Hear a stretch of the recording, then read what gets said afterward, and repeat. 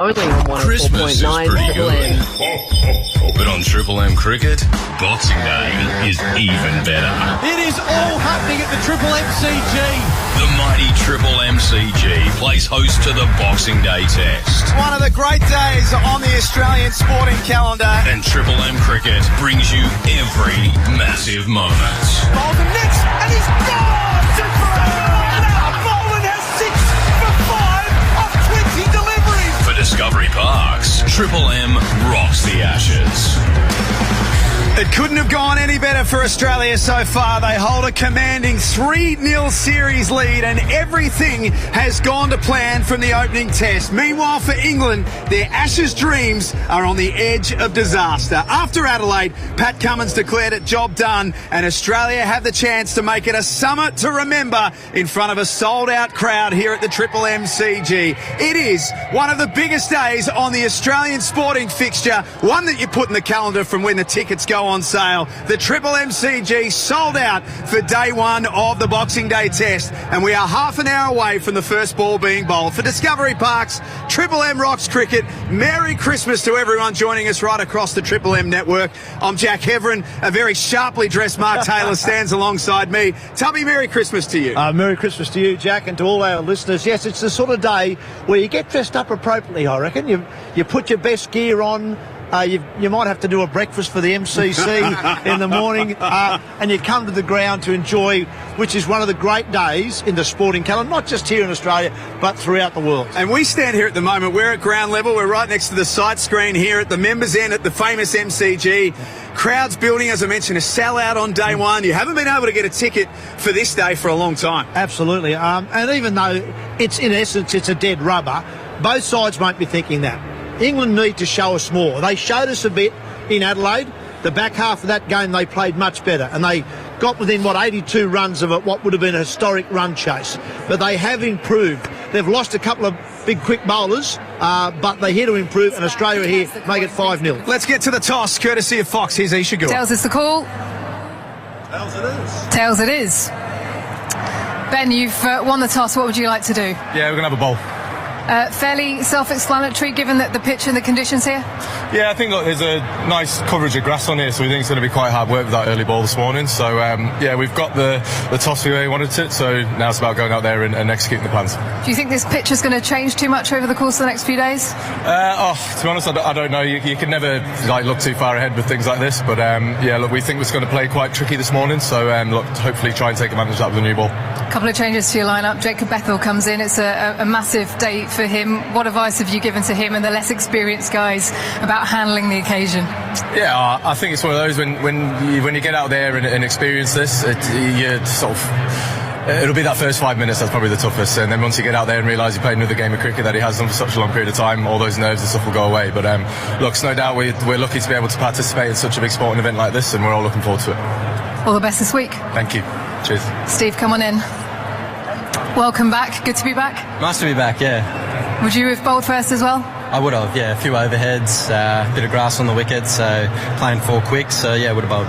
I imagine you would have preferred to have played the last one with the batting wicket as it was, but I guess a nice challenge for the batters here. Yeah, of course. It does look like it could do a bit, so yeah, batters are going to have to be on their game, put pressure on when we need to, absorb it when we need to, and yeah, hopefully we can start well here this morning. You named 12 ahead of this test match. Who misses out? Brendan Doggett misses out, so yeah, got a nice squad of bowlers there. Looking forward to seeing how they go later on. Was that a tough call? Yeah, it was. Yeah, I think everyone's been doing really well. Obviously, we've been winning games of cricket, so it's a tricky call, but yeah, that's the way we've gone this game. Steve, all the best this week, and yeah, go well out there. Thank you. So, news from the middle is that England have won the toss and will bowl first. Probably not an enormous surprise, considering the conditions overhead here at the Triple MCG and also the wicket, the toss, with thanks to Instant Tinting, your local tinting experts. Call 132 444 or visit instanttinting.com.au. Before we look at the teams, Tubby, would you have bowled first today? Oh, I think Australia, or England had to bowl first today.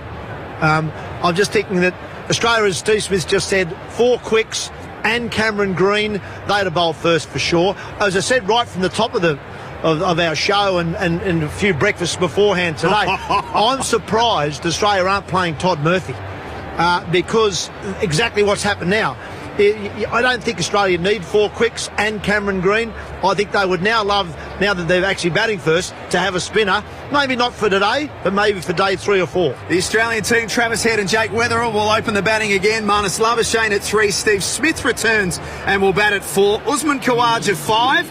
Alex Carey's been one of the players of the series. He will stay at number 6, which means that Cameron Green moves to 7. And then the bowling group of Michael Neser, Mitchell Starc, Jai Richardson, who we haven't seen at Test level for nearly 4 years, and Scott Boland makes up the 11. Yeah, I'm delighted to see Jai Richardson. He plays fourth Test now for Australia. His last one was way back in Adelaide. It was 4 years ago, and he bowled beautifully in that game. So nice to see him back. He's had all sorts of trouble with the shoulder injury for a number of years. Nice to see him back.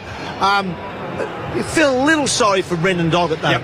Played the first couple of tests, had to do a really tough role of being the sort of the huff and puff man of Australian cricket by bowling a lot of short stuff in the first couple of tests. I'm sure he would have loved to have played a few more, but he's there or thereabouts, but unlucky to miss out here. First ball in 27 minutes from now at the MCG. The news from the toss is that England have won it and have elected to bowl first on a dark and gloomy day. Let's get the Triple M Karcher pitch and weather report. You can blast to it quicker than a fast bowler who's just been hit for 6 with the Eco Booster from Karcher. Go big on cleaning and save big on time at karcher.com.au.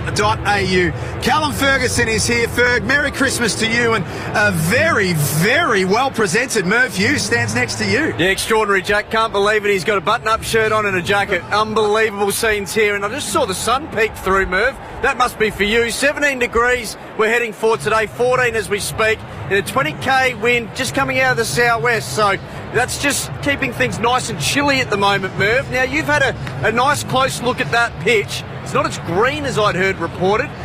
What did your eye tell you? The big thing about it, 2 days ago, yes, it was green. There's a bit of moisture there. 10 centimetres of, or 10 millimetres of grass, I should say. 10 centimetres is a bit too much. 10 mil of grass. Last year it was 7, and it played really well. He's gone for 10 mil. They reckon it's going to be a little bit slow and nip around, but it's going to get better. So, to be honest, really, really important toss to win. Thatchy, very thatchy. It's going to do a bit. It's going to be hard work for the batsmen. So for the Australians, they're going to have to be switched on early. Now, with these conditions, it's obviously very cool. There's not a lot of sun out here. It's probably going to have a bit in it for a while, right? Yeah, without doubt. There's no doubt about that. It's because it's a non-abrasive pitch too. There's a lot of grass on it. That new ball isn't going to wear as much. It's not going to get as soft. So I've been told by a very reliable source, very thatchy, and that's why there was no spinner. Very, very thatchy, and the game may move quite swiftly. Okay, interesting. So there's a bit, and as you said, 17 degrees, and people don't realise down here at the MCG, when there's a southeasterly, when there's a southerly, at 17, it feels like about 3 degrees. It is bloody cold. It does. Now, talk us through what the keys will be for the English bowlers, but also on the other side of the coin, as batters for the Australians, how do they want to go about it? Well, the key for the English bowlers is 2 things, line and length. Okay. And they haven't been able to do that consistently over the 3 tests so far. They've worked hard at times and they've put pressure on, but they haven't bowled sustained spells of good bowling, and that's what they're going to have to do today. And for the Australians, what's going to happen is they've got to get out there, and it's going to be a wicket where you've got to bat time. It's going to do a little bit.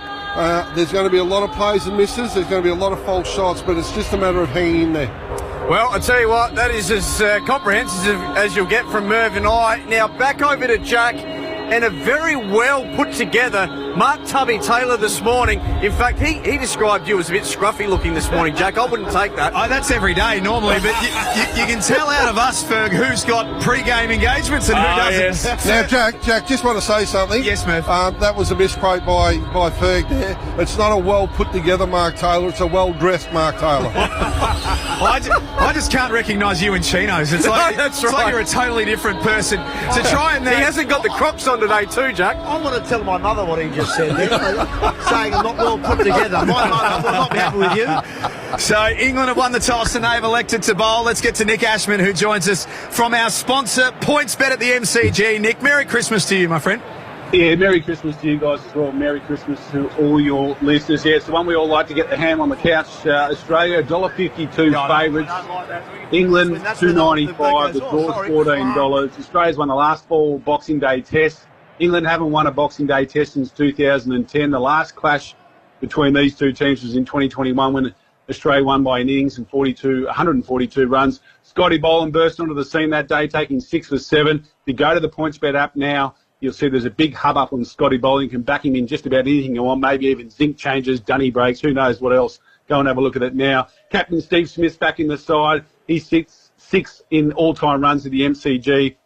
Guys, if he can bag 93 runs or more this test match, he'll jump to second to only the great Sir Donald Bradman. He'll leapfrog Greg Chappell, Alan Border, Steve Waugh and Ricky Ponting if he does so. Some pretty big names there. Smith is equal favourite for top runs at $4.50. And most importantly, he is the favourite for play of the match at $9. Boys, good calling. Great work by you. Thanks very much, Nick. Nick Ashman joins us from PointsBet. You win some, you lose more. For free and confidential support, call 1-800-858-858 or visit gamblinghelponline.org.au. Tubby, we've got to let you go back upstairs very shortly and get settled for the first ball. Just talk to us about the England mindset, if you can. I mean, your record against England in Ashes is phenomenal, so you haven't been in their position before, but 3-0 down in the series. Jofra Archer goes home. Ben Stokes' press conference looked like a beaten man, to be honest, a couple of days ago. What can they get out of the remainder of this series? Oh, I think they can get a lot out of the remainder of the series, really. Ben would be down. Baz would be down. Baz Ball's down. But they can take a lot out of the next couple of test matches. Firstly, they've got to show us what they can actually do. And as I said a moment ago, they were better in Adelaide, but it's taken them too long to work out. Playing test cricket in Australia is different, and I think they're working it out. Unfortunately, they've now lost their 2 big quicks, which were their hope. But as Merv just said a moment ago, bowl well today, knock Australia over, and then bat better, as we saw in Adelaide in that run chase. They made 350 batting last at Adelaide. So they've got it in them, but they've got to show us in the next couple of days and turn it round and show people back here in Australia what they can actually do. We'll hear from you in about 20 minutes from now for the first ball. Ferg's going to stay downstairs. Very special moment for Triple M Cricket on the other side of this. The great Ian Botham and Merv Hughes will carry the trophy out onto the middle of the MCG. It's the preview for Mitsubishi Heavy Industries. Keep you cool while the Aussies bring the heat with Mitsubishi Heavy Industries. England have won the toss and elected to bowl on the Boxing Day test. Mitsubishi Heavy Industries. Keep your cool while the Aussies bring the heat with Mitsubishi Heavy Industries. Triple M rocks the Ashes. Do it all this summer at Discovery Parks. Keep the little and, of course, the big kids entertained this summer because there's endless fun to be had on a Discovery Parks holiday. From bouncing pillows to water parks, outback camping to beachside glamping, you can do it all with Discovery Parks. So jump online and book yours today at discoveryparks.com.au. Triple M breakfast. Bo, Cat and Woodsy. I'm going to say the main reason that couples would break up, maybe because you're a dud in the bedroom. Yeah, not listening to what the other person wants or needs. Stop putting the mirror where you can only see you. Yes. Yep, stop flexing in the mirror. Yep. Stop talking to yourself in the mirror. There's plenty of reasons why Best Sheds are the best sheds. Find out at bestsheds.com.au. Bo, Cat and Woodsy. 6 to 9 a.m. weekdays on Triple M. The Ashes just got hotter with PointsBet. Check out Daisy's Spicy Delivery, a single spicy market only available in the PointsBet app for the upcoming day's play. PointsBet, it's like hot sauce but for cricket. You win some, you lose more. At Bunnings Trade, if you're on the tools over the holiday period, so are we. Our stores are open early till late and on the weekends to help you get the job done. Head in store or contact the Trade Assist team on 134 872. Bunnings Trade, helping business is our trade. Suburban four-wheel drives. Born to roam the wilds, but ultimately trapped in the suburbs. But now, Club 4x4 insurance policies free the four-wheel drive, giving cover anywhere you can legally go in Australia. Club 4x4 Insurance. Free the four-wheel drive. Issued by Lifestyle Insurance on behalf of QBE Insurance Australia. See club4x4.com.au for the PDS and TMD to decide if this product's right for you. Total Tools Boxing Day flash sale is on now. now. Get up to $2,000 of bonus points to spend on more tools across the store. The more you spend, the more points you get. Spend it on power tools and accessories, nail guns, welders, auto tools, outdoor power equipment and more. Hurry! Total Tools Boxing Day flash sale on now. Total Tools. Every tool, every trade. Tell the sun to get. I'm trying to sleep if you don't mind. Tell the sun to get. And block out the light. Screen away blinds. Screen away blinds. Trevor said here, it can't be that hard. Just go get them, like I did in the first test. Tell the sun to get. And block out the light. Screen away blinds. Screen away blinds. Fire up the cricket season with PointsBet. It's like hot sauce, but for sport, that makes every cricket match extra spicy with a little extra kick. PointsBet is your place for betting on all formats of cricket this summer, with more markets and faster betting, plus 5 for 25 available 3 hours before the first ball. PointsBet. It's like hot sauce, but for cricket. Yeah, that's spelled different. Download the PointsBet app today. Imagine what you could be buying instead. For free and confidential support, visit gamblinghelponline.org.au. With NRMA Insurance, you could enjoy our multi-policy discount when you take out 2 or more eligible policies. NRMA Insurance, a help company. Discount applies in tiers based on the number of eligible policies. Maximum tier reached at 9 eligible policies. Visit nrma.com.au/customer-discounts for more info. Discount may be subject to minimum premiums. Always read the PDS. PDS and TMDs available from NRMA Insurance at nrma.com.au. The Ashes just got hotter with PointsBet. Check out Daisy's Spicy Delivery, a single spicy market only available in the PointsBet app for the upcoming day's play. PointsBet, it's like hot sauce but for cricket. You win some, you lose more. Boxing Day deals are on at Officeworks. Get an Epson XP 2205 printer for $69 or an Acer Nitro 27-inch Full HD gaming monitor for $187. Shop now at Officeworks while stocks last.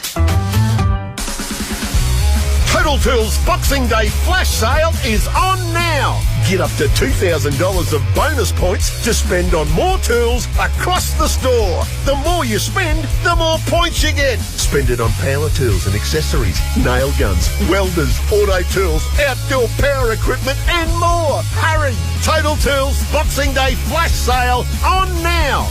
Total Tools. Every tool, every trade. Hear that? That's how good an alfresco lunch with friends could sound, if you just got rid of the flies. Luckily, EnviroSafe's revolutionary alfresco fly trap is a highly effective solution to fly-free living. With low odour, easy disposal technology, alfresco fly trap makes the whole process a breeze. So reduce fly populations without the use of toxic pesticides and chemicals with the revolutionary EnviroSafe alfresco fly trap. Only at Bunnings. For Discovery Parks, Triple M rocks cricket. Listen to the crowd, Adelaide Oval. Geez, the hill's filling up nicely down there. It's always good when they're standing at the back there. Khawaja on 49, takes a short single. And Khawaja back in the side with an easy single. He'll hold his bat up to the Adelaide crowd. He was under the pump, maybe batting for his career. And he's peeled off a tasty 50. Well batted, Uzi. Ben Stokes, full ball, driven, chance. Yes! He's done it! Alex Carey punches the air, brings up his third, and certainly his most momentous century. And there's the 50. Well played, big man. He has dominated this series with bat and ball. Mitch Stark raises the bat. To line again. Big shout from Archer. He's got him. 5 for Jofra Archer. Australia is finally dismissed. Catch it! And this one is the shot. There has been caught at mid-wicket, diving to his left.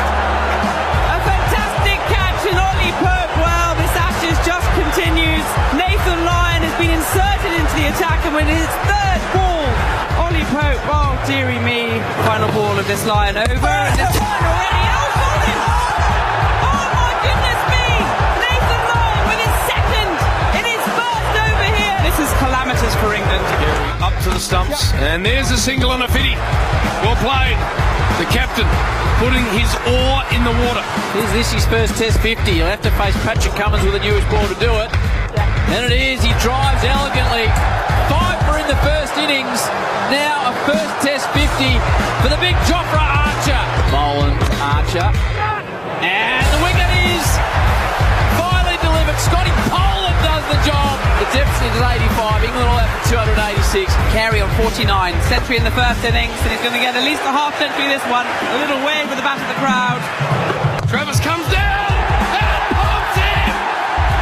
One bounce for 100 for Travis Head. You are a genius. Make that one fitting. What a player. Archer pushed into the air, and there might be caught. Yes, it is. Archer catches it off his own bowling. The lead is 434. Edgy. Magnificent catch at second slip. Labuschagne coming forward, diving to his left. It's one of the catches of the summer, and Pope is out of here. Nathan Lyon knocked over Stokes. Oh, with an absolute beauty. That's off-spinning pawn Into Jacks. Defending on court. No, yes, he has. First slip is that way, and again it's Marnus Labuschagne. No, with the floppy hat. Poland to Tuck. That is the count. Australia retain them. There's no way back for the tourists. Mitsubishi Heavy Industries Air Conditioners Australia. Put your trust in the experts in air. That's where we left the series, with Australia winning in England by 82 runs. They lead 3-0, and the first ball on day one of the Boxing Day Test, the fourth on the calendar, is 11 minutes away. It's the preview for Mitsubishi Heavy Industries. Callum Ferguson stands alongside me, and Ferg, we're at ground level here at the MCG next to the sight screen, and we look over to our right. Two of our absolute favourites, two icons of the game, are about to carry the trophy out. They are. Well, I'll tell you what is really concerning. The number of times these two have had to practice lifting the trophy up together as one, trying to just make sure that they don't tip the lid off. And then the next step, which was really concerning for me, was once they picked up the trophy, then having to practice stepping over the Toblerone rope and not falling over with the trophy in hand. I'm not sure about this. I don't know how it's going to go. We speak, of course, of the Lord, Ian Botham and Merv Hughes. Let's take a listen. The Ashes crystal urn, cap number 474, 102 test matches for England, Lord Ian Botham OBE, and cap number 332, 53 test matches for Australia, Merv Hughes. So Merv and Beefy walking the trophy out into the middle of the MCG in Ferg. I got my hands on an exclusive email that was sent to the Triple M team here. Smooth sailing so far. Just a heads up here. They've landed the trophy on the dais. I like how Beefy gave the trophy to Merv and said, "You put it down. I don't want the risk." And the email reads, "To whom it may concern, could you please ensure that Mr. Hughes and Lord Botham will be able to schmick up their outfits for the trophy walk on day one? Could you please ask them to not wear Hawaiian shirts, golf shirts, or Crocs?" That's how big this moment is. It's a huge moment. And Merv is not in a Hawaiian shirt. That's a surprise to all of us. Because even with that instruction, there was no guarantees. I like how the email was very formal and then said, ask them to schmick up what they're wearing. Oh, I love it. So both teams walking out into the middle here. Ferg. What about Jacob Bethel, who gets the opportunity to play in a Boxing Day Test? We still don't know a lot about this young guy. All we know is that Brendan McCullum and Ben Stokes think that he's a big part of the future. Yeah, look, he's a really talented ball striker. He bowls some left-arm orthodox as well, but there's a lot of people in the county system that love what they see. He hasn't made a first-class century yet or a one-day domestic century yet, but he's got just talent oozing out of his pores. So he'll be really exciting to watch in this contest. Please now be upstanding as we are joined Let's by take you to the official pre-match ceremony. Here is James Sherry, who will conduct the welcome to country. Stephen Coots will then perform God Save the King, and Shanul Sharma will perform the Australian national anthem.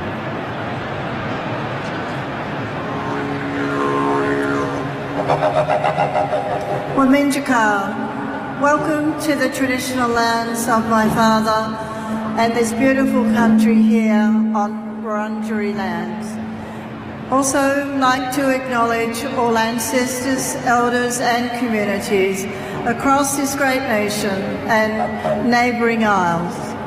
Also to you and your belonging, your family and your culture. It's always been an honour to be here on this wonderful day, and I'd like to very much thank and congratulate our Australian cricket team for returning the Ashes, bringing them back home.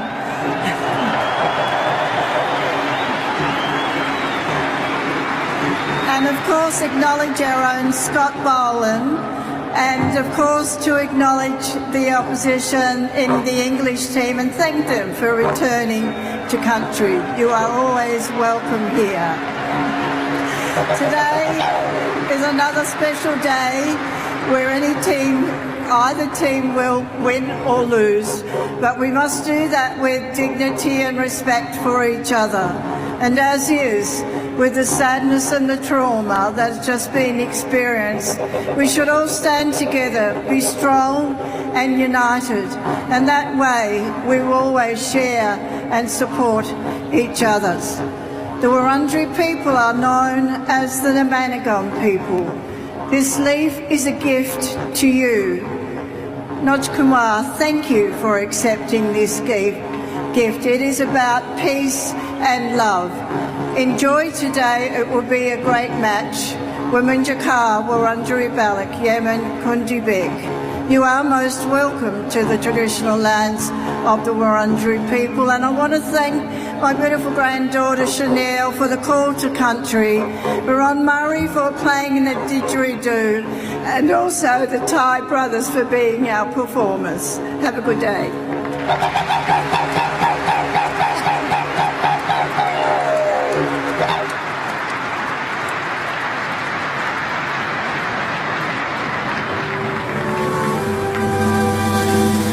God save our gracious King, long live our noble King. God save the King.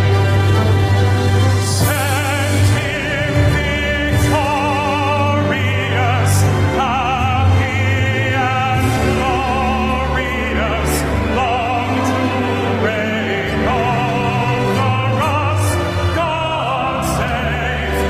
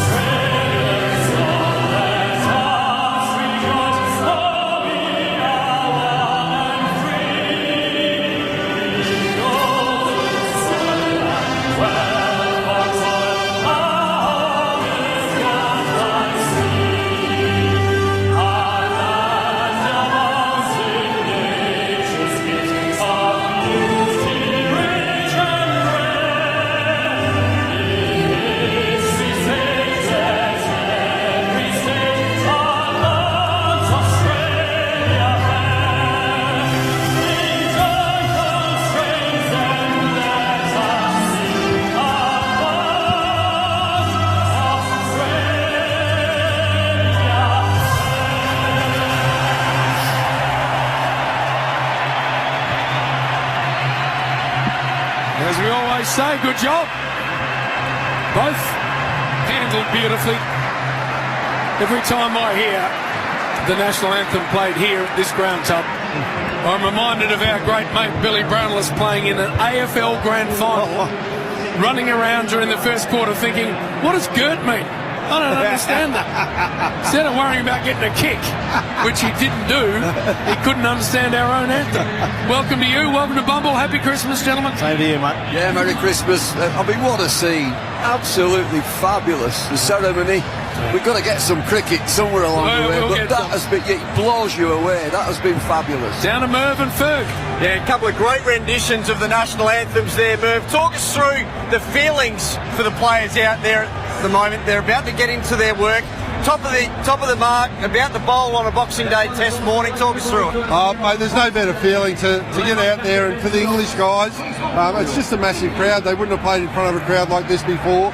The tragedy of the day is though Bay 13 has been handed over to the Barmy bloody Army, James. How does that happen? How the hell does that happen? But obviously there's going to be a lot of support from down that Shane Warne stand end.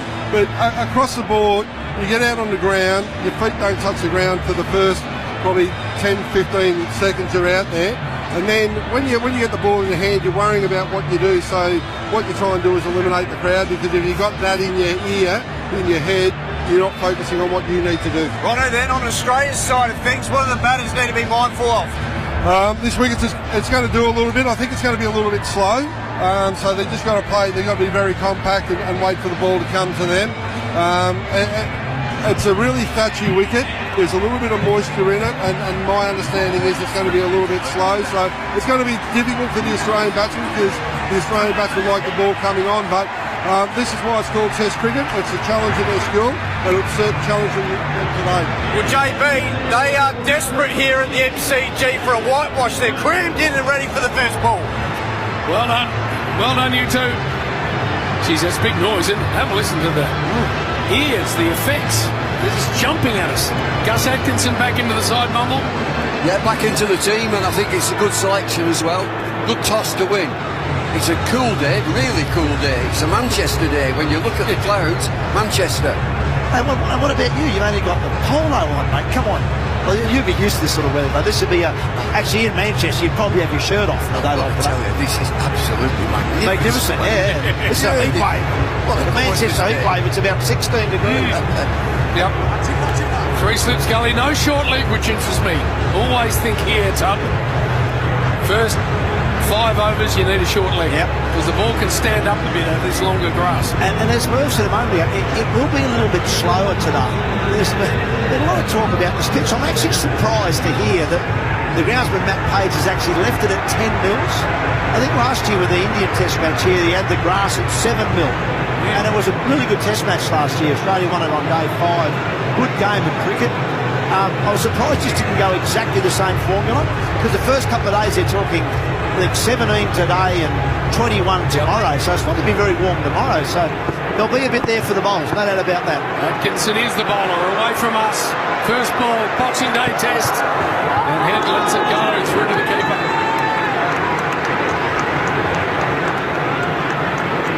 Good crowd. It's great, this, well, I suppose the stadium, because out in the ground about half an hour ago, there wasn't anywhere near the people in their seats, but they've got a great knowledge of cricket here. They know that the anthems, all that are about to start, and they just flood forward from out the back. And now we've got the place probably, well, 3/4, maybe 80% full. 80%, yeah. And it's so there's already probably 75,000 in their seats, ready to go. Atkinson, as we say, back into this team, bowling to Travis Head. Down the leg side, no run, Jerusalem belts out Barmy Army. I cannot believe they have allocated that most famous of bays to the opposition. I remember Bay 13 back in 1974-5. Anything went down there. Yep. They used to fight, man. Oh, yeah. About 4 o'clock, they'd all start scrapping with each other. Yep.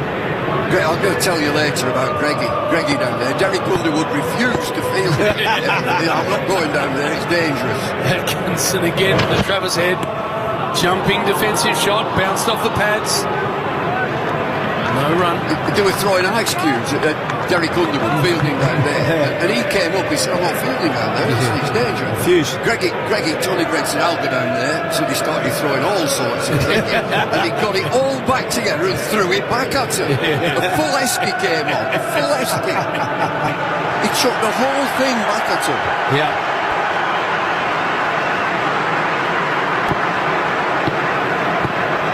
run as yet. Fourth delivery here for Atkinson. Pops off the pads of head and falls to the leg side. It's important they get it right here today. First up, they've won the toss. They haven't got their two big quicks that they came over here with. Wood, who went home after the first test, and now Archer's ruled out for the rest of the series. Atkinson, he's not as quick as them, but generally more accurate bowler. A little surprised he didn't play in Adelaide, but he's got to get it right. At the moment, he's a bit short, but at least he's getting Travis Head to play. Got to get the ball in the right areas with this brand new ball. Again bowling, and this time Travis Head chops it down to a short, fine leg. First runs iffy, scratchy. One on the ball. Talk to me about length here. What length do you ball? I know the answer, but tell me. Confirm it. Well, I think it's almost a half volley. Absolutely. Yeah, you've got to say to yourself, look, if I bowl a ball to Travis Head or to Jake Weatherall, and he happens to smash it through the covers for 4 in the first couple of overs, okay, I might be a foot too full. That's it. But if the players are playing off the back foot all the time, more than likely if it moves off the seam, you're going to miss it. And if draw overs a bit wide, they're probably going to get runs. So I'd much prefer to see my bowlers get driven for 4s than getting hit square of the wicket. Short leg coming in. Should have started with a short leg. Always here. It's now Weatherall facing. His first Boxing Day test, he'll be jumpy. Atkinson with him. Oh, thought about a pull shot and then pulled out of it, none for one. For Discovery Park's Triple M Rocks Cricket. Jacko. Yeah, you've had a few, and the overconfident you is thinking, I'll drive home. Easy, just around the corner. But Jack, say hello to your Terry godmother. A 6'5" friendly reminder that just a few is a few too many. And those sweet somethings Terry's whispering. Booze-induced poor judgment. Get a taxi. Good idea. And it was your good idea, Jack. If you're drinking, don't drive. What's your plan B? A message from the New South Wales government. They have got better the pitches here, Tuck, for me. Yeah. A few years ago, the drop-ins, they used to be very trampoliny and no speed on them at all, and batting was bloody tough, as in to score. They used to get like almost 180 in a day. It was very tough. Now they've at least got, it looks like anyway, the carry and the pace and the hardness right. Yeah. They also had that pitch here where Alistair Cook made 240 or 250 and he couldn't get anyone out. No, that's true. Cast running in now from the Shane Warne stand end, bowling to Travis Head down the leg side, no shot. A Christmas lunch with Alistair Cook, and I've just seen him. He's just gone into the outer. He's doing something down pitch side. Nice fella, lovely fella. Yeah. Did not look like getting him out that day. He could have batted for a week. Yep. And the Gabba as well, that game at the Gabba when he got 260, 517 for 1. Yeah. Day 5. Was it Trotty? Was it? Might be Jonathan Trott. Yeah. Jonathan Trott made up big score as well. No ball called by the third umpire, so Bryden Castle bowl that one again. Short leg, 3 slips gully. Travis Head, a little feel, a little waft outside the off stump. See, that's a good example of that last delivery. Yeah, it's a play and a miss, but it's too short. Because if they move off the seam and you're playing off the back foot, you often miss them here because there is that sort of trampoline bounce and any movement, because it's got more distance to travel till it gets near your bat, you tend to miss it. The ones you nick are the fuller ones here, particularly on day one when there's not the pace in the pitch. He's got to get that a good metre fuller than that, maybe even more. Cass to Travis Head. Taking a bit of the thigh pad, it's going to run away for a boundary. Wait on the umpire. Leg byes, they are. None for 6. He's really deep in his crease, Travis Head. Previous delivery, when he played and missed, just had a little bit of a spar at it. You can see how deep he is. His first movement is back, and he's in the lines, in the middle of them. Just takes him on the thigh pad, goes away for 4.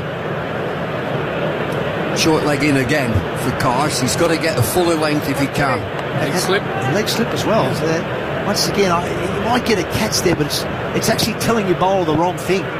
Get the ball out off stump or outside. He's got good shape into the left-handers. Pass to Head. Clips him on the pads. Down the leg side, taken by the keeper. So, Taylor, I get one look at you on Boxing Day today, and you're as formally attired as I've seen you in about 5 years. In fact, since we stopped doing Channel 9 together. And that tells me one thing, and that is you've got your snout in the trough.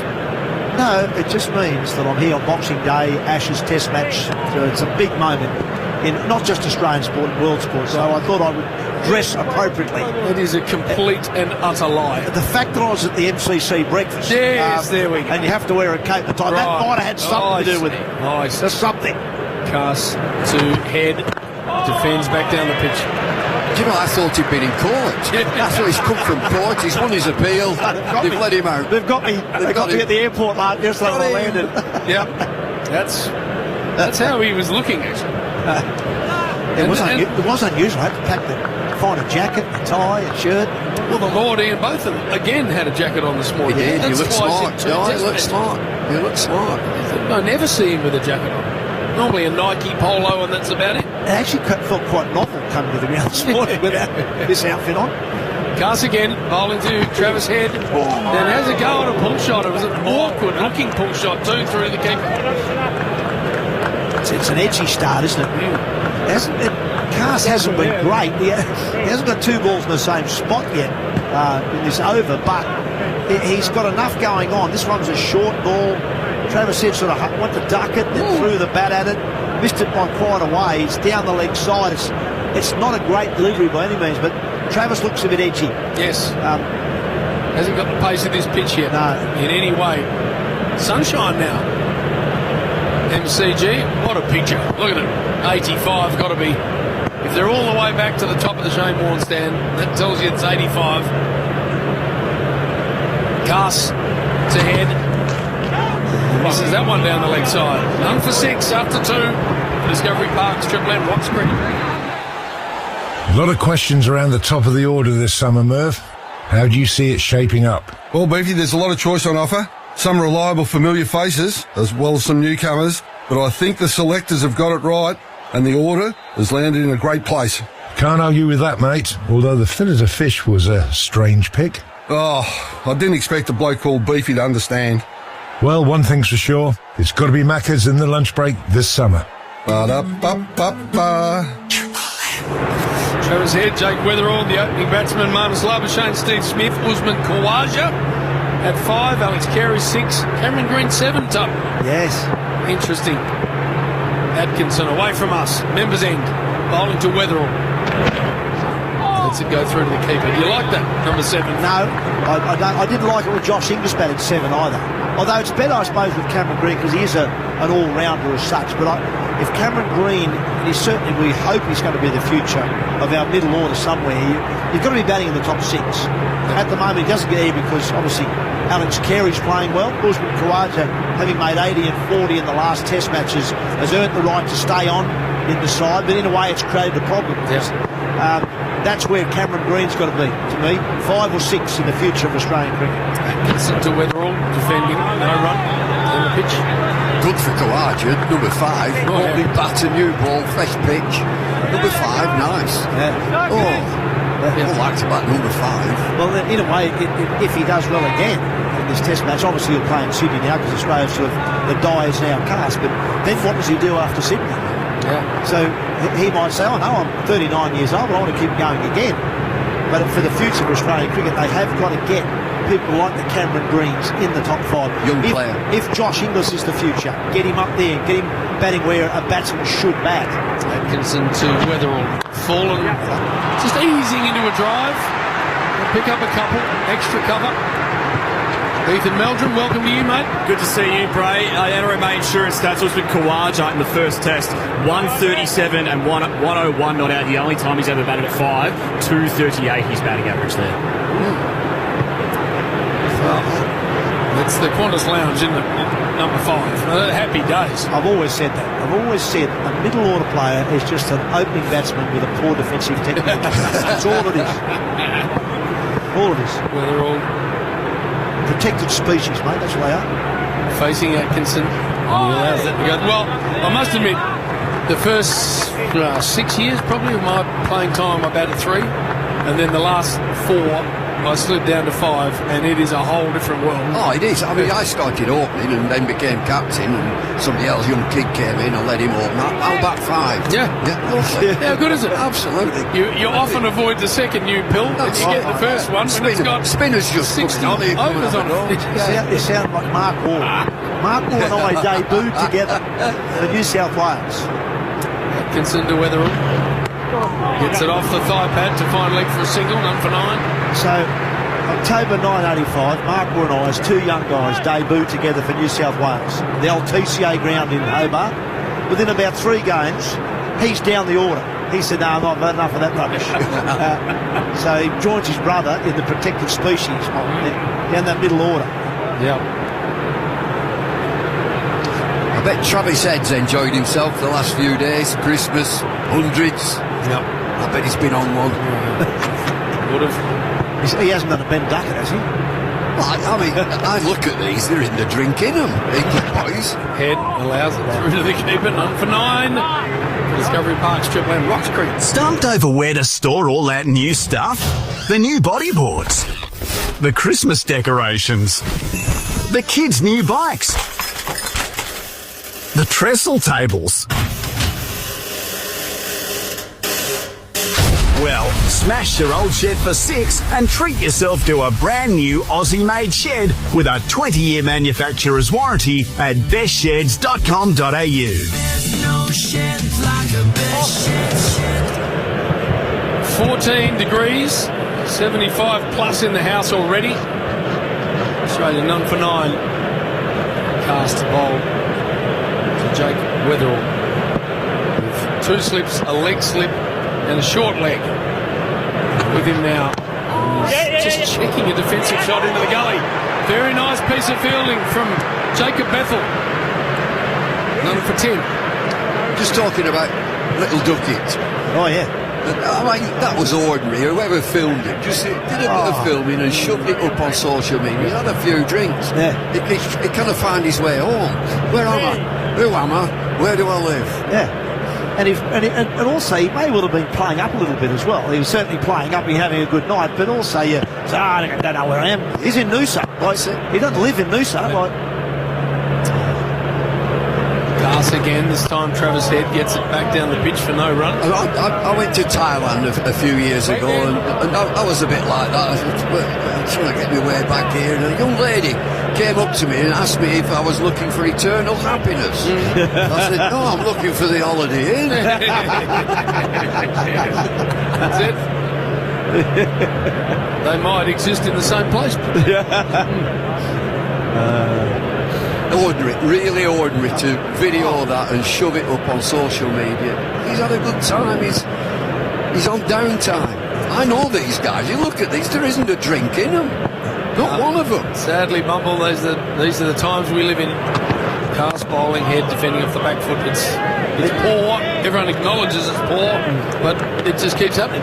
Isn't it interesting how what they say, winners are grinners and losers can please themselves? It's amazing how that has become even more so today. Like at the same time that everyone's judging Ben Duckett and English cricket, what have you.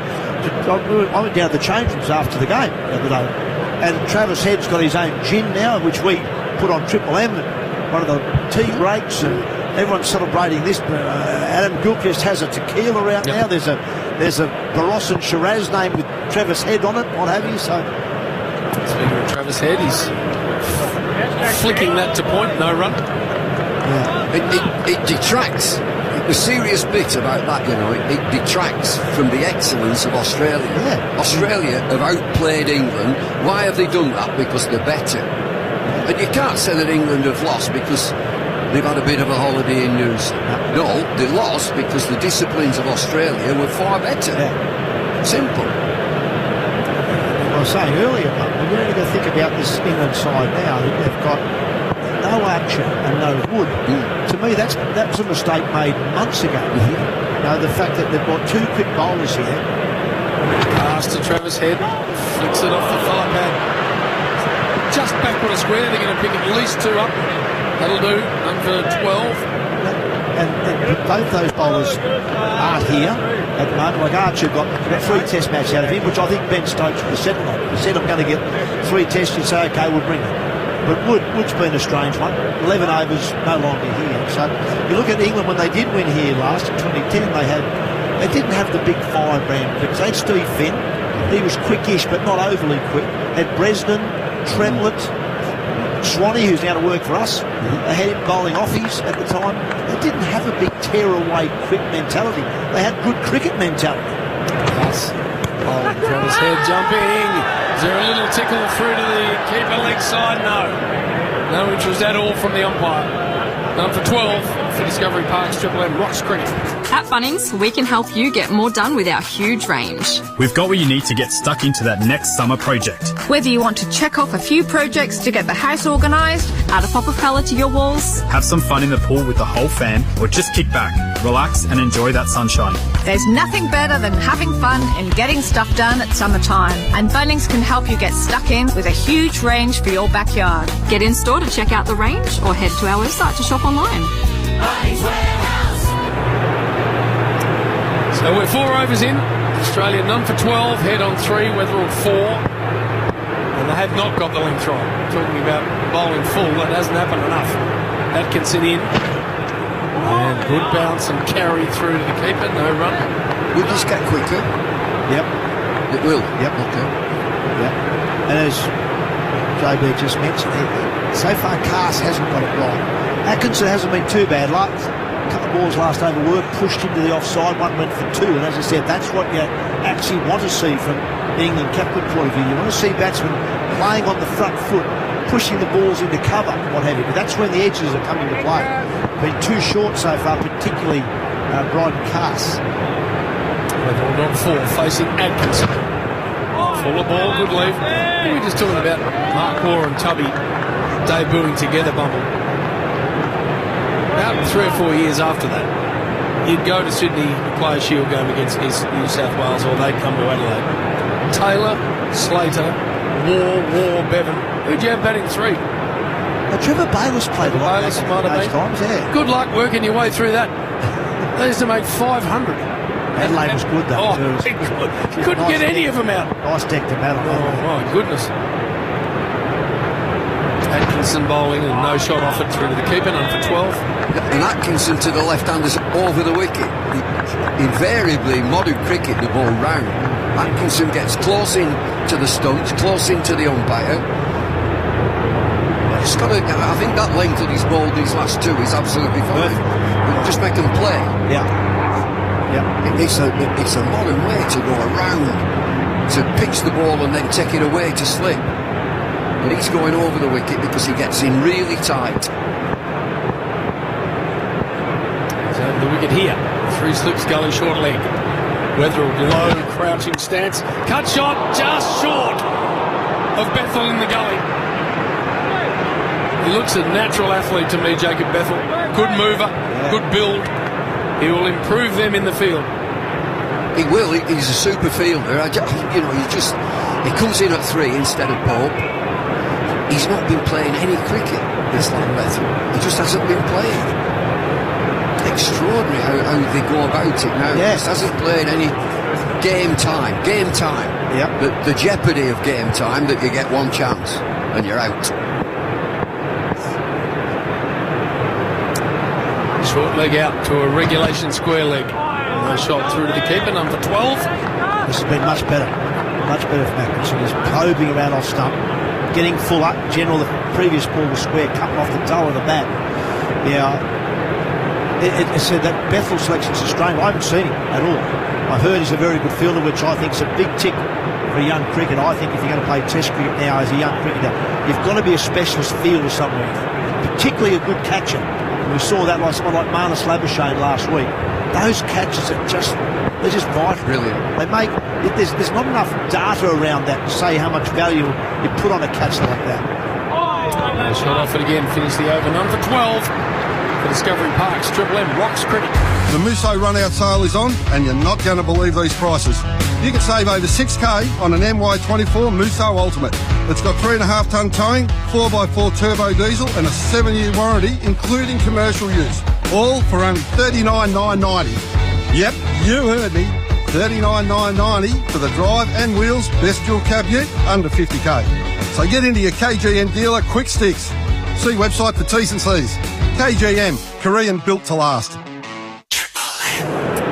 So again, a pretty benign sort of start. 1 for 12 after 5. Couple of planned misses early, but not a lot of balls going on to hit the stumps. Head on 3. It's taken him 18 balls. This is how he goes about opening, by the way. He has a look. Yep.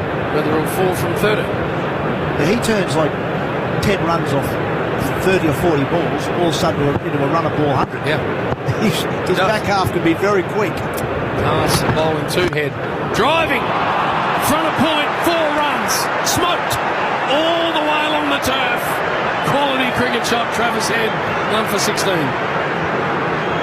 Well, there's that drive I talked about. Now, this time, Cast, yes, he does slightly overpitch. This is a bit too full. It's almost a full toss. It was that full. But once again, I prefer to see that. Travis Head has played that with his front foot on the crease. So he's not very far forward. So you've got to keep telling your bowlers, get it up there. Obviously, you don't want to keep getting hit for 4, but you only got to drag that back about a foot or 2, and the edge is in play. Once again, another drive. Straight to drive. Not struck as well, but the ball's winning. 4 more. None for 20. And that's what we talk about with Travis Head. He's now on 11. And this is where the battle of patience comes in. That was actually a better ball from Cast. It didn't move off the seam, but Travis Head, as he does, the first one was a genuine half-on. The second one, he sort of threw the hands at it. There's no foot movement in it. You've got to stay there now. You've got to say to yourself, I've only got that. It's only got to bounce a bit more or seam, and everyone's in play, or the catches are in play. Back-to-back boundaries. Cast again to Head, and this time he's clipping it through the mid-wicket area for a single. 1 for 21. The second delivery of this over was the quickest ball that we've seen. It's just short of 140. That's the quickest of both bowlers. Atkinson has been slightly quicker than Cars. The one thing that we're not seeing, and we haven't talked about, is swing. We haven't seen a ball swing at all. Probably too cold. Yes. He's an incredible batsman for me, Travis Head, because he hits good and bad balls for 4. He knocks your confidence around as a bowler, because they said that second ball, the second boundary, that was not a bad delivery. Cast aborting the run-up. So both these bowlers are bowling over the wicket. And that's totally different from what we've seen. They've always bowled round the wicket to these left-handers. So they've obviously thought about it and said, well, we can bowl over the wicket. With it not swinging like this, I'd go the other way. I'd go round the wicket, bring the ball back into the left-handers.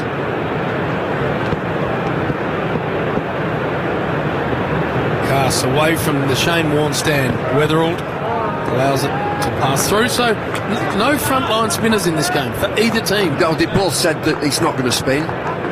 England will play jacks because they want to extend that batting line-up. We saw what he got exposed in that last test match, going for 100 in each innings. But just looking at him over the wicket here, you'd think that if he's over the wicket on that angle to a left-handed batter, you're looking to bring outside edge to slip into play. But he's only got 2 slips. He's split the field. He's got a backward square leg. He's got a fine leg, short leg, mid-on. Cast bowling to Weatherall. And he drives it back down the ground, chopped it into the pitch. Not that cleanly struck. So 2 more. 1 for 23. Weatherall to 6. And that's what I think one problem England have had is they've been very, very, not so much reactive, but they've had this sort of a plan about how they're going to go about their cricket. Haven't adapted to the conditions. In Adelaide, it actually swung. Actually swung quite a bit. And Cast was around the wicket far too long for the 2 left-handers. Now they've gone the other way. Now they've gone the other way, and as you say, it's not swinging. This is where you've got to look at the conditions on the day. They all vary. So having plans is one thing. Adaption's more important. Ball for Cast. And that is driven firmly through the extra cover area by Weatherall. Long chase. And the ball gets there. Oh, big over that. How many from that bad boy? 15. What the hell? None for 27 for Discovery Park's Triple M Rocks Cricket. Welcome back to today's broadcast of the Discovery Parks Parents versus Kids cricket match. Bit of a hold-up as the kids are still trying to put a team together. Word is their star batsman is out on the bike track and a couple of other team members are either on the water slides or the pedal carts. The adults don't seem that fussed and are pretty keen to call wine time. As they say, do it all at Discovery Parks. Book online at discoveryparks.com.au. 15 from the last over, none for 27. Quite getting this start right with the ball, England. Weatherall 10, head 12. Atkinson to bowl, 3 slips gully. From the members' end of a buzzing MCG. Oh, jumped it on! Loose shot from Travis Head, back onto the sticks. Atkinson, first strike for England. Yeah, he's been the pitch of the 2 bowlers so far. Atkinson's bowled a much better line. This is a little bit short, but it's tight enough and probably too tight to cut, Travis Head, but he loves the shot so much. This one doesn't do a lot. It's the bottom edge, straight back onto the stump. So England, a much-needed breakthrough. Or 1 for 27 for Discovery Parks. Triple M Rocks Cricket. How will this Ashes make history? What's happening behind closed doors? Is Smith the best since Bradman? And what's driving the noise from the Barmy Army? Get the stories behind the story. No BS, just cricket. Code Sports. Grab the app today. Anytime is 7-Eleven time, particularly at 6:50pm when the game is about to begin and you need something to bite on that isn't your fingernails. Get game day snacks delivered anytime at 7-Eleven. Find out if we deliver to you. Mitre 10's Boxing Day sales are here and they're heating up. Find amazing deals online to get your job done right first time. From Weber barbecues to Queen bins and everything in between. Even bricks and sinks are on sale. So jump online, grab those Boxing Day savings and get summer sorted with Mitre 10. That's mighty helpful Mitre 10. While stocks last, sale ends 4th of January. For Discovery Parks, Triple M rocks the Ashes. Labuschagne out in the middle. Head gone for 12. And that is Travis Head tough. He'll serve that up as much as he'll serve up 160. Yeah, well, he actually got off the mark with the same shot. He chopped one of the early balls of Atkinson's over in the first over, just missed the stumps. He got a single which sort of meandered down to where leg slip would be off the mark. So that's the way he plays. Yeah, I can say they're probably a little bit too close to cut, but he also hits that for 4 every now and then, and he is that sort of player. Off up. This interests me, Marnus Labuschagne. Thought he actually looked like he had good rhythm in his batting for the first 2 tests, but in Adelaide, it was just a grind. He made batting look very difficult. He's got a right-hander in now. I think this is good for Atkinson. Excellent start for Atkinson. Left out in that last test match. Ball it full, ball it straight. LBW's a player here. They've opted for a leg slip again. They had 3 slips. Just as he came in, they had 3 slips. And they've opted for a very fine leg slip, a short leg. Yeah, you actually don't mind it too much for Labuschagne because he's a bit like Smith, isn't he? Yeah. And he gets a long way across. Yeah. He tries to protect the off stump. And then what he does, he tends to play at balls which are wide of off stump, but he doesn't necessarily need to. But it allows Atkinson to bowl straight. And that's what he's trying to do. He said, get at the stumps. Let's get Marnus Labuschagne playing. That's what he wants to do here. Taking a long time to stand over the bat here, Marnus. He seems like he's ready now. I feel like this is a big innings for him. Atkinson charging in, driven back to the bowler. Good bit of fielding off his own bowling. Even that itself's interesting. First ball, it's a half volley, but it's wide of off stump, and Labuschagne's looking to drive. He's looking to get going. I'm with you, JB. I thought in Adelaide he went backwards a bit. Yeah, didn't he? Yep. He started. He wasn't sure whether to be positive early on or not. He obviously mimics Stephen Smith a lot. If you look at what Smudge does these days, he generally looks to be aggressive early on, get the feet going, and then back off.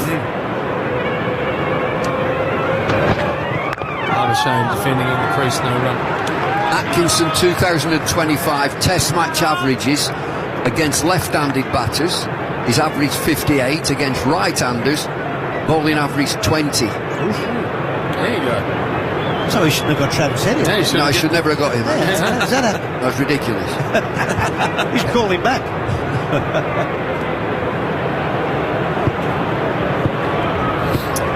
1 for 27. England, of course, winning the toss, electing to field. Atkinson bowling. Labuschagne driving. It's a better shot. Down the ground. The skipper's after it. He keeps it in. Well done. But it's not the skipper who was after it.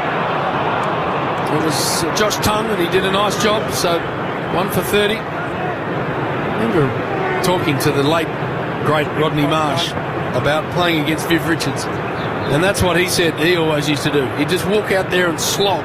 He'd just charge. And then he'd get to 30 and then start batting properly. And back and said, mate, by then you're cooked. Then he's making 200. And it said Steve Smith does it a lot these days. It seems to be when players become great players and senior great players, they work it out. Get out there, get the feet going, get yourself going, put the pressure on the bowler, and then when you've got that sorted, then you can back off and bat normally. To Weatherall, he's driving straight back to the bowler, no run. We've got Howie coming in. Graham Swanee. Where is the great man? Is he made an appearance yet? Nowhere to be seen. He's not here. Not here. And Bluey. Oh, that's a powerful trio. I hope he hasn't got a noose or something like that. What he's done to that. And see him down in another. He's doubling up. He's doubling up. He's doubled up as Swan. Yes.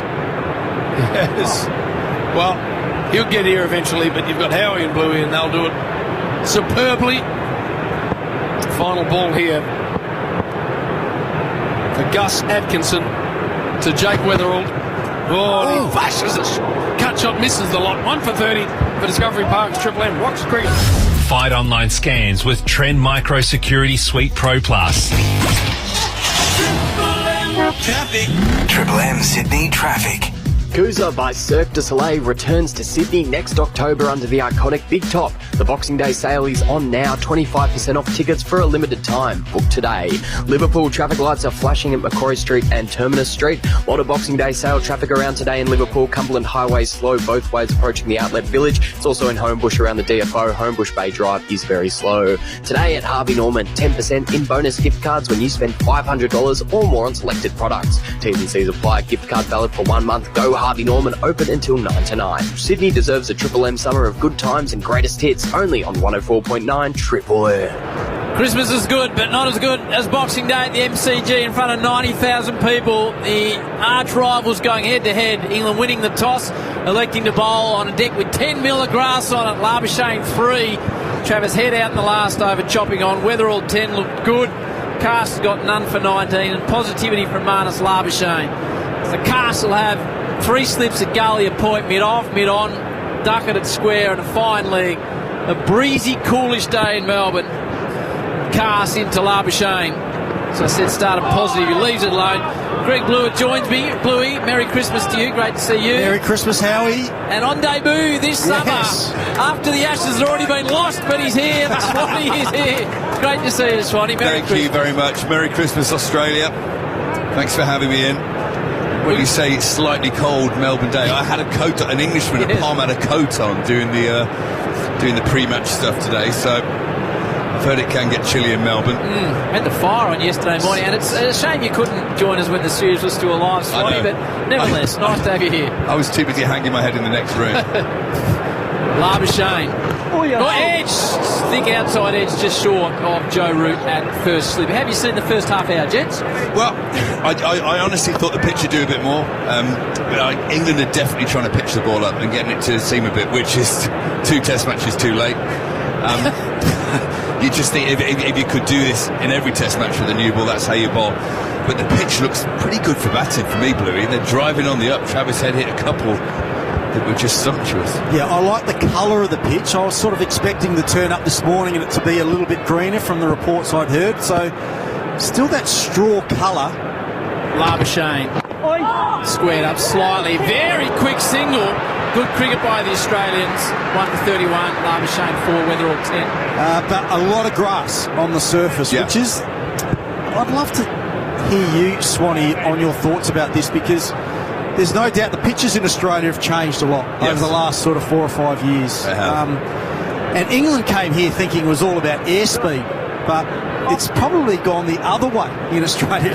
Those like Nisa and some of these sort of boys, we can bowl that scrambled seam. Pat Cummins does it beautifully. And Boland as well. Yeah, you saw that last week on that featherbed. It's not all about airspeed anymore. Yeah, that featherbed at Adelaide last week, your bowlers were just metronomic. They just landed, angled it in just outside off stump on a length. Important innings is for Weatherald. He defends off the back foot. A question for you just on that first half hour.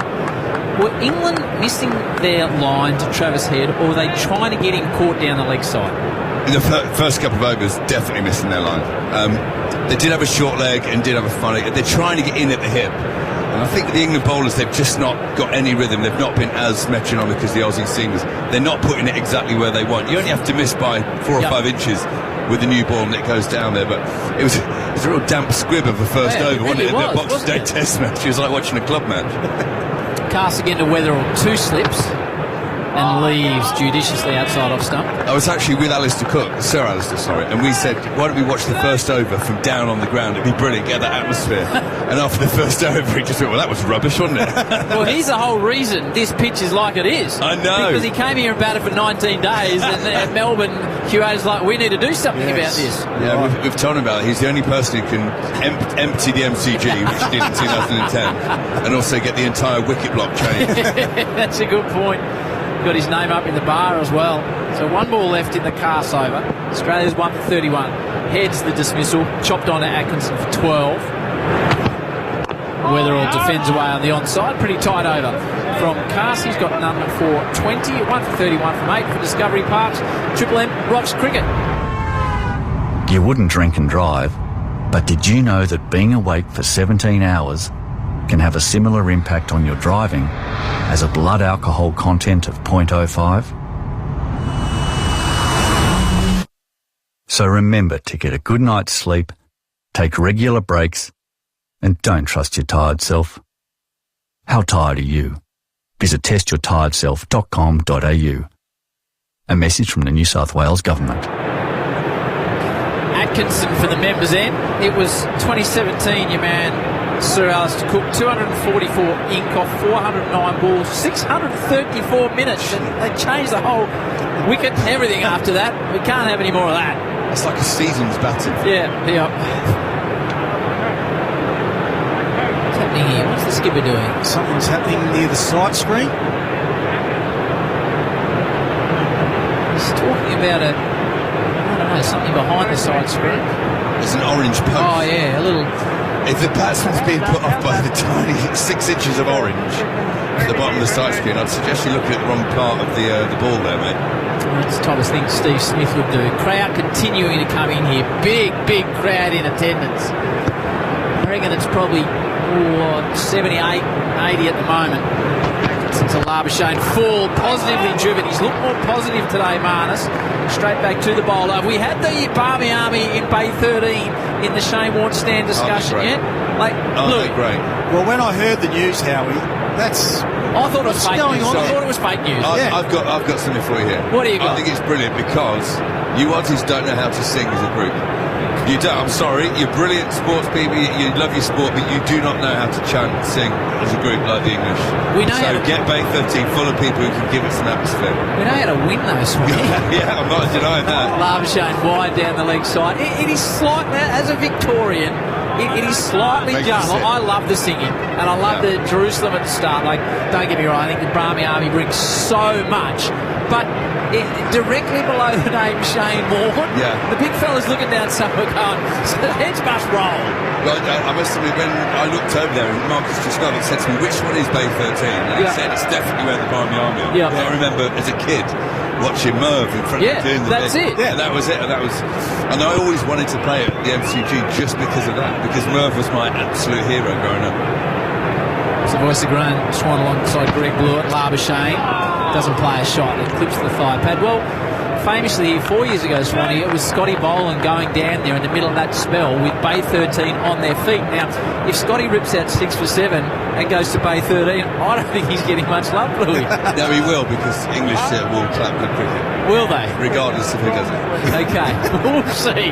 We're not like you lot. I'm not sure about that. I'm with you though, Swanee. In terms of singing and what, you've definitely got to stop. 100%. It's the football fan sort of mentality. Every club's got all their songs. Labuschagne leaves alone outside off stump. And they're singing now. Here Pump they them go. up. Pump them up the back there. It's God Save the King's going now. Victorious, happy and glorious. So not all Poms can sing, obviously. You're still in the Commonwealth, though. You're still one of us. We've tried to succeed a couple of times. 75,088 here, so wow, it's fantastic. There's more a couple. More a couple. Atkinson, he's got 1 for 7. Got the wicket of head chopped onto Labuschagne. He leaves one alone and seems back from about 4th stump. Probably would have missed leg. Have you heard any stories, Swanee, of Adelaide, Barmy Army, how they got through the heat? Yeah, we didn't lose any. Walked back to my hotel last week. I think 4 or 5 of them didn't make it at all. They were absolute wrecks in the street. What I did, I found the Barmy Army yesterday. I thought it's Christmas Day. I went out with a couple of mates who flew over from England. And we had a great meal on the river, and we went to the Barmy Army headquarters here in Melbourne, the Duke of Wellington pub, and had an absolute blast. I need to explore a bit more of that. I'd like to hear about that. I want to know what you did for Christmas away. Labuschagne full, left alone. Let's discuss that in a moment. After 9, Australia, after being sent in, have lost Travis Head for 12. They're 1 for 31.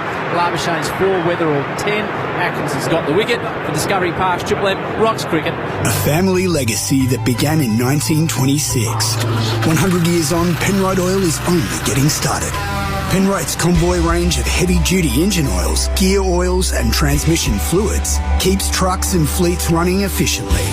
Convoy protects and extends engine life, keeping you on the road for the long haul. 100 years Aussie-owned and made.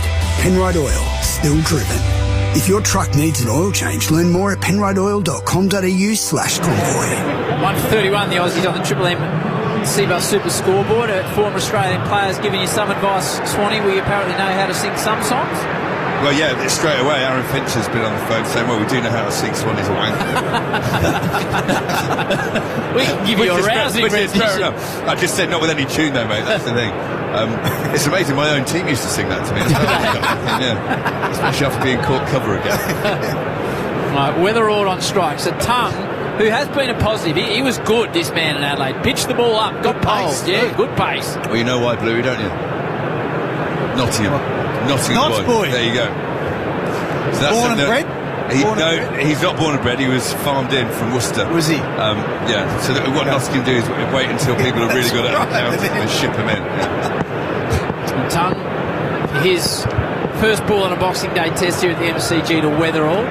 He's driven nicely a couple of times in his innings. He defends off the back foot. So tell me about Christmas away from friends and family, which is not easy. So it's never. I mean, we love Christmas back home. It's all lights and dark, cold going to the pub. It's very different here. I always remember 2010. We had a Scottish chef at the hotel we were staying at. He said, right lads, I'm going to do you a massive proper traditional Christmas dinner. And we were so excited, the whole team, Santa hats on, tinsel, we were almost dancing and singing up the stairs, and it was prawns and whatever. But hey, I meant a traditional Australian Christmas dinner. I've never seen 15 more disappointed human beings. It was the most miserable Christmas I've ever had in my life. Tongue to Weatherall. Down the leg side. Has he got a batter? He has. Caught down the leg side of all things. Tongue in his first over. Weatherall strangled one on the glance, and Australia in a bit of bother at 2 for 31. Yeah, just see England fielders go up straight away. Umpire had no hesitation at all to put his finger up, and Jake Weatherall just walked straight off. So a fairly obvious one in terms of the players out there in the middle. Down the leg side, off the face of the bat, was just trying to leg glance, but big nick on it. So Jake Weatherall, unfortunately, misses another opportunity. Weatherall departs. For 10, Australia 2 for 31. Smith, who has done so much here at the MCG, races down the steps. He'll be next for Discovery Park's 2 for 31.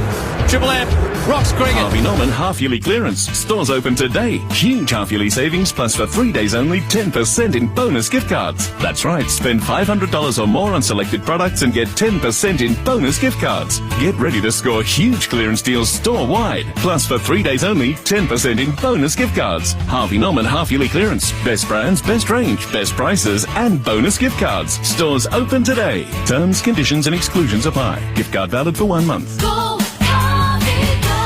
Suburban four-wheel drives. Born to roam the wilds, but ultimately trapped in the suburbs. But now Club 4x4 insurance policies free the four-wheel drive, giving cover anywhere you can legally go in Australia. Club 4x4 Insurance. Free the four-wheel drive. Issued by Lifestyle Insurance on behalf of QBE Insurance Australia. See club4x4.com.au for the PDS and TMD to decide if this product's right for you. For Discovery Parks, Triple M rocks the Ashes. Weatherall departs, caught down the leg side for 10 Australia, 2 for 31. Both openers in the shed. Smith will join Labuschagne. Steve Smith averaging 78 here at the MCG. Averaged 55.98 in Test cricket. And when you see that number, Bluey, just pop up on the screen, just a tick under 56, it's freakish, really. No, he's really dropped off. It was up around 60 for a long period of time. But he's on the wane. He's on the way out. He'll be that determined after missing a batting deck in Adelaide. Now he gets a bowling deck at the MCG. And he's beaten outside off stump. And England are up, Swanee. They are. Josh Tongue's the man. I mean, he's just got a proper burgle of a wicket. Weatherall. I mean, Bluey, you've got to feel sorry for Bass. I know you never get out like that on purpose, and a team never tries to get you out. It's full. It wasn't a good ball at all. He just went to tickle it, didn't he, on the leg side? Yeah, that's one of those ones where you're just walking off, just going, why? You know, why couldn't I just get a little bit more bat on it? Goes down to fine leg for 1 or even 4, but he looked really frustrated when he knew he'd hit that. Yep. Smith short, whipped away, backward of square, just be a 1.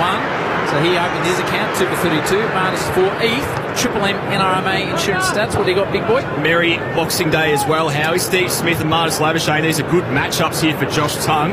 Averages 15, Steve Smith against Josh Tongue, and Marnus Labuschagne averages 13 against him in Test cricket. There you go. You might as well just walk off, lads. Yeah. It was leg side, but it did swing that ball down the leg side. He's a wicket taker, Tom. Yeah. That's it. And some bowlers, and we've all played with them, you throw the ball to, they don't necessarily have to be bowling well. They will get a breakthrough. They'll make something happen. And he's definitely one of those. He was incredible for Nottinghamshire last year as they won the county championship. Third slip in place now for Tongue, for Labuschagne. And a leg gully. So you got a leg gully, keeper 3 slips at gully and a point. So England pressing, 2 for 32. Down to win the toss and bowl. Labuschagne leaves it alone. Why do we always say it's unlucky when you're caught down the leg side? Like, it's still caught behind. You're out. No, I agree with that. It's more the fuller ones, I reckon, Howie. A lot of the ones where the shorter ones down the leg side and it comes off a glove, or to me, that's not unlucky. That's sort of more poor technique. Yep. It's the fuller ones, really. Like that one.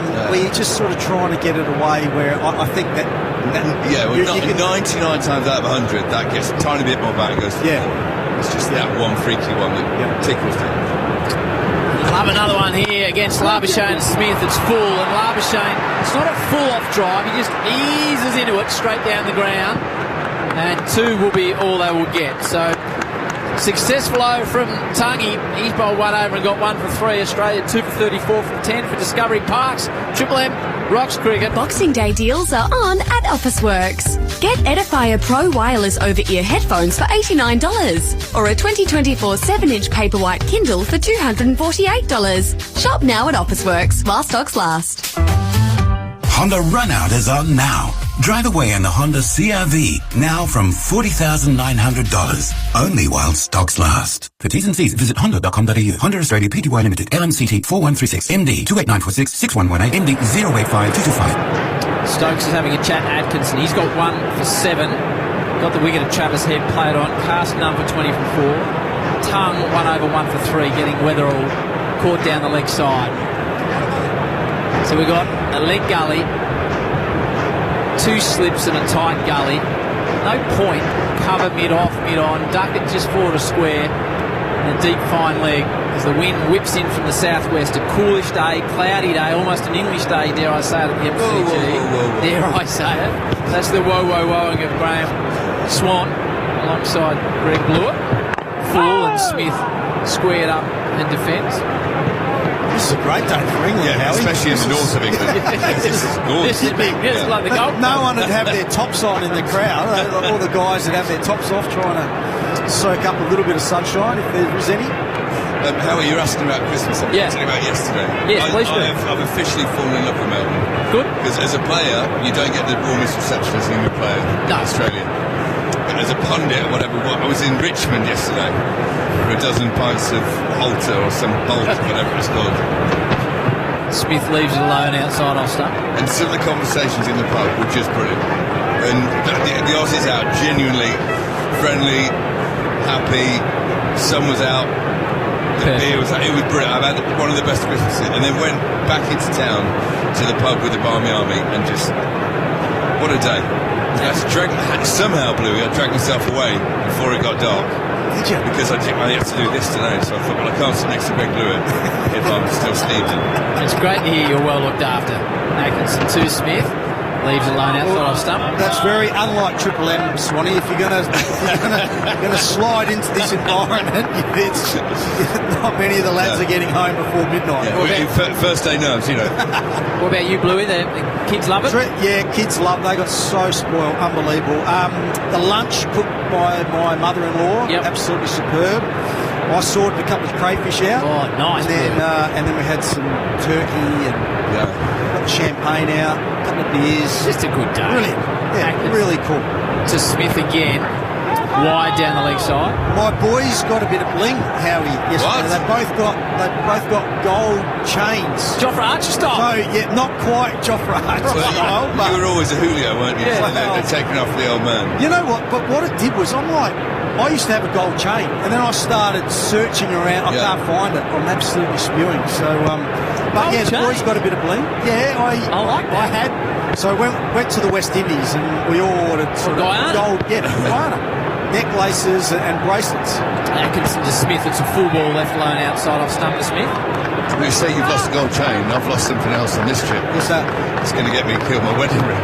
Oh, now, hang on. I'm going to put. This is a cry out to the people of Perth.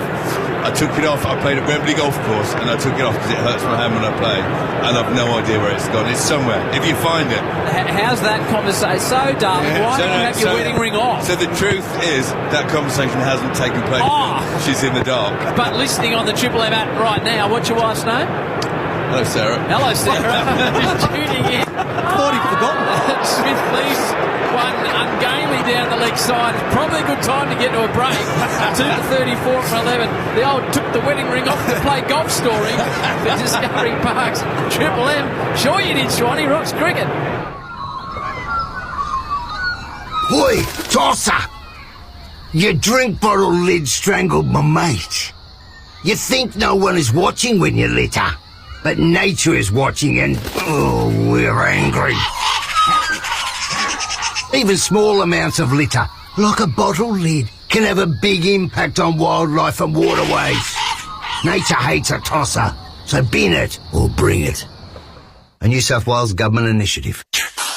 So on the lost wedding ring, is it like when the budgie dies and you try to buy the same Get one? another one. Yeah, well, I'm going to have to. I've looked everywhere. I keep hoping it'll turn up in a pocket or something, but it's I hope not. it does. So, if there's any jewellers out there listening who want to sponsor Swanee, save a marriage.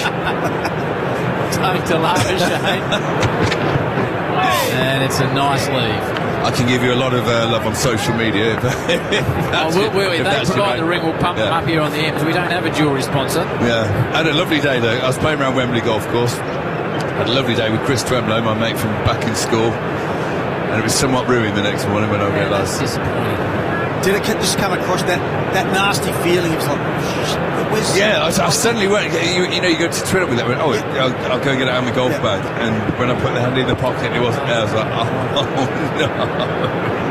Tongue into his second over. He's already got one wicket, and again, Labuschagne leaves decisively to a ball that just passed about the height of the stumps. 2 to 34. Labuschagne 6. Smith 1. Weatherall caught down the leg side, and Travis Head playing on to Atkinson. Talking about those gold chains that my boys got, gold's never been more expensive, has it? I reckon it's sort of peaked. So it was a good time to buy gold chains, I thought. Yeah. Swanee, yeah. Isn't that a bad time to buy though, if it's never been more expensive? Well, that's what he's saying. Oh, I see, yeah. That was Aussie sarcasm. Oh, sorry. Tongue to Labuschagne. That's like, gee, the Poms have been good on this tour. Well, I didn't think sarcasm had reached Australia yet. So I'm thinking about New Zealand. Sorry. Did you sneak to New Zealand as well? I did.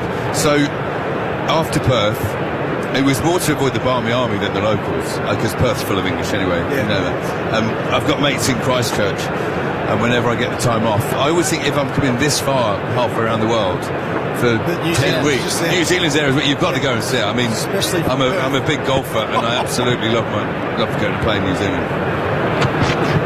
Labuschagne edged.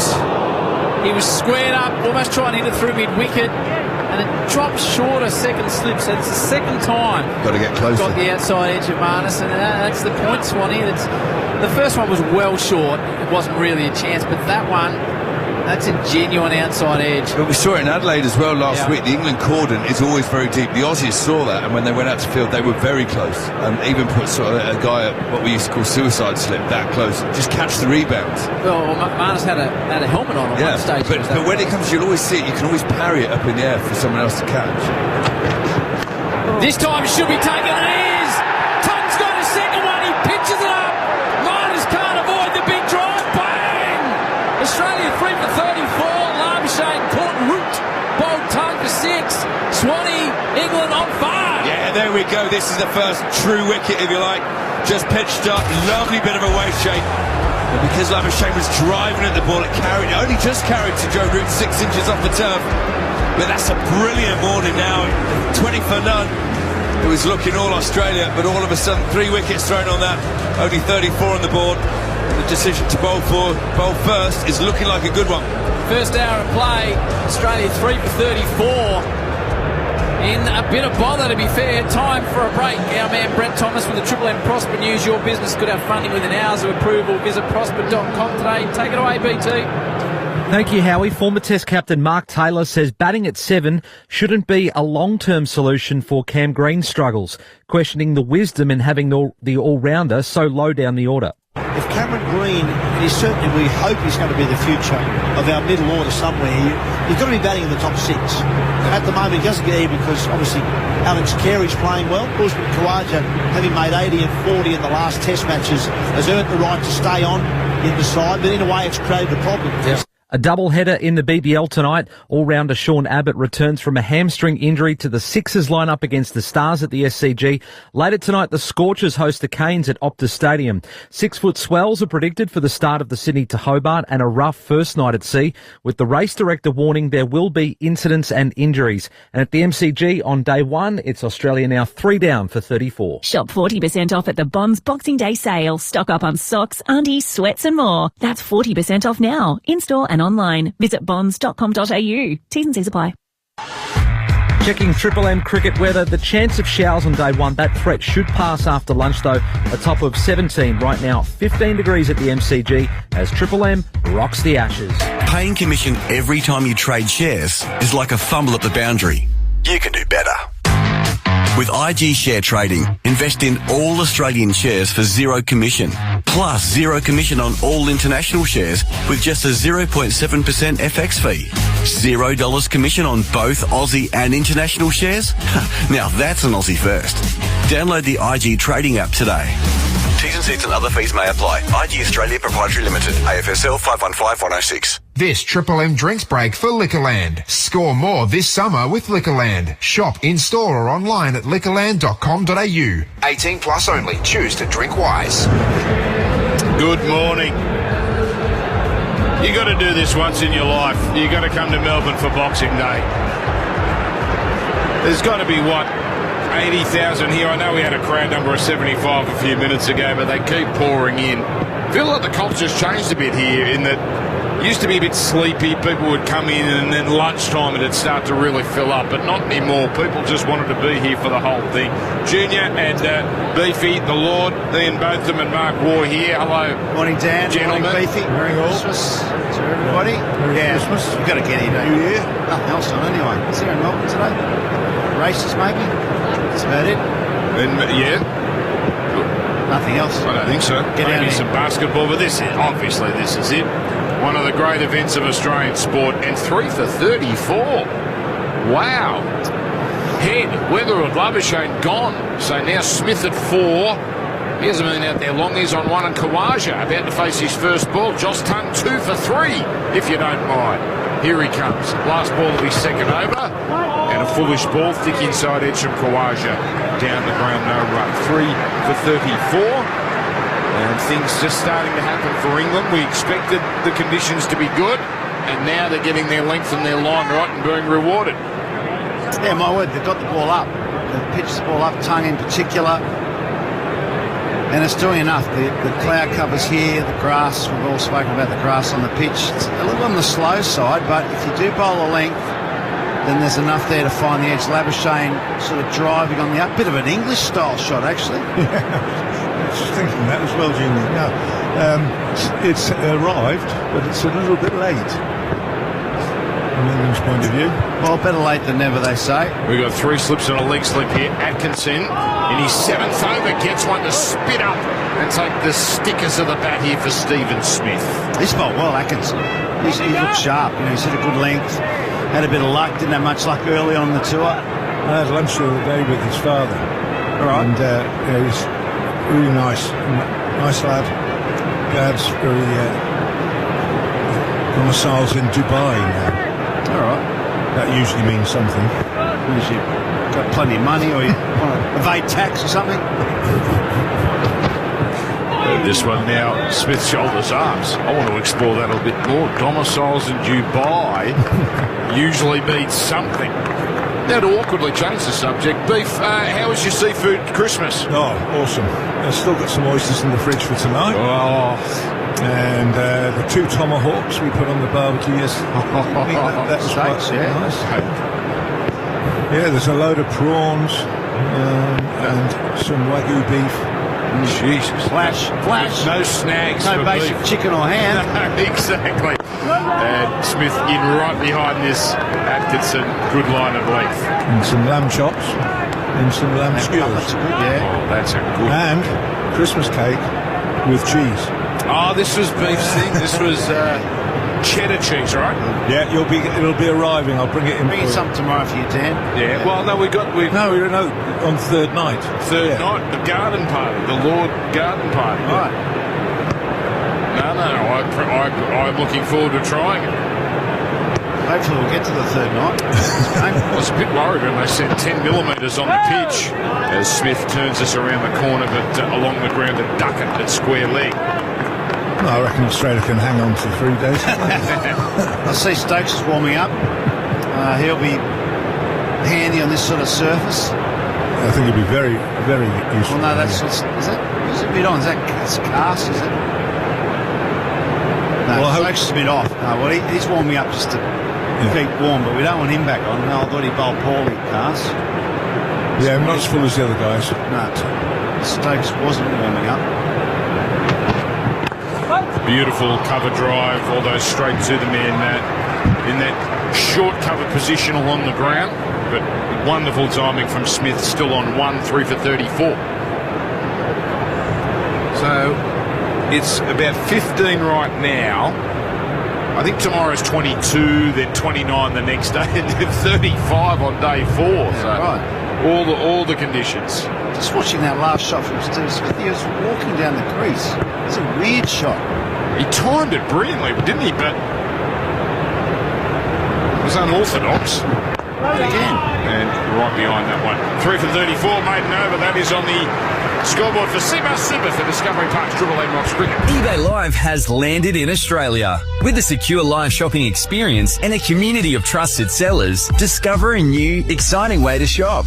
Hear Buddy Franklin's experience on eBay Live. It is so funny though, the signature does change over the years. It's weird. Day one of joining the club, they hand you all this stuff to sign. You've just got to come up with something. So I just remember I was like, what am I doing? And then I looked back on my first year at the club and the signature. I was like, what is that? Feel the thrill. Shop it on eBay Live. Sun trying to break through here. Chilly day. Yeah, trying to. Big black clouds over the scoreboard. It's cold, isn't it? It was 7 this morning when we were out in the Is that right? game. Yeah, the wind chill factor. It's not often you come to the cricket and the waft of coffee and donuts overpowers you. You dead set think you're coming in to watch Hawthorn and Collingwood in July. Yes. Full ball down the leg side, whipped away down to the man at fine leg for a single. That gets Kawaja off the mark. But I think most people would take this over 40 degrees in Adelaide. That was a stinker. Yeah, somewhere in between, yeah. Yeah, you're right. The hotter the better.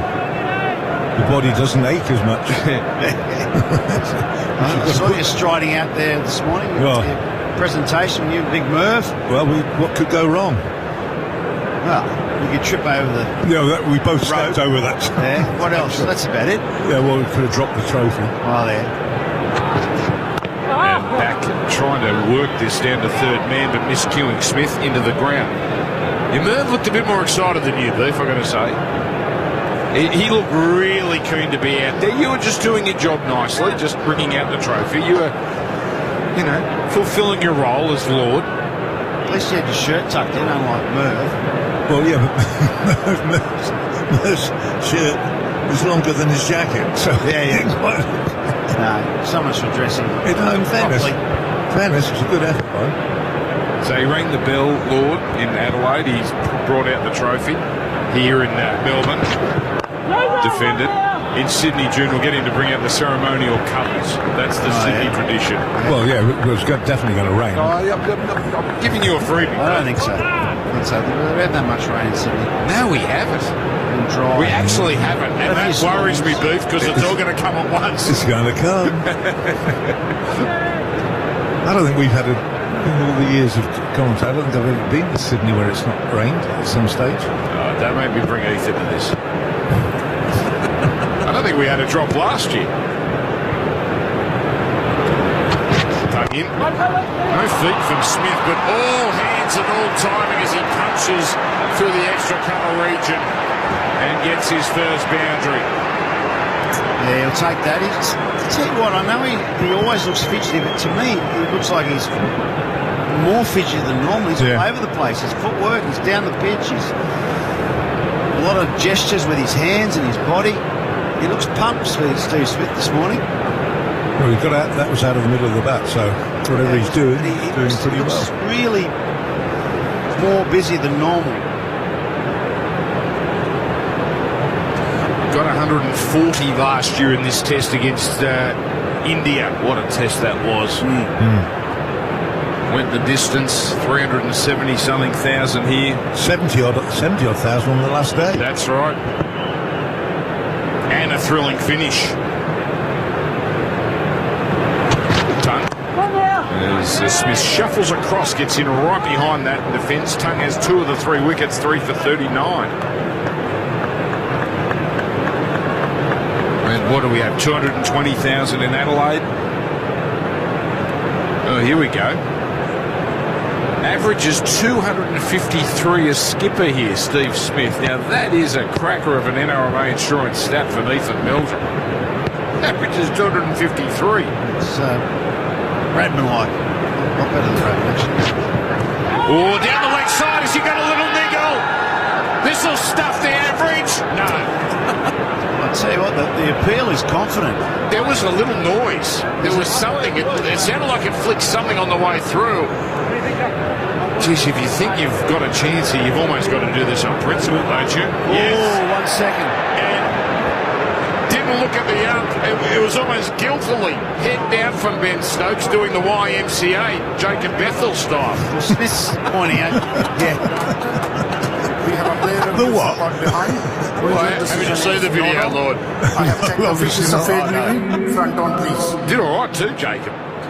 Hopefully he brings that form out to the middle. He'll go all right, but he's a pretty good-looking young rooster. People are bagging him, thinking, geez, yes, Noosa looks all right to me. All right, let's go down the leg side. And, geez, I tell you, there might be... Can I have RTS to confirm whether bat involved or not? Looks like brushing the... So confirmation it's hit something. Snicker. Keep rolling. Nah, Snicker. Flat line when ball passes the bat. Satisfied, no bat involved. Kumar, stay with your original note of decision. You're on screen, make a signal, please. So what, little jumper Worth a flick or go. something? Yeah. It's close, but they've wasted the review, unfortunately. And that should end the over. Yes, it does. 3 for 39 Australia. That is on the scoreboard for Super Discovery Parks Triple M Oxford. Harvey Norman half-yearly clearance. Stores open today. Huge half-yearly savings plus for 3 days only 10% in bonus gift cards. That's right. Spend $500 or more on selected products and get 10% in bonus gift cards. Get ready to score huge clearance deals store-wide. Plus for 3 days only 10% in bonus gift cards. Harvey Norman half-yearly clearance. Best brands, best range, best prices and bonus gift cards. Stores open today. Terms, conditions and exclusions apply. Gift card valid for 1 month. What a great day this is. Hello to you. Either driving around or at home. Maybe you got your bread rolls this morning and your big thing of butter, and now you're just about to lather some ham on there. Leftover day. Oh, I forgot that. Backs up right. Backs up well done in hand. Oh, doesn't it just? Cast around the wicket. Full ball. Beautiful placement. Where's Stokes? Kawaja. And it's certainly not going to get to the boundary, but a couple of runs for Uzi. 3 for 41. This is a big spell, this for Carson. He showed faith over here. Ben Stokes. He should be bowling now. Exactly. Anyway, first one's a long hop. Not a long hop, a loose half volley. Straight away. So what have we got here for Kawaja? We got the 2 slips, we got the leg slip, we got the gully. Gee, it's got gloomy in the last 5 minutes. I might be far from turning the lights on here just to be safe. Full ball and forward defending Kawaja today in the number 5 position. So, yeah, you got the City to Hobart. Either of you ever been invited to do a City to Hobart? No. You go in those circles, Steve. I reckon you might have got an invite every now at some point. I'd want a 400-foot with engines. I don't think you're on a City Hobart site. I don't think I could think of anything worse, actually. I don't think a full esky beef, which is what you demand, is good for the weight distribution of a City to Hobart boat. And this one is just a little straight, turned around the corner by Kawaja. They get on their skates and Kawaja zips through for a second run here in the big wide outfield. Plenty of space there, 3 for 43. Yeah, I would say I've watched some of the footage from over the years. Bloody dangerous. Yeah, no, exactly. Hey? Exactly. Want to be strapped in. Well, that's why you want Man overboard. Yeah, one of those proper big boats. You tripped over the rope here, let alone get on a boat. Plus you hit the head, what's it called? The beam? Beam, whatever. What's that called? The thing hit in the head that comes... Oh, I don't know. I'm not rich. This one's short and defended. I don't know. What's that word? What's the thing? Ballast? No. Oh, no. That sounds Wrong. like a word that should be right. Mate, you I only know... fidgeting around a lot in your chair. The only sailing I know is short. wedding crashes. Put me off. Oh, what's your problem? Mate, you've got this, you're there. Charlesy, take me and me off together, please. Give me Graham Swan, for Christ's sake. Relax. It's the beam, isn't it? You call it beam? It's Boxing Day. Beam, that's not beam. Enjoy yourself, Jude. We are, mate. We're enjoying ourselves. Okay, defended. Ethan, what's that called? Thing on Don't look at me. I'm not getting involved We with got this the mast. at all. Yeah, the mast. And then you've got the beam that comes across. You three can sort this out. I don't know, anyway. Anyway, it's dangerous. So you got the City to Hobart. You got the NFL and the NBA for the gambling degenerates. Hello. Racing, sand Racing for the other degenerates. Move it here. All right. Can't read it. Well, I'm not moving. You'll be on to me for fidgeting. We got... yeah, stop fidgeting, will you? The boom? No, that's it. The boom. That almost sounds like beam. Kawaja defence. End of the over. That's closer than you lot. 3 for 43 Australia at the end of the over for Discovery Park's Triple M Rocks Cricket. Have a listen to this. It's my four-wheel drive, all fitted out, ready to hit the road for the awaited road trip. Know what else I fitted? A Bendix Ultimate four-wheel drive brake upgrade kit. They're the only brakes you should be relying on when you're towing boats, caravans or trailers. Why? Because you get increased stopping power on even the most extreme Aussie road conditions. So, put your foot down with confidence. Ask your mechanic about Bendix. BendixBrakes.com.au. So second hour of play here. Big partnership, this. We expected some action with the ball, and England have delivered. 2 for 8 ton. Atkinson with the other wicket. Still no Stokes. Obviously no Archer. He's Gonski. Shock horror. Him and Wood, they get 4 tests between them? The tour. But Wood only bowled 11 overs for the whole series. That's right. And Smith watchfully pushes away. Speaking of fidgety, Jim, boy, he has got the fidgets today. Is he defence? What's your nickname, Smudge, already? He's all over the place at the moment, Steve Smith. I think he's just trying to get himself going. A bit like myself. That's it. First did. That's it. It's cold, June. That's the problem. I'm trying to warm myself up. Yeah.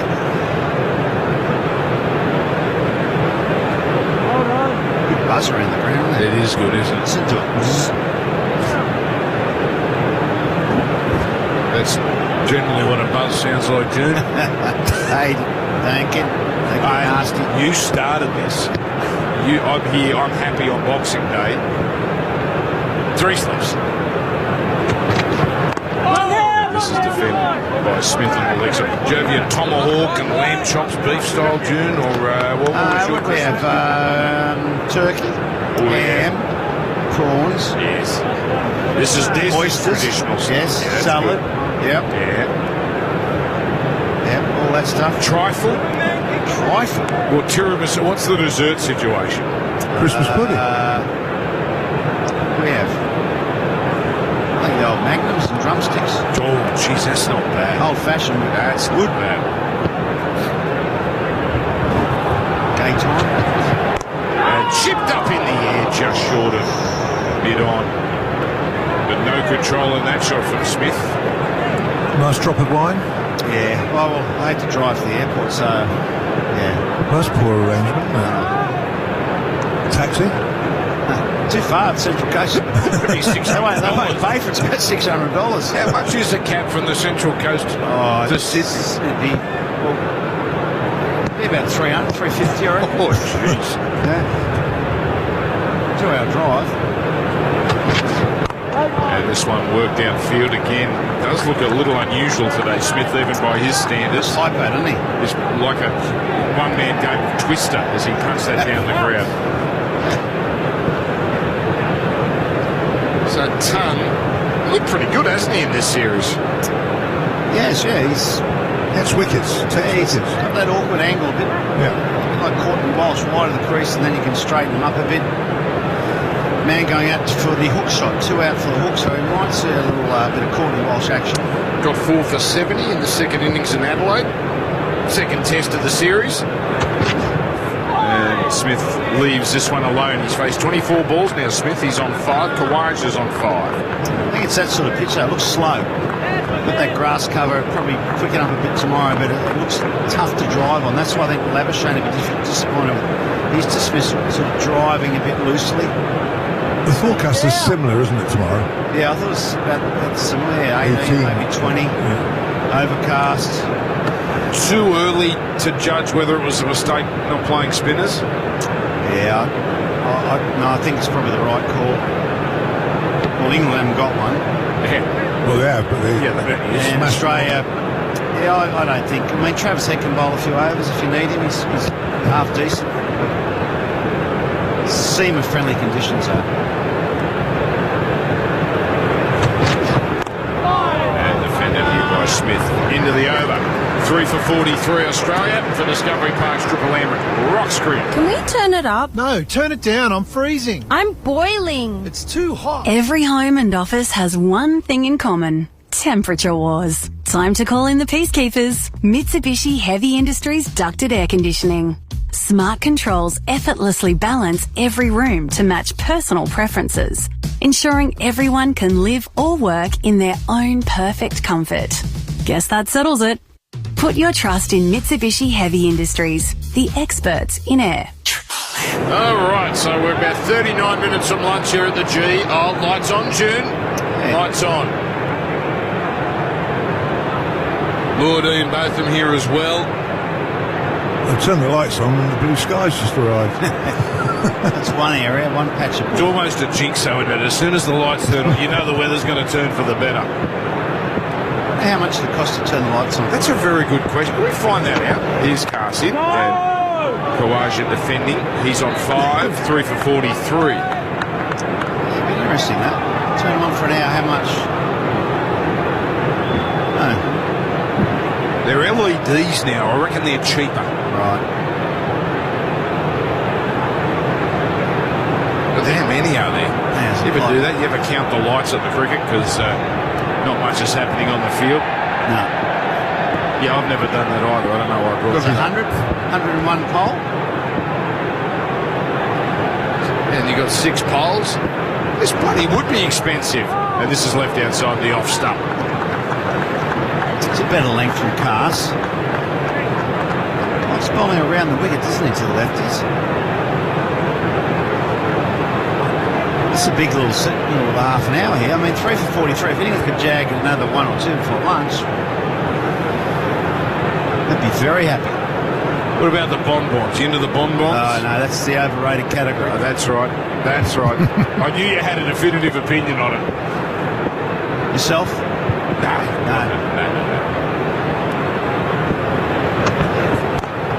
Work down the leg side by Khawaja, where they'll get a single. Is it because it never seems to work, or just the prize stinks? The prize? Yeah, the prize. Yeah. You got to give someone incentive. Doesn't work out. A little plastic toy. What the hell are we going to do with that? Or a little hat. Yeah. What would you like? I don't know. What would you like in your bonbon? Well, like a chocolate or something. TAB voucher? That's not bad. Have a punt. Dan Murphy's. All you got to do is spend a bit more money and you can get something, put whatever you want in your Christmas crackers. Crackers. You call them crackers. Christmas crackers. Same thing. Yeah.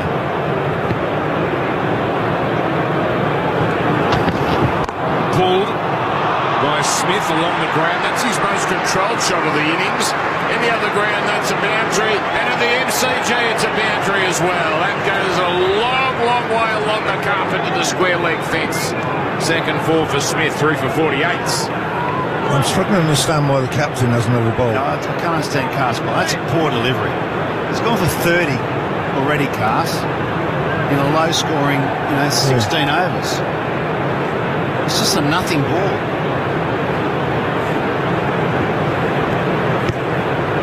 He'll probably get a wicket now. I don't reckon. Smith right behind that, shuffling across, defending. Cast not only doesn't look like getting a wicket, he's going for a few. He's going for about 5 and over. I wouldn't have picked him in this game. I would have given Potts a go. Yeah. Potts can bat as well. And he's perfect on this pitch, Potts. He's a seam bowler. Pitches up a bit more, a bit like Atkinson. I don't think he's done enough to deserve keep the spot getting picked, Cars. Full ball, nice defence. Smith looking better by the ball here. 3 for 48, Discovery Park's Triple M, Roxbury. All right, now, let's just assume that pause was deliberate. When it comes to your retirement, you'd rather get there feeling like you've hit a double 100 rather than trudging off with a duck.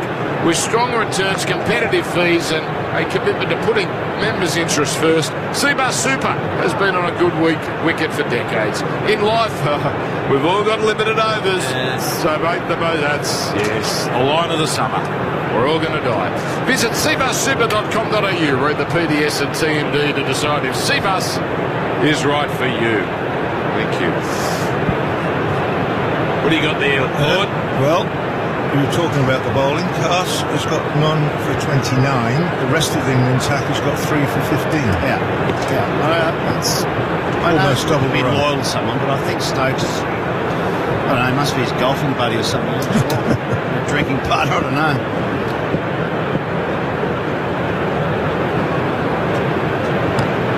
All right, you over with Tongue. Full ball, jammed out by Khawaja. So Uzi thought like his test career was over a couple of weeks ago. It would have been if Brooke could catch.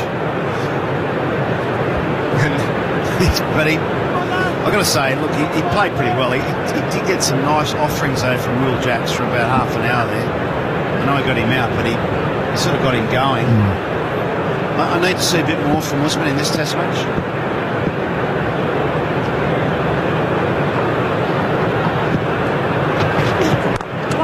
Worked on the leg side. That was a full bunger there. And Duckett does well at mid-wicket to cut that one off.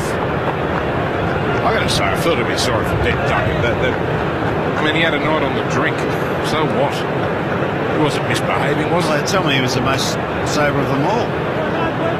Wouldn't have been drinking by himself, but no, I mean, that's what happens when you start losing. People pick that sort of stuff up. You're allowed to relax, aren't you? Beefy? Wasn't I'm abusing staying out of this one. Wasn't abusing anyone? Nah, just didn't want to know where his hotel was. Well, he was asking you where the been Mets there, were. haven't we? This one down the leg side and whipped away with a little bit of authority there for Khawaja. He'll get himself a double. Not one of the worst feelings late at night. You're having a merry time. You can't remember what hotel you're What room you're in, what hotel that's in. Well, we're talking about night walkers over here, and we're right. There's the man. I've been a good boy. I've been a very good boy this summer. 8 shall not weary them. 3 for 50. I can't back up like I used to. No. Age. Catches up. Oh, playing and missing. That one just nibbled away. That was a beautiful seed for Khan. Khawaja committed to the forward push. Oh, and very lucky not to get a touch. I still think the slips and keepers standing too deep. He's done this all tour, Jamie Smith. He's taken that, just carried to him. We saw that catch that Root took with Labuschagne, just carried. We've got to come up a bit. We've got a change of commentary coming up here. We've got, the great Jack Heverin is back in business after... There's a whipping shot here by Khawaja for a single. Yeah, Jack was over, missed Adelaide, but back for the G, Big Merv and Cal Ferguson, the king of Adelaide. They'll be your trio in a couple of moments. I'm going to clear the decks for Merv. Getting in here. There's not a lot of room here, is there? Yeah, it's a bit tight here. I don't know how we're going to work that. Well, we need to get a video of it. I have got the videos here. Someone is going to take a tumble. It'll probably be me at some point, but... Well, you've got the best seat. Yes, this is not a venue for a husky gentleman. The triple box, she's tight. Last ball of the tongue over. Smith behind it. Defence into the over. Change of comms. 3 for 51 for Discovery Park's Triple M. Rock cricket. Fight online scams with Trend Micro Security Suite Pro Plus. Triple M Sydney traffic. The Chemist Warehouse Boxing Day sale is on now. Get up to half price off the RRP on selected vitamins and cosmetics now. Exclusions apply. Shop in store or online now. Rouse Hill, there's a broken down bus on Windsor Road just past Annengrove Road. It's blocking a northbound lane. Castle Hill breakdown on Pennant Street approaching Castle Street, seeing some northbound traffic there. And heading out of Sydney, the M1's starting to build through Cowan on the approach to the Central Coast. Domain's half-yearly sale. Shop huge deals plus 3 days only. 10% in bonus gift cards when you spend $500 or more on selected products. T's and C's apply. Gift card valid for 1 month. Sydney deserves a Triple M summer of good times and greatest hits. Only on 104.9 Triple M.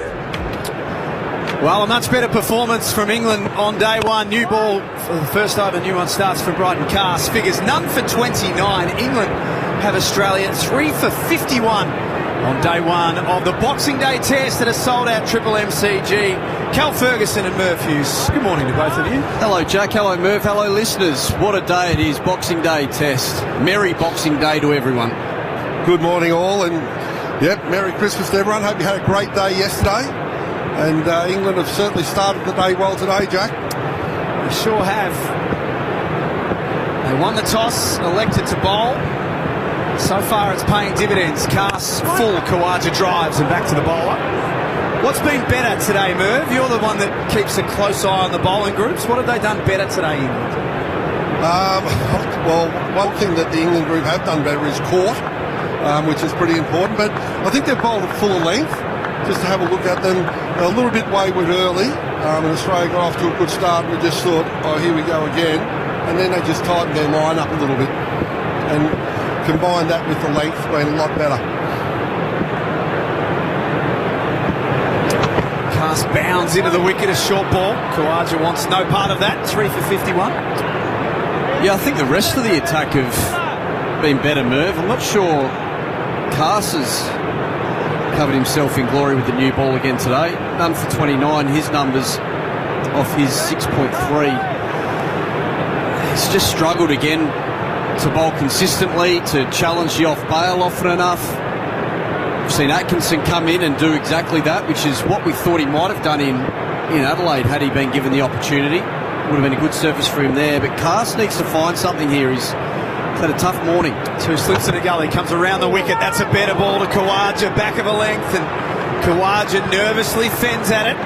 That's an interesting one, isn't it, with Cast? I like him because he bowls a lot of good balls, but with that, he bowls a lot of loose balls as well, so he hasn't got that consistency. And I think what the Australian mantra is you pick your best 3 bowlers and your most intimidating. And if England go along the same thing, he's probably the most intimidating bowler they've got.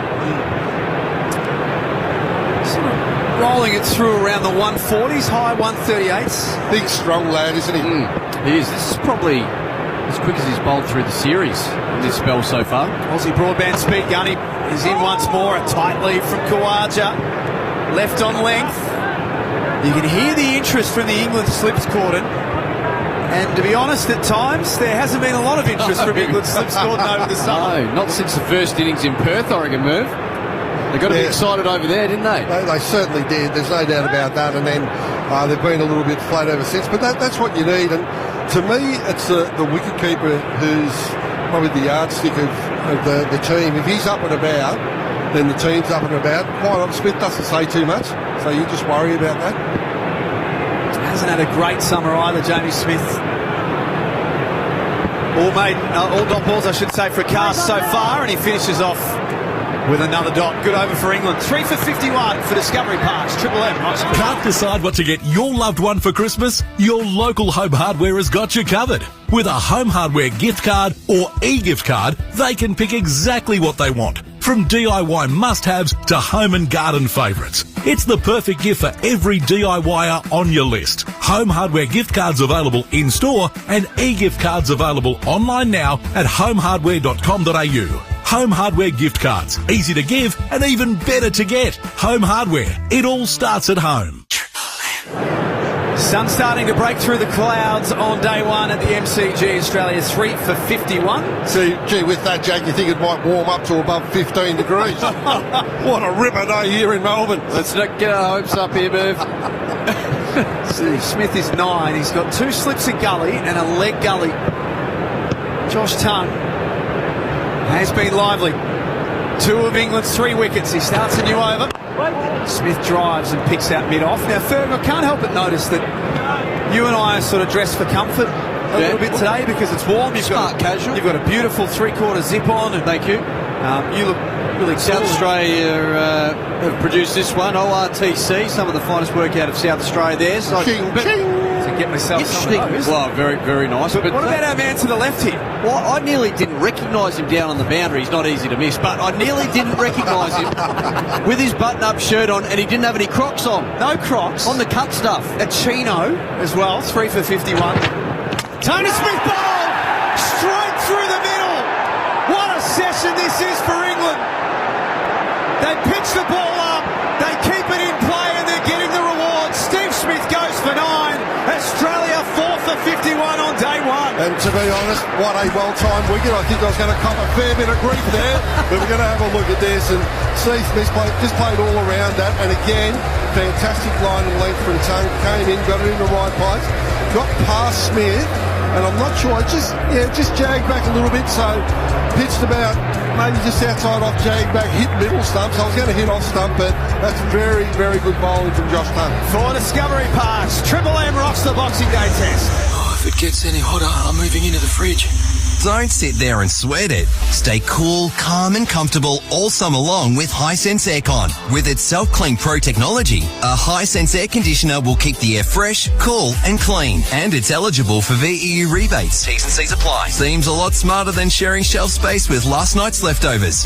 Oh, I'm never going to fit in here. Stop sweating and start relaxing. Visit hisense.com.au and experience better air today.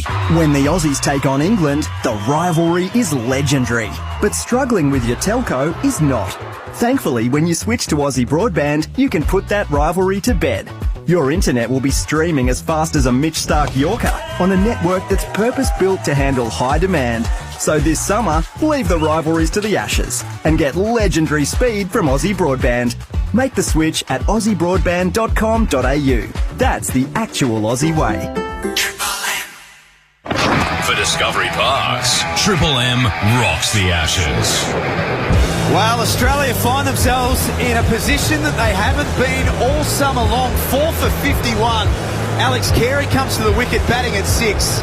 267 runs for the series. Australia are going to need all of that today. Yeah, they are, and he has been in good form. He's walked out in some tricky circumstances and made a really good fist of it throughout this series, and he's done it here at the Boxing Day Test before for Australia. So they'll need Alex Carey's very best, but Josh Tongue has been outstanding. He was a real surprise for me not to start the series, particularly over in Perth on a fast bouncy one. But what he does do for a big lad who hits the wicket hard is when the ball's new, he does get it up and give it a chance, and he's been rewarded again. Tongue around the wicket to Carey. First ball, he shuffles across and works it off his hip for a single down to fine leg and gets off strike. 5.5 overs. 3 wickets. He's done very well. Got the ball in the right spot, just nibbled around, and as we said in the pitch report, it's very, very thatchy. I think you've been on the... I have been on the pith. So we'll do the pith report. Yeah. But very thatchy, and it's just going to nibble around a bit. The other guys seem to swing it, where Josh Tongue, he just hits the seam and does a little bit off the seam, as we saw with that last ball to Smith. 2 slips in a gully. Alex Carey taps away. Khawaja on strike. Gets forward. Loud call of nose and squirts out to point. The body language, Ferg, is better from England. Bowlers pitching the ball up. They've got 4 wickets in the first session. Yep. It's the best they've looked all summer. Yeah, it is. And a little bit of fortune with the Khawaja, with the Jake Weatherall dismissal, I thought, with the caught down the leg side to a full ball. That's rare. But other than that, I think they have challenged the off bail a lot more. They've certainly been willing to get it fuller and give themselves a chance, and they've been rewarded. You do get rewarded here at the G for that. 4 for 52 on the leg stump. Single at least for Khawaja. He should come back for 2 as it rolls out into the deep. Khawaja goes to 11. We are 21 minutes away from the lunch break. So just on the back of that, they've now got 4 before lunch. You'd hope they would be up and about, but what I liked was they were up and about from ball 1, and it was really noticeable. And clearly they've talked about the fact that they can't help where they're at the moment in the series, but what they can do at a minimum is bring effort. The fielders have done that today, and they've been up and about in the ring. They've had a presence. Why wouldn't they be up and about? A lot of green, a lot of grass on the wicket, and it's 14 degrees. It's like home conditions for them, Bert. Very good point, Bert. Final ball of the over. Khawaja lets that one pass. It's 4 for 54 for Discovery Park's Triple M rocking cricket. Day 1 of the Boxing Day Test. And Ferg, we're just talking how sharply dressed Merv looks. Can't believe it. My understanding is that it may not just be because of the functions and the sort of cash that you might be able to earn at the MCG. Oh, right. Hey. Oh, sorry, the invoices that you'll be sending to. Must pay your taxes. But also, today is the start of what is a pretty momentous day for the industry. Yeah. With the merge between 7 West Media and Southern Cross Oz Stereo all but done. And I've been sent a few screenshots of the Channel 7 cameras taking shots of the Triple M box and all that sort of stuff. Okay. I just wonder whether Merv's just using this as a bit of a chance to kind of put himself on the big screen and dress nicely for the occasion. The jigsaw puzzle's coming together quite nicely on that one. Were you not watching pre-game? 4 for 54. Carr starts a new over. Carey defends. Well, I can just see a screenshot of the 7 live and free. Yes. That'd be on 7 Plus probably, which obviously is available and readily available on all your iPads and phones around the country at any time, which is fantastic. But have a look at June. Mark Moore looking resplendent in his suit there. You can see Dan Ganane and Beefy, the Lord, looking wonderful there. Yeah. So yes, you're getting a very clear look into the Triple M box. I think Merv has sharpened up on the back of that. it's amazing what the presence of the TV cameras can do to something. I mean, I reckon there might have been a direct message to Merv in the run-up. No doubt. Full push back just past the bowler. Well, I can truly say this about you, Jack. I cannot say this about Ferg. What's that? Is that you have got a perfect face for radio and you should stay well clear of cameras. Now, hang on. Thank you, Brad Pitt. I think Jack is looking sharp. He is, isn't he? Isn't he? Yes. Clearly no mirrors in your joint. Well, I was going to say, as if he's going to take... There's an oil painting sitting next to me that's talking. Ferg, as if he's going to take offensive, I say that. Pot and kettle. Yeah. 2 slips of gully, leg gully in. 4 for 54. Cast in, short. Wide. Nice one to get Carey going. Didn't try and hit it too hard. Just punches it in front of square on the offside. He picks up an easy 3. Speaking of what's going on, of course, Heath, on 7 Plus. Around the grounds, best sheds. What's going on in the Big Bash tonight? Yeah, 7 and 7 Plus hosting the double header. As soon as you're out of your car tonight, Sixers and the Stars, then the Scorchers and the Hurricanes, all top 4 teams in the Big Bash playing tonight from 6:05pm. That first ball at the SCG between the Sixers and the Stars. Sean Abbott back for that one, so a big clash there, of course, on 7 and 7 Plus. Tonight, We'll check in with Finchy a little bit later on, who's at the SCG. Our man. Finces. 4 for 57. Dogger. Be exciting to hear from him. But how good's that? That is a bevy of cricket today. Oh, yeah, it's a game changer, this one. Here's Cast. Kawaja backing across and defends. You can smash your old shed for 6 Merv, by the way. With thanks to Best Sheds, and treat yourself to a brand new Aussie-made shed with a 20-year manufacturer's warranty at bestsheds.com.au. Have you got a man cave sort of set up at your place? Got a man. It's not a shed. It's just a spare room. Okay. House is big enough to sort of don't need a shed. Is that where you get sent? Is it to the spare room every so often? Pretty much no room in there. Just crammed full of junk, as my missus says. When are you going to get rid of it? It's not junk. It's keepsakes. Right. Love to know what's in that room. Cast to Kawaja, chops it down onto his toes, and squirts out safely into the offside. The Merv Hughes keepsake room. What would be in there? About 5,000 fishing rods. About 2 million fishing lures. None of them have hit the water yet. None of them caught a fish, to be honest. There'd be a fair bit of Western Bulldogs paraphernalia in there. Yeah. Hey? 54 and 16. Good years. Oh, yeah. Dougie Hawkins, Guernsey or two. Oh, yeah. I remember 54 like it was yesterday. Yeah. Okay. Do you? No, not really. 16 is probably entrenched. You probably don't ever remember 16. No, I do. I do. Didn't have a beer that day. Well done. Came in, I was in the committee room. Mr. Hughes, would you like a beer? No, thanks so much. Are you okay? I've got to say. What's a footy? Last ball at Casters over. Out of control. Kawaja with that pull shot. He knew that it was short. He was backing across. And then he took his eyes off it. 4 for 57 for Discovery Parks. Triple M Rocks Cricket. Welcome back to the summer of cricket at the BYCG. So, Tone, what can we expect if the balls hit over the fence and onto Mrs. Simpson's roof? Well, Rich, that's above regulation height, so we'd need the umpires to pull out the Bailey extension ladder. She owns a Kelpie, so her yard is riddled with holes. And caca. True, but with Bailey's built-in levelling feet, up she goes, ball retrieved. And that's why it is Australia's #1 tone, BaileyLadders.com.au. Even Mrs. Simpson's Kelpie's happy. Lipstick on display there, happy as the day. 21 overs bowled. Australia 4 for 57 on day 1 of the Boxing Day Test. Merv Hughes, Cal Ferguson and Jack Everett here for Discovery Parks, who have got more than 90 iconic destinations. So you can do it all at Discovery Parks. England have been excellent. What's going on with Bay 13, Jack? I want to ask you about that after this ball. Tongue starts a new over. Carey effortlessly pushes it back past the bowler. He's got a couple more coming his way. Moves to 6. This is your ground, Merv, and that right there, Bay 13, is That's home base for you. Sacrosanct. And we've got a bunch of Poms sitting in Bay 13. Why? Disappointing. So they got allocated, I reckon, bays 11, 12, 13, 14, 15. Now, anyone who allocated that to an English crowd, just an away crowd, at an Australian Test match, just should be sacked. Put them on the roof. Put them at Punt Road. Tongue to Carey. No run there. I think I'm actually staggered how well Merv's taking this at the moment. I expected your eyes to be rolling. Devastated. Does it make you angry? It makes me. I mean, I'll tell you what.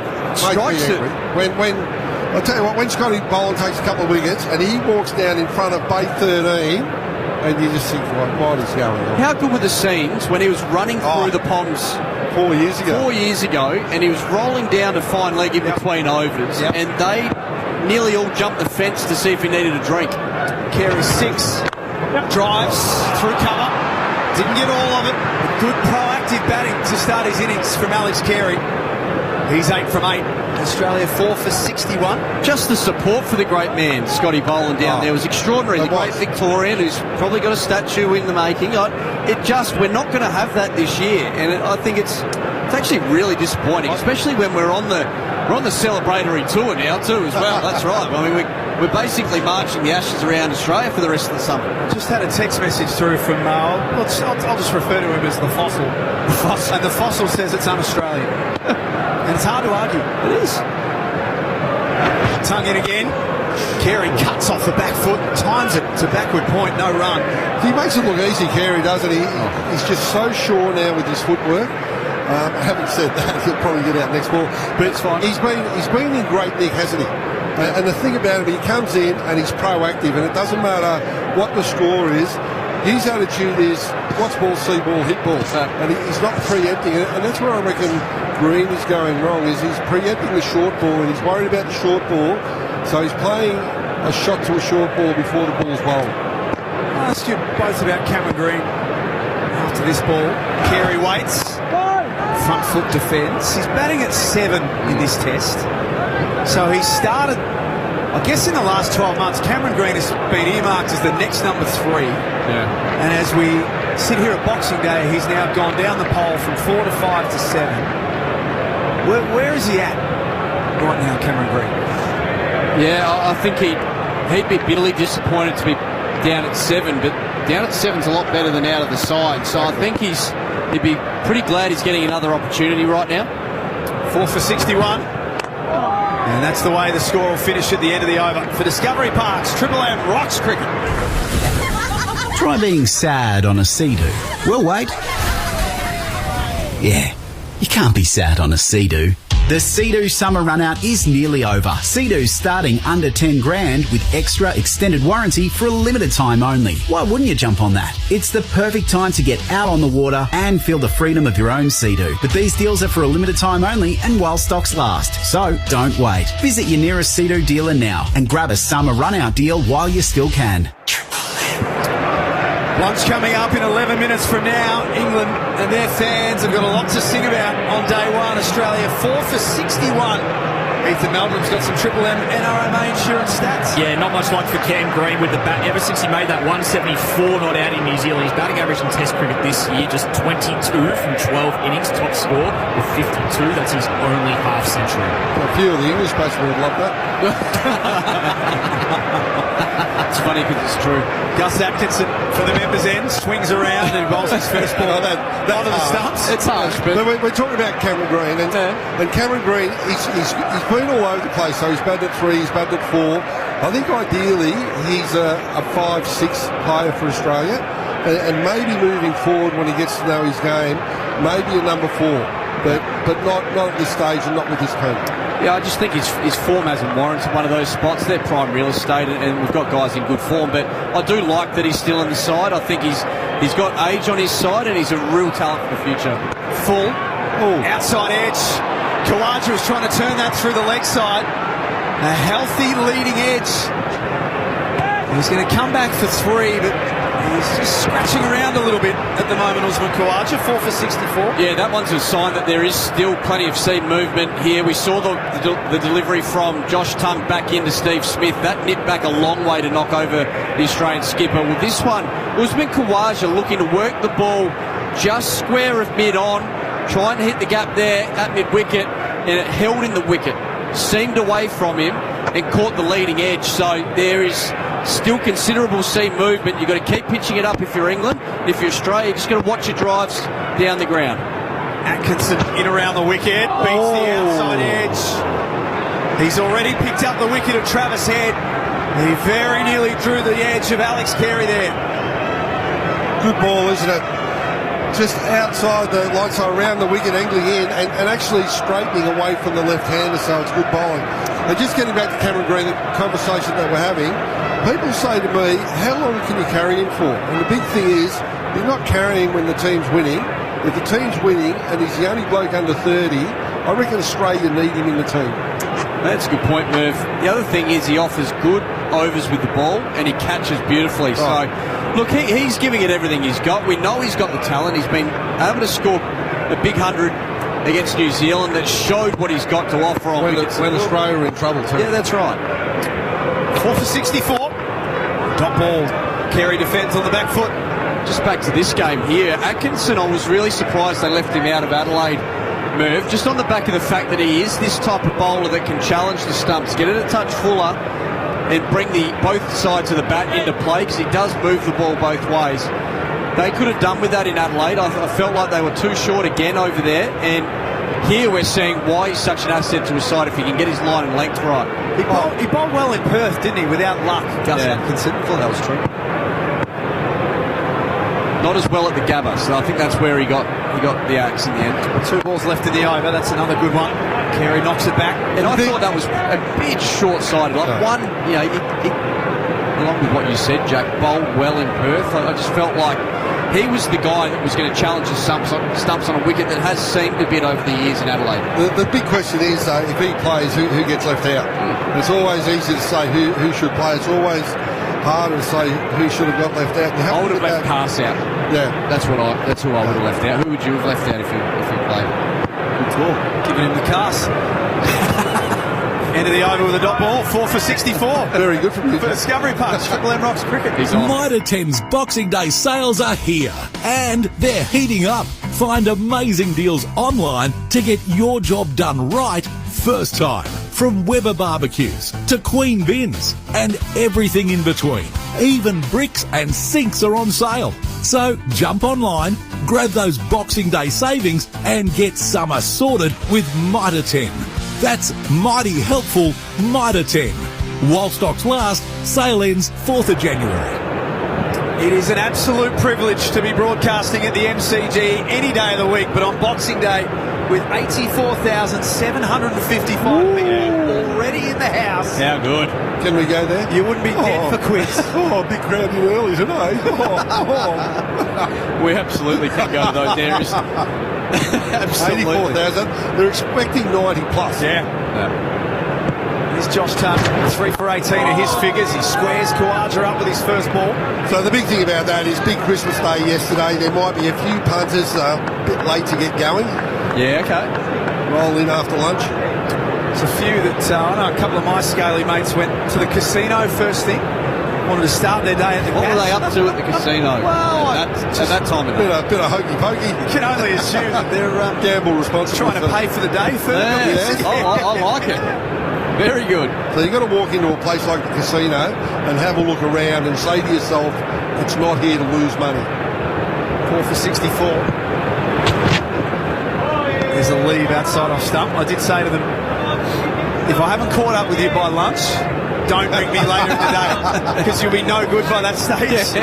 And what time are they getting there? Like 3 a.m. for an early breakfast? Well, they do like to shop early and avoid the rush. I like it.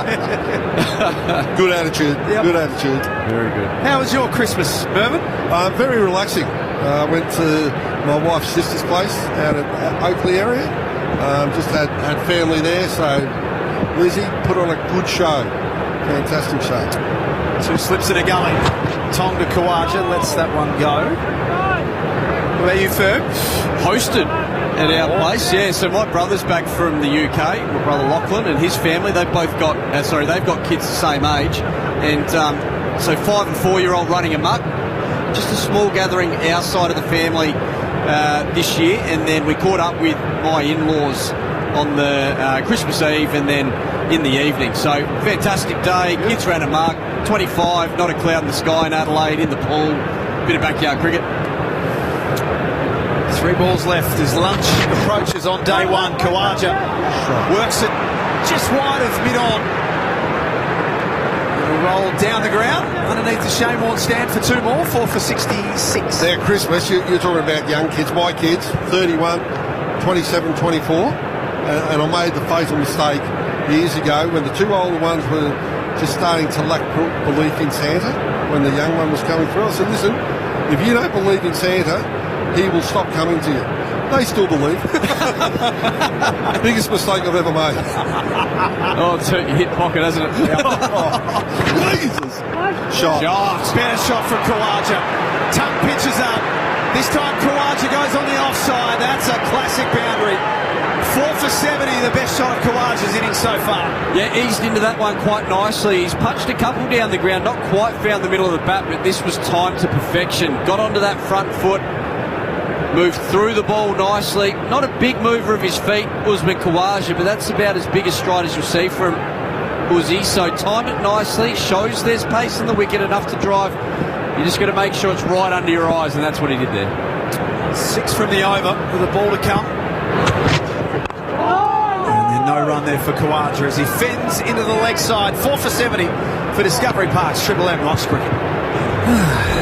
This was meant to be the backyard cricket game of the summer, but wow, this game is dragging on. We desperately need a boost of speed. Oh, what's this? Aussie Broadband has stepped up to the crease and oh, look at that! No time to react. Perfect line and length. Terry's out and that's the innings. Yep, it looks like Aussie Broadband's legendary speed has won the day. If you want high speeds like that at home, upgrade your internet to Aussie Broadband. That's the actual Aussie way. It's a little bit chilly outside at the moment. Current temperature of 16 degrees. Australia 4 for 70. Lunch should be after this over. Merv and Ferg are here. Oh, looking forward to lunch. Oh, giddy up. Even after yesterday. I don't know how you could fit any more in. Atkinson around the wicket to Carey. Plays to mid-on. Look at me again and ask me that question. No, you're right. I won't be asking. So what did you guys go for yesterday? Just obviously Christmas, you can have your hams, you can have your turkey, your chicken, your pork, you can have your prawns, your oysters. People ask me what we're all of the above. I think I ticked a few of them off, but not all of them. And you can't eat too much salad because that fills you up. Yeah, that's a good point. 4 for 70. Oh! Carey beat. That's done a bit. That has done plenty from Atkinson. If you're going to be super critical, a little bit short, isn't it? Yeah, good point. It's a great line, and that's what the England bowlers have done throughout the series. When they get their line right, their length is wrong. And that was ideal. Great line. And just again, held it seam, and that's back of length, isn't it? Yeah. If that's a length ball, he's probably nicking it. And that's been super critical. Bit of tennis ball bounce there, a little bit slow. Just a nod of acknowledgement from Alex Carey. That was a good one from Atkinson. Next ball plays to Gully, and they run on Jacob Bethel at Gully. Yeah, so you're spot on, Merv. And what will happen is as the wicket starts to harden up and pick up some pace, it'll certainly change the length you need to bowl. So at the moment, England have been okay and better than they have been at challenging the off bail by getting it fuller. The length that Atkinson beat Carey with went over the stumps by about a foot. That'll actually be the length he needs to bowl tomorrow. So it does change as the game progresses and the pitch wears. Atkinson now to Carey, who's made a bright start to his innings. I should say Khawaja is 20 from 36. 4 for 71. Lunch in 2 balls from now. Now, just got a question. We're having a look at Bethel out there. Yep. Is he taking the piss out of Book? Fraser McGirt? Seriously? I don't know, Merv. He just looks like... you look at him and think, Book. with the sort of blonde hair flapping out the back. There's a bit of 5 day, 5 night Dermot Brereton. Dermy had a lot of blonde hair blowing out the back. And he had a lot more size about him, So you look we at want to see them lining up on each other. very, very similar. It's just to look at. Still plays cricket, Derby, down my way. Had a game on the weekend. 4 for 71, that's 4. Whipped off leg stump. Nice shot from Khawaja, picks up one. You haven't caught up with Derm, have you? He had a game last weekend, he was telling you about it. Yeah. He got run out for a diamond duck. Did not move the ball.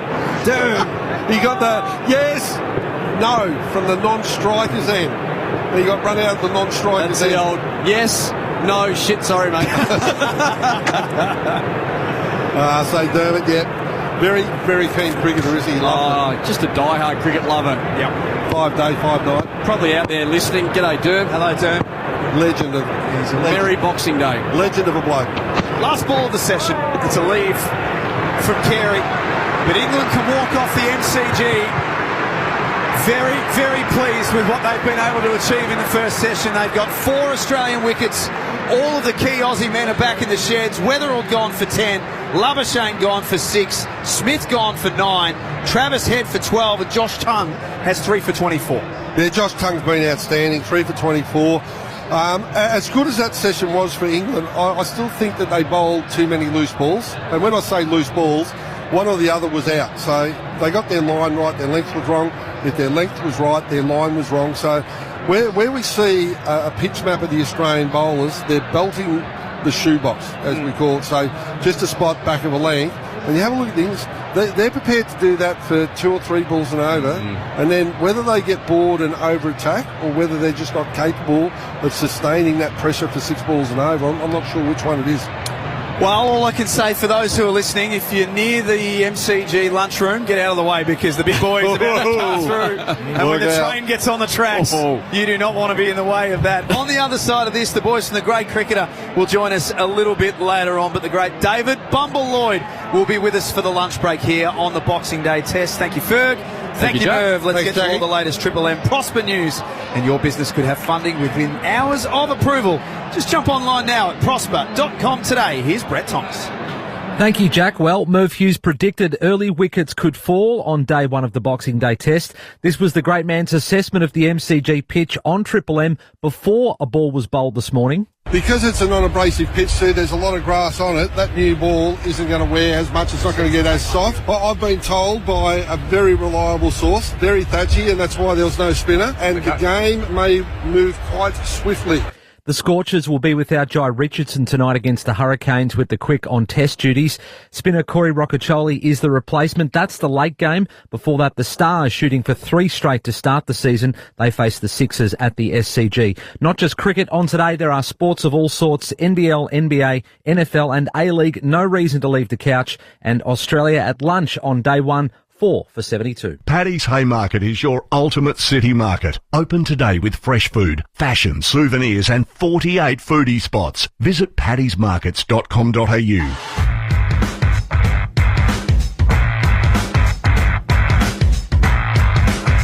Checking Triple M cricket weather, the chance of showers should have passed us after lunch. A top of 17, right now hovering at 16 degrees at the MCG as Triple M rocks the Ashes. That session for Cbus Super, making hard work pay off. How's that? Triple M rocks the Ashes. We said from day 1, if Triple M repeats a song, there'll be repercussions. Hello. Hi. Hey, Colin, how you going? Is this Colin? Oh, man, I'm very anxious. I think Colin, you might have just won. $50,000! No way. Yes, Colin! Oh, my God. We are. Oh, my God. Thank you so much. Thank you. Oh, my God. Good times and greatest hits. Triple M's $50,000 no repeat workday. Your team's working hard to bring home the win. And if you're on Team Cbus, you've already won. Cbus Super, making hard work pay off. Read the PDS and TMD to decide if Cbus is right for you. Love golf, but Santa didn't bring what you wanted? Head for Australia's biggest Boxing Day golf sale at Drummond Golf, with huge savings on some of golf's biggest brands. Hurry into Drummond Golf. Australia's biggest Boxing Day golf sale ends soon. Thanks for joining us for the Discovery Parks Parents vs Kids cricket match. If you've just joined our coverage, it's break time, so the snags are coming out. It could be hard for the kids to field a team after tea, as it looks like half of them have gone to play mini golf and the other half are on the tennis court. One of the perils of being able to do it all at Discovery Parks. Book online at discoveryparks.com.au.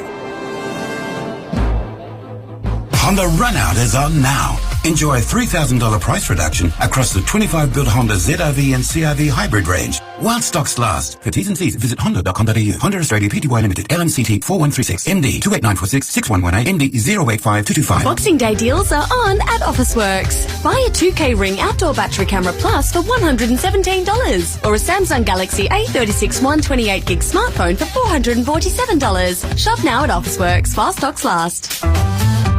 When the Aussies take on England, the rivalry is legendary. But struggling with your telco is not. Thankfully, when you switch to Aussie Broadband, you can put that rivalry to bed. Your internet will be streaming as fast as a Mitch Stark Yorker on a network that's purpose-built to handle high demand. So this summer, leave the rivalries to the ashes and get legendary speed from Aussie Broadband. Make the switch at aussiebroadband.com.au. That's the actual Aussie way. With NRMA Insurance, you could enjoy our multi-policy discount when you take out 2 or more eligible policies. NRMA Insurance, a help company. Discount applies in tiers based on the number of eligible policies. Maximum tier reached at 9 eligible policies. Visit nrma.com.au/customer-discounts for more info. Discount may be subject to minimum premiums. Always read the PDS. PDS and TMDs available from NRMA Insurance at nrma.com.au. Suburban four-wheel drives. Born to roam the wilds, but ultimately trapped in the suburbs. But now Club 4x4 insurance policies free the four-wheel drive, giving cover anywhere you can legally go in Australia. Club 4x4 Insurance. Free the four-wheel drive.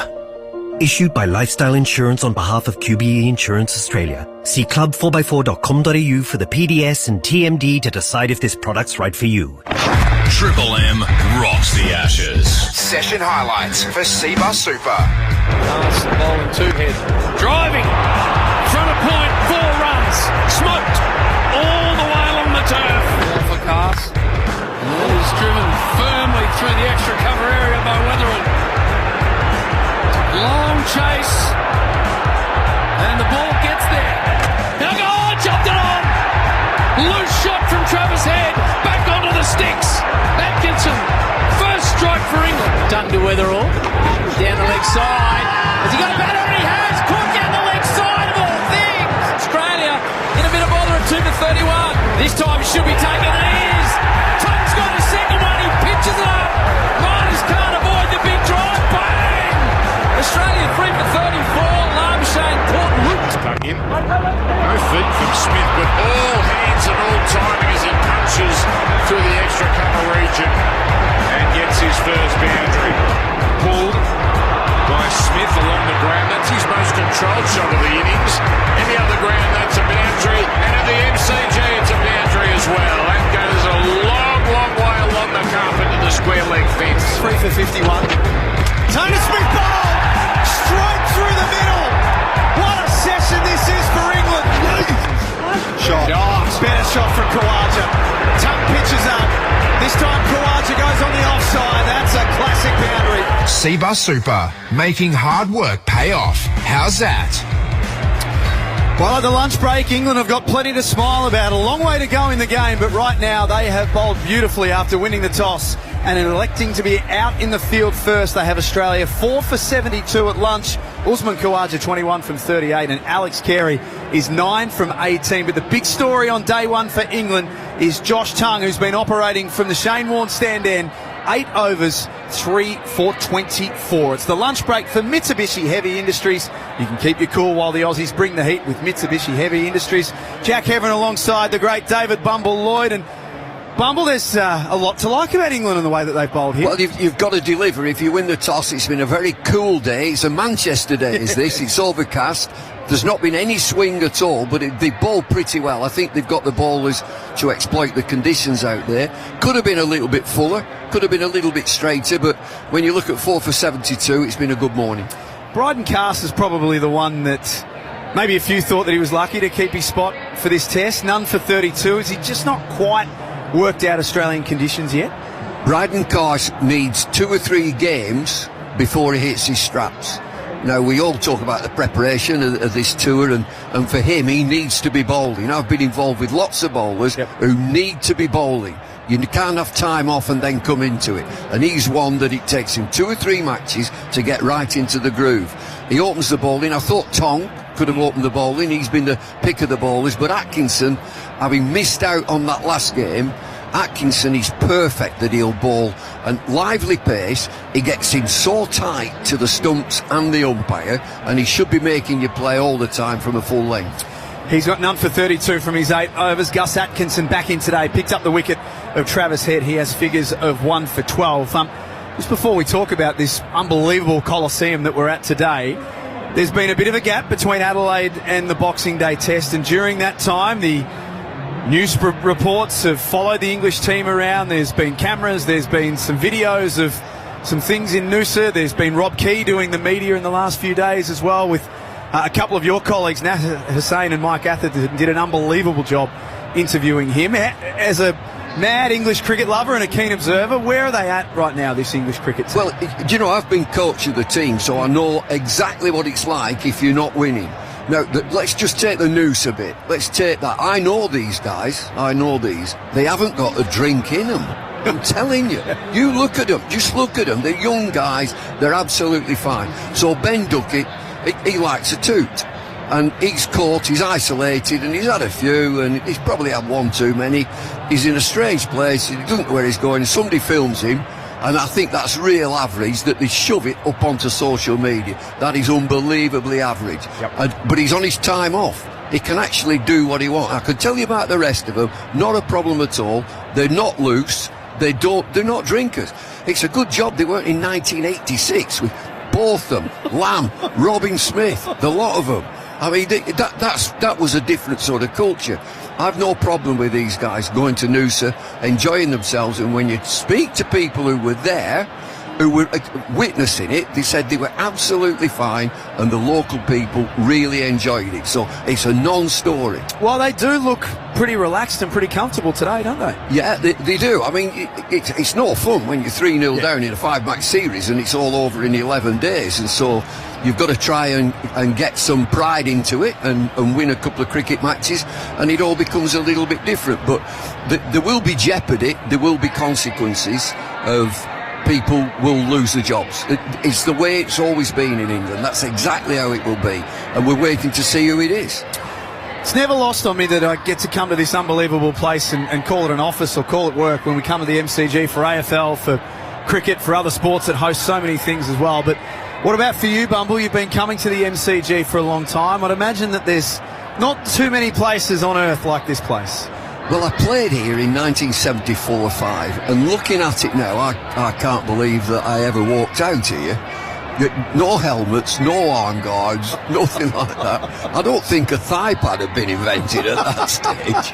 And to sort of come up against Thompson and Lilly and Max Walker and Ashley Mallett, it's a long time ago, but just reflection of looking at 80 or 90,000 people, and you just get a buzz. You don't hear anything. It's just a buzz and a hum around the ground, and then it erupts when there's a wicket, or even if there's a 4, or dare I say a 6. I can tell you I never hit the 6 at this ground. It's a big ground. It is. So 1974-5, Bay 13 was notorious. Absolutely notorious.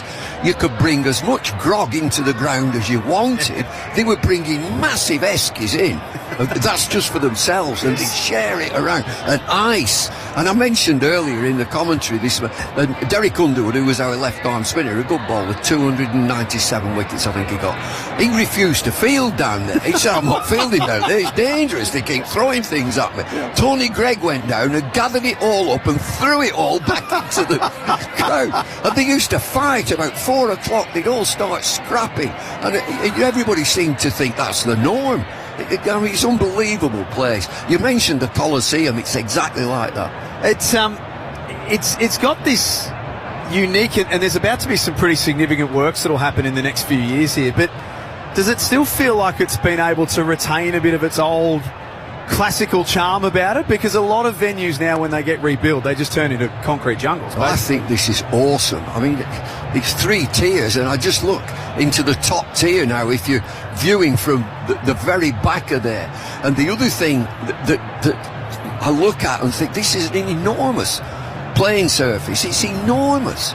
And so, again, when I played, I don't think we had these advertising boards, and so you'd use the whole ground. You know, the little cushions that are around to denote the boundary. I don't think we had them. I think you'd run 5s. You were out of breath running 5s. Well, I'm guessing it's not much fun to be a visiting team here at the MCG either. No, the other thing that I do remember, that we play on smaller grounds in the UK, much smaller than this. And Dougie Walters, who was a gun player, absolute gun player for Australia, and he had a rocket on. You know, he'd go out fielding and pick the ball up and rocket it back in over the stump.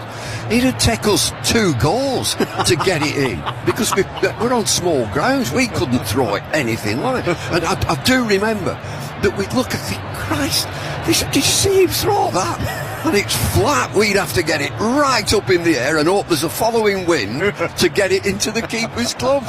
And also, forget this ground, Adelaide, you know the length of Adelaide. Alan Knott was our wicket keeper, so he'd never thrown a ball in his life. And he wasn't keeping this game. He's one of the sub-fielders, and he came on as a sub-fielder. And he's at mid-off, and the ball's driven back down at Adelaide. It's enormously long. And he set off trotting after this, and he threw it in twice. They're big grounds here in Australia. Huge. I mean, they're enormous. And that, you know, you look at the way that our boys play, that they like to get on with it and give it a tap.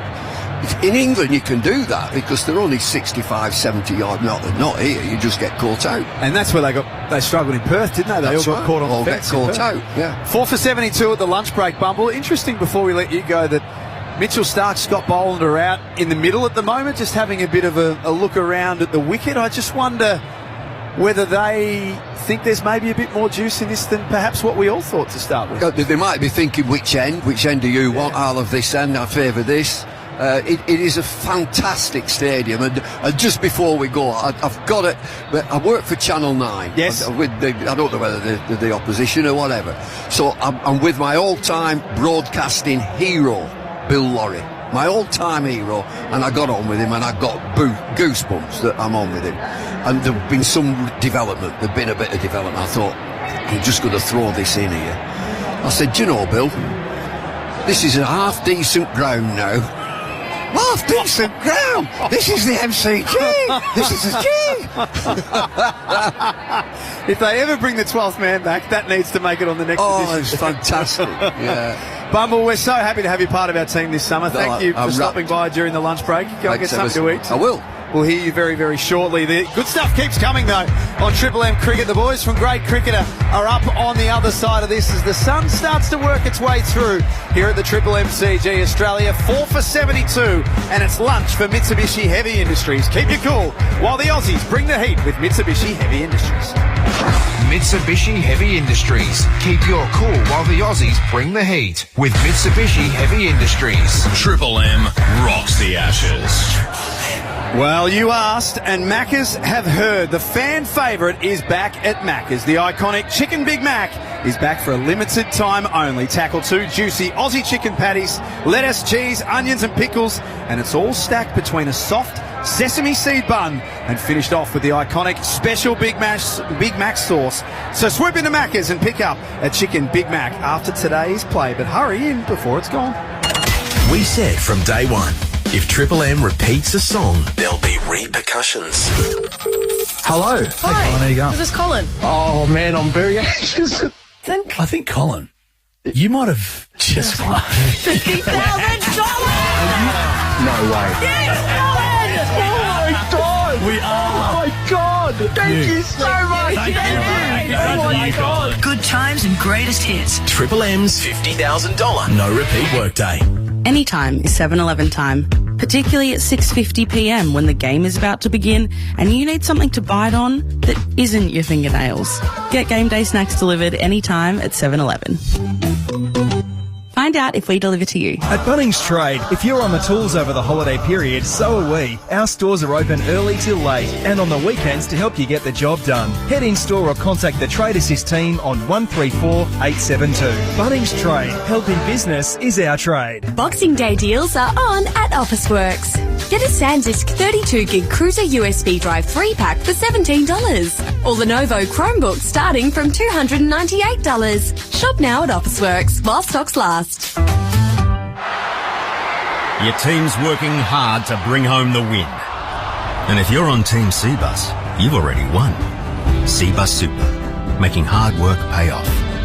Read the PDS and TMD to decide if Cbus is right for you. Anytime is 7-Eleven time, particularly at 6:50pm when the game is about to begin and you need something to bite on that isn't your fingernails. Get game day snacks delivered anytime at 7-Eleven. Find out if we deliver to you. At Bunnings Trade, if you're on the tools over the holiday period, so are we. Our stores are open early till late and on the weekends to help you get the job done. Head in store or contact the Trade Assist team on 134 872. Bunnings Trade, helping business is our trade. Get iPhone Air, the thinnest iPhone ever, this Boxing Day at Officeworks. With A19 Pro chip, durable ceramic shield front and back, and 48 megapixel fusion camera system. Available at Officeworks from $1,497. Summer at 7-Eleven means Slurpee. A little frozen raspberry, a lot of grape. Lid on, then a dash of cola. Mix your summer flavour, only at 7-Eleven. Flavours in store may vary. Hey Merv, did you know England has the record for the highest score in an Ashes match? A mere 903 for 7. Beefy, you're in Australia now, mate. I think you mean 7 for 903. Anyway, we've won 30 more Ashes tests than you lot. Are we going to argue about everything this summer? We agreed on where to go to lunch, didn't we? Welcome to Macca's. It's got to be Mackie D's in the lunch break. It's Macca's, mate. Ba-da-ba-ba-ba. Boxing Day deals are on at Officeworks. Get Intel Core processors that power real-world computing you can count on. Shop now at Officeworks while stocks last. Anytime is 7-Eleven time, particularly at 6:50pm when the game is about to begin and you need something to bite on that isn't your fingernails. Get game day snacks delivered anytime at 7-Eleven. Find out if we deliver to you. Total Tools Boxing Day flash sale is on now. Get up to $2,000 of bonus points to spend on more tools across the store. The more you spend, the more points you get. Spend it on power tools and accessories, nail guns, welders, auto tools, outdoor power equipment and more. Hurry! Total Tools Boxing Day flash sale on now. Total Tools. Every tool, every trade. G'day, it's Justin Langer here. As a batsman, I was always focused on my sight, but I learned the hard way the importance of hearing health. That's why I'm teaming up with the not-for-profit Lions Hearing Clinics to encourage you to check 1, 2. 1, book a hearing assessment with the Lions Hearing Clinic. And 2, receive an analysis from experts, not salespeople, so you get the care you deserve. Lions Hearing Clinics, part of Ear Science Institute Australia. Search Lions Hearing. Tools, tools, tools. Sydney Tools Boxing Day sale is on now. Score up to $2,000 in bonus points. Crazy deals on combo kits, power tools, hand tools, air compressors, lasers, welders and much more. Gear Wrench 12-piece reversible ratcheting set now $89. That's 70% off. Milwaukee 3-piece outdoor combo kit down to $5.99. Save 23%. Sydney Tools. Best prices guaranteed. Shopping store online, sydneytools.com.au. Triple M rocks the Ashes. Mitsubishi Heavy Industries. Keep your cool while the Aussies bring the heat with Mitsubishi Heavy Industries. Merry Christmas to everyone and Merry Christmas to England and their bowling group because they found 4 wickets in the opening session, which is something that we haven't been able to say across the summer, but they have been very, very good so far. A long way to go. Usman Khawaja, 21. Alex Carey is 9. Australia 4 for 72. It's the lunch break for Mitsubishi Heavy Industries. Keep you cool while the Aussies bring the heat with Mitsubishi Heavy Industries. And speaking of bringing the heat, the boys from the Grade Cricketer have bought nothing but heat all summer long, and here they are. This summer, Triple M Cricket has added a big hitting combination to the lineup. We haven't had any top-shelf cricket satire since the 12th man, dare I say. That's so fair. Nice to have you on board. Now, who's the 12th man? Oh, shut up. Please welcome Ian Higgins and Sam Perry, the Grade Cricketer. Australia are 4 for 72 at lunch on your Boxing Day, Australia. A bit of good news, they will not bat again. I have seen enough. England 3-0 down, trips to Noosa. How was the golf? How were the lagers, boys? Were they warm enough for you? Pezza, are we meant to feel sorry for England? No, I'm just hearing a lot of analysts say that England have had a wonderful Christmas present this morning. I mean, Australia have 52 many. I mean, as I stare out at this wonderful Colosseum, and it's the only thing you can call this ground on this day. It's a and it's a home, and it's a cathedral, and it's all those things. Don't mention the boat race. I'm literally seeing Mitch Stark and Scott Boland having a look at this deck, going, I want to look at this a little more closely, because I'm going to get a go on it as well. I think the boys have done well to eke out 72 runs. I'm going to describe the vibe of this day as two teams who don't really want to play cricket. Anymore. England's reasons have been well outlined and will continue to outline them for a long time. Australia, I think they've been on the lash too, but as we understand in cricket and in life, that if you're winning, being on the lash is fine. There's absolutely no problem. That's called winner's pick. But if you lose, get into the nets, start worshipping at the altar of hard work, discipline, patience, etc. More throwdowns. Different to the throwdowns Australia having, those are the small kind of drinks. Khawaja is 21 not out, Carey is 9, and Australia are 4 for 72. Tunga's bowled nicely, 3 for 24 off 8. Cass, less so. None for 32 off 8. Atkinson, 1 for 12 off 9. Those are your three bowlers that are used so far. Pezza, we keep on hearing, and doesn't that, warm the cockles of the heart when a touring team comes to Australia and they say, geez, this is a hard place to come. Now, sure, they've spent 6 days on the lash with their mates. Now, what I wouldn't give to organise a boys' trip to Australia, to Queensland no less, surf, sand and sea, that's another thing. Can they stop calling it sea? It's the ocean. There are sharks in it, okay? You're supposed to be scared. Another mistake in the England narrative. And it's all getting a bit too much. It's 3-0. We come to Boxing Day. These are our test matches, the last two. A lot of English flying out here. But I'm getting a lot of empathy, a lot of sympathy for the England side when it's like, well, make up your minds because 2 weeks ago you said it's no place for weak men. Stop calling it the sea. Let's be clear. There's literally nothing England could say right now that would satisfy us. There are 0 words available to them. Every single thing they say, they're going to be mocked mercilessly. Yes. That's what happens when you are 3-0 down in Australia. I do believe that England have been clear from the outset that they invest in their cricket by avoiding cricket. Right? And some might say that's been a problem. I mean, no serious practice games, deluxe circuit in Noosa, golf every other day, and now that a little bit of detail is emerging of their time in Noosa, we get the opportunity to judge young men drinking, which is obviously something I would never do and have never done in my life. It's a big no-no. And as we've seen with Bumble, it's also an opportunity for more senior men to say, I used to drink more than that. So it's not a problem. Look at my average, look at my test average. So they're completely wedged both ways, the England team, for what they've done. Pitching wedged. Exactly. Greens are a bit slow in Noosa as well. They'll complain about that.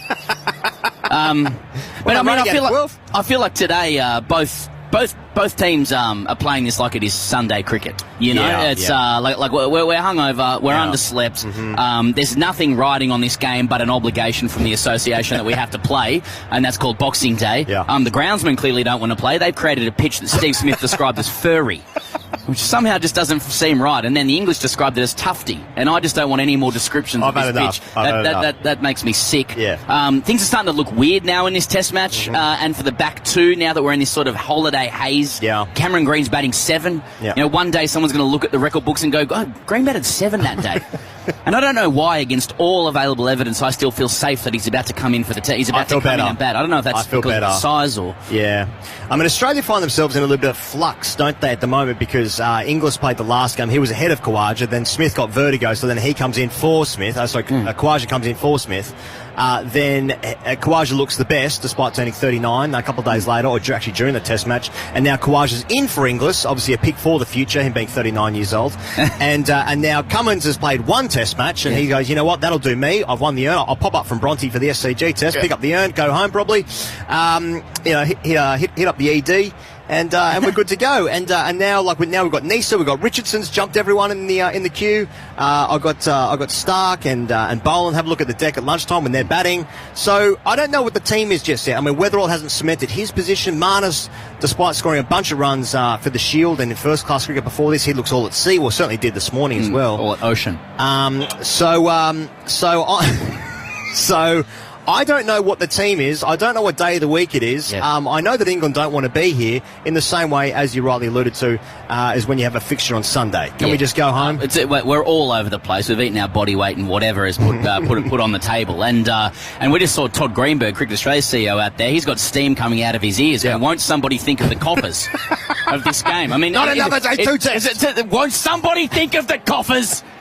It's 3-0. Aren't we meant to be feasting in money now for 5 days? This is when the English have come over. Mm-hmm. This is when, this is all the hope that they were given ahead of these Ashes series. This was the time when these guys were meant to be good at the game of cricket. So they're all here. It's 3-0 down. Can't we roll out a floodie and just enjoy 5 days of something? 5 days. People have been drinking since 8 a.m. here anyway. Now they're winning drinks, so we're not going to judge those ones. That's right? The winner's piss, everybody's all over the place. And Nisa, there's no spinner now, and I'm used to a spinner everywhere. Yeah. Right, there's no spinners anymore. Now Nisa's in probably because Carey can keep up to the stumps, but he won't be able to keep up to the stumps on these tufty tech. On the furry pitch. On the green and furries. You want me to stop saying furry?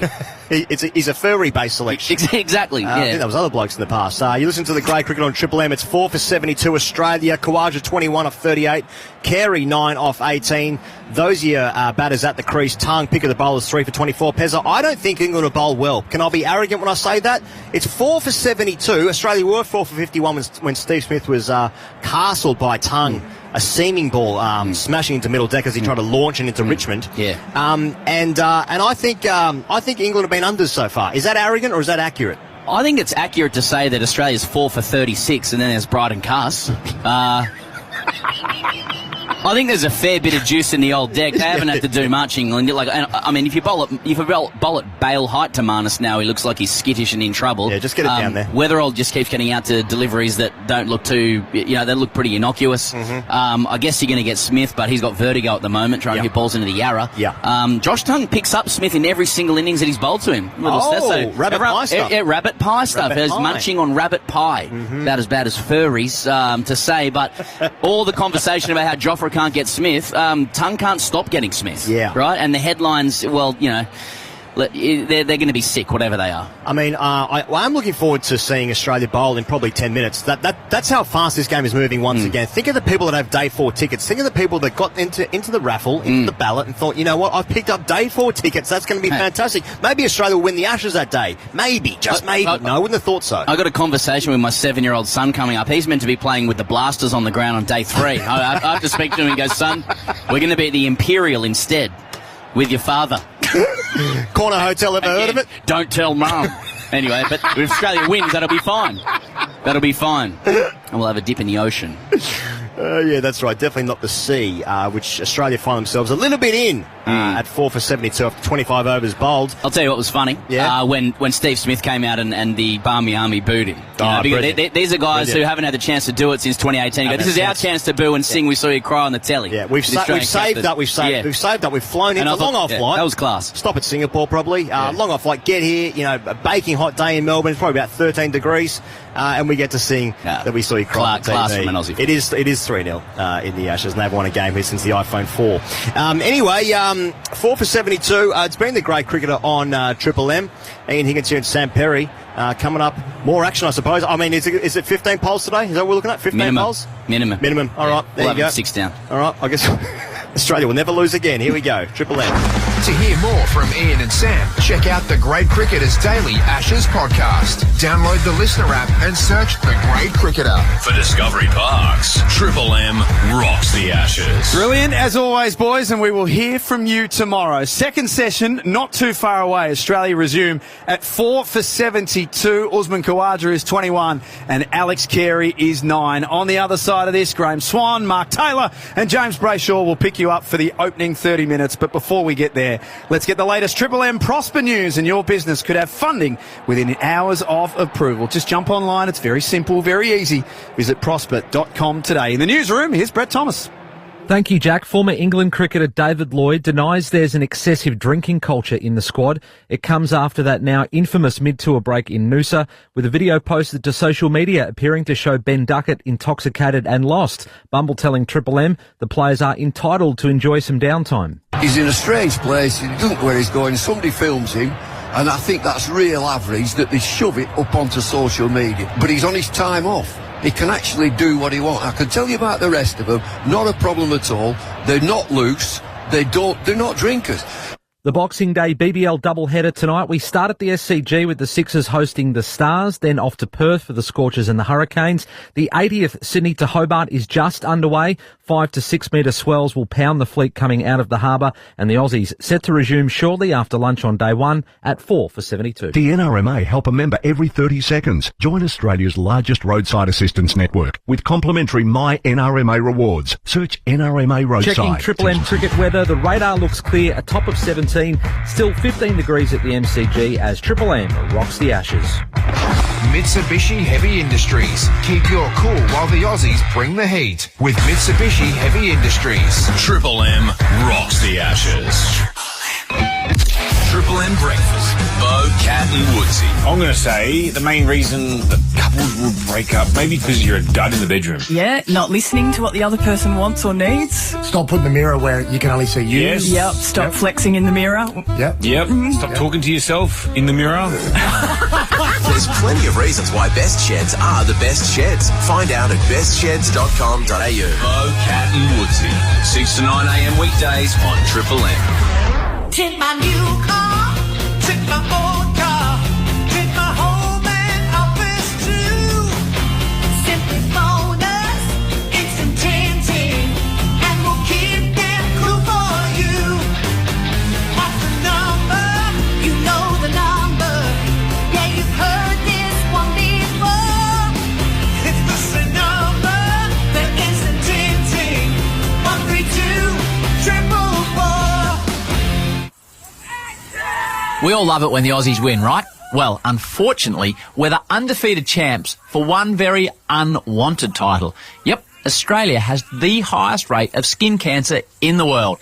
In fact, 2 in 3 Australians will be diagnosed with skin cancer in their lifetime. Let's change that together. When you're outdoors, don't forget to cover up and remind your mates to do the same. Slip, slop, slap, seek and slide. Be sun smart. Save your skin.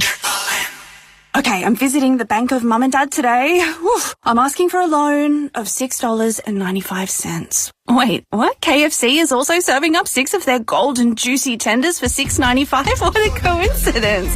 Not everywhere and not forever. Pick up only. Boxing Day deals are on at Officeworks. Get an Epson XP 2205 printer for $69 or an Acer Nitro 27-inch Full HD gaming monitor for $187. Shop now at Officeworks while stocks last. Fight online scams with Trend Micro Security Suite Pro Plus. Triple M Sydney traffic. At Spotlight's great Boxing Day sale, save a massive 20 to 50% off store-wide. Sale on now. T's and C's apply. See website or in-store for details. Check your local store's trading hours. Lots of traffic around the shopping centres this afternoon for the sales. Liverpool, very busy for the Cumberland Highway, congested both ways approaching the Outlet Village. Homebush, heavy delays on Homebush Bay Drive, along with Underwood Road approaching the DFO. Anaconda's Boxing Day event is live. Shop online or in-store today and discover amazing deals on camping, hiking, fishing and adventure gear. Play more, pay less at Anaconda. Sydney deserves a Triple M summer of good times and greatest hits. Only on 104.9 Triple M. Triple M rocks the Ashes. This session for Mitre 10. Get the job done right the first time with Mighty Helpful Mitre 10. Just talking as it's 4 for 72 and the cricket's a little way away about our man Tommy Beers, part of our team here, has put the ring on his beautiful better half's finger. And so well done, Beersy, if you're listening in. Well done. Good work by you. What I will do is I'll tell the story about my own wedding in Perth when we were a couple of days out and things were getting a little tense because the bride was in control of everything and a few things hadn't landed the way she likes it. Tub rings me and says, how's everything going?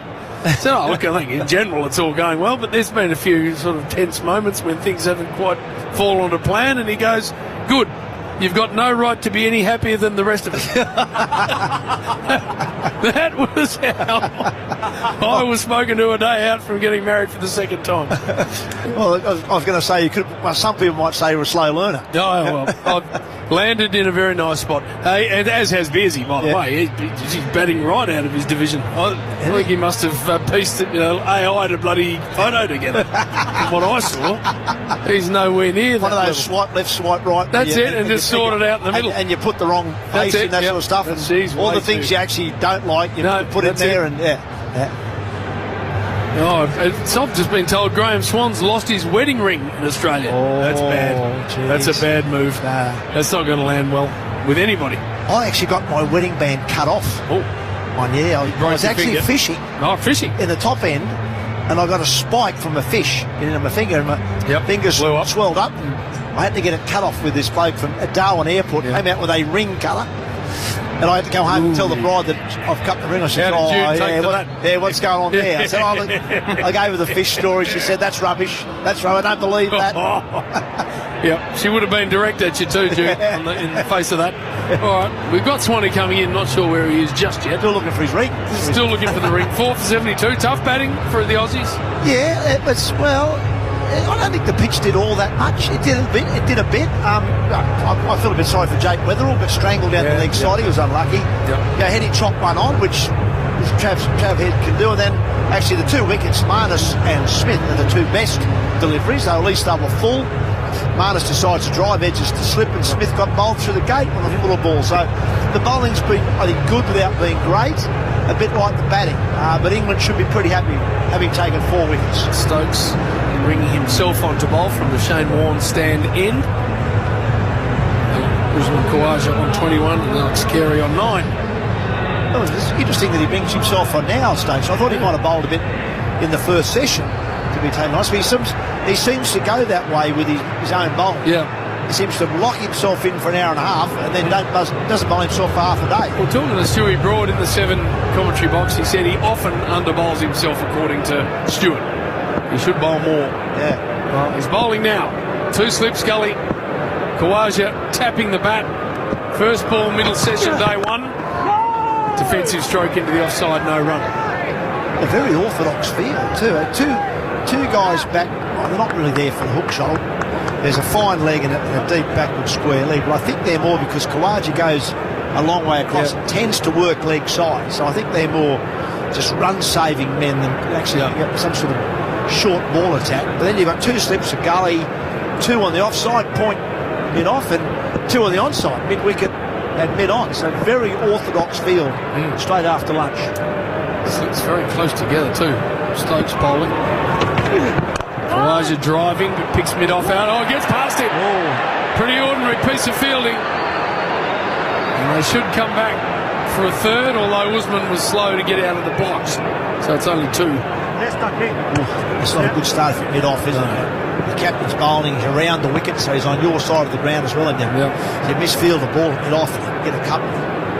There's no way you should be misfielding that. You don't look at your skipper. He's only about 10 metres from him as well. Is that big Josh Tongue? Who was it? No, Bryden Pass. Yeah. Hard to tell with their jumpers on. You can't see the numbers. He wouldn't be looking at mistakes. He's bowling again to Usman Khawaja. Got a little inside edge onto the pad. Pick up one. 4 for 75. Khawaja to 24. I think I'm waiting for the ticker. Yes, that's correct. Big partnership this for Australia. Alex Carey at one end and Usman at the other. But Green to come, who's he's batted everywhere now from 3 to 7 for Australia. He's better than a 7. I'm not sure he's a 3. No. So he's next in, but they've really got to, obviously Australia will be thinking this partnership are the next crucial ones for us. It's Carey on strike with Stokes running away from Warney's stand. Leg slip moves into position here. Full ball jammed down on. Hello, Swanee. Sorry I'm late, chaps. No problem at all. He's just down on the field, marvelling at that session for England. 4 wickets, hardly any cut balls. What's going on with the English bowling? They've learned to pitch it up and bowl at the stumps. Yeah, well, Travis Head cut one, but it went back onto his stumps. But it's just amazing, the fact that Josh Tongue really wasn't preferred going into this series. All he does is pitch it up and try and hit the stumps. A decent lick. It's amazing how successful that can be. It's something novel, isn't it? Bowl at the stumps. Around the wicket, Ben Stokes to Carey. Takes it off his pads to the man at fine leg for a single. 4 for 76. Well, Swanee, I was only talking about at breakfast this morning about the side that you had here in 2010-11. Yes. You were the offie, obviously. Then you had Tremlett, Bresnan, Finn. Yes. 3 guys who, not out express pace. Finney was up there, I suppose, but not express, but bowled straight. Absolutely. And England haven't gone with that theory. They've gone with this idea of having to have really big, quick men. And it really hasn't worked. And now they've got a side, which I say a bowling side, which a bit more resembles that side of 2010. I've got a good story about Bresnan I'll give you in a second. Final ball of the over. Jumping defensive shot, 4 for 76. Hold that thought, Swanee, for Discovery Park's Triple M Rocks cricket. Total Tools Boxing Day flash sale is on now. Get up to $2,000 of bonus points to spend on more tools across the store. The more you spend, the more points you get. Spend it on power tools and accessories, nail guns, welders, auto tools, outdoor power equipment and more. Hurry! Total Tools Boxing Day flash sale on now. Total Tools. Every tool, every trade. Graham Swan, Mark Taylor in commentary, 4 for 76. Atkinson, who was really good in the first session to charge away from the members end and bowl to Alex Carey. We were talking about Mark Bresnan.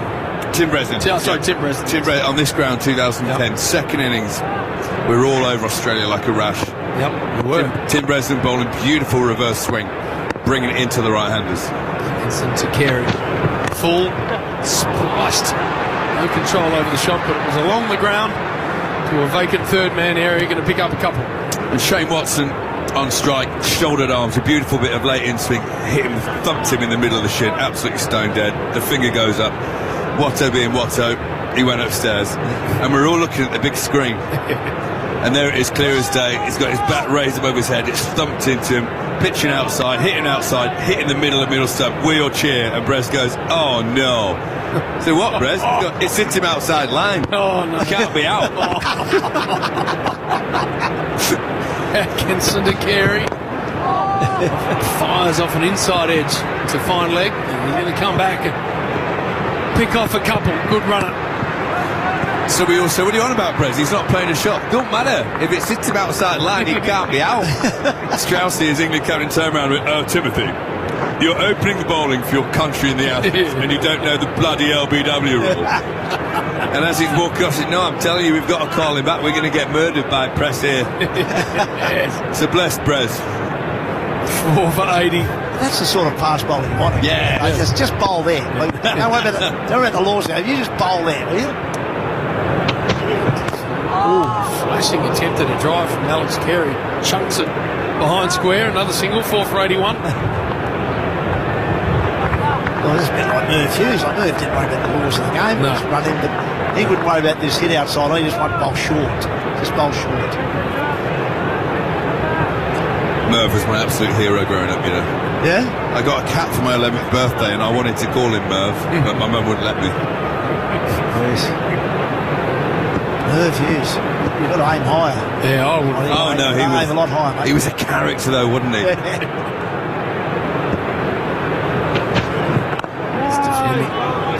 I'll tell you what, in those early, my start of my career, I used to get into the heads of some of those English batters, you know, yeah, because he'd follow through and stand over them with a big moustache, sweaty, snarling at him. Yeah. Oh, he was classic. Hairy eyeball. I I used to love his run-up because he had a big bloke, but he had a dainty little run-up. Yeah, he did. And he sort of rolled his arms. Oh, I used to love watching Big Merv bowl. And he used to have this thing, if he bowled the ball down the left side, he'd put the hand up in front of his face and drag it down across his body to say, I've got to follow through over there. Atkinson to Khawaja. Plays and misses a beauty outside the off stump. Yeah, so he'd do it a lot.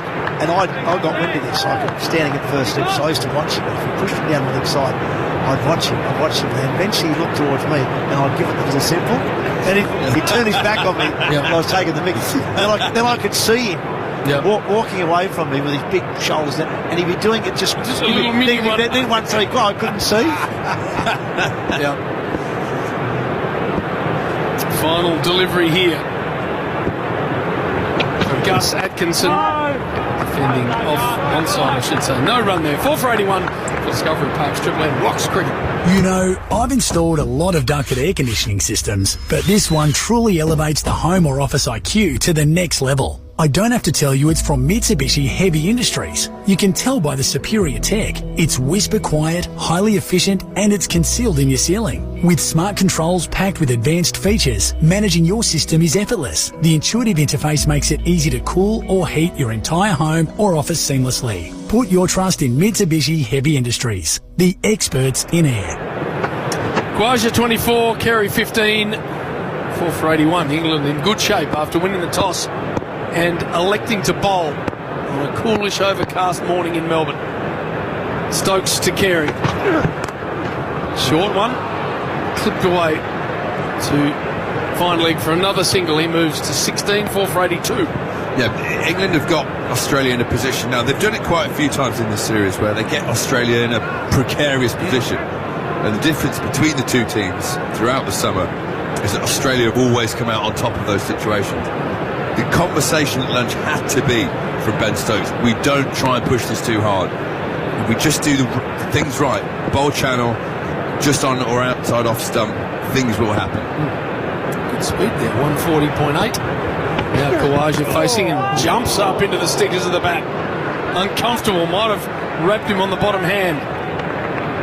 Well, I like the fact that Stokes has brought himself on after lunch. I've been handed a card here saying that Alex Carey has been one of the players of the series. Stokes has got him twice in this series.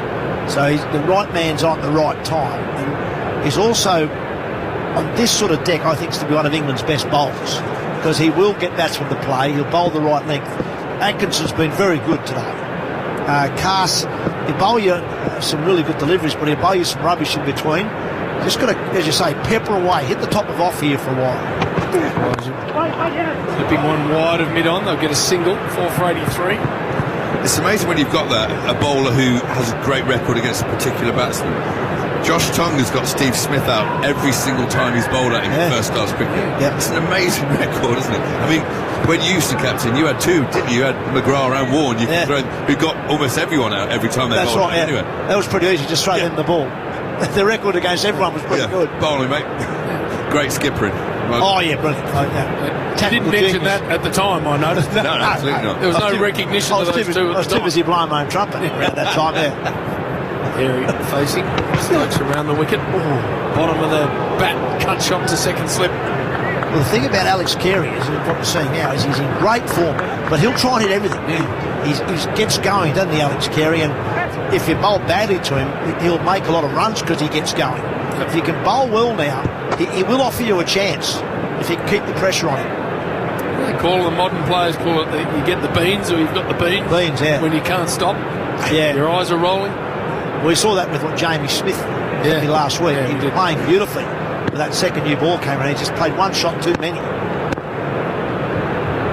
Stokes at the crease. Carey driving, beautifully fielded off his own bowling, Ben Stokes. Otherwise, that's a boundary. What an athlete Stokes is. I mean, he is the fittest of the England players. He's forever training in the gym. And it showed here. He's been driven hard down the ground. Stuck a right hand out. It's gone straight in the middle. Somehow didn't fall over in the process. Then just flicks it nonchalantly to the keeper. Most fast bowlers would have ended up, they'll be still on the floor right now. With the ball under the side screen. Trying to pick their big guts up off the floor. Final ball here. Stokes to Carey. driving with no real power through the offside, who pick up 2. 4 for 86. Carry to 18. Discovery Park's Triple M rocks cricket. Don't let your cash flow reserves run out. Visit prosper.com today. Prosper have been helping Aussie small businesses thrive for over a decade with funding solutions for cash flow management and growth opportunities. The online application is easy with fast approvals and funding possible in hours. So what are you waiting for? Visit prosper.com today. That's PROSPA. T's and C's and standard credit criteria apply.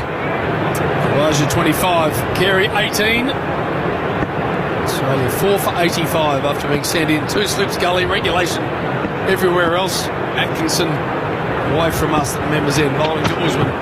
Lets that go. Now you're talking about Tim Bresnan not knowing the rules. Yeah. I remember my old man telling me, because my father, you probably know this one, he was very, very good first-class cricketer for years in the West. He played with a bloke in the 70s, who literally, a batsman by the way, who thought you not only had to tap your bat behind the line, you had to get both your feet behind there as well. What with running between wickets? And the old man said we literally had to grab him at training, and it took half an hour to explain to him. He's gone, no, you're wrong. No, you've got to have your feet behind the line. Did he think you had to say in as well? How the hell do you get to that level?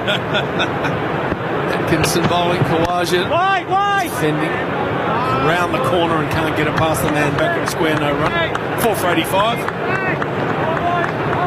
Really is an amazing ground here, this MCG, isn't it? Just looking at it, I mean, we know it's a monstrous ground. The boundaries are 10 yards in of what they used to be. You must have played it when it was the road all the way back to the ball. When it was proper. Just the fence. Proper cricket. No, I agree. I was a spin bowler. I agree completely. It was always harder in those days too. The bats weren't as good. With your Simmons Super Tusker. That's it. And they're back. Are they? The Super Tusker is back.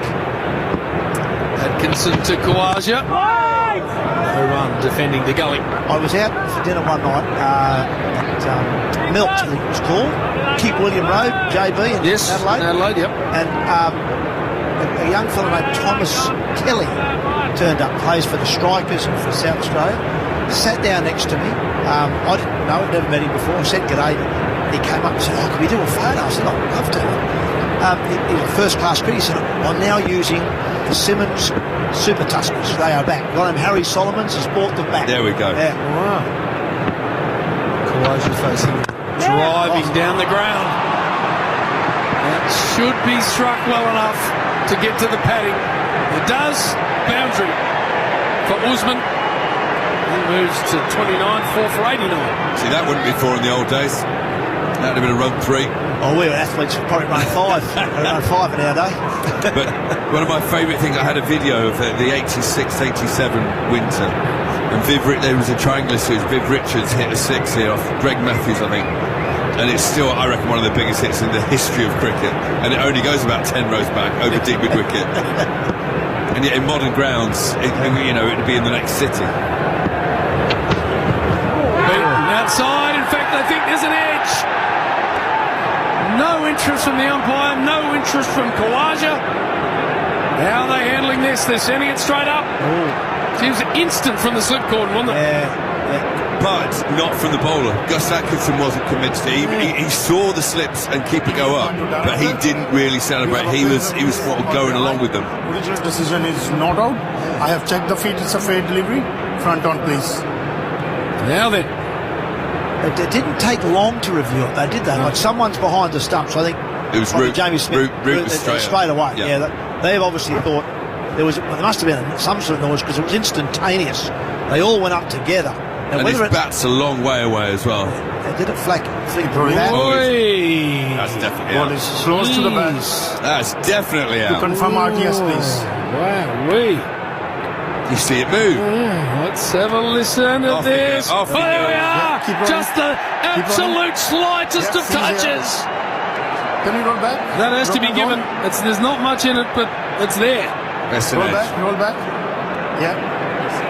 Yeah, I can see there is a spike when ball passes the bat. Yep. Gotta go. Big Please moment. change your original not out decision. Stand by. I'll let you know when you're on screen. You're on screen. Make a signal, please. There it is. 5 for 89. The Poms have got the Aussies by the pill bag, and they're bloody squeezing. For Discovery Park's Triple M Rocks cricket. Your deck is the perfect pitch for a summer barbecue. Like an expert groundsman, you've prepped it before, but this season, you're bringing out the big guns. The Karcher Pressure Washer. Blast months of dirt, spills and whatever that green patch is faster than a spinner drifting one through the off stump. Connect the EcoBooster accessory and clean 50% faster. Whoa. Go big on cleaning, save big on time. Check out the Karcher range in-store or online at karcher.com.au.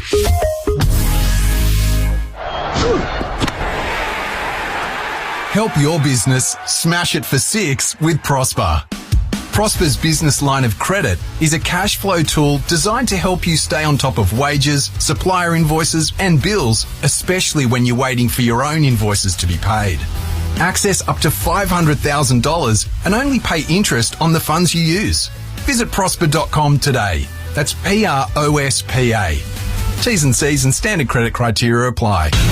For Discovery Parks, Triple M rocks the Ashes.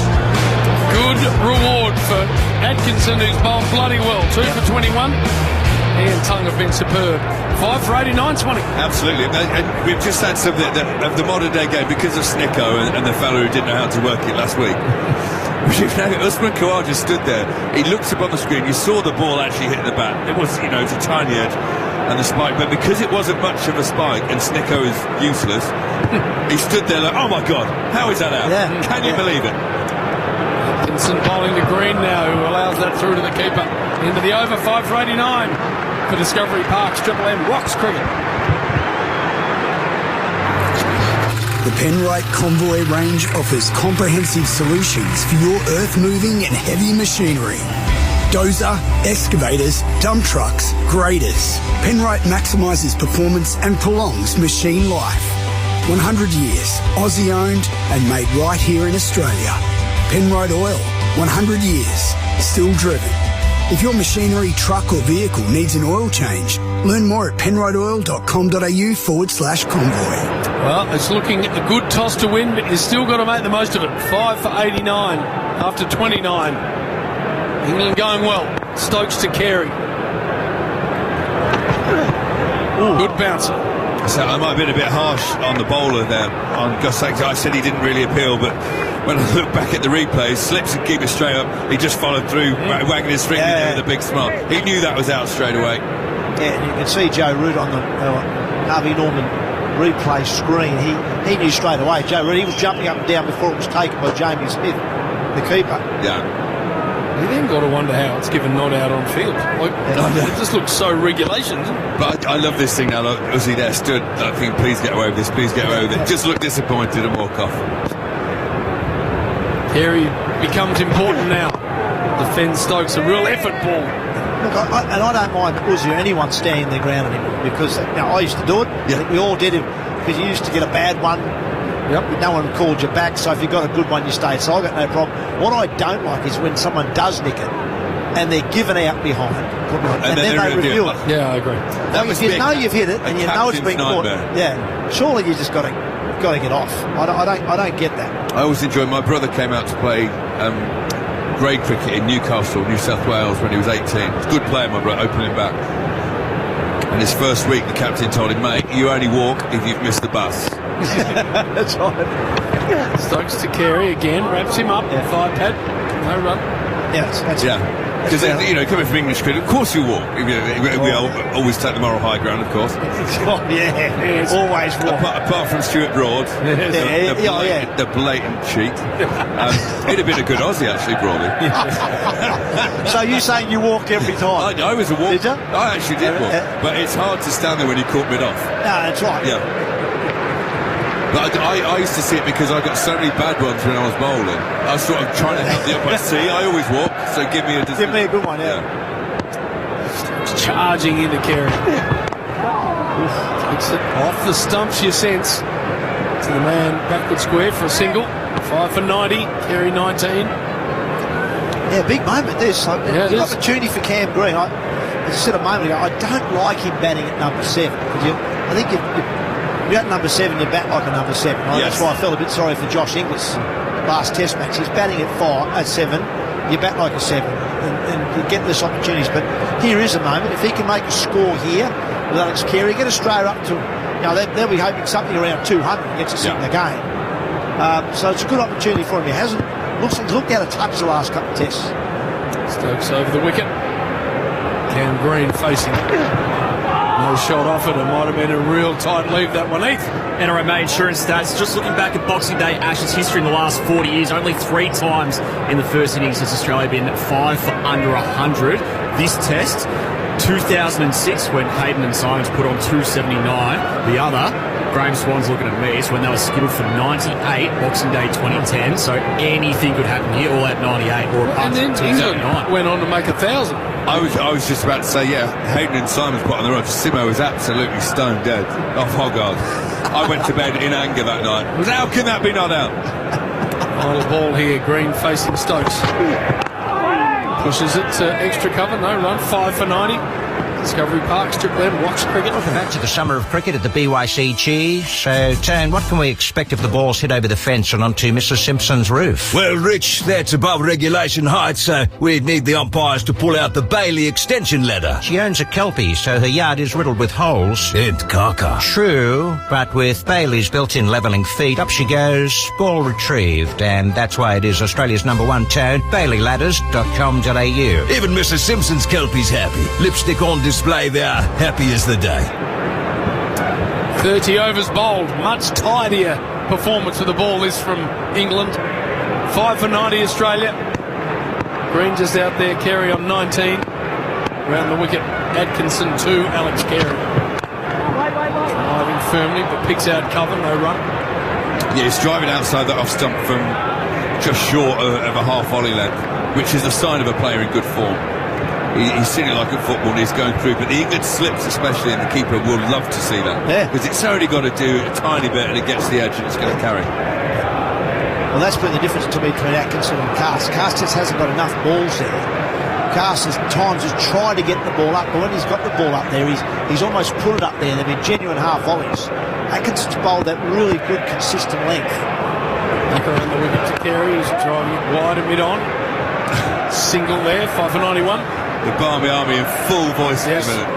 Well, they've taken over one of the most sacred parts of this ground, Swanee. They've been allowed into Bay 13 and they're taking full ownership. I know. Is it the Merv Hughes Bay 13? Well, it was DK Lilly really tub, wasn't it? That was when the Lilly that used to come from Bay 13. And then Merv took it over. Merv with the calisthenics, doing all the stretches and what have you. They're loving it, that crew. Oh, look at them. It's a great song, this one as well. Atkinson to Green, no shot. The Army, the Barmy Army, and we are mental, and we are mad. We are the loyalist cricket supporters that the world has ever had. Very good. Beautiful. So, one of the songs that something is you only sing when you're winning. Yeah. That's a song they use in the soccer, isn't it? When football, yeah. Yeah, because one side scores a goal and the other side, then they all start singing, and the other team says, "Oh, you only sing when you're winning." Atkinson to Green, fishing outside the off-stump gully. So you reckon Australian crowds, we should be really good. We should be fantastic because we're winning all the time here. You should, but that's the we should point. be great singers. But you don't have that culture of just singing about everything that the English have got, that the Europeans have got. Like European football game, when you go to watch the electricity's off the charts. Yeah. If you've got YouTube or search engine, whatever, have a look at AC Milan home game at the San Siro. The song they're singing at the start, 100,000 people singing this Italian pop song. It's phenomenal. It brings your hairs on the back of your neck. And so easily evaded. Howard Hughes and Ward to come in next. Well, back in the day, Tom, it was always nowhere near as sophisticated as this singing. It was always, "You're going home in the back of a divvy van," because they'd always fight over there. Yeah, you're going home in a red and white ambulance. They would have to strangle them up the race and down into the cop car. Final ball here for Gus Atkinson, just sending Duckett back on the hook in front of square.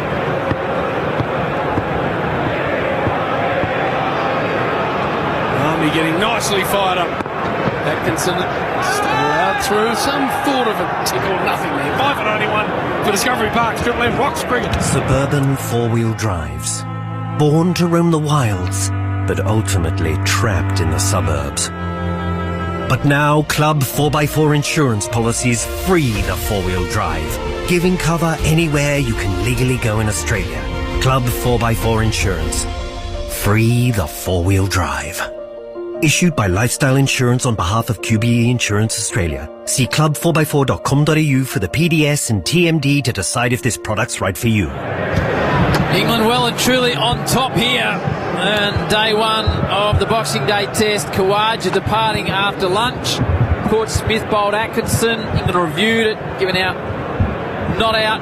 Just a little tickle. Snicko sent Khawaja on his way for 29. Carey's 20. Green's yet to score.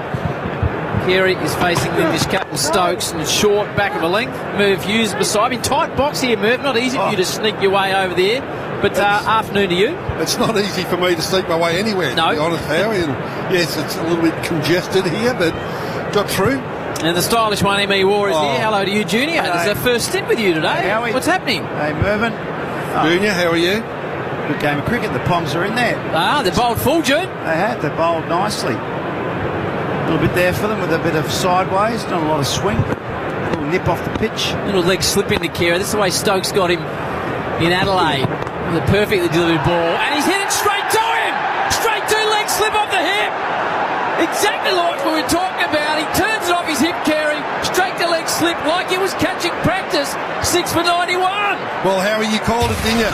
Exactly the same way in Adelaide. Got inside it just with the angle of the ball, just on the leg glance, full face of the bat. It's a nice shot if leg slip isn't there. Everything going right for England. Carey departs. It was like catching practice.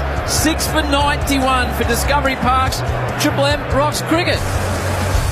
Total Tools Boxing Day flash sale is on now. Get up to $2,000 of bonus points to spend on more tools across the store. The more you spend, the more points you get. Spend it on power tools and accessories, nail guns, welders, auto tools, outdoor power equipment and more. Hurry! Total Tools Boxing Day flash sale on now. Total Tools. Every tool, every trade. When it comes to share trading, paying fees is like leaving your stumps wide open. With IG Share Trading, invest in all Aussie shares for zero commission and go global with zero commission on international shares too. Just a 0.7% FX fee applies. Less money paid in commissions, so you'll have more to invest. That's smart trading. Download the IG Trading app today. T's and C's and other fees may apply. IG Australia Proprietary Limited, AFSL 515106. For Discovery Parks, Triple M rocks the Ashes. 6 for 91 on the Triple M Mitre 10 score. The Aussies get the job done right for the first time with mighty helpful Mitre 10. Yes, 6 for 91. That's exactly what we were just talking about, Jude. Sloppy. They've batted poorly, Australia. I know there's been a bit in this track, but you look at their dismissals. That was just worked beautifully for England. I'm not sure why they had a leg slip for Gus Atkinson, but now I know why they've gone for Ben Stokes. And Alex Carey's just almost like catching practice. Good catch by Crawley, though. Nisa. 3 slips in the gully. 6.91 faces Stokes and sways out of the way. Well, we just talked about that's the way he got out in Adelaide. It was nowhere near as short. It was just a regulation leg glance straight to the leg slip. Off the full face of the bat. And you know the thing that really hurts is that Bay 13 is going off because England are going well because it's full of Englishmen. Yeah, that's just not right. That is unusual. No, but as you said, Howie, the leg slip was there for a reason around the wicket with that angle. Just played a beautiful leg glance. Obviously uppies, but who expects a leg slip to be there? You know he's there, and Carey looked as though he was going to try and hit it wider, Robbie. Tried to, I think, yeah. Second Australian caught down the leg side. Nisa defends, who is a very capable batsman, but with crisis comes opportunity. Cameron Green, 0 off 7. If Australia's ever needed Cam Green to knock up a half century, this is it. Exactly. He's in at number 7. He's been battling for runs. Gets a great opportunity to dig Australia out of a hole. Alex Carey's normally the one that digs Australia out of the hole, but he's in the hole, so someone else has got to get the shovel out and do some heavy lifting. So great seeing conditions now. The sun's out. It's still a breezy, coolish day. I think it's probably about 17 degrees. Haven't seen the latest crowd, Heath. I presume it's above 80. We'll get that from the NRMA insurance stats in a moment. Stokes, 1 for 9, the Stoker. To Nisa, playing his first red ball test match, his 4th test overall. He defends. Where are we at with crowd, Heath? NRMA insurance stats, 86,623 here at Triple MCG. So that's what happens, June, when you put things on in the sporting capital of Australia. They turn out. Right. They know it's not going to rain. They know it's going to be okay, and they pack them in. Well, I'm enthused by that, Howie. I don't think our friend from Sydney is. Well, Howie's the long range. 95,000 here, didn't they? Where's the other 9? Oh, we're still on the way. On the way. At least it's not raining. When's the Sydney test? Oh, it won't rain. It's been very dry, mate, in Sydney. Yeah, until the test dry. arrives. Very dry. Final ball to Stokes over to Nisa. Australia 6 for 91 in all sorts of trouble. Defending England miles in front of the test match at the moment for Discovery Park's Triple M Rocks Cricket. Sort your summer out with Ream, so you're coming on steady, hot and strong. Australia's favourite hot water has the coolest giveaway. All thanks to Ream, just head to the Triple M win page for your chance to win a Sea-Doo Fish Pro Sport and Ream Solar Cool Cabanas. Solar, electric, gas and heat pump water heaters for your home. Ream also now has heat pump pool heaters. Ask your plumber to install a Ream. T's and C's apply. Ream, for the hottest in hot water you've ever seen. New South Wales permit number TP00328. For Discovery Parks, Triple M Rocks Cricket, Discovery Parks, more than 90 iconic destinations, so you can do it all at Discovery Parks. Atkinson's got 2 for 22, Australia's 6 for 91, Green 0 off 7. There's a big cordon awaiting the drive, and he defends. Right, how's Cam Green played this? This is a massive innings for him. Well, I mean, he's got to get through the first 10-15 minutes. I feel like he's most vulnerable then. His footwork's a bit clunky when he first comes in. He's a big, tall guy. His head position sometimes gets in the wrong position. So it's just a matter of getting through the first 15 minutes, then he'll get back into his rhythm. He's a good stroke player, we know that, but he's always vulnerable early on. Like any batsman, Jim. Some more than others. I mean, Sean Marsh, for example, Cameron Green. Opens the face and just guides it to cover point, no run. It's good bowling too. It's amazing what happens when the bowlers dot you up. So the last 4 overs, there was a boundary hit, then a wicket, and then there was dot, 1, dot, 1. So as soon as you dot the batsman up, put pressure on the batsman, keep him on strike, not letting him turn over the strike, and you can just hone in on one batsman. Yeah, well, I think they're getting their length right more than anything. I know they're full length, challenging the edge or the stumps. And beats Green with a full ball. But that will be the great lament. At the end of the day's play, if England have a good day from here on in, their fans will be, that was fantastic, but why didn't we see it from the start of the series? That will be the lament they come back to, this full bowling. And they're right, exactly. There's a lot of ifs and buts about this England team. They can do it, they've got a bit of talent. Yeah. But it's about discipline, concentration. I think they've had bad field settings. I've got to be honest, a lot of the test matches. I don't think the bowlers have been in sync with Ben Stokes a lot of the time. As full worked away, Green through squarely. He'll come back for 2 to open his account. Tung's been a nice inclusion. 3 for 24. He was good in Adelaide as well. He's looked handy, Jay Tung. He's been fantastic. Picked up, 3 wickets today. He's got the ball in that shoebox around off stump. He just keeps hammering away the top of off stump and just that little bit of nibble. And the ball that got Steve Smith was an absolute corker. Top of the stumps, outside off stump, just jagged back a little bit. And that's what they've needed the whole series, is just a little bit of consistency in their execution. This man, 2 for 24, he does have consistency, Atkinson. He bowls pretty good length. Worked away to mid-on, no run, 6 for 93, Green 2. He was unlucky in the early test in Perth. Then the Gabba, he looked like he lost a bit of confidence, picked up a couple of cheap wickets, then he got dropped. But I don't know whether they seem to have a lot of faith in Bryden Carse, who I don't think's anywhere near as good a bowler as Gus Atkinson. They love Carse. They do, I think. Well, Durham teammates. Stokes. And Stokes bowls him when he should be bowling himself. Must be his golf buddy as well, I think. I don't know. His second spell today, Carsh, you are hoping that it'd be Stokes bowling it. Just ducks under a short one easily. 2 from the Atkinson over. He's got 2 for 24. Nisha's yet to score. Green's 2. Last man to go, Carey for 20. Caught by leg slip. 6 for 93 after after being sent in the Aussies. Discovery Park, Triple M rocks cricket. Summer sounds like friendly competition and the crack of the bat. Beautiful off drive. Whether you're on a road trip or chilling at the beach, play along with Quizmas Time with Hamish and Andy. You and I are going to play together, see if you can beat Hamish and Andy. Plus, catch every ball and every live call And it's smashed into the sticks. with Triple M Rocks Cricket on Listener all summer long. That's just power. Download the free Listener app to listen now. Listener. The Stoker to continue from the Shane Warne stand end. He's got 3 slips at gully. Cover point, mid-off, mid-on, mid-wicket, and deep fine leg. Just making a slight alteration now, the Stoker. Just adjusting things. Now he's good to go. The Talisman 1 for 9 off 4. He's had a tough week. And he's performing ball in hand to Nisa, who's yet to score. He's still yet to score. Beaten by maybe a slower one outside the off stump. Just made it stuck in the pitch a bit. I think it was slow, but it did seem to stick in the pitch. It didn't carry. Jamie Smith's got a bad habit of standing too deep, the wicketkeeper. That one was a bit of a cutter, I think, but definitely wasn't a slow ball. Just held its line, didn't it? Nisa was trying to hit it through mid-wicket rather than trying to hit it through the offside. Yeah. First red ball test for Michael Nisa. He's been a pink man to this point.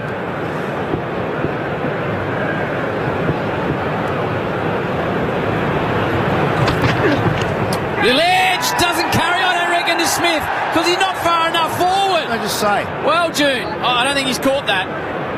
Everyone's carrying on, and the way you tell is by the keeper. He's not enthused at all, is he? And they're going to go upstairs, so it's going to be a review from the umpire. Move up. Well, this is what you were just talking about. We talked about the leg slip, there was a wicket. You talked about Smith not being up far enough. I'm sure that bounced. We'll go upstairs. Nervous times, nevertheless. So it's umpire's review here, and surely Smith has got if the fielder's got any doubt in his own mind, I have checked the feet. then there's got to be a problem. Did he give it out or he didn't signal? No, well, they're just trying to figure out whether they carried. Body language says it hasn't carried. Yeah, no, I think straight away though. Oh, June, you just told him to move up. Well, he see. catches everything around his ankles. Definitely hit it, Nisa, and Can you roll back? He's not going to carry, I don't reckon. No, that's well short. Move up. Yeah, can you roll back? I just want to confirm. You need to listen to the Rolls-Royce M.E. Ward. He'll tell you how to play cricket. Yes,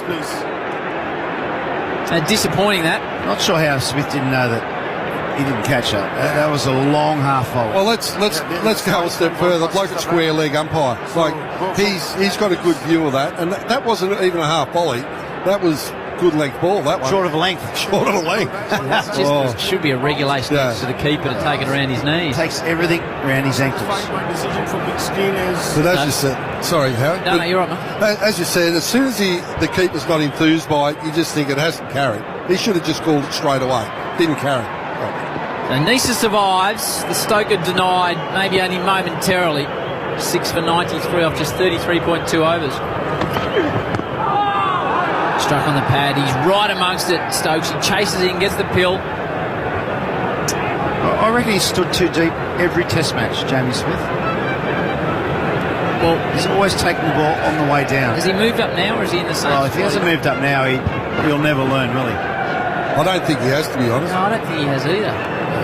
Now, Howie, yes. You mentioned the great man's name before, Shane Warne. Shane Warne stand. If you're at the G, if you're having a listen, they've got the health checks. They're doing the health checks. It's going to take you 5 minutes to go and do a health check. And the Shane Warne Legacy Foundation is doing a fantastic job. Stokes to Nisa. Have you had it done, Merv? I will do it later. I'm having a talk with Jackson and Brooke and Summer during the tea break. So Dan and myself going to have a chat to them. And also they've got the Shane Warne exhibition down in the museum. Yeah, I'm heading down there for the Fox Street at lunch break tomorrow, I think, with Jacko to take us on a tour, including, I believe, the Gatting ball. Yes, that ball. I'll mention that ball to you in a moment. Stokes to Nisa. 3 slips in a gully. He's got 1 for 9, the Stoke. Last man to go, Carey. He was caught for 20. Nisa drives confidently. He gets his first test runs in red ball cricket through the offside for a couple. 6 for 95. I was lucky to spend a couple of hours with Jacko about 3 months ago down at Warnie's old sort of warehouse down there. And he was just showing me, I had a look at some of this stuff, and he was pulling out, those plastic containers full of stuff, and he said, this ball, we've had it analysed. We reckon this is the Gatting ball. And it just didn't like, analysed? Well, they had to check it off to get it officially represented as the right ball. Yeah, DNA test. And it was just sitting in this container amongst some whites and stuff. Would have Murph's saliva on. Well, there you go. But it's great to see it on display now, so get yourself along and have a look at that. Nisa chops down on it. Stokes is targeting the pads using the angle in. 6 for 95 after 34 from Discovery Parks. Triple M, Rocks Cricket. Try being sad on a Sea-Doo. Well, wait. Yeah, you can't be sad on a Sea-Doo. The Sea-Doo summer run-out is nearly over. Sea-Doo's starting under 10 grand with extra extended warranty for a limited time only. Why wouldn't you jump on that? It's the perfect time to get out on the water and feel the freedom of your own Sea-Doo. But these deals are for a limited time only and while stocks last. So don't wait. Visit your nearest Sea-Doo dealer now and grab a summer run-out deal while you still can. Stokes has got the most wickets for England on the tour. 10 wickets at 24.4 behind Boland. And Stark leads the all-comers with 22. Atkinson's got 2 for 24 from 13. Good seeing day now. Bright and breezy. Coolish at the MCG. Green hasn't been convincing yet for his 2 from 13. Can he get some fluency? Full drive straight down the ground. Doesn't beat the field. He'd be disappointed he didn't manage to put that one into the gap. Reminds me of Tom Moody. Obviously he's so tall, but West Australian, but very similar style player. A bit quicker than Moods with ball in hand. He had some good mediums there. Moods was a handy bowler, though. Little leg cutters. Was handy, not overly quick, got the ball in the right spot. Good fielder too, wasn't he? Good hands. He won a World Cup with you, didn't he, Judy? Yeah. Been the one in England? 99, yep. And he took down Pakistan. Green. Good evading the short ball for a big fella, just ducks under. He normally plays the short ball well. It's good bowling though, Atkinson. He's saying to I was going to say big Tom Moody, big Cameron Green, you cannot just keep lunging forward. I'm going to stick one up you every now and then just to get you back. And that was very short. It was leg sideage, wasn't it? Murph Hughes style. Wasn't that short? No. It's almost a half volley compared to your normal length. May 13 in the Barmy Army, bathed in sunshine. Atkinson's got the 37 on his back. He's got quite short steps approaching the crease. Green leaves alone. How was Christmas yesterday, Junie boy? What'd you get up to? Good, yeah. Played a lot of front yard cricket with my younger brother Danny's boy Ace. He's 9 years of age and he just loves any sport. Ace War? Yeah. Good name. Yeah, good name. He's got some future with him? Yeah, he's got some talent, yeah. Okay. And how'd you go? You slap him all over the park? I went all right. Yeah, I was happy. Did you have the collar up? Did you have the pole over the collar up in the front yard? T-shirt. Oh, come on, June. T-shirt. But no, he played. He wanted to play all morning, all afternoon, all night. You put a bit of your YouTube work on and say, have a look at this, son. No, I didn't. Atkinson to Green. Who was doing the cooking as he works it just forward a square green. You'll get a couple in the wide open expanses. 2 for 97. Was Kim Moore doing the cooking? Kim did a bit of cooking, Okay. Oysters, prawns. Nice. With turkey. What about you, Merv? How was Christmas for you? Christmas was fantastic. What did the Hughes get up to? The Hughes just travelled over to my wife's sister's place. Where's that? Liz over at Oakley. Oakley, okay. So Oakley area. It's not Murrumbeena, might be, or Oakley, but fantastic day.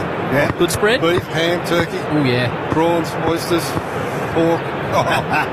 Not much salad. No. Happy days. Not much salad. Green defending.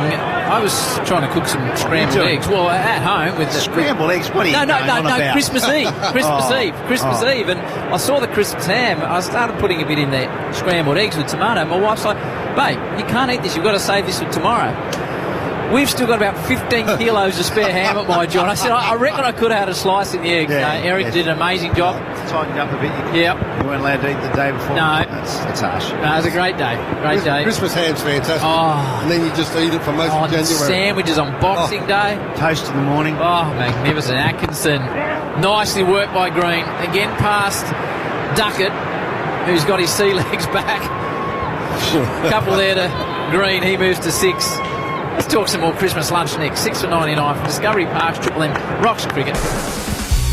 Total Total Tools Boxing Day flash sale is on now. Get up to $2,000 of bonus points to spend on more tools across the store. The more you spend, the more points you get. Spend it on power tools and accessories, nail guns, welders, auto tools, outdoor power equipment and more. Hurry! Total Tools Boxing Day flash sale on now. Total Tools. Every tool, every trade. Stokes will continue from the Shane Warne stand end. He's got 3 slips of gully, regulation cover mid-off, mid-on, square or mid-wicket, take your pick, is where Duckett is in a wide fine leg. Bethel into the side, Richardson and Nisa into the side for the Aussies. Stokes to Nisa. Oh, beaten on the inside. How that missed the off stump, I don't know. And there's still deck in this pitch. That's seen back. The Christmas, I always used to come to the Boxing Day test with my 2 mates at school, Will and Sneaky Pete Shepherd. And Jeannie Pop would have the pork and ham sandwiches prepared, ready to go, take on the train, come down from the country, Merv. It's one of the great days. People from Melbourne all round come. They might not see each other for a year. Same seats, do the sports quiz in the paper, catch up on the year, have the leftover ham sandwiches. It's one of the great things. It's, if not the greatest, one of the greatest sporting days in the world. Stokes to Nisa, full when the big drive didn't connect. We were talking on the lunch break about Saywag's 195 that he made here, and I was with Will and Sneaky Pete, and I had a mate. I reckon I was at Channel... Sneaky Pete. Yeah, Sneaky Pete. I reckon I was working at Channel 7 at the time, and I had a mate work on the golf coverage who worked on graphics for 9 on the cricket. And he came and grabbed me and took me into the back of the Channel 9 commentary box. I don't know when Saywag's 100 was, but I got to sit behind Richie and Bill and Tony. It was one of the great days. Yeah, it would have been. Tubby was in there working away. Stokes to Nisa. Full, Jags back, too much Jags. Slips love it. Stokes has got no interest because he knows it's going down leg side. Good high as well. Look at that. Still a bit in the deck, isn't there? 2003 that was. Right. With Saywag's 195. Then India somehow lost the test match.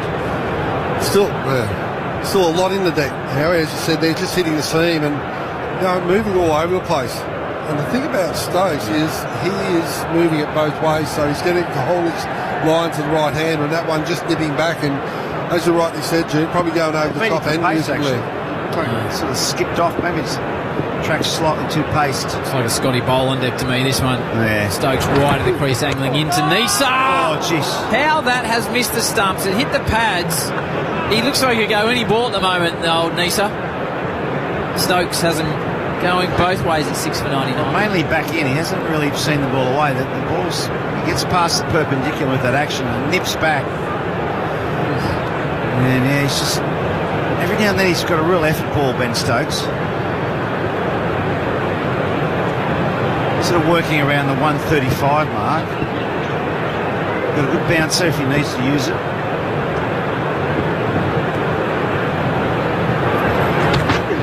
Full.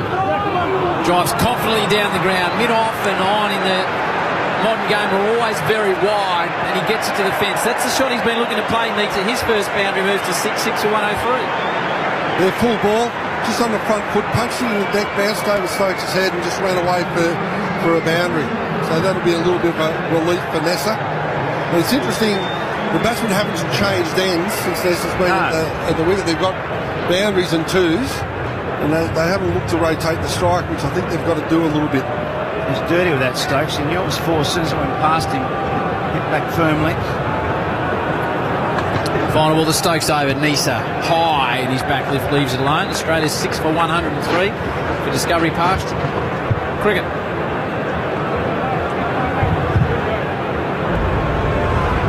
You wouldn't drink and drive, but did you know that being awake for 17 hours can have a similar impact on your driving as a blood alcohol content of 0.05?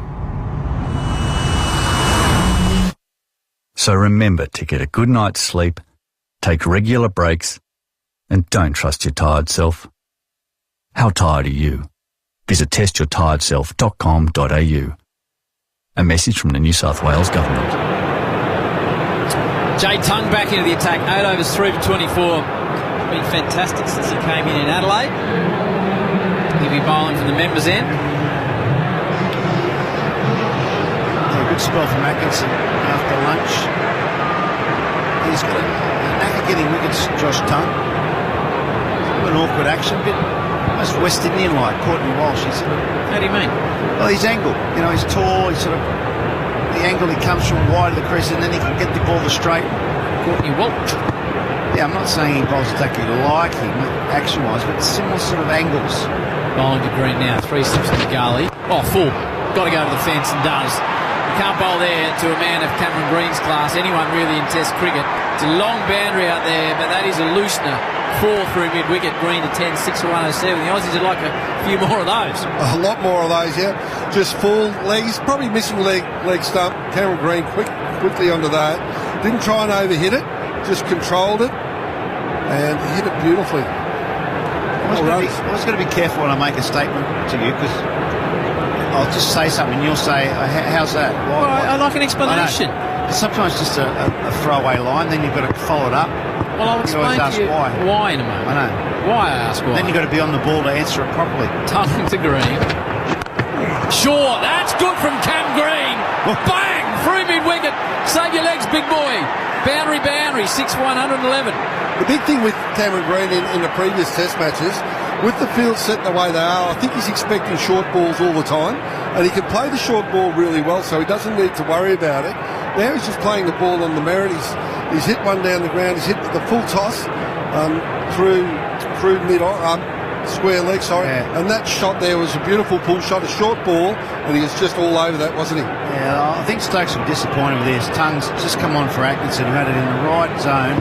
Tongue's come on. All of a sudden just let off the pressure with some loose deliveries. Deep square has gone out to Green, who leaves it alone. The reason I always ask you why or explain is because cricket is an intricate language, and those that are not familiar with the game, when you talk about he's got an unusual action, I know. Well, what's unusual about it, Guru? I'd like you to expand, because you're a guru. Sometimes you just make a comment not thinking, and then Howie comes back with more question, just looking at a bit more detail. I think kudos to you, Howie, because if he makes a comment, he should be able to back it up. And right. He can. Don't say something unless you know the answer. That's right. And don't play with kids and animals.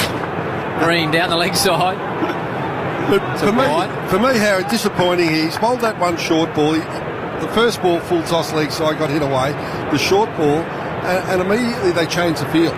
So they're changing the field for bad bowling. What happens when he bowls a good ball? That's a good point. I think Ben Stokes has sort of captained a lot of the Test matches that way. He's been following the ball. He's been under pressure.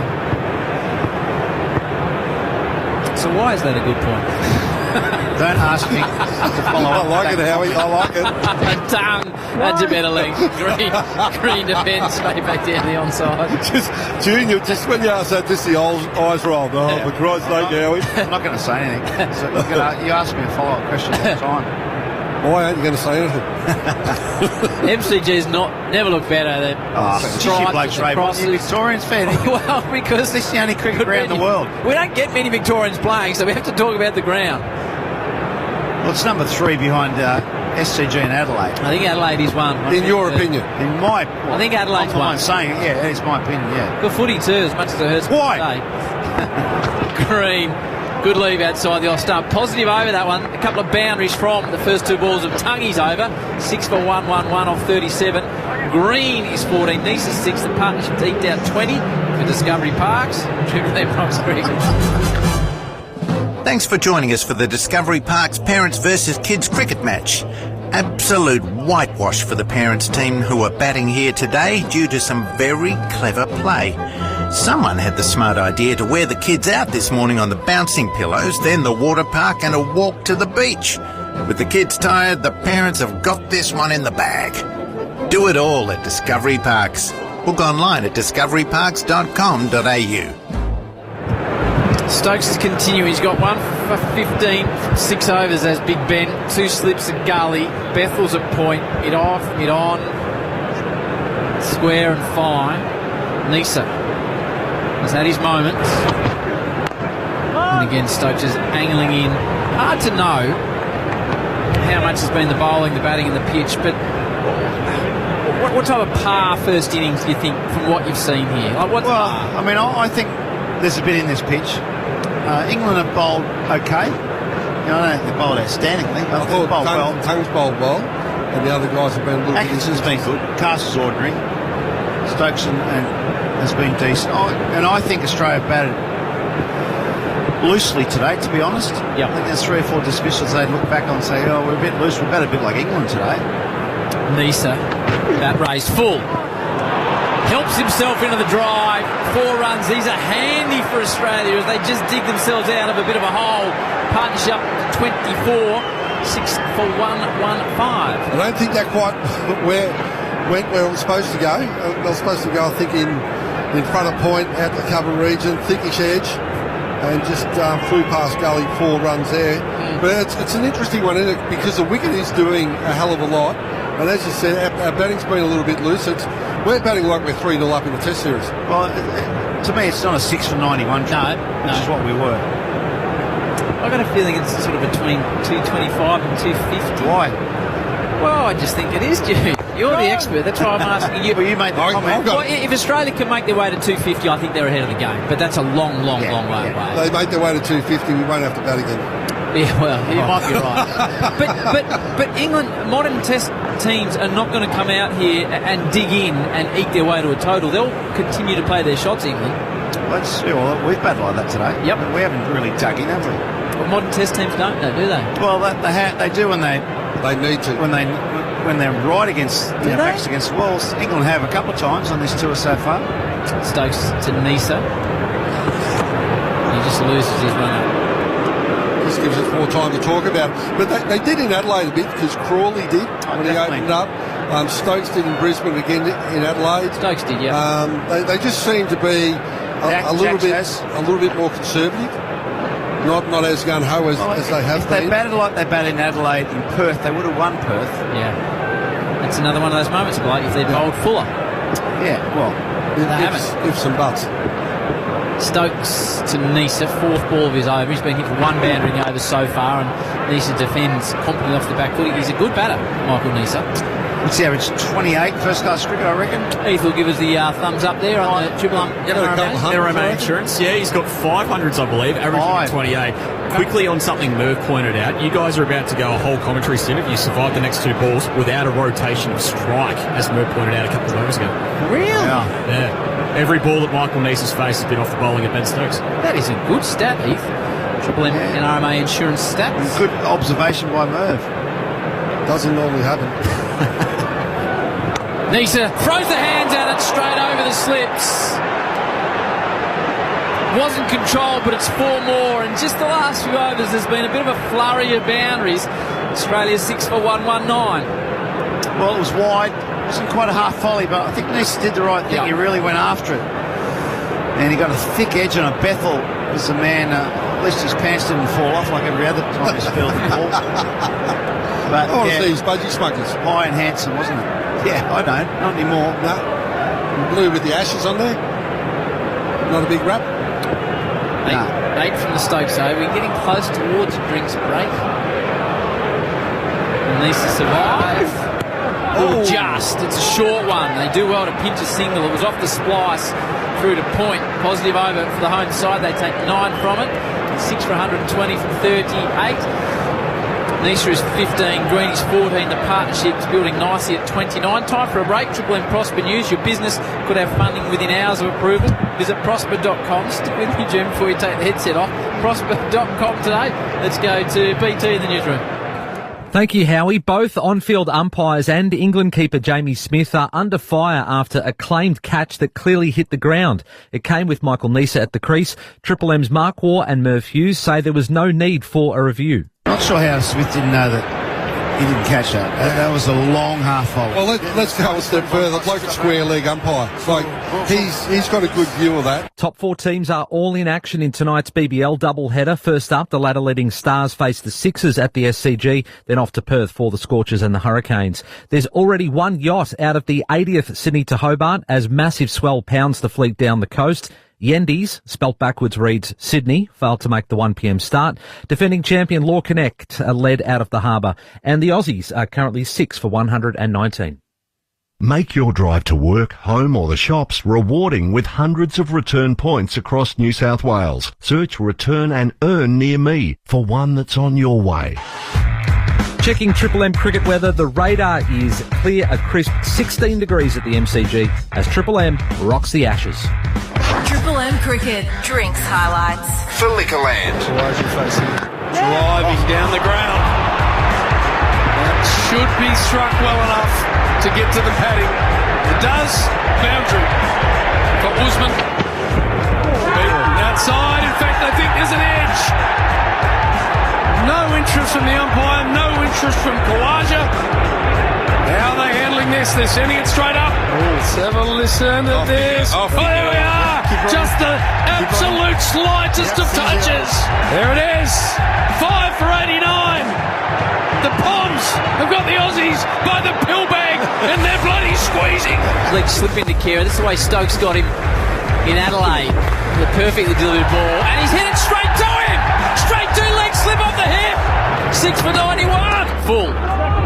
Drives confidently down the ground. Mid-off and on in the modern game are always very wide. And he gets it to the fence. That's the shot he's been looking to play. Needs it. His first boundary moves to 6 for 103. Tough to Green. Sure, that's good from Cam Green. Bang! Through mid-wicket. Save your legs, big boy. Score more this summer with Liquorland. Shop in-store or online at liquorland.com.au. 18 plus only. Choose to drink wise. I tell you what, watching Bumble's face listening to those highlights, it's pretty obvious you found your home here at Triple M, because that's right down your alley. Absolutely. And these wickets are as well. But there's a little partnership, isn't there? 29 from 40 deliveries, 6 for 120, no spinner either side. They've read it right.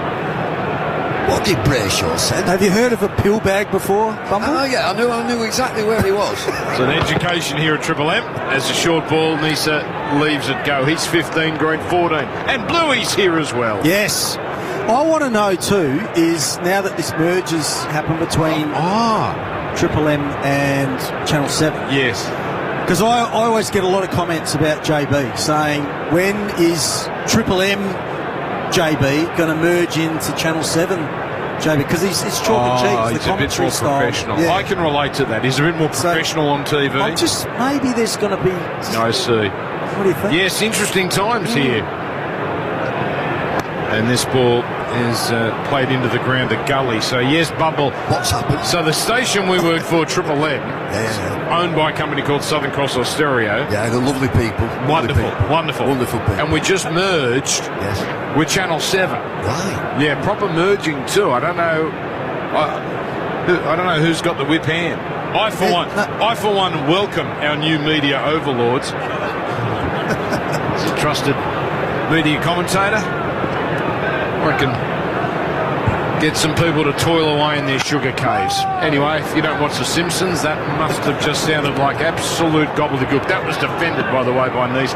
So some of us work for Fox and Tub works for Channel 9. It's a little awkward time, to be honest, Bumble, but we all checked our watertight contracts and we're okay for a couple of years. Has this just happened? Is it just Christmas Eve? Yes. A little news dump. Here is a press release. Channel 7 and Southern Cross Austereo are now partners. Well, nobody got in touch with me about it. Weren't consulted, Bumble. That's rude. Cass. Gets a play and a miss out of Michael Nisa, 6 for 120. Sit there. Riding Cash, just sit in there, book in. That's your line, that's your length. And I've just been in Channel 7 commentary too, and we're just flashing to the box every now and then. So you're on, boys, you're on the coverage at Channel 7. Wow, you're really going hard. Yeah. Because promoting that we're on the listener app and you can listen to us in sync. Correct. Oh, that's good. Yep. Oh, that's good stuff. Cast in, short ball, Nisa ducks under. Radio's changed a bit, hasn't it? Because I remember when I first started, there was no cameras in the studio, so you could get away with whatever you wanted, Bumble. You could scratch a pill bag if you wanted it. And get away with it. Now you can't. There's just cameras everywhere. Well, he likes that one. He's going to take that one home with him. I can promise you I'm not. Yeah, no, you're right, Louis. It's frightening when you get a bit of commentary and it is Nisa defending, and that's the end of the over. More self-indulgence in a moment. 6 for 120 for Discovery Park's Triple M Rocks Cricket. Greg Blewett here. Imagine being that person who's got the mates round to watch the cricket this summer and forgot the drinks. Lucky for you, Liquorland's batting for your team with free express delivery on orders over $99 dropped off in under 60 minutes. Whether it's a backyard barbecue feast, a picnic in the park or hosting mates to watch the cricket. Score more this summer with Liquorland, official gold partner of Cricket Australia. T's and C's apply. Choose to drink wise. These two have put on 29, Green and Nisa. 6 for 120. Tongue 3 for Atkinson. She's been good. Atkinson 2 for 28. Stokes with the wicket as well. You got Bluey, you got Bumble Lloyd. Anything changed for you, Bluey? Now that you work for both companies anyway. Well, not that I know of. Well, wait for contract time. I'll try and neatly tuck that into one. And this is first ball. Green is getting a thick inside edge. Dribbles away. You reckon they'll just sort of pack it I think that might be just something to watch out for. Hey, Bumble, we're with the Boxing Day test. Where does Melbourne rate in terms of cities for you? Because I think you've got a... Number one. I thought you had a soft spot for Adelaide. I like Adelaide. Love Adelaide. But Melbourne's number one? Yeah. Really? Melbourne, Manchester, very similar. So here's Stokes in the bright sunshine. And a pretty looking drive from Green, but straight to mid-off. When I said a similar, I'm talking about with the areas like Fitzroy. So Manchester's got the northern quarter, edgy, a bit edgy. Bohemian, I like that sort of, a bit of this. Richmond, sort of your territory here? I've not got that far. Oh, okay. Brunswick, not got the Union at Brunswick and all that. But I've been down Fitzroy twice in the last 3 days. Standard, catfish. Couple of slips waiting. Stokes wide of the crease. Green in behind it, stays on 14 with that defensive stroke. Labour in vain. Workers' Club. The owner at the Workers is a massive Rolling Stones fan. Big murals on the wall. Yeah, good luck. This weathered me down your alley too. Oh, beautiful day. 16. Fantastic day. It's actually nice and sunny now. It's still chilly. But it's lovely. Beautiful. So you don't hear that combo, do you, Bluey? Melbourne, Manchester are someone's 1-2. Here's Stokes. And pushed. Looking for the run, but not there. Green, another dot. We got a place in Manchester on Oxford Road, right in the middle. A bit like Collins Street here. And the toilets, the communal toilets, really, that you go down the steps, toilets are at the bottom, and you go up the steps at the other side. Right. In the wisdom in Manchester, they thought, no, we'll turn it into a bar. So you go down the steps, the toilets have gone, there's just one toilet left. Right. And it's a free-for-all getting into there. I ain't going to say I'll tell you what it's called. Do I even know? Stokes is pushed away on the offside. This time Green does get a run. 6 for 121. It used to be a toilet. It's now called the Temple of Convenience. So you go downstairs, you now got a full bar. Yeah, great jukebox. And all the chairs are rickety and tables and so on. It's all dark, real dark. And they've left one toilet. And it doesn't have a lock on it either. Oh, jeez. And this is a straight ball, worked away but straight to mid-wicket by Nisa. End of the over, 6 for 121 on the Mitre 10 scoreboard for Discovery Park's Triple M Rocks Cricket. Smash boring cricket talk for 6. Stream every delivery live as Triple M Rocks Cricket. Hear the game's biggest names tell their stories on the Howie Games. When you have dreams, don't let anybody tell you that you can't. Break down the hottest topics with Willow Talk. What do you bowl, by the way? Anything you need. And for analysis with a hilarious spin, check out The Grade Cricketer. Can we cut this out? It's all happening here on Listener. Download the Listener app and search cricket. Listener. So cast to continue here, midway through day one. What do we got, about 85 here in the house? It's not quite full, but it's very, very good, very vibrant. And this is a little straight from Cass. He's been the most wayward of the bowlers, worked down to fine leg for a single. So Bumble 6-1-22. I'll tell you what, I'm from Sydney. The unisex toilet is a big thing. Has that sort of infiltrated into Manchester? Yeah, there's a few. Yeah. It says any gender. Oh, God, proper unisex. Yeah. Oh, jeez. No, I'm not comfortable with those, Bluey. I don't know what people are doing in there, and frankly, I don't want to know.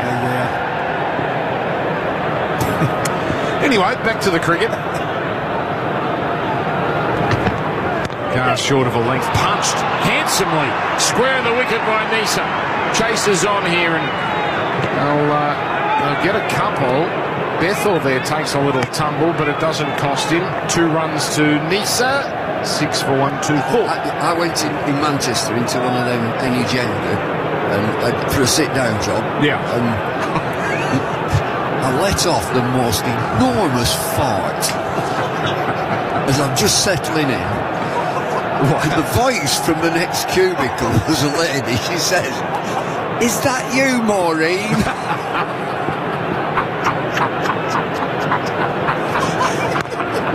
This is defended for a single.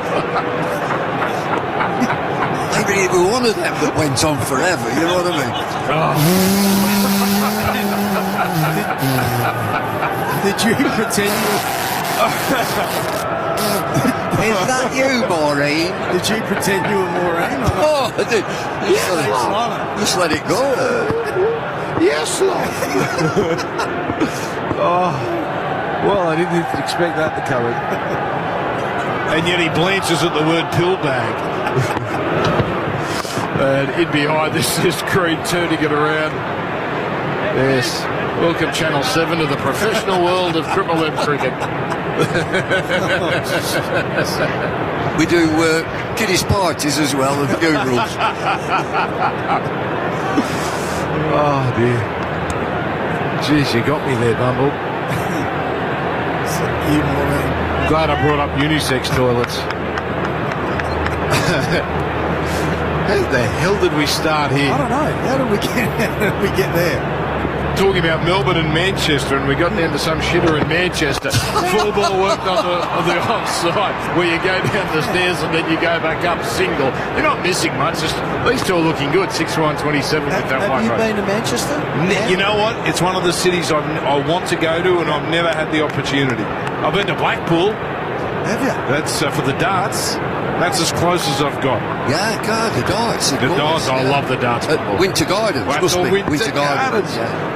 Mate, I was in London for the Olympics and thought, you know what, I'd rather spend the weekend in Blackpool than London. One of the better decisions I've made.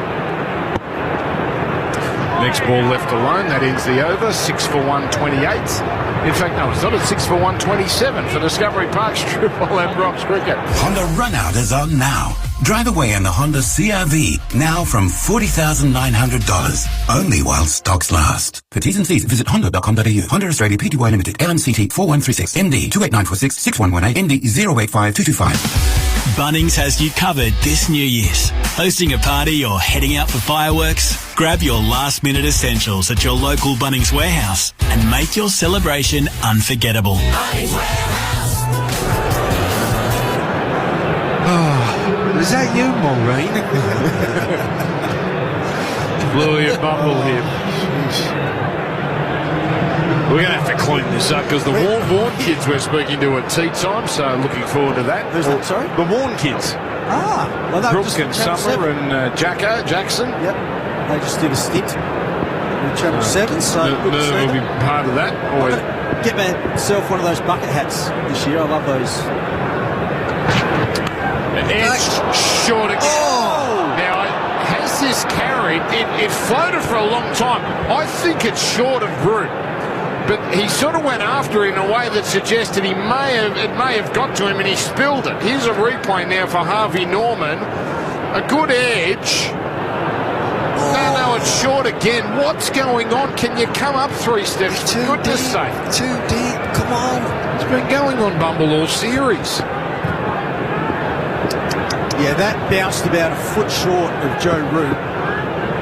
Ton really bowling well here. Nisa, again, thick edge. That one had a bit more to it, and it's going to squirt out to the boundary at third man. So when he hits with a bit of authority, Michael Nisa, and he goes to 23. I'm just looking at those slips too, guys. Like Joe Root standing at a fairly traditional first slip, but then you've got Harry Brook at second, and he's so close to Joe Root at first slip. Like, I reckon if that was the Australian, Stephen Smith or Marnus Labuschagne, he'd be a long way forward and a little bit wider as well, and then you'd have a bit more confidence diving across in front of first slip. Nisa, on one knee, driving through the covers. Save your legs. Oh, the arrogance of Michael Nisa. That was a classic stroke. Back-to-back 4-6 for 135. Good counter-attack is this. England having it all their own way at 6 for 91, but it's now 6 for 135. Nisa, anything that's up to him, anything that's close to him, he's clattering it. It's a trait, what you mentioned about the slips. In England, we're always tight. We're always too tight. And in my opinion, we're always a little bit deep. 5 falls for Nisa out of his 27. Tongue is in, another drive. This is a thick outside edge, but again it's pierced the infield. This is going to be 3 fours in a row. We're approaching David Hook's Tony Great territory here. Wow. Tongue just has a smile on his face. He can't believe what's going on. Nisa rockets to 31. Yeah, again, a bit of width on that occasion. And Michael Nisa, he's very capable of this. He's got some very handy runs for Queensland over the years. And England just need to be a little bit careful here, Bumble. As you said, they were 6 for 91, but Australia have got some good depth in their batting lineup now. Mitchell Starc, we know, is in pretty good touch. Jai Richardson can hold a bat as well. So there's a bit in the shed still. Can't let this go. 6 for, 90 odd? 6 for 91. Changing the field. There was a deep backward square and a deep fine leg. Deep backward squares come up to mid-wicket and they've reinforced the offside. Which is where Nisa has been plundering Josh Tongue. Here he comes. Tongue, shorter ball. Oh, just swung out of the way, Nisa there. Got caught in 2 minds, but he got away with it. Do you know, I don't mind him bowling fullish, looking for an outside edge, and Nisa will climb into it. He's hit a couple backward through point in the air. You know, it's a chance of a catch. But it's a counter-attack, and I think that's good for Australia. 6 for 91 going nowhere, and these two, and a bit of depth in the batting. We're trying to push Australia. 200 might be handy. Might be a handy total, 200. Nice ball, the over. Squirts down the leg side. It might have got Nisa foot first, but it is straight. It's heading down to the boundary, and there are 4 leg byes. 16 off the over. Well, this score just starting to look a little more respectable. 6 for 143 for Discovery Park's Triple M Rocks Cricket. Got in! The great Ian Botham, he's gone for a golden duck. You're joking, Merv. Everyone knows you can't get out first ball in backyard cricket. Sorry, Beefy. Is that not in the spirit of backyard cricket? It could be, if you shout lunch. Now you're talking about something we can both agree on. It's got to be Macca's in the lunch break this summer. Don't you mean Mackie D's? Don't start. Ba-da-ba-ba-ba. Right, Cass again. Okay, he'll bowl, and 16 off that last over. 3 boundaries for Nisa, and those 4 leg byes. So Green will take stride. Yeah, the sheet anchor roll at the moment with Nisa pushing the score along. Greg Lloyd, David Lloyd.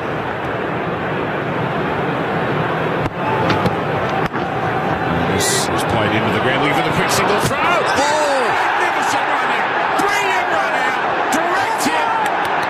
And that is a brilliant run out.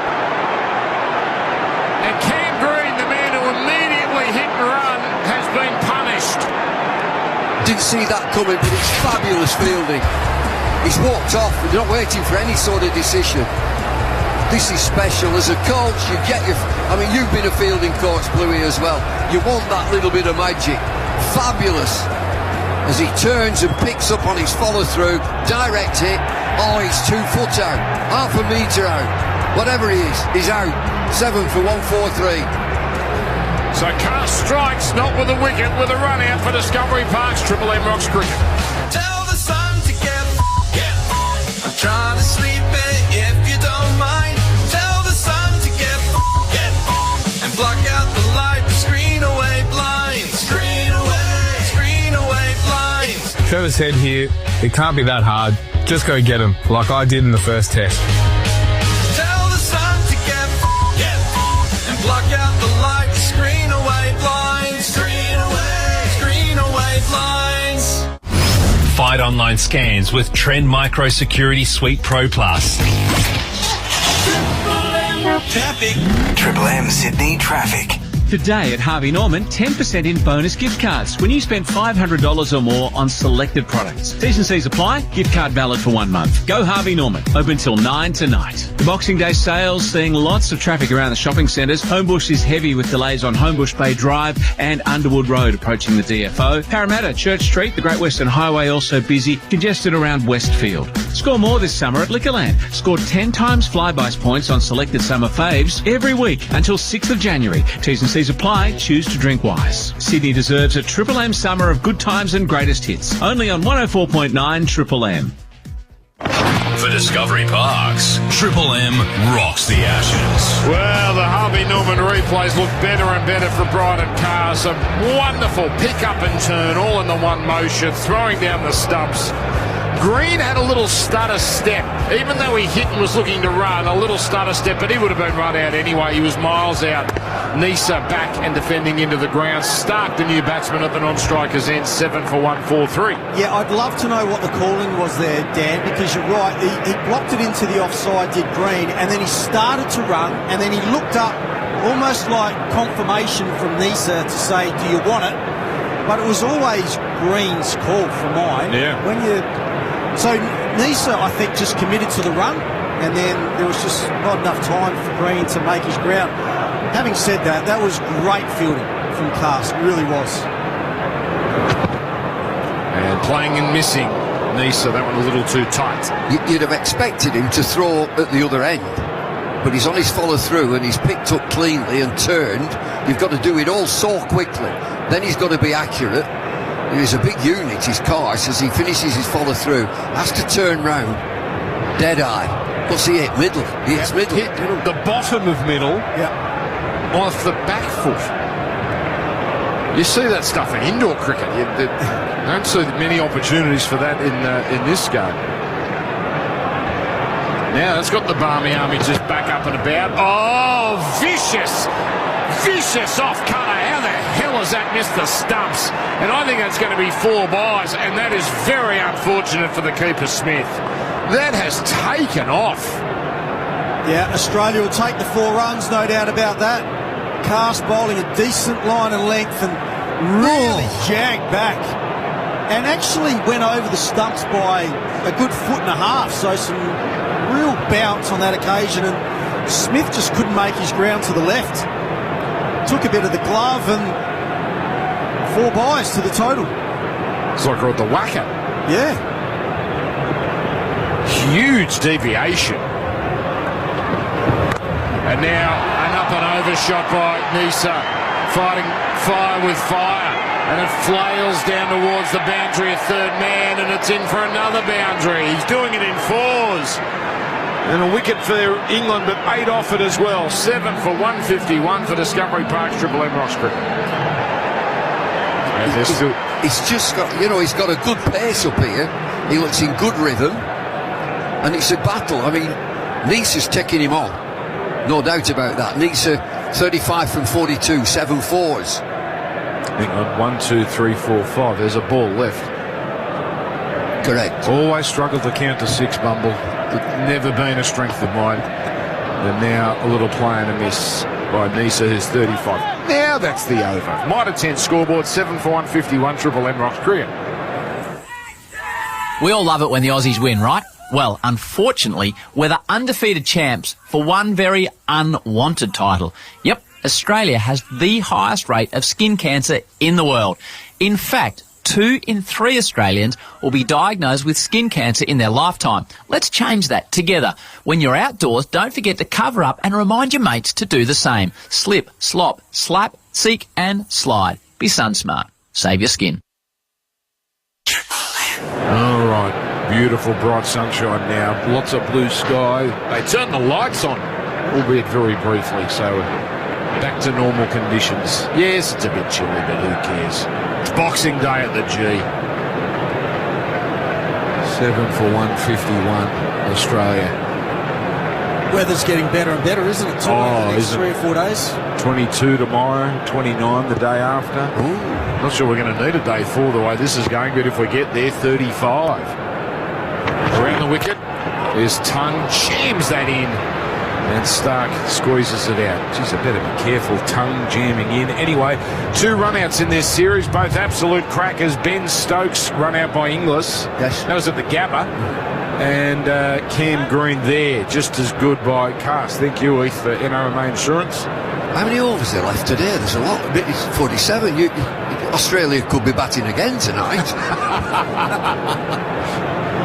We've already had one 2-day test of this series. We have. Hey, they've got the bowlers. Imagine Stark and Boland go bonkers. And Nisa. That's it. And the other geezer, what's he called? Richardson? Jai Richardson. What's his first name? Jai. How do you spell that? With a H. J-H-Y-E. J. Full ball left alone. J what? J-H-Y-E. Funny name, that is it? Jai. Yeah. What's wrong with Gordon and Colin? Herbert. Roger. Arthur. Get many Arthurs now, do you? Don't get many Gregs now either, do you? That's an old-fashioned name now. I just thought of another name you don't hear of, but I got in trouble for making that reference in the last test, so I'll leave that one alone. And that one down the leg side, as Nisa stays on 35 or 45. Yeah, you're right. You know, you get a lot of now Jadens. That's a very popular. Jayden. Very popular. My 2 granddaughters are Brianna and Brea. Right. Brea. B-R-E-A? B-R-E-Y-A. Brea. And that one's left alone. What's some other really old-fashioned names? Elsie. Bert. Gladys. My grandma's name was Winifred. Lovely. Oh, Winnie. Yes. Yeah, Winnie, yeah, lovely.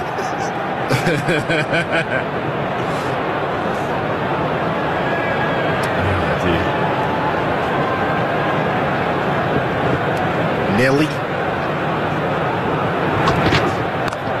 Back. Cutting square. Well stopped by Bethel. Nelly corner. Here we go. Top boy names. Noah, Oliver, Leo. I reckon they still hang on, those still get a run though. You get the odd Leo now. No, this is now. This is. Oh, these. I was going to say these are 2. Yeah. Luca. Yes. Elijah, nice name. Lovely. Like that.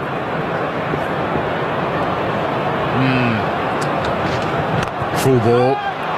Driven. Loves a square drive. This time he doesn't latch onto it, Nisa. And it stopped it. Well, there was a little lazy throw to the stumps there, and it hadn't hit. That would have had England just a little interested. Anyway, change of comms. Well, wasn't that an eventful half hour? 7 for 152. Hev, Ferg, Swanee, next. Triple M Rocks Cricket. Babe, they'll be here soon. Where's the grazing table? Here! Toast and a jar of pickles? Entertaining style these holidays with Bottle Mart Summer Cash Grab. You could win $5K every day. Just spend $60 or more, scan your More Rewards card or head to bottlemart.com.au. Plus, More Rewards members can grab Great Northern Super Crisp 30 packs for $55.99 or $57.99 for non-members. More Rewards. Join now for free at bottlemart.com.au. See website for T's and C's. Bottle Mart. It's more in store. Well, it's become a very pleasant afternoon at the MCG, albeit still a little bit chilly, but the sun's out now. England 7 for 100, Australia should say 7 for 152. Cast for the start of a new over, and Stark has a wild fish outside off stump. Changing commentary, Graham Swan to join us in a moment. Cal Ferguson is back, the South Australian flyer. Hello, Ferg. Hello, Jack. Hello, listeners. Well, it's been a lively... What have we had? 3 hours so far, and the Aussies find themselves in a hole at the moment, Jack. That run out they did not need, and probably could be even worse off if England knew where to stand in the slips. We'll get to that. I know it's a sore point of yours. That's short and wide by Bryden Cast, none for 42 from the 11 overs. Let's go back to the Cameron Green run out, I think, Ferg, to start with. That's the talking point out the back at the moment. Run out for 17 from 34, a single that really never seemed like it was there. Even in a T20 game, it would be a tight single. Yeah, it would have been. And the obvious question is why? Well, he wanted to get up the other end. He wanted to keep his innings ticking over, and when you get into that mode, you start looking for them. So your body language can tell your partner one thing, and in tight scenarios, it can cause confusion. Two slips, no gully. Stark hits straight, just bounces short of mid-on. He likes that lofted drive. He didn't get all of it, and he very nearly was on his way back. So I do think you've got to have that intent to try and pick up your singles, rotate the strike. But when you're not in great form and you're desperate to get your innings going, you're desperately trying to have an impact, you can be hanging on a little bit too tight, and you can be white-knuckling a little bit. And it felt like there was a little bit of that for him, potentially. 7 for 152. 3 dots to start. Bryden Cast is over. Stark is high up on his toes, defending. The concern for mine was when he dropped the ball at his feet and it just rolled into the offside, that he was looking at his partner and motioning, are you going to come, are you going to come? And then by the time he did start to come, Michael Neser, I think it was almost too late for Cam Green to realise that Bryden Cast had actually gotten to the ball quite quickly and was going to pick it up and throw. It was way too late by then. Stark facing his 6th ball. Just the 1 run so far. Drives on the out. This time goes over the top of mid-off. Oh, boy. Great catch running back by the England captain. For the second time in the over, Stark tries the lofted drive. Ben Stokes had some ground to make up. And England's day gets even better now. Australia 8 for 152. Great professionalism from Ben Stokes there. He was hunting the ball and walking in with the bowler and looking to try and cut down a single, but he saw the shot. Hang on. And it very quickly went back over his head. However, none of that is going to matter, Jack. My goodness, we're having a look here on the Triple M Harvey Norman replay screen. And at first glance, Bryden Cast's front foot is very close to the wicket. And Mitchell Stark's off the ground already. Now, this is unusual. That looked a no ball at first glance. It did. Maybe we need to have another look at it, Jack, but gee whiz, that looked very tight. Let's talk through the wicket first. Yeah. So as I mentioned, Starkey went to go big down the ground, and Stokes was really hunting the single. Now, we're looking at this replay on the Harvey Norman replay screen, and that's a no ball, isn't it? There's nothing behind the line there. So this has just continued on as if no one's checked the no ball. But we're seeing it now on our replay screens here. Jai Richardson's walked to the crease, by the way. And marking centre. Aren't we checking the front foot after every ball?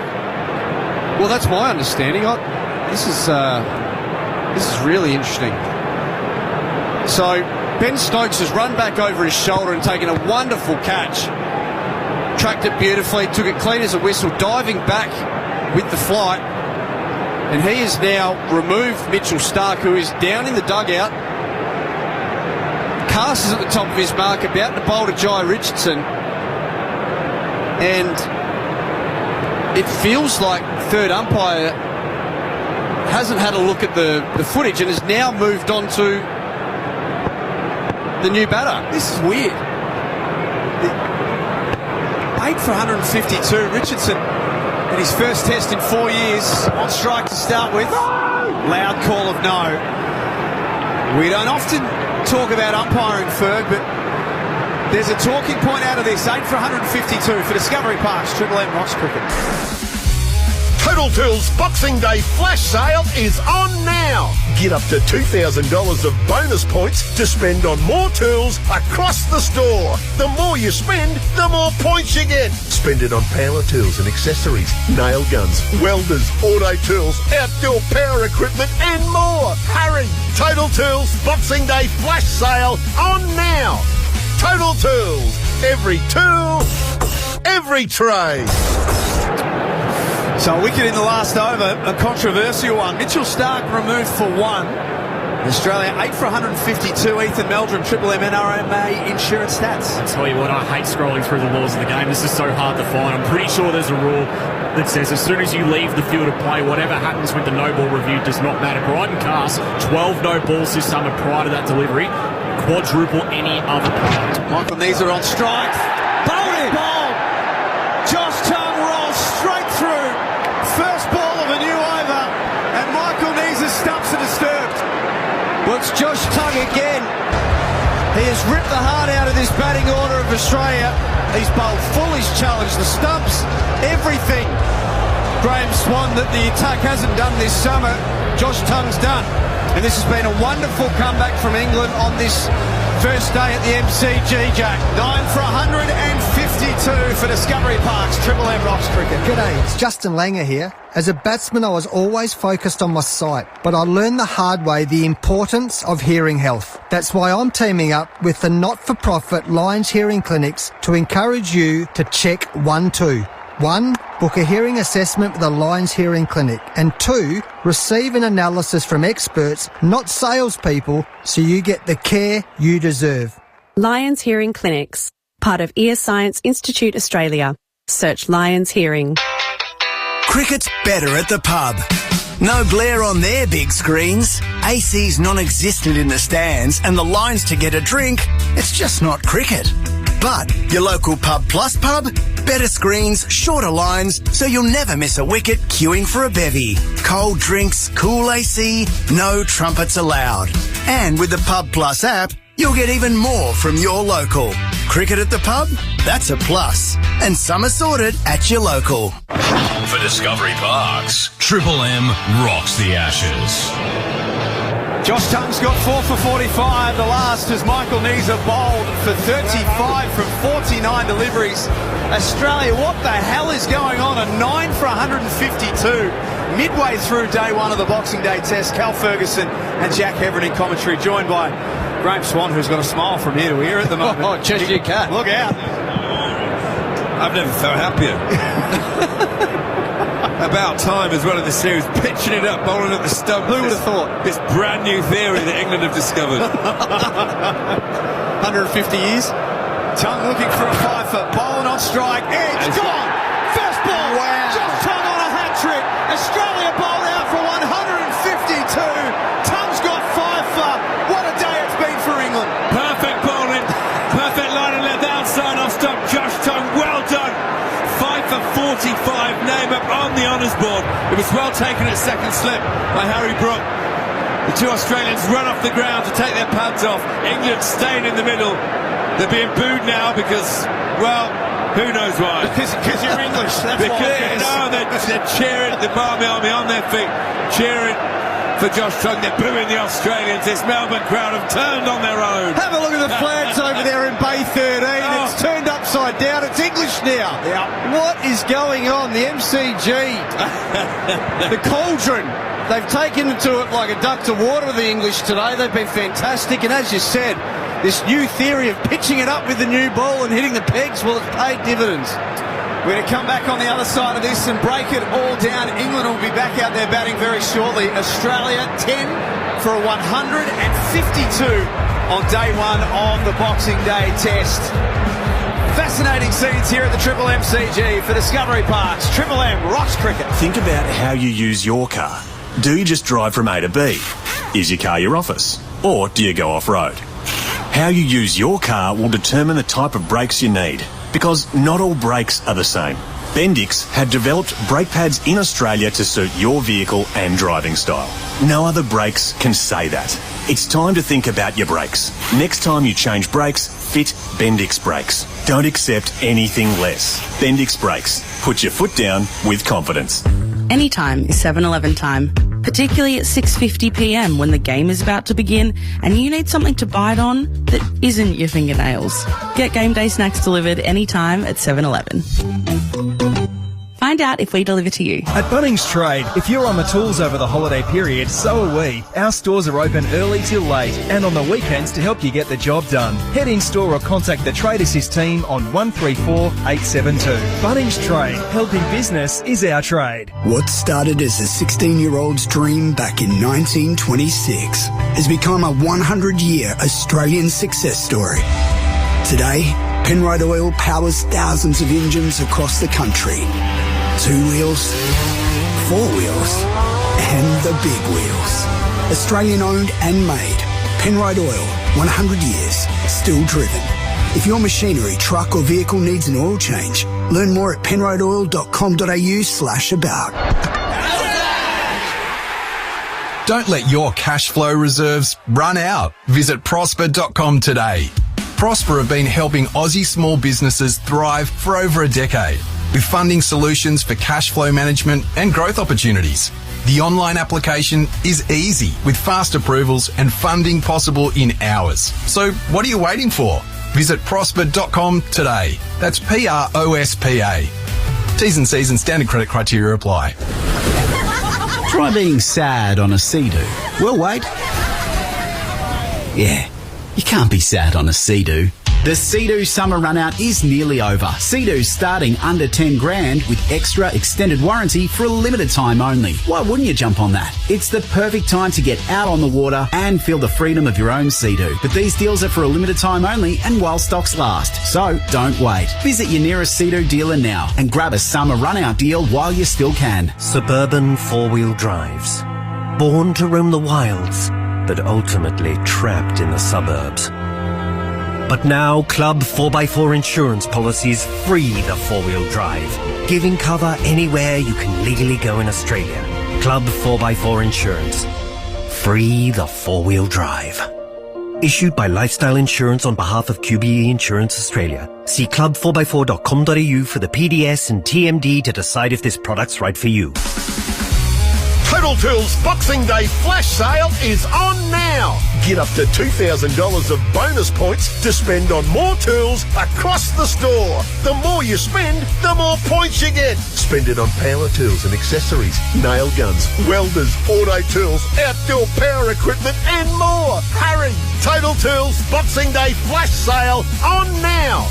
Total Tools. Every tool, every trade. A lot of questions around the top of the order this summer, Murph. How do you see it shaping up? Well, Beefy, there's a lot of choice on offer. Some reliable, familiar faces, as well as some newcomers. But I think the selectors have got it right, and the order has landed in a great place. Can't argue with that, mate. Although the fillet of fish was a strange pick. Oh, I didn't expect a bloke called Beefy to understand. Well, one thing's for sure. It's got to be Macca's in the lunch break this summer. Ba-da-ba-ba-ba. Chopped it on. Loose shot from Travis Head. Back onto the sticks. Atkinson. First strike for England. Duncan to Weatherall. Down the leg side. Has he got a batter? He has. Caught down the leg side of all things. This time it should be taken. It is. Tuck's got a second one. He pitches it up. Linus can't avoid the big drive. Bang. 3 for 51. Tony Smith ball. Straight through the middle. What a session this is for England. Outside, in fact, I think there's an edge. No interest from the umpire, no interest from Kawaja. How are they handling this? They're sending it straight up. Let's have a listen at this. Oh, there we are. Just the absolute slightest of touches. There it is. 5 for 89. leg slip into Kira. This is the way Stokes got him in Adelaide. The perfectly delivered ball. And he's hit it straight to him! Straight to leg slip off the hip! 6 for 91. He's played into the ground, looking for the quick single throw. Oh! Nicholson run out. Brilliant run out. Direct hit. And Cam Green, the man who immediately hit and run, has been punished. Stark facing his 6th ball. Just the 1 run so far. Drives on the out. This time goes over the top of mid off. Oh, boy. Great catch running back by the England captain. And England's day gets even better now. Australia 8 for 152. Michael Neser on strike. Bowled it. Bowled. Josh Tongue rolls straight through. First ball of a new over. And Michael Neser stumps are disturbed. Tongue looking for a fifer. Bowled on strike. Edge. Gone. First ball. Wow. Josh Tongue on a hat trick. Australia bowled out for 152. Tongue's got fifer. What a day it's been for England. For Discovery Parks, Triple M rocks the Ashes. Well, albeit the series is done and dusted, Australia leads 3-0. The question was going to be, what would England's response look like in the 4th test as part of Boxing Day? And would they roll over or would they show some fight? Well, the score on day 1 says that they have shown plenty of fight. Australia bowled out for 152. We've taken an early tea break for Mitsubishi Heavy Industries. Keep you cool while the Aussies bring the heat with Mitsubishi Heavy Industries. Cal Ferguson and Jack Heverin. It's the first time in the series, Ferg, that their bowling plans have worked. And it's also the first time in the series that they've stuck with their bowling plans and they've worked. Well done, England. Yeah, absolutely. Tip your cap to them.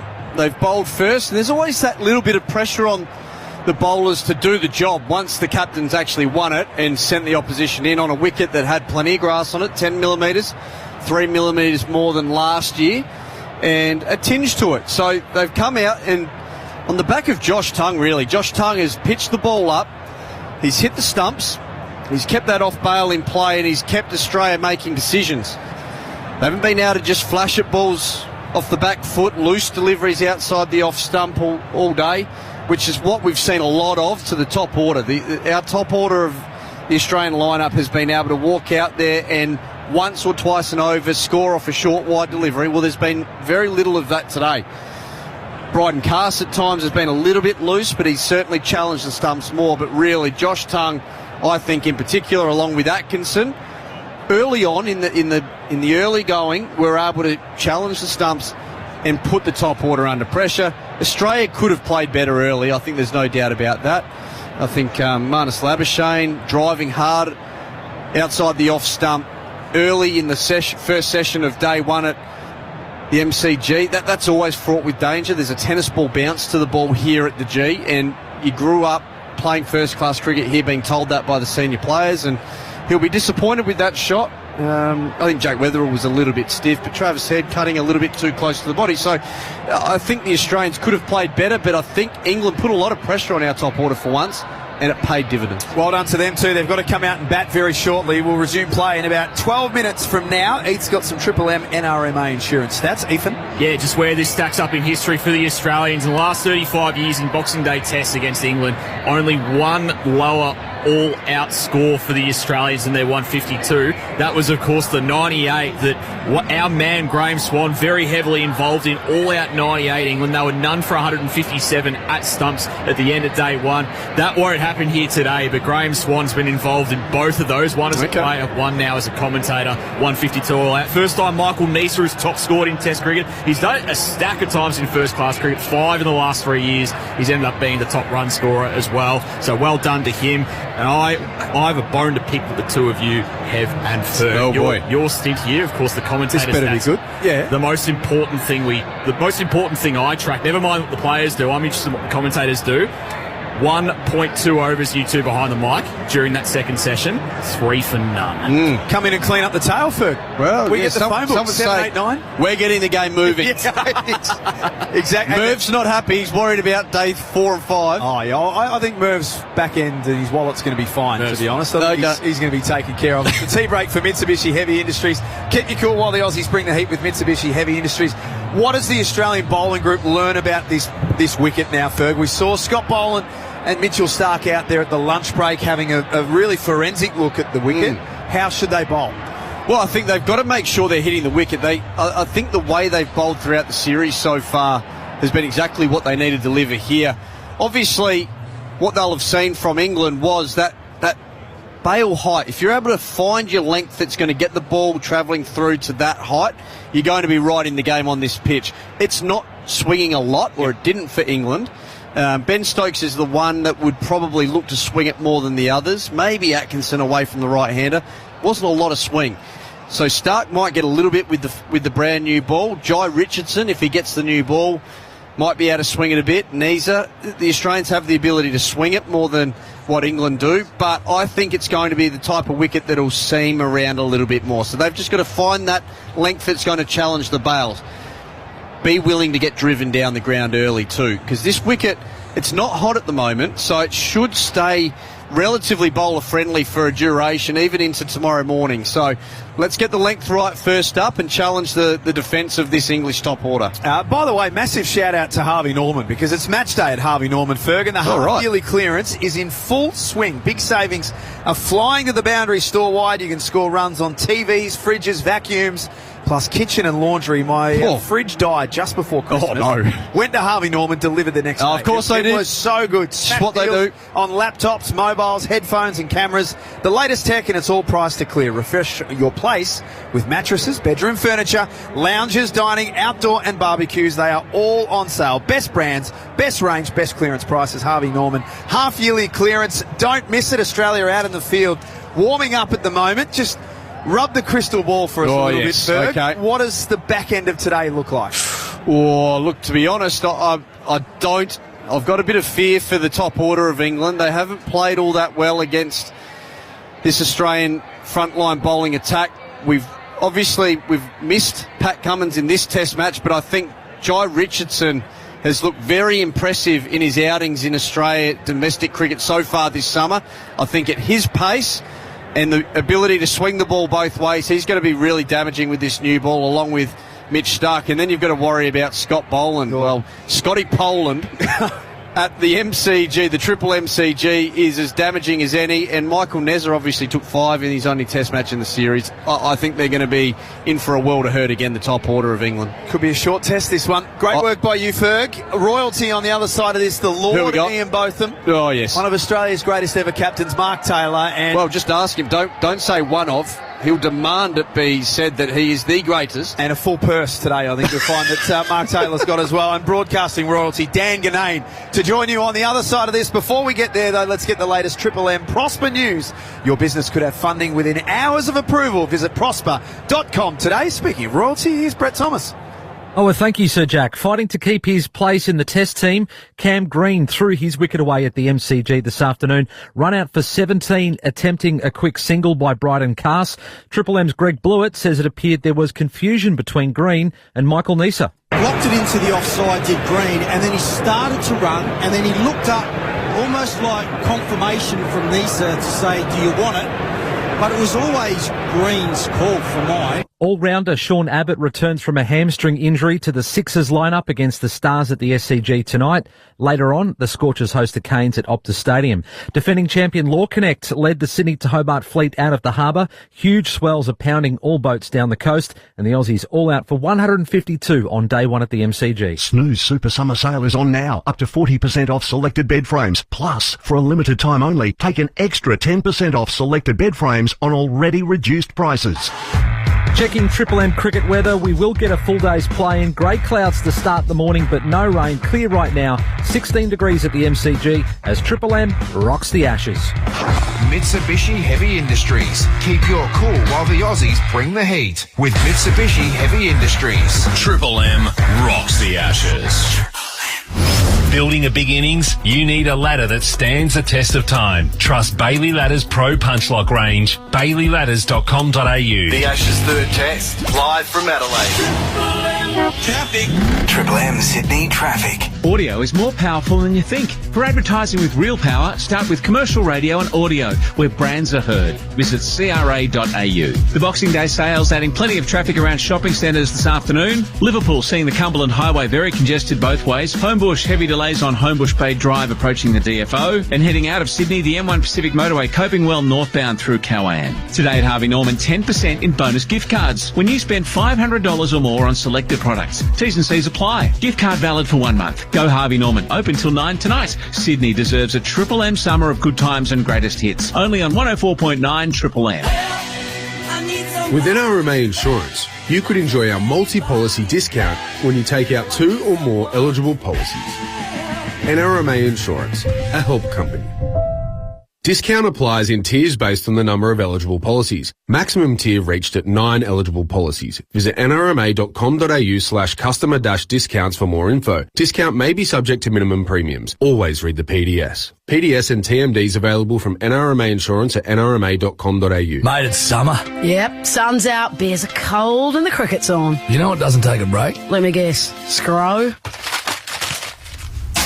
Oi, nailed it. Nailed it. But actually, I was talking about local businesses. People are out and about spending more than ever. And audio is always on in the car, at the beach, even blasting at your backyard barbecue. Which means your business could be right there with them. Perfect time to stand out. This summer, boost your business. Get heard, get results. Head to triplem.com.au and click Advertise Local. Now, Mitre 10's Boxing Day sales are here and they're heating up. And you don't even have to knock people over in the rush. Find amazing deals online for whatever you need to get your job. I miss the old days where you used to have to queue up and you used to run over people to get the TV. It'd be a 4:3 TV, but back in the day, though. Find amazing deals online for whatever you need to get your job done right first time. Yeah, you broke a leg or two, but that was the game. They've got discounts on everything from Weber barbecues to Queen bins and everything in between. There's even discounts on bricks and sinks with these amazing deals exclusively online. Get summer sorted with some Boxing Day savings. That's mighty helpful, Mitre 10. It's while stocks last. Sale ends January 4. Triple M rocks the Ashes. This session for IG Share Trading. Maidens bring zeros, and so does IG Share Trading. Now with $0 commission on all Aussie shares. TCs and other fees may apply. Well, this game is moving. Australia all out for 152.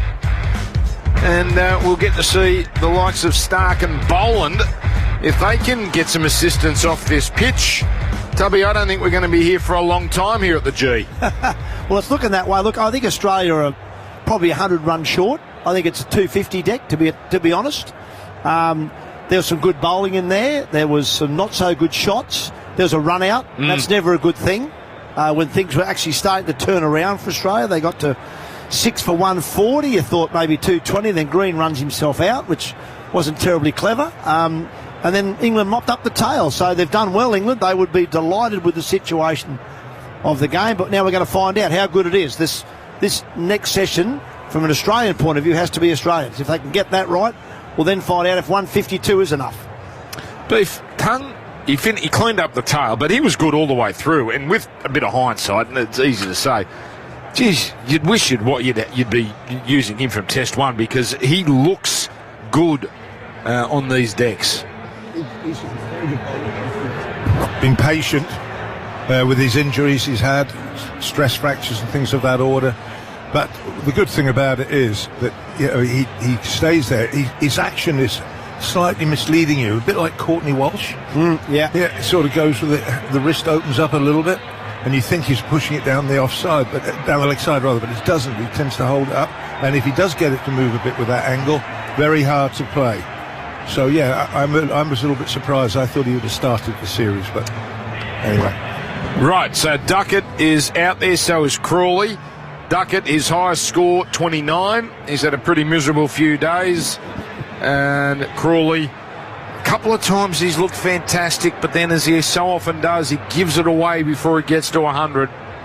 76 against the pink ball in Brisbane, 85 in the second innings in Adelaide when England was still right in the mix, but then he got stumped, and that's the story of him far too often, average 31. Yeah, when you look at him, just seeing how his stats come up now, 31.77, 500s. That's been the thing. And he's got a best of 267. So he's got a great top score, but not enough better scores. Around that 100 to 150 mark. He's a better player than a guy who averages 31. That's for sure. Well, he looks a much better player. And I thought his concentration in the last test was good. Yep. He'll be disappointed, just a few runs short of an Ashes 100, which is what every batsman wants. Yep. But he just ran past it. It was a bit weird. Here we go. So, Stark, ball in hand. Sensational summer. He only needs a couple of wickets and he'll have the most wickets he's ever taken in a series. Took 3 in the second innings in Adelaide, 22 for the summer. Wow. Bright, breezy, chilly. They're the conditions here in Melbourne. And a long session coming up here. Could be a defining session for this test. Stark is going to be clapped in, steaming in from the members' end. First ball. And just short of a length, and Crawley shoulders arms. What anticipation here. Huge crowd. We'll get official numbers shortly, but we've broken a record or two. It'd be quite nice to survive the first over. Because his record in the first over of Test match cricket is phenomenal. Yeah.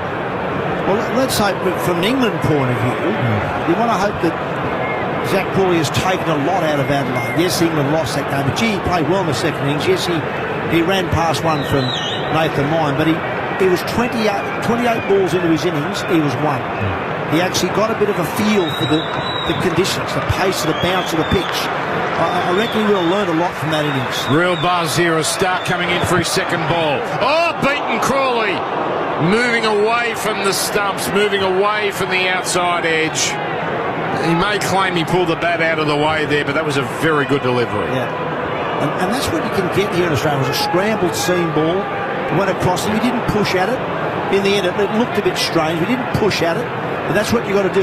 In Australia, on these pitches with a bit of grass and a bit of carry, you can get a good one. And if you get a good one and you nick it, well, you say that's fair enough. But what you've got to do is get used to that pace and bounce and adapt to it. And obviously, the longer you can stay there, the better you'll get at playing it. 3 slips. Eagerly anticipating. Stark a little straight there as Crawley tries to turn it onto the leg side and just dribbles to mid-wicket. The other thing as well, you can leave a lot of deliveries on this surface for height. Yep.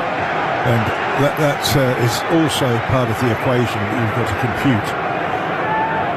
But then don't follow it. I mean, there's all those little things, but this should come to automatically to the batsman at this level. Yeah. Well, he sort of he said, I really felt in Adelaide he was starting to get the feel for that. He's a big, tall man. Zach Crawley was 6'4" or something like that. He's huge, my guy. Bats out of his crease. If he can't reach it on the half volley, he just don't let it go. Short of a length, and again Crawley leaving on that length. Good leave. 4 balls gone in this first over. Heath, have you got a crowd for us? I certainly do. 93,442 in the house as of the tea break. That is the highest recorded crowd for a day at the MCG ever. It pips the 2015 World Cup final. That was 93,013, and it smashes the previous Test record, which was 2013 Boxing Day when Australia rocked to a 5-0 win, 91,000 that day. So a couple of records broken here, Dan. Unbelievable. Dead rubber. It's not the best day weather-wise. Well done, Melbourne. Stark in the mid to high 140s as usual. Crawley, open stance, waits. This one better line from Stark, but Crawley opens the face, runs at the cover and gets a single. They're off and running, none for one. How's that compare with the AFL? Yeah, crowd-wise. You get 8 or 9 of these a year, 90,000. You got the prelims, you got Anzac Day, you got the GF. You've got no sight screens, so you don't lose. You lose people. You're right too. Because you've got sight screens. I reckon there's probably, I don't know, 2,000 at each end of the ground. Yeah. Test match you don't get, or in a cricket game you don't get. Yeah, NRMA Insurance, that's last 3 games here, so 2 prelims in the grand final, all 99, 96 and 100. So Stark now Last ball, the over. Can the first over curse strike again? Duckett on strike. Oh, full ball. Jammed out. They go up here. It's a bump ball. And I think this might be a bit of theatre from Stark to go up and appeal there just to make Duckett a little more nervous. Duckett has some choice words. Stark says this ain't Noosa, son. That's the end of the over. None for one. Triple M Rocks cricket for Discovery. Boxing Day deals are on at Officeworks. Get Edifier Pro wireless over-ear headphones for $89 or a 2024 7-inch Paperwhite Kindle for $248. Shop now at Officeworks while stocks last. Bunnings has you covered this New Year's. Hosting a party or heading out for fireworks? Grab your last-minute essentials at your local Bunnings warehouse and make your celebration unforgettable. It is there for England if they're good enough. Australia all out 152 and looking, looking at Harvey Norman replay. No, he's jammed it into the ground, Duckett. And I think we're all on the same page. Tub, we all felt a bit sorry for Duckett and Bethel and the English for being sort of outed on social media for having a drink. Absolutely. Yeah. I said this morning on air on Channel 9, I said, well, who hasn't been there and done that? I said that's unfortunately the way of the world today. Everyone's a journo, so he got caught. It was wrong place, wrong time, but he wasn't doing anyone any harm, was he? No. A lot of faux outrage there. 3 slips waiting. Nisa in. Oh, bad play and a miss from Crawley. He was tempted into one there, trying to drive on the up, and he almost feathered one. And that's the one he's got to watch, Zach Crawley. It's a strange one. Now, Christine Kumar, Namasita, the umpires, just come down. I'm not exactly sure who he's talking to, but after that delivery, he raced from his position as umpire. He did. He walked halfway down the pitch to have a word to somebody about maybe there was some chat as the ball was being bowled. But it was a bad shot. That's the one that Crawley's got to give that away early doors. Next ball, tighter line, defended. None for one. Well, that was strange, wasn't it? I'm not quite sure what the umpire was doing. Was he talking to one of the Australians in the slips court, or was it behind here near the sight screen? I thought it was back here, Tub. I don't know if it was the camera, the roving camera. I don't know, something. It's the sort of action you see going to the sight screen, but it's the opposite end. Anyway. And that one, he's getting some nibble, Nisa. This one, thick outside edge, squirting out to the vacant point region. They come through for a single, none for 2. That's better for Crawley. Much better. The last 2 balls, both been good deliveries, bringing him forward, but playing with softer hands. It's that big booming drive he wants to play, which you get away with in England on a good pitch, and this baseball philosophy's been designed around flat, generally lower pitches where you can hit through the line with confidence against the new balls. Here in Australia, that ball zips a bit, bounces a bit, and they're the ones you edge. So Duckett. I think those balls been put away. Full ball, punching. Nice stroke. Through the covers. Didn't give it the lot. Stroked it through more than whacked at it. And they've got a couple here. None for 4. England Duckett off the mark with 2.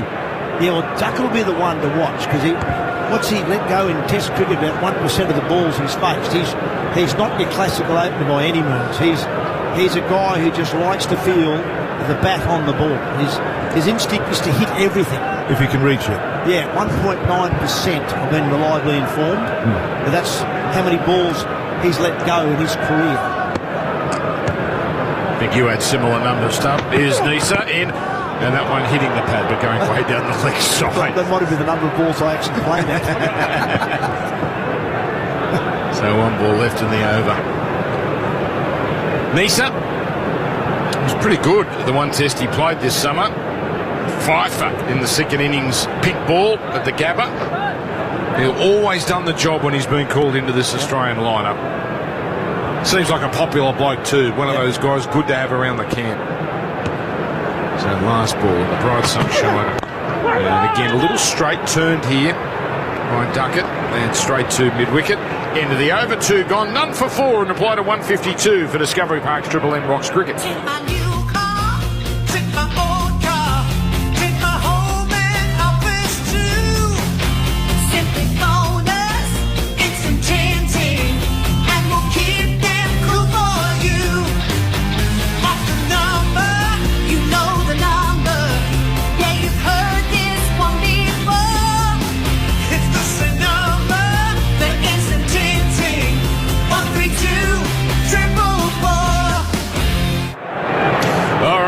At the crease, we've got the Lord, we've got Tubb, and we've got Mitchell Starc. Ball in hand, didn't strike, a rarity, didn't strike with his first over, starting his second, and short of the length, and just wide enough to allow Crawley to shoulder arms. Yeah, and it's short enough as well, so it's really is quite straightforward. Lots of anniversaries today because Boxing Day, and so many wonderful things happen on Boxing Day. But 30 years ago, Tubb, something not so wonderful, Murali and Darryl Hare. Was it 30 years? That was 1995. Yes. That must have been one of the strangest things to be part of. Yeah. Were you batting when that happened? I don't think I was batting. Starc in, lovely cover drive. No real feet from Crawley, but he went with the hands, and it's not going to quite make it. And they'll ease 3 runs. Good shot nonetheless, none for 7. Yeah, I remember Darryl called him from. Was he umpiring, and then they moved Murali to the other end to bowl, and Darryl still called him. From square leg? Yeah, from square leg. I think he did, yeah. Jeez. So, must have been the weirdest atmosphere. Yeah. So Arjuna Ranatunga, who was the Sri Lankan captain, he wasn't impressed, to put it lightly. Was there any, again 30 years ago, you probably don't remember, was there any feeling this could happen? Had there been a bit of word that Hare was onto this? Well, there'd been a bit of conjecture in the media about his action, yes, but certainly not about whether Darryl Hare or anyone was just going to go ahead and call him. And now chipped up in the air by Duckett. Good night. Nisa takes the catch. Oh, Duckett. It's a horrible week, and it just got worse. He lost the bat in the hands there, and he just spooned it up to mid-wicket. Starc, well, it took him 9 balls this time. Slow coach Mitch, 23rd wicket of the series. And poor old Ben Duckett has to make a long walk back to the dressing room. Yeah, it's a strange shot. He trying to work at leg side, but the hands are way out in front of the body, sort of leading edge, leading half in the back. He just ballooned a bit on. It's a real soft, ugly-looking dismissal. That's for sure. It's a leading edge. I think I've been in the middle of the bat because he started to adjust. But he's gone. That's a lonely walk, and he's making it now, Ben Duckett, for Discovery Park's Triple M Rocks Cricket. Repco's got the prices you'll love. Get 25% off almost everything store-wide, like oils, car care, parts, tools, batteries, in-car tech and more. Plus 30 to 50% off selected Repco rewards offers. T's and C's apply. Repco.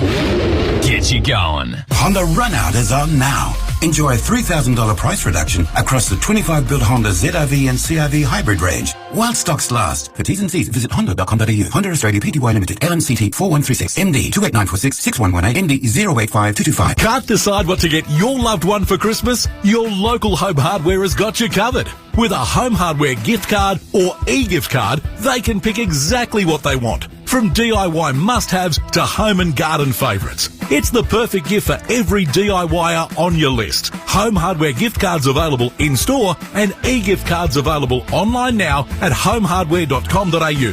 Home Hardware gift cards. Easy to give and even better to get. Home Hardware. It all starts at home. For Discovery Parks, Triple M rocks the Ashes. Oh, what a... Stumped over where to store all that new stuff? The new bodyboards. The Christmas decorations. All right, here we go. The kids' new I don't know if you box. can hear this at home or in your car, because I'm here Trestle tables. Parkside, but here we go. Mitchell Starc coming in. There we go. Mitchell Stark to a very confident-looking Jacob Bethel. Full ball. Pushed and the left-hander squirts a single. Wow, that was a confident walkout by Jacob Bethel. That was shades of Viv Richards or Kevin Peterson. Or, dare I say, Ian Botham, winding the batter. The man, he must have done well at Noosa. 1 for 8. Best preparation for your home by keeping I like this bloke. comfort of your home from anywhere. Well, With smart features like geofencing, climate meaning you can come home to comfort. At least he makes you think he's got a bit about him. And keeping Australians comfortable for over 50 years. He moves around the field, he stops things, only good field to stop. There's a lot to like about him. See how his batting goes, though. This will be a good test. Yes, it will. Stark. And full and wide. Crawley on 5 leaves it alone. Not often you see a guy playing for England, or anyone, at number 3 that doesn't have a first-class 100 with his, next to his name. 5 test matches now, averaging 38, so it's all right. I love his energy. His fielding's very good. Left-handed, he's got a lot going for him. Yeah. But that no first-class 100 is a worry. But a good place to make one. Imagine Boxing Day. Boxing Day, knock your first one off there. That'd be very nice. That'd have to be a first. If someone got their first-class 100 in a Boxing Day test.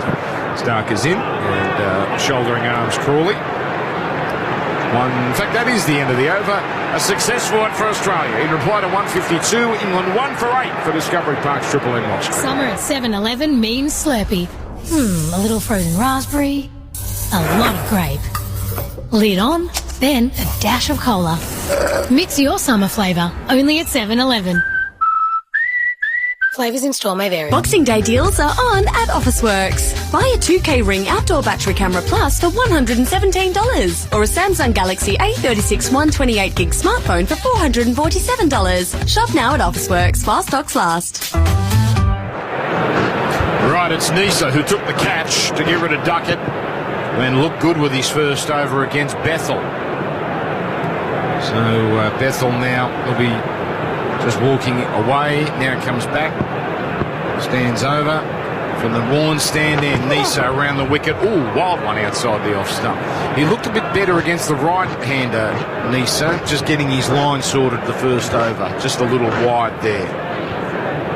The umpire might just have had a little word there. I don't know whether it's the follow through or whether it was back foot wide. I don't know. It was very wide when he delivered that. A little surprise he's around the wicket to Bethel. He's trying to angle the ball in, obviously, getting to play maybe. Jeez, the slips are up a long way. Oh, get him on the pad! Up they go!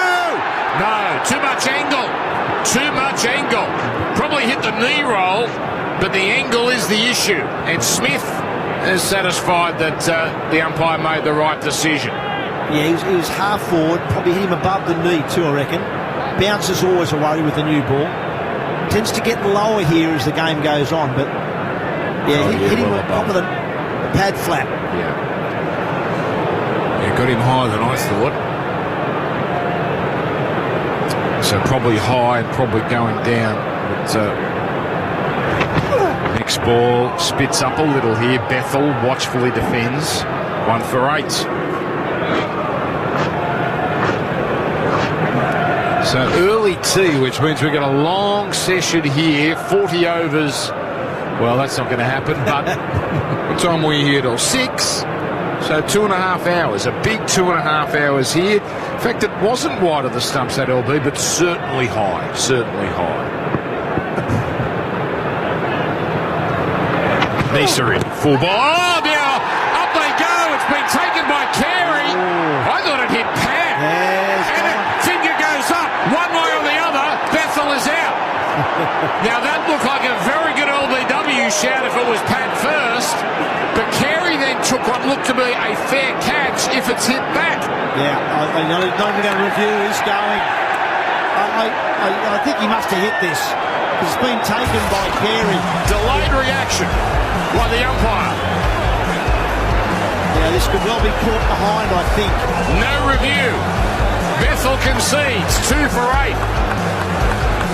Well, Noosa, full, straight. Looking at the reverse angle, looked like it missed or to get a little edge on the way through. We're looking at Snicko. Yeah, Snicko. So out he goes, Jacob Bethel, officially caught behind, and Nisa in amongst the wickets. England in trouble. 2 for 8 for Discovery Park's Triple M Roxbury.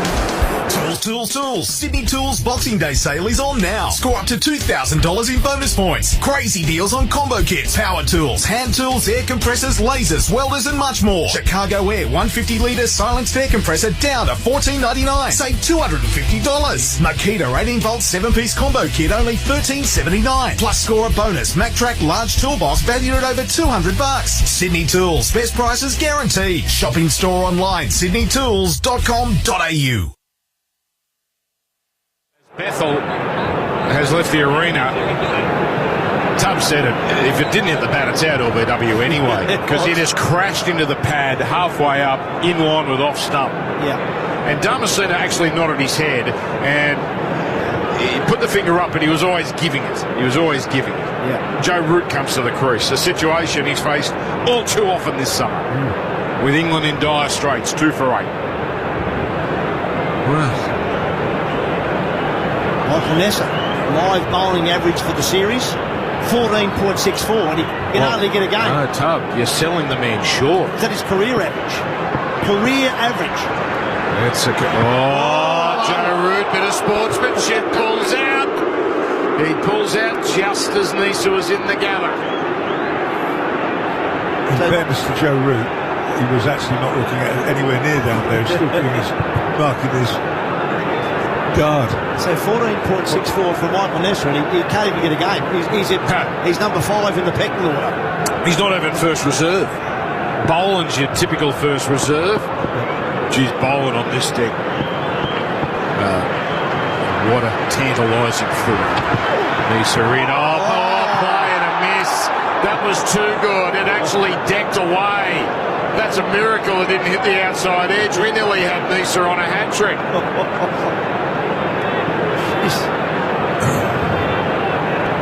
It certainly went off the seam too, didn't it? That's what's in a Harvey Norman replay. That's gone off the seam. Not real swing, just he's missed it by 2 inches. You'd have to be informed to nick that. Really informed. It's just too good. 4 slips. He walks across his stumps here, and this time he sees Nisa straight down the leg side. Wonderful over. 4 gone. 2 for 8 on the IG share trading scoreboard. Triple M Roxbury. For Discovery Parks, Triple M rocks the Ashes. G'day, Greg Rust here. When the checkered flag's been waved on another big Christmas, there's only one place to be, the Autobarn Mega Boxing Day sale with a whopping 26% off store-wide for 2 days only. That's right, you heard correct. 26% off store-wide, but only for 2 days. Autobarn's Mega Boxing Day sale. Online only today at autobarn.com.au, in-store and online tomorrow. T's and C's apply. Autobarn, all for the drivers. Mitchell Starc come in and playing back and working at square of the wicket. Crawley, better looking shot, but cut off by the man at point. 2 for 8 England in the 5th. 12 wickets already, and we're barely into the 3rd session. That's what it says here, 39.5 overs. As you said a moment ago, we won't get all them. We'll be lucky to get probably 29 of those in. Yeah. We'll be doing well in the next 2 and a bit hours, but wow, 2 for 8.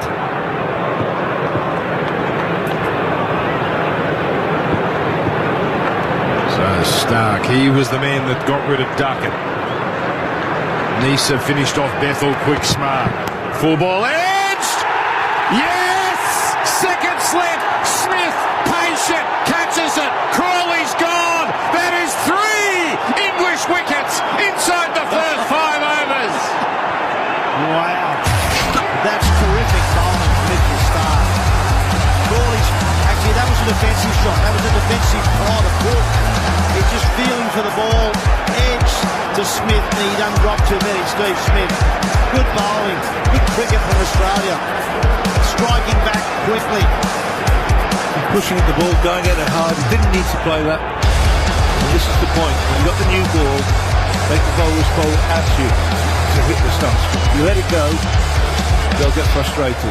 But that was pushed again following the ball. Last 11 balls, England 3 for 1 for Discovery Park's Triple M Rocks cricket. Hey, it's summer. Yep, sun's out, beers are cold, and the cricket's on. You know what doesn't take a break? Let me guess. Scro? Oi, nailed it. Nailed it. But actually, I was talking about local businesses. People are out and about spending more than ever. And audio is always on in the car, at the beach, even blasting at your backyard barbecue. Which means your business could be right there with them. Perfect time to stand out. This summer, boost your business. Get heard, get results. Head to triplem.com.au and click Advertise Local. Suburban four-wheel drives. Born to roam the wilds, but ultimately trapped in the suburbs. But now Club 4x4 insurance policies free the four-wheel drive, giving cover anywhere you can legally go in Australia. Club 4x4 Insurance. Free the four-wheel drive. Issued by Lifestyle Insurance on behalf of QBE Insurance Australia. See club4x4.com.au for the PDS and TMD to decide if this product's right for you. For Discovery Parks, Triple M rocks the Ashes. Harry Brook, 4 scores over 30. He's played pretty well. Problem is, he keeps getting out. No scores over 52. 3 for 8. You might have to bring the garden party forward. Yeah. Did you say night 3? Yeah, it was 3 originally, but we're going to have Sydney, are we? Getting ready for the next test. Bring the caterers beef. Stark has got 2. On the charge! Constant style and missing! Harry Brook! What the hell is going on here? seriously, complete fruitcake. Wow, that's why you combat it. I reckon he's missed it on foot. He's charged Mitchell Stark. Unbelievable. Wow. And then he's walked down 15 metres for a power with Root. Now he walks back, he does some gardening. This is extraordinary. And now, well, I'll tell you what it has done, it's spread the field a bit. At least now we've got a deep third man, or a deep backward point, and a wideish long off. So he's opened up the offside a little here. Oh, the buzz! The MCG on Boxing Day! And this time, technically correct defensive stroke, and the crowd boos. Boring. Why are you doing that, Harry? Fancy playing orthodox. Well, funny enough, Steve Smith started with that man at deep backward point. As soon as Harry Brook came in, back he went on. And I've got to say, my old-fashioned head goes, why would he do that? But that's exactly why. He just charged the first ball, swung hard at it, and I suppose Smith's saying, well, there's every chance that's just going to balloon away on the offside, and you never know. If they get one caught down there, they're now going to put in a deep third man as well. Yeah, so I'll move the backward point a little closer to the point position. And now mid-on, or mid-off rather, comes up to a traditional position. Stark is in. Oh, he walks across his stumps and he squeezes it out. That's 2020 stuff, down to deep point for a single. 3 for 9. Ethan Meldrum, NRMA Insurance. 29 players have taken the field this Ashes series so far, 25-26. Only one has been called a fruitcake by a Lord of the Realm. And that's not a fruitcake with cheddar cheese on top either. His favourite type. That's a proper fruitcake. Or as you said, put some mayo on it. That's it. Unbelievable. Fruitcake. What a great expression. Now, Joe Root has faced 2 balls and played and missed one of them. Stark, 2 for 6. 24 wickets this summer. And wide ball. Couldn't tempt Joe Root there. He might have had a bit more success with Brook with a bit of a bait out there. Not this time. 3 for 9 for Discovery Park's Triple M Roxburgh. Paying commission every time you trade shares is like a fumble at the boundary. You can do better. With IG Share Trading, invest in all Australian shares for 0 commission. Plus 0 commission on all international shares with just a 0.7% FX fee. $0 commission on both Aussie and international shares? Now that's an Aussie first. Download the IG Trading app today. T's and C's and other fees may apply. IG Australia Proprietary Limited. AFSL 515106. There is a buzz here. Day 1, Boxing Day. It takes you back to great moments like Lilly against Viv Richards at the end of day one all those years ago. The crowd is alive. The game is alive. England 3 for 9. May 13's a little bit quiet though. No, that's where the Barmy Army are. Just rubbing it in, putting him in there.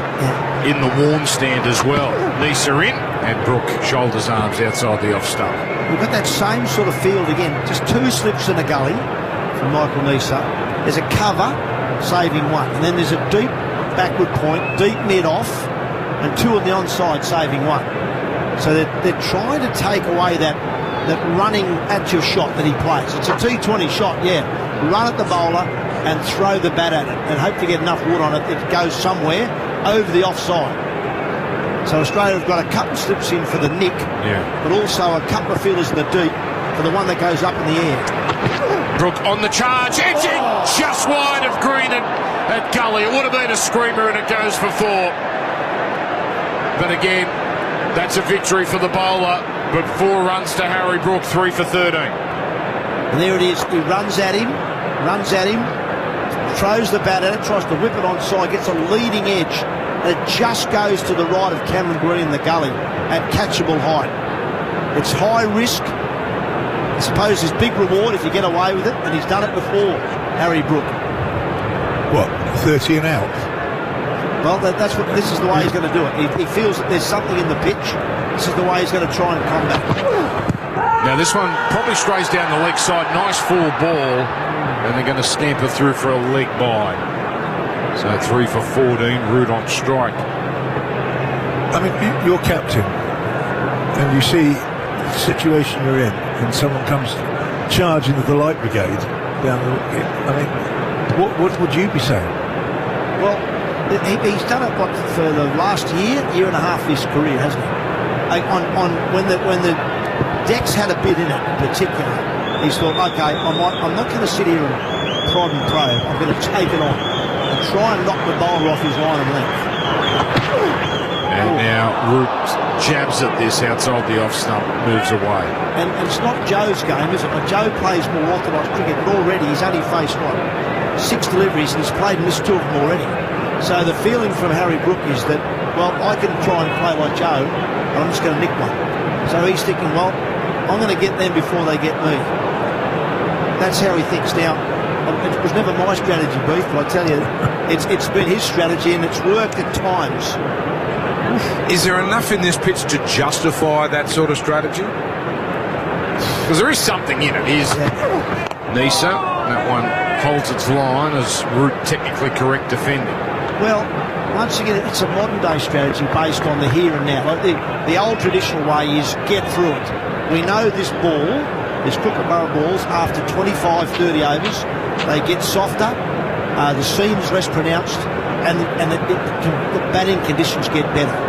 So that's the old way of thinking, get through an hour and a half. It's not how the young brigade think. They just think, I'm going to take it on now. Well, you at home, I'd be just making another ham sandwich mid-afternoon, get a drink, don't go anywhere for 2 hours because this is going to be fun. Oh, that one stays low, but Root in behind it. Another good over from Nisa. 3 for 14 with that dot ball for Discovery Park's Triple M Rocks Cricket. This was meant to be the backyard cricket game of the summer, but wow, this game is dragging on. We desperately need a boost of speed. Oh, what's this? Aussie Broadband has stepped up to the crease and oh, look at that! No time to react. Perfect line and length. Terry's out and that's the innings. Yep, it looks like Aussie Broadband's legendary speed has won the day. If you want high speeds like that at home, upgrade your internet to Aussie Broadband. That's the actual Aussie way. As we watch this ball deck around, it makes you think, if Scott Boland does Scott Boland things this afternoon, God help England. Because this ball is moving, it's just perfect for a man of his prodigious line and length. But he's not getting the pill for a while because Stark and Nisa are firing, and Stark is in, full ball wide. And driven square for a single by Brook. He goes to 6, 3 for 15 in reply to 152. So, you got Tubb, you got Liam Botham, the Lord, and these two have survived 11 balls. That's something. because it was all happening for a very big burst of 2 overs. Root waiting, yet to score. Kind of want Harry Brook to have strike because you know things are going to happen one way or the other. Root is in, a little wide, and Root shoulders arms. Well, Harry Brook's approach is, in a way, it's an extension of what we talked about earlier with Marnus Labuschagne. Marnus came out, he didn't look good in Adelaide. He squared up on the crease. Those old things that we saw drift into his game over the last couple of years seem to be back. So he thought, I'm going to go out there, and a bit like Steve Smith has done in recent times, be aggressive early on, get my feet going, try and put the bowler under pressure, and then drop back. Well, Harry's taken it to the next level. He's thinking T20, and then if I get it started and I push the field back, then I'll play orthodox cricket. Full ball, and again, just a little too much width. Root leaves it alone. That's a real park cricket attitude you're bringing there, Tub, with Brook. Just break them mentally early and then cash in later. Yeah. And I suppose the one thing it does do, it puts Steve Smith under a bit of pressure as a captain, because all of a sudden it's not just 3 slips, a gully, a back pad, and we'll hit the top of off and until you eventually nick one or get LBW. It's okay, I've got to think about the field. So I've got to put a deep third man and a deep mid off, or you can just leave it up and hope he does make a big blue. He's stuck. Can you get the line right this time? No, still just straying a little. No damage being done here, but he'll be a bit disappointed with himself. Another ball let go. Yeah, those deliveries to Harry, look, he's flashing at those, and they're going through backward point somewhere at pace. I tell you who I met today, the Warren kids. My God, they're an impressive trio. They're just on. It's 350. 350. Local. His test number. Test number. Shane Warne's test number. Yes. So people are doffing the cap and the hat, and the kids are down there. And nice defensive stroke by Root. This is a lovely little tradition that's been started the last few years. It's a great response, isn't it, from the public? They're all into it. And, talking with Brook and Jackson a little earlier on, they do. You're absolutely right. They do a great job. Well, you can feel the dad in them. Like, they've got charisma, but they're so humble. They're dead set normal kids. And as Merv would say, a bit of bogan in them as well. Shane Warne bogan. It makes them all the more likeable. Last ball the over. And chopping into this one. Cut down by Green. They thought about a single. Green actually did very well. Might have hurt the tip of his finger there. No run. And England stay 3 for 15. Still 137 down for Discovery Park's Triple M Roxbury. Tools, tools, tools. Sydney Tools Boxing Day sale is on now. Score up to $2,000 in bonus points. Crazy deals on combo kits, power tools, hand tools, air compressors, lasers, welders and much more. Gear Wrench 12-piece reversible ratcheting set now $89. That's 70% off. Milwaukee 3-piece outdoor combo kit down to $5.99. Save 23%. Sydney Tools. Best prices guaranteed. Shopping store online, sydneytools.com.au. So things are settling down here, but you get the sense not for long one way or the other. Brook on strike. Nisa bounding in. He's got one of the 3 wickets. Shaw, tempted pull shot. Brook almost gets a feather. Best sheds around the grounds time. Ethan Meldrum, what's doing? Yeah, 2 more games that will probably move as fast as this test match that we're seeing, both on 7 and 7 plus tonight. Sixers and the Stars, 6:05 p.m. tonight. It's followed straight away by the Scorchers and the Hurricanes from Optus Stadium. That starts about 9:30. Full suite of cricket today, Dan. That's right, and our new owners there being mentioned, Tub. How are you going to go with them? You're a Channel 9, staunch Channel 9 man. There's Nisa. And a little width there and carved out through the offside square of the wicket for a single. 3 for 16. Could get 3 invoices in one day, could you? Oh, I like where your head's at. Yeah. You're not thinking of contracting, you're thinking of expanding. Oh, yeah. That's not a bad idea. I always think expansion. I like where your head's at. Yeah. Wow. 3 for 16 here. Root still yet to score. He's faced 11 balls. And the ball here, as Merv was bringing up earlier, there's so much grass on the pitch. Oh, on the walk, this time Root trying to smother the length of Nisa, ends up shouldering arms. That ball's going to hold too. It's going to stay nice and firm, nice and shiny for a lot longer than normal. There's already sort of a big partnership up with for England. Like, it's a bit like when Marnus gets with Smithy. I think it's a big partnership in Australia. These two are the ones, like obviously Stokes is next in. It's Joe Root, England's best player, with Harry Brook, the younger guy coming up. Playing and missing. Genuine miss that by Root. He just looks down at the pitch and shakes his head in disgust. Nisa is getting some beautiful movement off the deck.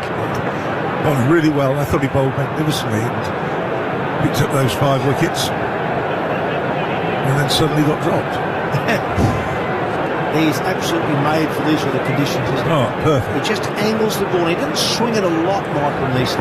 Just a hint. But a lot of his deliveries just go off the seam, away from the right-hander. And this one left alone. And like a good pro, he just hammers away. He's like Scotty Boland. Scotty Boland sort of angles the ball in more, and in a way he can at times make you play more. See what it makes you think the way he's bowling. This is a very English situation. 2027. There'll be some change with Australia, with Hazelwood's getting hurt a fair bit. Not that we wish that on anyone, obviously, but geez, I tell you what, not a bad option in about 18 months. There's Nisa coming in. Oh, beaten again, although has that got a feather? Up they go. I'm not sure that carried, although the Australians are adamant. Damasceno asking his square leg up, which means he thinks it's certainly got an edge. It's close and it's going to need inspection. But I think Root is conceding this might be out. Yeah, Joe's already, well, he's about a quarter of the way off. He knows he's hit it. There's no drama there. This ball hooked. Yeah, it died on its way to Carey. It's just whether or not. Carey thinks he has, and even Joe Root thinks he's caught it because he's now, well, he's nearly halfway off the ground. He's just staying to watch the replay. Good healthy edge. Now has it carried? Oh, yes, it has. Ball straight into the glove. 4 wickets. Who's in next? Howard, Lloyd, Blewett. Tell them they're not required. We're not going anywhere for the next half hour. Beefy, you're not going anywhere either. 4 for 16, Triple M Rocks cricket. Growing your own business means working from a shared desk. Sorry. Working from the loading dock. Working from under the stairs. Working right outside the bathroom. Working inside the bathroom. Hi, Claire. Just returning your call. Go from tight squeeze to scaling with ease with a fast-track credit offer from Westpac. To get it done, it takes a little Westpac. Westpac online banking T's and C's. Eligibility, lending criteria, fees and charges apply. For existing customers of 12 months plus. Where is the bathroom? Sort your summer out with Ream, so you're coming on steady, hot and strong. Australia's favourite hot water has the coolest giveaway. All thanks to Ream, just head to the Triple M win page for your chance to win a Sea-Doo Fish Pro Sport and Ream Solar Cool Cabanas. Solar, electric, gas and heat pump water heaters for your home. Ream also now has heat pump pool heaters. Ask your plumber to install a Ream. T's and C's apply. Ream, for the hottest in hot water you've ever seen. New South Wales permit number TP00328. For Discovery Parks, Triple M rocks the Ashes. Well, Ben Stokes must be getting sick of this. Coming in, his side is in awful trouble, and he's going to have to get them out of it. 4 for 16. All of a sudden, 152 looks pretty good. Stark. That was the end of the over, by the way, so Brook is on strike, and he's likely to do anything, this bloke. Brook, waiting. Stark. On the charge! Hits it high and hits it in all the way into the crowd. Well, that is a superb shot. And that one straight out of the screws. 4 for 22.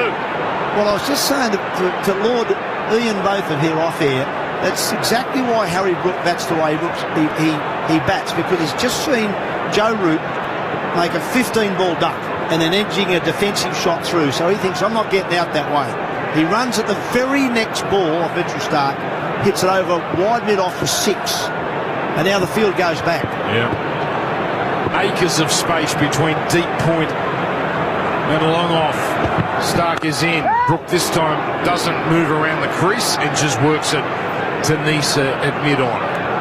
Now, Dan, you and I are having a good run commentary with wickets. But has anyone got a fifer in a stint?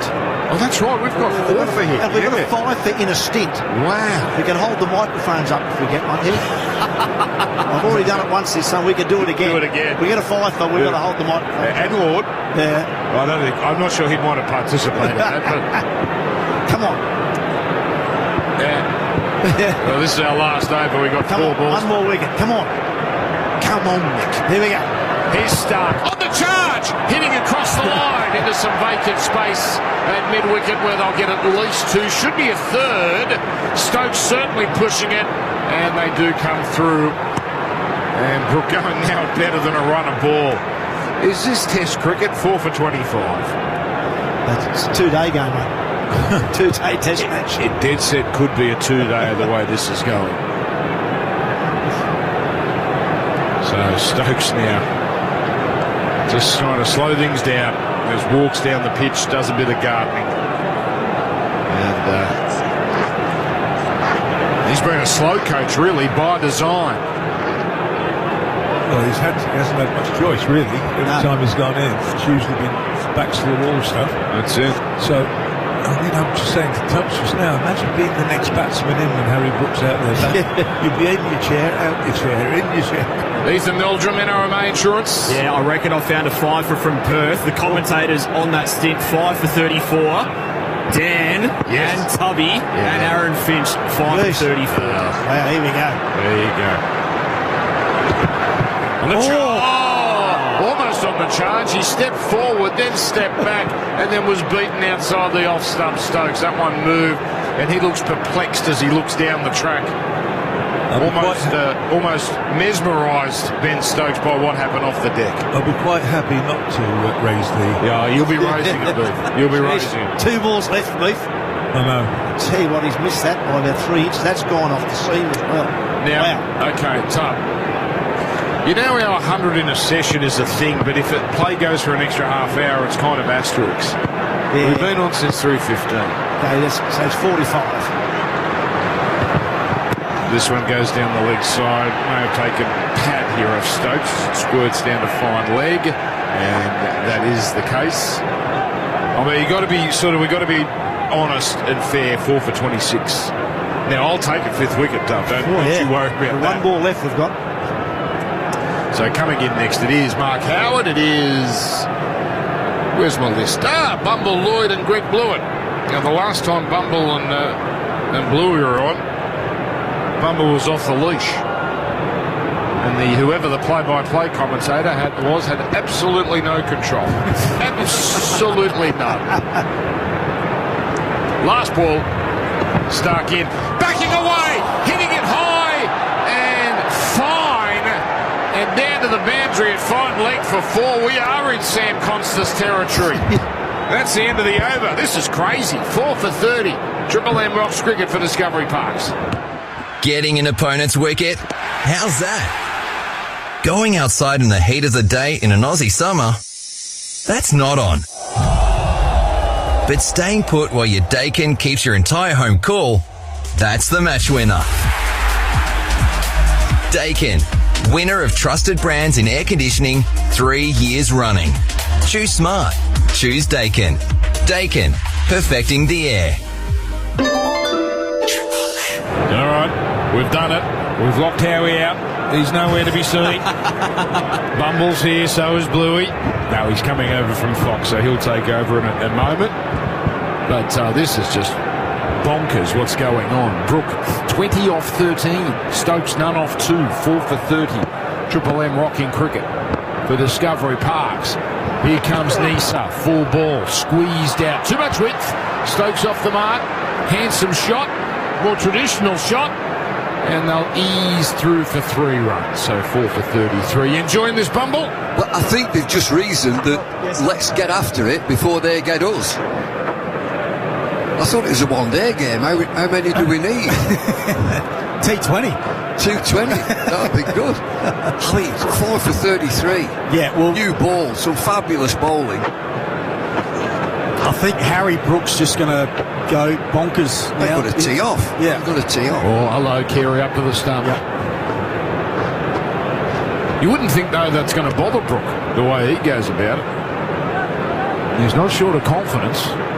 Well, he'd be very game to skip down the pitch with Alex Carey up to the stumps. But, as you said, Dan, you never know. With old H. Brook. So, 152 looks like a hell of a score, because England are 4 for 33. And all beautiful movement outside the off stump. Opening the face is Brook. Not a bad shot, actually. Runs it wide of gully where Green dives to no avail, and they come through for a couple. 4 for 35. What do you think of reckon the pitch, saw the pitch, Bumble, or do you reckon it's a combination of bowling and bad batting? I think the pitch is really helpful. Yeah, a bit spicy. Yeah, for Australia to be bowled out for 152, and if England had bowled better in that morning session, they'd have took 6 or 7 wickets instead of the 4. Alright, so Howie's just walked in. He'll get himself set up here. We'll take you through this ball as Brook is back and more conventionally working it out to the leg side. 4 for 35 England. Well, what an afternoon of cricket we're seeing here. Greg Blewett, David Bumble Lloyd. She's on fast forward here, Bumble. It's all happening. I said that Australia would be batting again tonight, and I'm not going to be far off. Well, every chance. They just announced that day 2 and 3 are sold out. If I've got day 3 tickets, you're nervous? I'm a little bit concerned at this stage. 3 slips to Nisa. Carey's up to the stumps. He's gone round for stump. I think it's more an exploratory question from Alex Carey. They are going upstairs. Surely Harry's got his foot down. Well, he didn't seem to move. No. But it's sharp work. I mean, it's fabulous wicket keeping. And it's a great plan, great ploy. Well, he's giving it out, Steve Smith. He'll be giving it out. Steve Smith, I think I heard him say it's very close. This is out. It'll be remarkable. So he's got his foot down. He lifts it. He's going to get it back down in time. Oh, he might not. He's back. He does. He's back. Yeah, yes, please. Zoom on, please. So they'll zoom in and out, but he's not out. Can you just talk me through that drive over cover for 6 from your man Harry?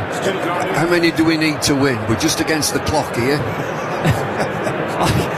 That's one of the more remarkable shots I've seen in Test cricket, that Bumble. Me too.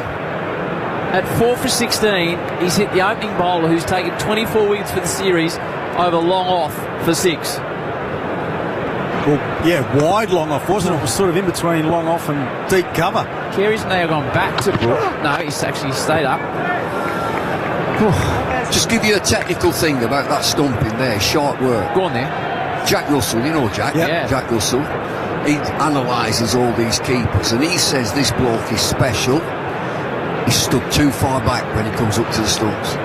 He says he's too far back, should be closer. I'm just thinking then, if he'd have been closer, that would have been out. So you want him actually closer to the stumps? Yes. Interesting. Nisa to Brook, final ball of the over. England 4 for 35. He's looking for the leg before Wigger with that one. He picks up the length and works it backward to square. They hustle back. Stark actually overruns it, and as a result, they'll get 3. That's about the first mistake Mitchell Stark's made in the entire series. Yep. Brook goes to 25. The Stokers 3. England after 10 in reply to 152, a 4 for 38. For Discovery Park's Triple M Rocks Cricket. Stumped over where to store all that new stuff? The new bodyboards, the Christmas decorations, the kids' new bikes, the trestle tables. Well, smash your old shed for 6 and treat yourself to a brand new Aussie-made shed with a 20-year manufacturer's warranty at bestsheds.com.au. No shed like a best shed. The biggest MCG cricket crowd of all time are on their feet because they've got the Victorian into the attack, Bumble. Test match 4 years ago, he took 6 for 7 on debut, and now Scotty Boland gets his opportunity. And he's got a standing ovation too. He does. Well, to be fair, Bumble, over the last 30 years, we haven't had many Victorian Test cricketers. We've had the likes of Warney, Merv, Dean Jones, Matthew Elliott, but Victoria's been heavily underrepresented in the national side, Bluey. It's normally sort of New South Welshmen. Yeah, you're absolutely right. And it's hard to find anyone saying a bad word about Scotty Boland. He's just one of those blokes who's very quiet, Bumble, doesn't really go after the opposition, but geez, he's been a genuine wicket taker. He'll be a nightmare on this pitch. Brook advances and has to throw his bat to one that gets a bit of bounce. This is your box office stuff. So Scott Boland to me seems to be one of them guys that enjoys everything that he does. You know, he's never going to hurt you, but his disciplines are fantastic. And we talked in that last match, the last Test match at Adelaide, that he lives there. That's where he lives. So first ball there. Straight there. In residence. He's in residence. Right there. Not quick. What's it? 133k. That's about it. A bit more. 136. Right in the hanky. Brook, who's looking to use his feet. Back in the crease this time. Works it to leg. And now Stokes will get his opportunity. So what happened in the last Ashes in the UK? It's the only time anyone has been able to get after Scotty Boland. It's the only time he hasn't had success. Smaller grounds. I think that helps, and targeting. Not much movement off the pitches. Our pitches are real good and dry, and so they would have had an opportunity to get after it. Now there's a bit of movement and a massive area. This is huge. Adelaide, huge down the ground. Brisbane, I mean, the grounds are much, much bigger. Yeah, Howie, especially since Baz McCullum and the style of cricket they want to play and the pitches that they produce in England, you can't bat on better tracks than that, really. As opposed to now where we've got an English-style track here at MCG. Yeah. And Boland's looking to Stokes. 3 slips, gully point, mid-off, mid-on, square, fine. Beats Stokes. Beats Stokes. We're just having this discussion on Fox Cricket on the telly. Cricket pitch like this, day one at the MCG, we've seen 14 wickets fall. Are you a plus or a minus to the style of cricket? Massive plus. I like it when the ball is just about on top. You'd expect it to get better on day 2. The spice would go out of it, and you'd think that the batter will score 100. But both teams have read it. No spinner. We don't want a spinner. Stokes. And credit to the bowlers who have all bowled. We can't just say it's the pitch, the bowlers. What about you, Blue? I enjoy this type of cricket. No, well, I do as well, but for me, it's just too much in favour of the bowlers. I mean, 14 wickets have fallen. It could easily be another 2 or 3. So with 16, 17 wickets day 1, and as you said, sellouts day 2, day 3. There'll be a big crowd if we get to it on day 4 as well. So the game's just going too quickly for my liking. Australia could potentially bat again tonight. Stokes beaten again, dangling in and holding its line. The other thing to that is that Steve Smith got excited in saying there's 10 millimetres of grass on this pitch, when the India pitch last time had 7 millimetres. So there's a difference in that the curator and ground staff is saying there's a little bit more grass. So the bowlers will be saying there's more in this for me, as we've seen. See, I don't understand that either, Howie. Like that, he spoke about a difficult preparation. It's been really cold in Melbourne, and so Stephen Smith, as you said, both teams not playing a spinner. Well, Jax is your spinner anyway, but I just don't know why there is so much grass, Howie. Could be drinks after this ball. Stokes drives back at Boland, who throws a big boot at it and prevents a run. So a dominant hour for the Australians. England are 4 for 39 in response to 152 Australia all out, so the deficit 113. That is all on the Triple M IG share trading scoreboard. Time for a drink. Triple M Prosper News. Your business could have funding within hours of approval. Visit prosper.com today. Here's Brady Thomas. Take it away, BT.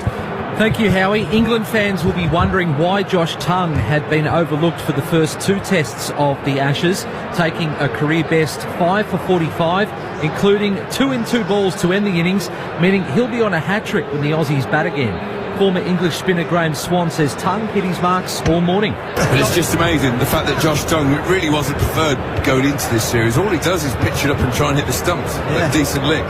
It's amazing how successful that can be. The Scorchers will be without Jai Richardson tonight against the Hurricanes with the Quick on test duties. Spinner Corey Roccaccioli is the replacement. Before that, the Sixers host the Stars at the SCG. And England currently 4 for 39, 113 runs behind Australia. You can now make free calls to Santa from any Telstra phone booth in Australia. Just dial #464646 to talk directly to Santa and his elves right up until Christmas Day. Checking Triple M cricket weather, we've actually hit the warmest temp we have all day. Currently 17 degrees at the MCG as Triple M rocks the Ashes. Building a big innings? You need a ladder that stands the test of time. Trust Bailey Ladders Pro Punch Lock range. BaileyLadders.com.au. The Ashes third test, live from Adelaide. Traffic. Triple M Sydney traffic. It's Super Cheap Autos Boxing Day sale. Get 26% off store-wide. Hurry ends tonight. T's and C's apply. Make it super. Super Cheap Auto. The Boxing Day sale's adding plenty of traffic around our shopping centres this afternoon. Homebush is busy along Homebush Bay Drive approaching the DFO, and Liverpool seeing the Cumberland Highway very congested both ways approaching the Outlet Village. Today at Harvey Norman, 10% in bonus gift cards when you spend $500 or more on selected products. T's and C's apply. Gift card valid for 1 month. Go Harvey Norman. Open until 9 tonight. Sydney deserves a Triple M summer of good times and greatest hits. Only on 104.9 Triple M. Triple M Cricket Drinks Highlights. For Liquorland. And now chipped up in the air by Duncan. Good night. Nisa takes the catch. Stark. Well, it took him 9 balls this time. Slow coach Mitch. 23rd wicket of the series. Nisa in. Full ball. Oh, now up they go. It's been taken by Carey. I thought it hit Pat. And a finger goes up. One way or the other. Bethel is out. Full ball edged. Yes! Crawley's gone. That is 3 English wickets inside the first 5 overs. Nisa coming in. Oh, beaten again, although has that got a feather? Up they go. I'm not sure that carried, although the Australians are adamant. Oh, yes, it has. 4 wickets. Rook waiting. Stark on the charge. Hits it high and hits it in all the way into the crowd. Dan Ganane calling the socks off England's concerns at 4 for 39. The deficit 113. Nisa to Brook on 26. Carey's up. Punches it to mid-wicket. Stokes is 3. And it looks like Harry Brook's like, right, there's a ball with my name on it. I'm going to make hay while I can. Yeah, and if it's up there, and it will be up there, there's every chance that he'll play some shots. And Carey, as you say, up to the stumps. And we mentioned about Jack Russell thinking that he's a little bit too far back. Think MS Dhoni. MS Dhoni right up to the stumps. So if it hits his gloves, he's right there. Alex Carey has to take the ball and then come back. It's the voice of David Lloyd alongside Greg Blewett and Mark Howard on Triple M Cricket. Hope you're having a fantastic Boxing Day. Brook, short, just heaves into it away over the onside. It's a long ball. 6 more from Harry. He box office this boy. The score is 4 for 45 and Harry Brooks hit 2 sixes and he's 32 from 22. Do you know, I'd have to hit that 3 times to get it there. That is a long way. 6. That was just stand and deliver, wasn't it? I mean, normally he gets a lot of his power from coming down the track at the bowlers, but he just sort of stood there and just a little swivel, got his right hip through the line of that ball, and he's quite tall, isn't he, Harry? Yeah, he is. What would he be? Would he be 6'4"? Yeah, I'd say 6'4", is what I was going to say. Bit like you, Howie. Got the long levers. Yeah, he can bat a fair bit better. I'm giving you the tip, though. Nisa's got 2 for 22. Brook gets 1. And because of his attacking nature, all of a sudden Nisa drops one on a leg stump. He tucks around the corner for a single, 4 for 46. When you see him walk, he's flat-footed, isn't he? Harry Brook, he's flat-footed. Saw Joe Root impersonating him this morning, having a laugh. Nice. So how good is he? We haven't. He came here for the Hurricanes before he made his name and didn't do a great deal, and we haven't really seen him fire hitters. How good is Harry Brook? Well, he came onto the scene with, I mean, massive raps. Quality. He's got a bit giddy. Right. He's got to rein it in a bit, but I think this is right. I think this is right what he's doing. Seems to suit his opportunity today. Nisa to Stokes, who drives nicely into the offside. He'll get at least 1. Stark reels it in. There's another kid at Yorkshire who's, I think he might just be 18. He's come out of school. and they're saying the next Harry Brook is called Will Bennison, and I've watched him a bit, and he's a young kid. What's his name? Will Bennison. Okay. And he was with the under-19s. He's got into their team, but I've watched him a fair bit. Does he go hard as well? Yeah, he's a good player. He's going to be a good player. What sort of style of player though? Is he? Same. That's Brook. And he sort of Stokes advances, gets a full toss, times it magnificently. Took 2 strides at Nisa, got her on the full, punched it through mid-off. So the first signs of a partnership from England. And this is the way. We haven't seen them play this way for the tour, but at 4 for 16, these two have put on 36 off 23, and the 50's up. I'm just thinking the way that Michael Nisa played. And all the wickets have fallen. He was really positive. Yeah, Stokes really coming at Nisa there, sort of walked at him and then ended up getting the ball on the full that he just punched through mid-off. So, yeah, the scoreboard's ticking over now. But Carey immediately moves up to the stumps. So Stokes has to play from the crease, jams down on it. Positive over. A 6, a 4, a 2 and a 1. So 4 for 52 after 12 for England. Cricket on fast forward for Discovery Parks, Triple M Rocks Cricket. Mitre 10's Boxing Day sales are here and they're heating up. Find amazing deals online to get your job done right first time. From Weber barbecues to Queen bins and everything in between. Even bricks and sinks are on sale. So jump online, grab those Boxing Day savings and get summer sorted with Mitre 10. That's mighty helpful Mitre 10. While stocks last, sale ends 4th of January. Back live here at the MCG. You can listen on the Listener app. Triple M in the car, Listener anywhere around the world, or in the ground here. Live ball-by-ball action. Brooks 33. They're 4 for 52. Bowl onto Brook. Here's a battle. Defends and takes a single. So they are taking momentum back from the Australians with this approach. Stokes is 9. Partnership 37. And the other thing, by playing shots, it's only 12 overs all, but they'll be softening the ball. Just make it a little bit softer. This pitch doesn't look as if it's going to change. And we talked earlier, we think it's probably going to get a bit quicker. But the grass will still be there, so there'll be movement. If England had bowled, I know we took 4 wickets this morning. If they'd have bowled a bit better, they'd have been 6 or 7 down. May have been all out 120. Australia got 152. Michael Nisa top scored with his best test score. Bowling to Stokes. He's on the advance as well, so I don't think it'll be long before Carey comes up and bowling. Do you know, we're never far off. You know, we're watching the game and we can see how it's unravelling. Just when Australia started losing wickets, a lot of us up here said 200 is a good score. Right. Get 200, that's a good score. So really, like Bluey says, it's probably too far in the bowler's favour. Well, who would you rather be at the moment? Australia 152 all out, having them 4 for 43, or would you rather have England? I'd want Australia at the minute. Okay. Boland Stokes defending. This is a massive partnership, though. This is the partnership, isn't it, Brook and Stokes? You just think if you get 1 wicket, you'll get 2. Yeah. Yeah, what? Jacks is listed to come in next, isn't he? Jacks? Oh, no, Smith. So Jamie Jacks. Smith, then you got Jacks. Yeah, they're all right. So, I reckon it's, right now, it's about even. Line ball? Yep. It's good cricket unless you got day 3 tickets. Do you know, I always say, if anybody says, I always say runs on the board. I'll have the runs. Deficit of 99, 6 first innings wickets in hand. Boland Stokes plays away from his body. Boland will enjoy that. No run. It's always what sort of ticker have you got? You know, can you soak it up? Can you handle the pressure? 93,000 people in here. Well, if we get to a scenario, Bumble, where England has to make 180, 200 in the last innings to win, that'll be a box office test match finish, that will. I reckon we might be very close to seeing Jai Richardson too, which I'm looking forward to. Yep. He's got an unbelievable record in all forms of the game, Jai Richardson. He's had injuries, hasn't he? Yep. Stokes powerfully drives into the covers, through the covers. Bo Webster's out on the ground. He chases it down for 2, 4 for 56. I saw Jai Richardson last night when I checked into the hotel at 8 p.m. and I said, I hope we get to see you bowl tomorrow. So that was 8 p.m. last night. He said, I've got no idea whether I'm playing. It was last night. It's a late decision, isn't it?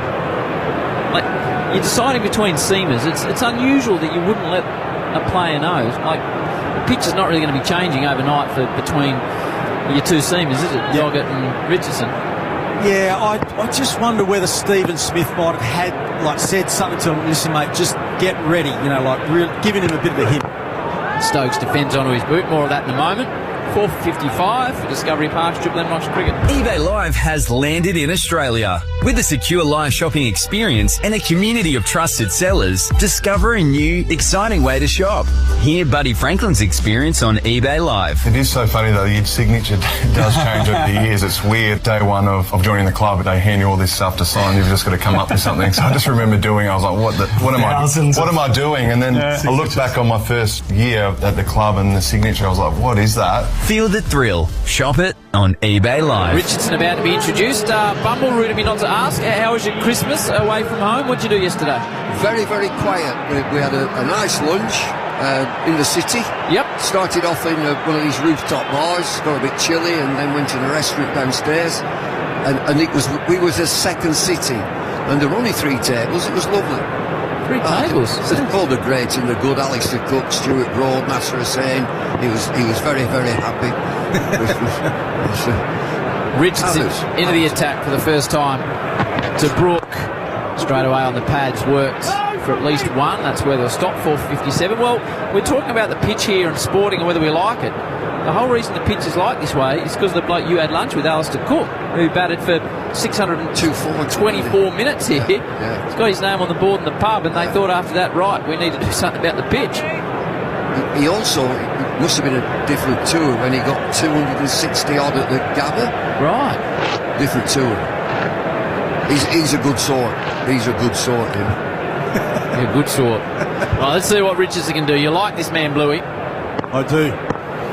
Yep. Been way too injury prone. Yep. Haven't seen the best of him.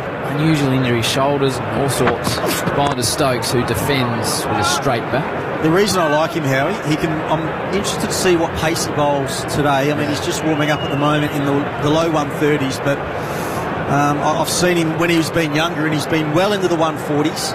But Bumble, he can swing the ball both ways. He's got a first-class average of it's in like 20.7 or something like that. And in all forms, he's under 25, I reckon. So, very, very talented. He's bowling here to Stokes. Richardson, fluent run up. Stokes defends. Let's have a look. So he's over at the moment 130, 132, 133. That's on the Triple M Aussie Broadband speed gun. Summers better with legendary speed and support thanks to Aussie Broadband.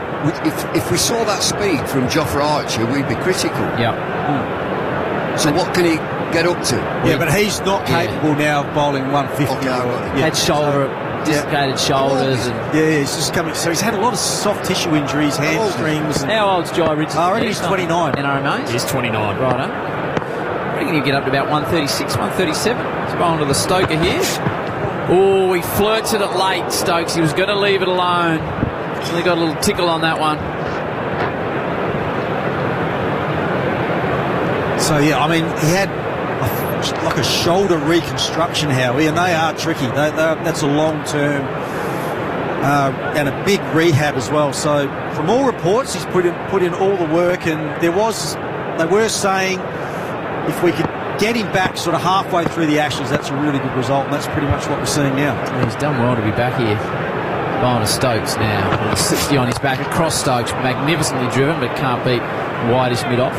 See that shot there that Stokes has played, and we were chatting about Crawley, such a tall batter, Crawley, and when he defends forward, he doesn't have a bent front knee. So if he doesn't have a bent front knee, he's bolt upright, and the ball's down there, he's searching for it, and then his hands start looking for it, he'll nick it. Just see that shot there from Stokes, bends his front knee and his head goes forward into the shot. Great explanation from David Bumble-Lloyd alongside Greg Blewett on Triple M Cricket on Boxing Day afternoon. Stokes, full defence. Not a bad start from Richardson. Just one from the over. England in reply to 152, a 4 for 56 for Discovery Park's Triple M Rocks Cricket. Can't decide what to get your loved one for Christmas? Your local Home Hardware has got you covered. With a Home Hardware gift card or e-gift card, they can pick exactly what they want. From DIY must-haves to home and garden favourites. It's the perfect gift for every DIYer on your list. Home Hardware gift cards available in-store and e-gift cards available online now at homehardware.com.au. Home Hardware gift cards. Easy to give and even better to get. Home Hardware. It all starts at home. Heath, we'll get you go through the Australian card, the English card in a moment, just for those joining us for the first time after England won the toss. Boland to Brook. Eases it down through the gully for a single, 4:57. So Ben Stokes won the toss. What was the tail of the tape, mate? Ben Stokes won the toss and elected to bowl. Rolled Australia for 152. Michael Neser, top scorer, with 35. That's about how weird that first innings was. Josh Tongue, the star, 5:45. Will be on a hat-trick with his first ball of the next innings as well. And in reply, 4 for 57. Stark and Neser doing the damage, 2 for 20 and 2 for 29 respectively. Harry Brook, 35, not out. With a couple of sixes in there as well. One majestic shot over wide, long off in there as well. When the score was 4 for 16, the past 41 from just 37 balls. Stokes leaves Boland lane. Just looking slightly more comfortable, the English pair. Now, I've brought this up before. So Josh Tongue's on a hat-trick. Yes. It's another innings. Yes. Are you happy with that? Yes. He's on a hat-trick? Yes. Right. Bumble? Are you happy with that? No, it's odd. Because if you, what if you're 98 not out? Yeah, it's odd. And you get 2 runs. It's a batter's game. You got to give the bowler something. Big Merv did that. It's not a batter's game. Did Merv did that across a break, didn't he? Big fella. Yeah, against the West Indies. Yeah. No, I'm for it. Boland to Stokes. I've got a completely different theory. Oh, he beats Stokes. You don't think that's right? What about this one for you, Bumble? In T20 cricket, batter's game, you bowl over 3.5 and 3.6 your spell. So your last 2 bowls. You get 2 wickets, that's your spell done. I think you should be able to take the first ball of the next bloke's over to bowl 4.1 overs and potentially get a hat-trick. So I think it's an entertainment game. I know you won't like it. Bumble might be on board, or he's just looking at me as if I'm an absolute knob. It's a no. Let me down gently. Boland to Stokes. Defends. Takes a single, a quick single, and they'll get through. To be fair, I've voiced this a few times on various mediums, and I haven't got another yes. So, but I like that. We love thinking outside the square. Yep. 4:58 England. Yeah, I just don't get that hat-trick thing over 2 innings. Just doesn't make any sense to me whatsoever. So Tanguy was elsewhere. He got last 2 balls, got 2 wickets. On a hat-trick. Next innings. I mean, Harry Brook could make 40 in the first innings, make 60 in the second. No, I get your point. Boland to Brook. Stays in his crease, cover drives beautifully. There's a man out there who's got a lot of work to do, too much work to do, I think. Heady? Travis Head came late. It's almost like he didn't want to have to dive, but he did, and he did well in the end. He was slowing down about 10 from the ball, but he cuts it off and they come back for 3? Yeah, 3. He's running in treacle there. He was going backwards, wasn't he, Bumble? I think he realised the ball was slowing up and he was going to have to make an effort. JB Swanee next, and looks like Junie's rolling in as well. He got the Rolls Royce. It's a final ball, the Boland over. Brooks 39, Stokes is 12. Remarkably, they've put on 45 from 41 balls. And the test match is well and truly alive. Come on, the Victorian Boland to Stokes. MCG crowd would love to see something here. And Stokes defends with that bent front knee. Well done, lads. 4 for 61 for Discovery Park's Triple M Rocks cricket. We all love it when the Aussies win, right? Well, unfortunately, we're the undefeated champs for one very unwanted title. Yep, Australia has the highest rate of skin cancer in the world. In fact, 2 in 3 Australians will be diagnosed with skin cancer in their lifetime. Let's change that together. When you're outdoors, don't forget to cover up and remind your mates to do the same. Slip, slop, slap, seek and slide. Be sun smart. Save your skin. Bit going on. Bit happening in the test match. 14 wickets for 200. Oh, bit. Oh, what? Hell. How good is it? Entertaining. This game is moving forward at a rapid pace. You'd love this, JB.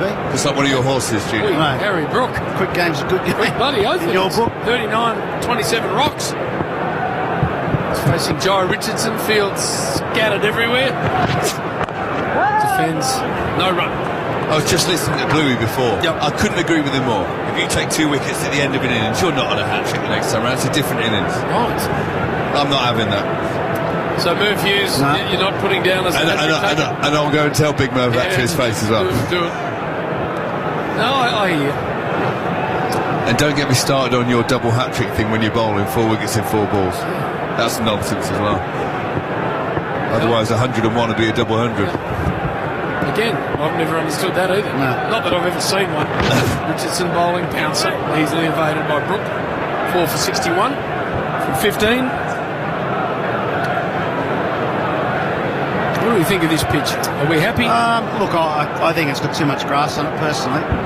Well, me too. I don't think anyone's going to be happy if it finishes in 2.5 to 3 days. There's going to be a lot of money down the gurgler. I like an even contest. You know, a fair contest between bat and ball. At the moment, I think it's just a little bit heavily weighted in front of the bowlers, isn't it? It's excessive seam, isn't it? Yeah. Richardson bowling to Harry with him now. Got it off his pad, square of the wicket for a single, 4 for 62. Tubb made the point at the start of the day, and I agree with him. The 7-mil pitch here last year for the Indian Test, it was a cracking game of cricket. Australia won late on day 5. We just had a really good pitch made in Adelaide, where bowlers of the quality of Cummins got people out because that's how bloody good they are. Yeah. Now, it's literally leg breaking everywhere. High quality players can't put bat on ball.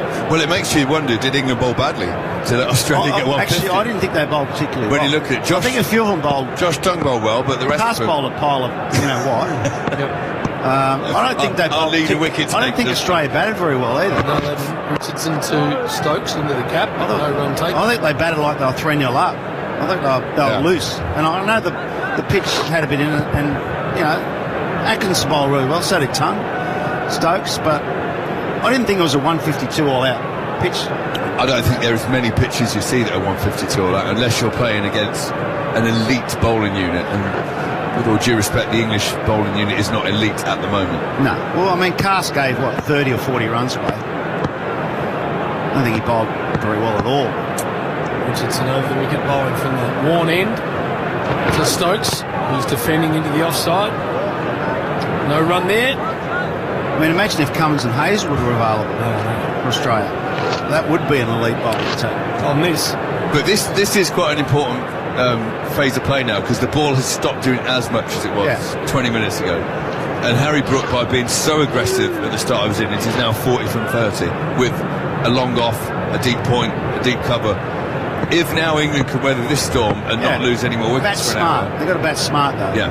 And they've earned the right to do that right now. I mean, Harry's got the field where he wants it now. And the wicket, Richardson to Stokes. Clipping firmly to mid-on, no run.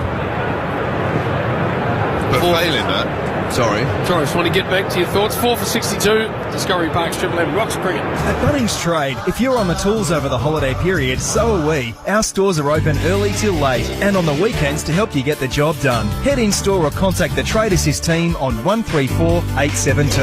Bunnings Trade, helping business is our trade. Your team's working hard to bring home the win. And if you're on Team Cbus, you've already won.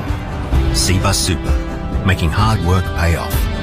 Read the BDS and TMD to decide if Cbus is right for you. It'll be Scott Boland to resume from the members' end here at a windy and chilly MCG. 4 for 62 England. Graham Swan, Mark Waugh in commentary. Brook on 40, Stokes on 12. He's a freakish player, isn't he, Harry Brook? I mean, the talent he's got, he could be anything. If you can just mix aggression with defence. Bowling to him. Driving square of the wicket offside for a single. I mean, that when he advanced to Stark and pumped him into the crowd, that takes some doing. 145k ball. Even his first delivery, England won 3 for 10. His first ball, he runs it and decides to try and sog it out of the ground. And it's more a statement of intent to the opposition, but more to say to the people in England who keep having a go at him, I'm Harry Brook, I'm doing this my way. I will live by my sword and die by my sword. And I kind of like that, even though at the time it's like... I like it, but... he'll be vilified if he gets out. He played some dumb shots on this tour when he's had the game by the scruff of the neck, and I think that's why people are frustrated, because he's such a talent. Yeah. And, you know, he shot in Adelaide. Did he need to play the reverse sweep? I know he gets runs off it, but just have a bit more patience. Bowling around the wicket to Stokes. And he walks at him and crunches it in front of point. Long boundary. Unlikely to get there. And they'll run 3 and that'll do. They just jogged 3 as well. They didn't want to do the old MCG sprint 4 like you have to do, Junior. Well, when you run 4, it's always iffy. When you run the 4, there's always a run-out chance, isn't there? Not always. Well, a lot of the time, you sort of... I mean, the boundary's not as big as in the olden days. These boys are playing on the kiddies pitch, you know, with the rope in. So there's not as many 4s. Back on strike 3. Well, 2 slips and a fine gully. And backward point and mid-off, and 2 on the onside as Brooks wrapped up inside edge onto the pads. Sounded like... Well, the old Adelaide Oval, before they brought the rope in, you'd often see a 5. Run straight. 5. Because the short leg had to turn around and leg after the ball. You know what, the Adelaide Oval, I'd love that stadium. It's a beautiful stadium what they've done now. But whenever I think of growing up and watching the Ashes on TV, watching the Adelaide Oval, watching Junior get 100 there, all the seagulls on the outfield, the red roofs and everything, it's just not a cricket ground anymore. It's an amazing Richardson stadium. Gates, the gates used to be on the... I found myself pining for old school pavilions last week. Sir Brookie drives straight back to him. And I'm not having to go to Adelaide, by the way, because it's a hell of a stadium. Top 3 in the world. Yeah, it still, to me, is a cricket ground, whereas this is a Coliseum. This is a footy ground, basically. It's incredible, but it's a football stadium. Greg Blewett, in one of his early Shield games, played one of those swivel pull shots and knocked the head off the top of the seagull. Literally blew its head off. That's 100% true. Is that where he got his nickname? Hey. Faces bowling. Hit on the pads! Oh, get the finger up! Up it goes! He's wandering towards the dugout. I don't even reckon he's sending this up. He's gone. Harry Brook trapped plumb in front.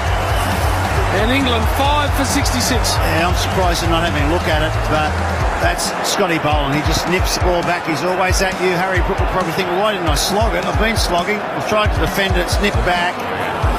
It's hit him on the knee, or I was probably hitting 3/4 of the way up leg stump. At first I thought he could go upstairs, but seeing the replay, you know as a batter if you're absolutely salmon.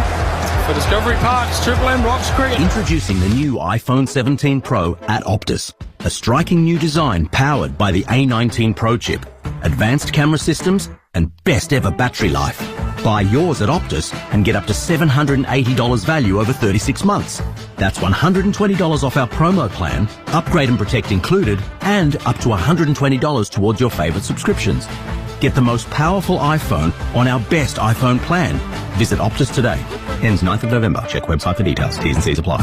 What's the best thing to do on Boxing Day? Don't eat. Don't talk. Don't do anything. Unless you want a massive bargain at the Bingley Boxing Day sale. That's different. That's huge. Top brand appliances at end-of-year prices across all categories. TVs, cooking, fridges, laundry, tech, floor care, air cons and small appliances. And if you can't get there on Boxing Day, it'll be going on for a few more days. We've been going for nearly 70 years. The Bingley Boxing Day sale. Bingley, better living every day.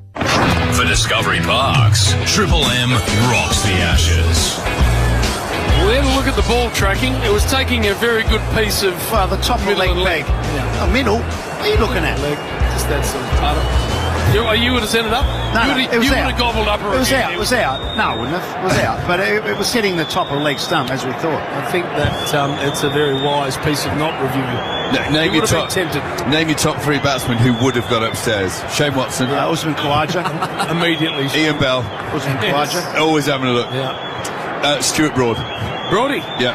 Was never out. Does he know the rules? Broady was never out. So I've got a great one about Broady. Jamie Smith at the crease.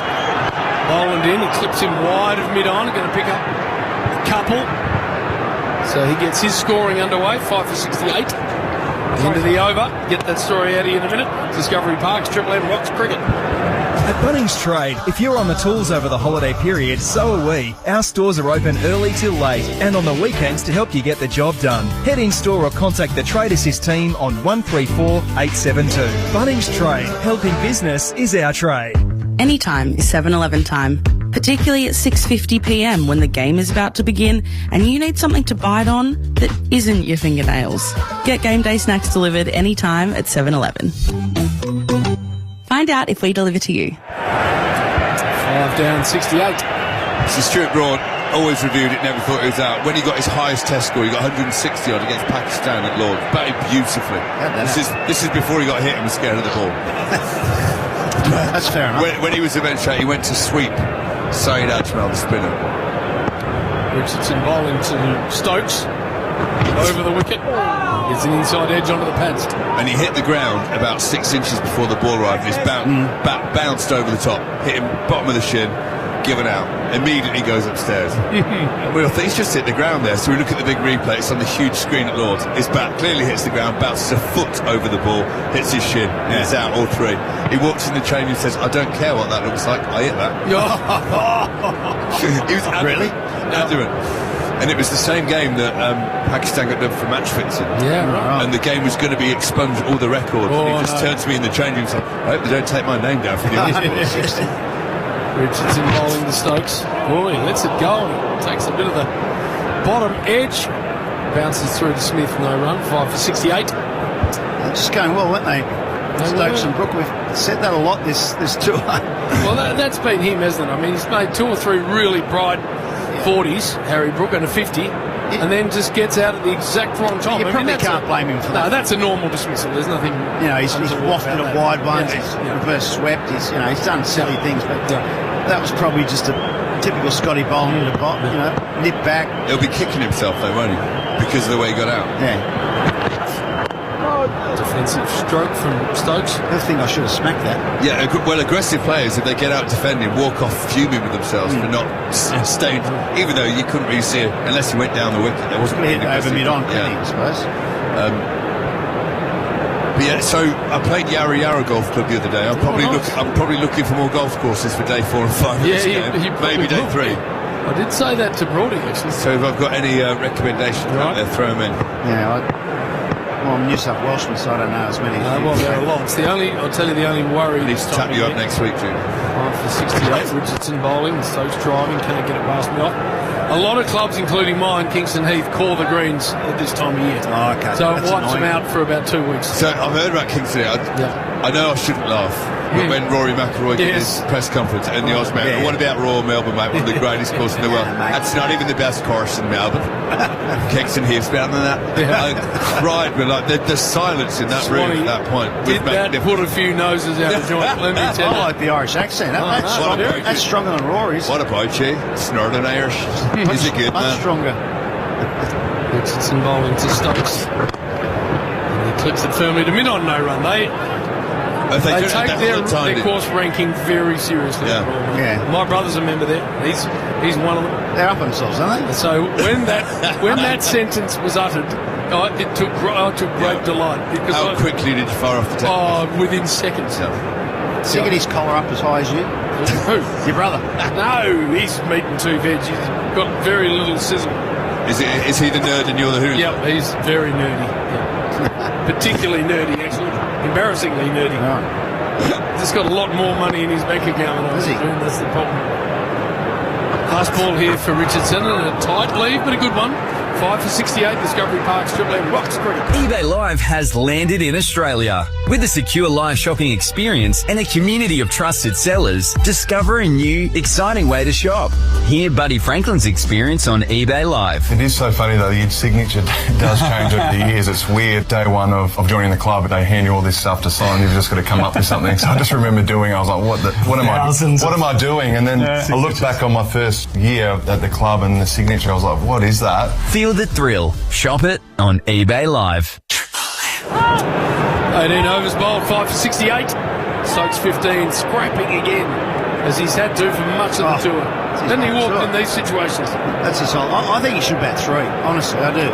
I know he's got a bowl, he's got a captain. I just see him as a 3. Bethel, he's not a 3 at this stage of his career, is he? That's hoping, isn't it? Well, and Punter's with you, and the reason he said it is because if you bat 3, you don't walk into this situation every day. Yeah, you can control the game a bit more. I mean, is there any other batsman we could come in for Duckett in Sydney? Pull someone from the Big Bash or something? I don't know. Here's bowler Smith, who's defending on the crease, no run. It's tricky to look around. There's a young lad called Asa who got 100 in the A team. Probably sent him home, hasn't he? But no, I think he stayed out. I said to all the lads after the Lions tour, I said, look, if any of you are thinking, man, you'd stay and sort grade cricket. Yeah, just play somewhere. With the thought of there's a couple of tests, you go to Melbourne or Sydney and hope, well, not hope, but if a place becomes available and you've just gained 100 for Boland to Smith. Boland! Got through the defence! Crashed into the sticks! Smith's got to go! England in disarray! Well, now the full-on term leads a hope past him, 6 for 68. Just. And with Brook now gone, I just can't see where the runs are going to come from for England. The ball's doing too much. The Aussie bowlers are just too canny. On a full length, nips back, same ball that got Steve Smith down earlier. Now gets Smith. Wow. Boland's just too good on this ground. 6 for 68 for Discovery Park, Triple M, Rocks Cricket.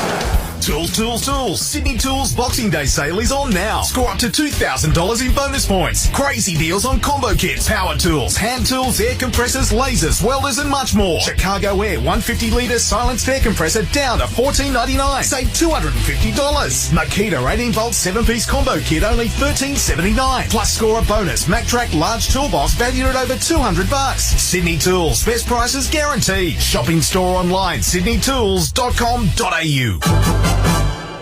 Welcome back to the Discovery Park's Parents versus Kids cricket match. Slight interruption to play just now after the Robinsons' dog ran off with the ball and headed for the glamping area. And looks like that might actually end play for the day, as some of the kids head off to enjoy the playground, some decide to go fishing, and the adults are lazing by the pool. You know what they say, you really can do it all at Discovery Parks. Book online at discoveryparks.com.au. For Discovery Parks, Triple M rocks the Ashes. Junior, 16 wickets have fallen for 220 runs. I know, and there's going to be a lot more today, I reckon. Crikey. But in county cricket, if 15 wickets fall on the first day, the pitch inspector the pitch inspectors are summoned from London and they'll drive. So you used to joke when there's 40 wickets gone, you used to joke, come on boys, let's get the cars going, let's get the pitch inspectors on the M1. I dread to think what the pitch inspectors make with it. They'd turn up and say, great wicket, best technique. They said Perth was a good wicket, which it was. Very good, they said. Are they going to get to 30-odd overs? They were bowled out twice in Perth for 35 and 32 overs, England. This is like a club game. You could just use one ball for the whole game. Innings. Will Jacks out in the middle, short leg. 2 slips gully. Boland in. Jacks advances. Wow-wee. He's charged at him. I can understand that. Brooks the only person who scored runs, and so England have thought, right, there's no point trying to block this. Get out there, try and knock him off his leg. If you're going to block it, I mean, Smith tried to block that delivery, but the basic technique was not there. You have your bat and pad together, don't you? No. There's a metre out of the crease. And I've got to say, a lot of the English batting, their footwork has been not that good for the whole tour. I don't know whether it's because they've played on flat wickets in recent times. I don't know. Basics. Thundering in again. It's clipped firmly to mid-on, no run. Now, Will Jacks is a one-day player, first and foremost. He opens the batting for Surrey, and he's very good against the white ball. And so, without doubt, Brook could have been in the change. He's putting his pads on, Brook's taking his off, and he'd look for advice. What do you reckon? And I know exactly Brook would have said, just go out, whack it, lads. Don't try and block it, just whack it. If you try and block, you'll get out. Right, there's the Yorkshire accent. Irish. That's Yorkshire for you. Yeah. I'll do one more soon. He's a cracking block. He's a super guy. Bowling. Jacks clipping again, same spot, no run. That's Bumble, isn't it? Bumble, yeah. Bumble. No. What about Jeffrey? No. Rubbish. You, Matt Waugh, rubbish. Your brother, he come back, you know. Too flashy. What would he be saying about this? He says it's a joke. These Aussies, they're not that good. They're not Lily or Thompson. In my day, we'd be 80 for 2. Rubbish.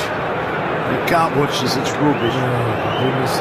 Out goes the point to a deepish.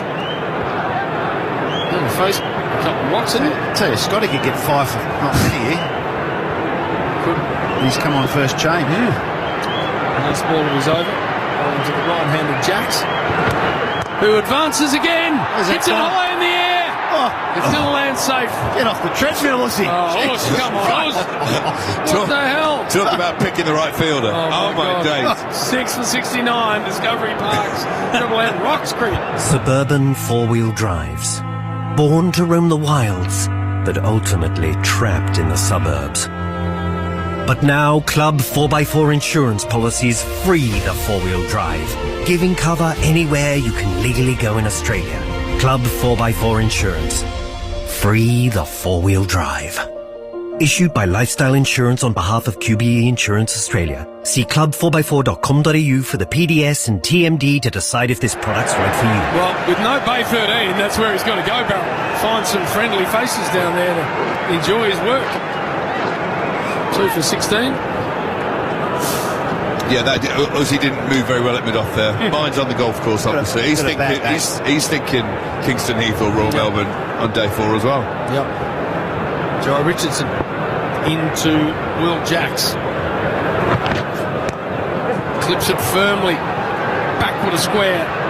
Sets ball on the task. He'll get there. And they'll pick up a third.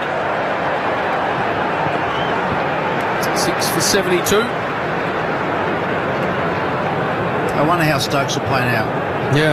Whether he'll just chance his arm a bit more than what he was doing. I think with Jacks at the other end, maybe not. Wait till the Carson, till the rabbits come in. They bat okay. Atkinson and Carson bat okay. Dashes. Well, they've lost Joffre, and he was at times their best batter. Wasn't he? He did not look like it. I'll tell you what, Joffre, I know he's injured, he's gone home now. How much did he turn it around from like the criticism he was getting after that Perth game to what he ended up performing in the next 2? Well bounced back, Joffre. To Stokes beaten outside the off stump. And I'm not saying he definitely improved his performance. Whether that's what he needs, he needs to be absolutely vilified in the press to decide. Right, I'll show you lot. Probably needs to get a bit fitter. I think they're never going to last the trip, were they? Archer Wood. I thought they might have. No. Shame with Woody, but not much cricket coming into the series. He barely played at all since April or May. Then you've got to go to the heat of the Ashes series. I saw Woody not long for him, and he was absolutely gutted. Yeah, gutted. Richardson over the wicket. There's Stokes who walks at him and then eases it into the offside. They want to think about a second. It's not there. Weatherall did pretty well. 6 for 73. Yeah, it's not often in your life you get to come to Australia. This is the tour of tours for an England, as the Ashes would be for you guys coming to us. And when you get there and injured, you've got to go home. It happened to me. It's the worst feeling in cricket. Horrible. So I really felt for him. Plus, he's absolute gas when he gets going as well. What about his accent? He's got a strong accent, hasn't he? Oh, I proper Geordie, Harry Junior, Harry's. They're not hitting the pads, but sliding down and maybe high as well, you think, Junior? High. Nip back. Just a half a thought of an appeal. That's all it was. Too straight going down the leg side. I can't understand that. I know. Well, that's on the Newcastle United supporters talk like that. No, anyway. Oh, it's a no-y. Swanee, I reckon that was a no-ball earlier. It was a blatant no-ball. Just we're feeling sorry for you blokes. I reckon the Snicko bloke is the same guy who did Adelaide. He's trying to make up for Kelly's dismissal. None of his foot was behind the line, Bryden.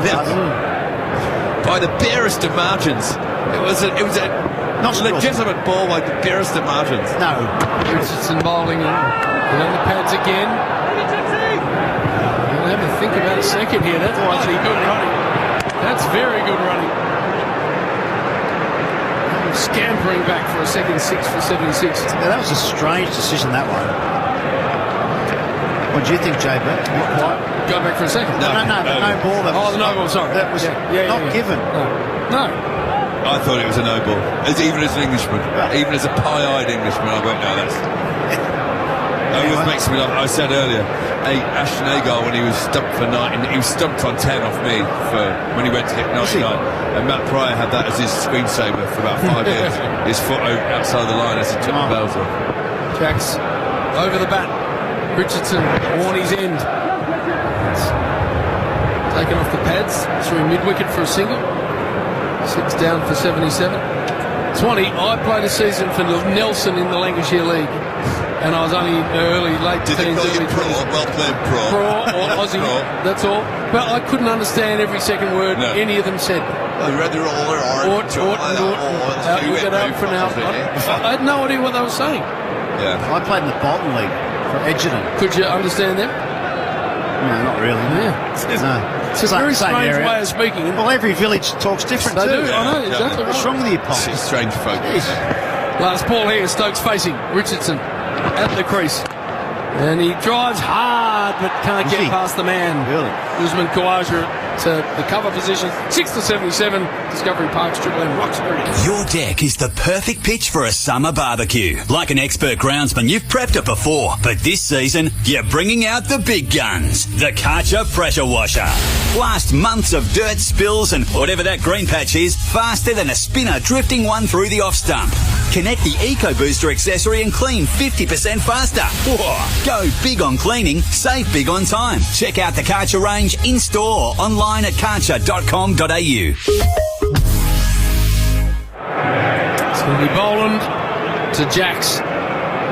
This is a matchup I reckon he'll like the look of Scott Boland. Yeah, big over this. I just wonder what Jacks will do. Whether he'll keep swinging, keep charging. Standard field at the moment. Away from the members in Boland. Sliding off the outside half of the bat to point, no run. Tell you what, Cricket Australia will be hoping this goes to at least day 3, otherwise they'll lose a lot of money. Well, they made a fortune today, but you're right. Yeah. If you're missing, most of day 3 and 4 and 5, that's millions. It shouldn't. How many overs together? 23. Getting what, 20? It's Boland again to Will Jacks. Cut in half. Was there an edge? Yes, there was. Got to go. 7 for 77. Jacks removed for 5. Well, geez, it looked a good nut. Looked like it nipped back a long way. Between the gate, Will Jacks is walking off. So it's a fine one, but he looks unplayable at the moment, Scotty Boland. He really does. And when you said that, how many overs are left, I looked at the scoreboard and thought, no chance of getting to the end of play without England bowling again tonight. That's a beauty. Nip back, it's bounced, it's hit him high on the inside edge. Yeah. He stood around hoping the finger didn't go up, but up it went. So clear edge and he's off. We're doing a proper drinks break, do we think? Or what are they doing here? Yes, I think the umpies are bringing them out now. So drinks coming on the ground, 7 for 77. They're still trailed by 75 with 3 wickets in hand. Halfway there. Discovery Parks, Triple M rocks. Cricket, let's get to Prosper News. Who's doing it, please? Brett Thomas, over to you, BT.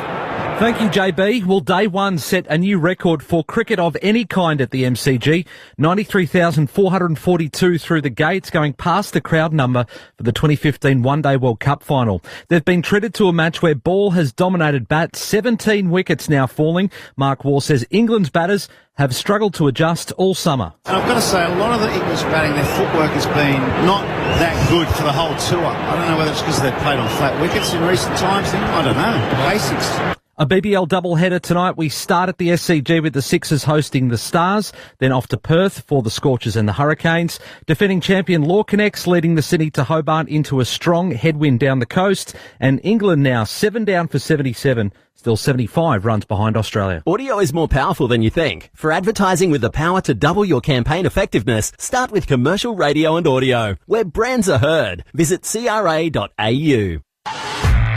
Checking Triple M cricket weather, the temper's dropped a little bit in the last hour. Currently 16 degrees, but clear at the MCG as Triple M rocks the Ashes. this Triple M Drinks Break for Liquorland. Score more this summer with Liquorland. Shop in-store or online at liquorland.com.au. 18 plus only. Choose to drink wise.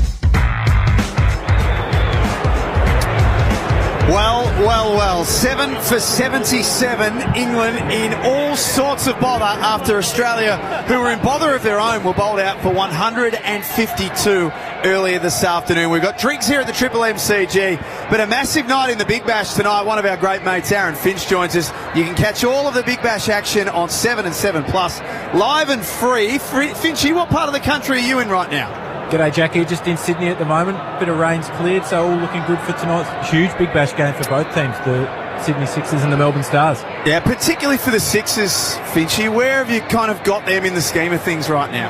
At the start of the tournament, I had them right up the top. I felt as though if they're fully fit, their bowling attack is as good as any. You think Josh Hazlewood, he'll be back at some point, Sean Abbott, but they just haven't got it all together at the moment. Whereas the Melbourne Stars, they've been fantastic. They've started off hot, as they usually do, and it's about this time of the season when they start faltering generally, but I think they're looking the goods at the moment, mate.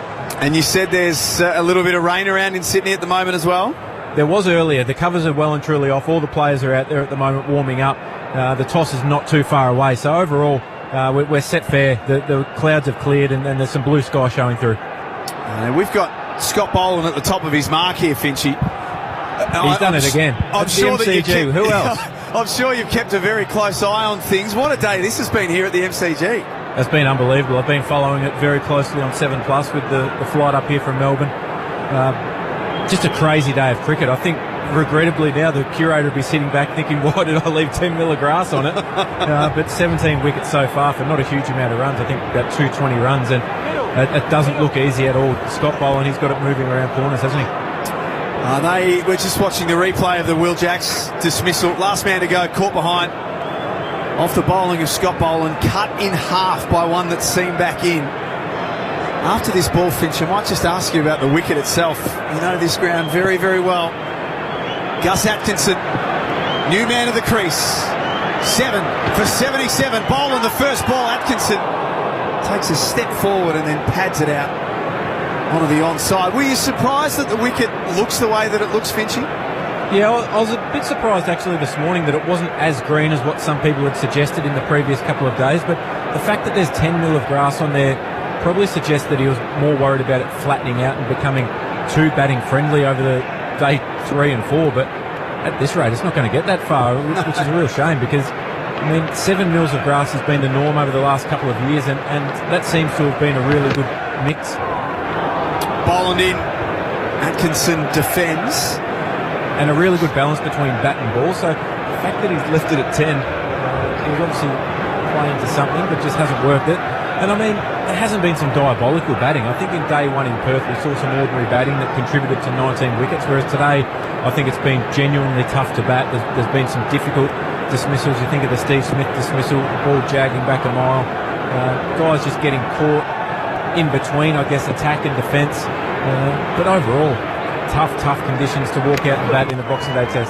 It's whipped off the pads. Nice shot by Atkinson. A lot of vacant real estate in the leg side. That's raced to the rope. And a boundary for England. They're 7 for 81. Finchy, the other game tonight. Perth Scorchers, Hobart Hurricanes. That's the late game. You'll see on 7 Plus and 7 as well.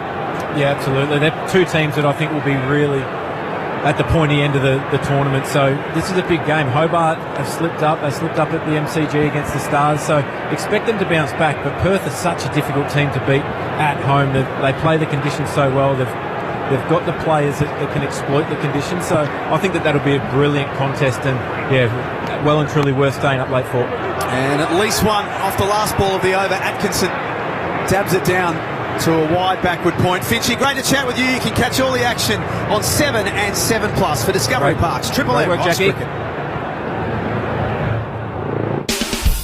Tools, tools, tools. Sydney Tools Boxing Day sale is on now. Score up to $2,000 in bonus points. Crazy deals on combo kits, power tools, hand tools, air compressors, lasers, welders and much more. Gear Wrench 12-piece reversible ratcheting set now $89. That's 70% off. Milwaukee 3-piece outdoor combo kit down to $5.99. Save 23%. Sydney Tools. Best prices guaranteed. Shop in store online. sydneytools.com.au. England 7 for 83 after 21 overs. We've got a change in bowling from the Shane Warne stand end, Michael Neser, to come back into the attack. And I saw this stint on the roster at the start of the day, and I'm very excited for the next half an hour with Merv Hughes and David Lloyd. Hello, gents. Thank you, boy. How are you? I'm going very well. Just a bit more than that. I'm up and about. Come on. How's the bloke next to me going? I haven't said a word for 3 hours. Bumble, what's going on over there? I wish I knew. 17 wickets in the day. Batting has looked so difficult. 2 for 29 of Michael Neser's figures. He starts with the keeper up the stump. First ball, thick outside edge, taken at second slip, and the wickets continue to tumble on day one. Ben Stokes gone for 16. 18 now, 18 and counting. Australia will be batting tonight twice in the day. Oh, you said that before. I thought it was joking. No, you thought I was mad. I thought it was mad. He said Australia could be batting today. He said it was generous and serious. But have a look at this ball. It's outside off stump. There's really no need to play at it. He's tried to guide it between gully and second slip, and all he's done is hit it straight to second slip. Unbelievable what we're seeing here in the Boxing Day Test. 8 for 83 for Discovery Park's Triple M Rocks cricket. Hey, they'll be here soon. Where's the grazing table? Here. Toast and a jar of pickles. Entertain in style these holidays with Bottle Mart Summer Cash Grab. You could win $5K every day. Just spend $60 or more, scan your More Rewards card or head to bottlemart.com.au. Plus, More Rewards members can grab Great Northern Super Crisp 30 packs for $55.99 or $57.99 for non-members. More Rewards. Join now for free at bottlemart.com.au. See website for T's and C's.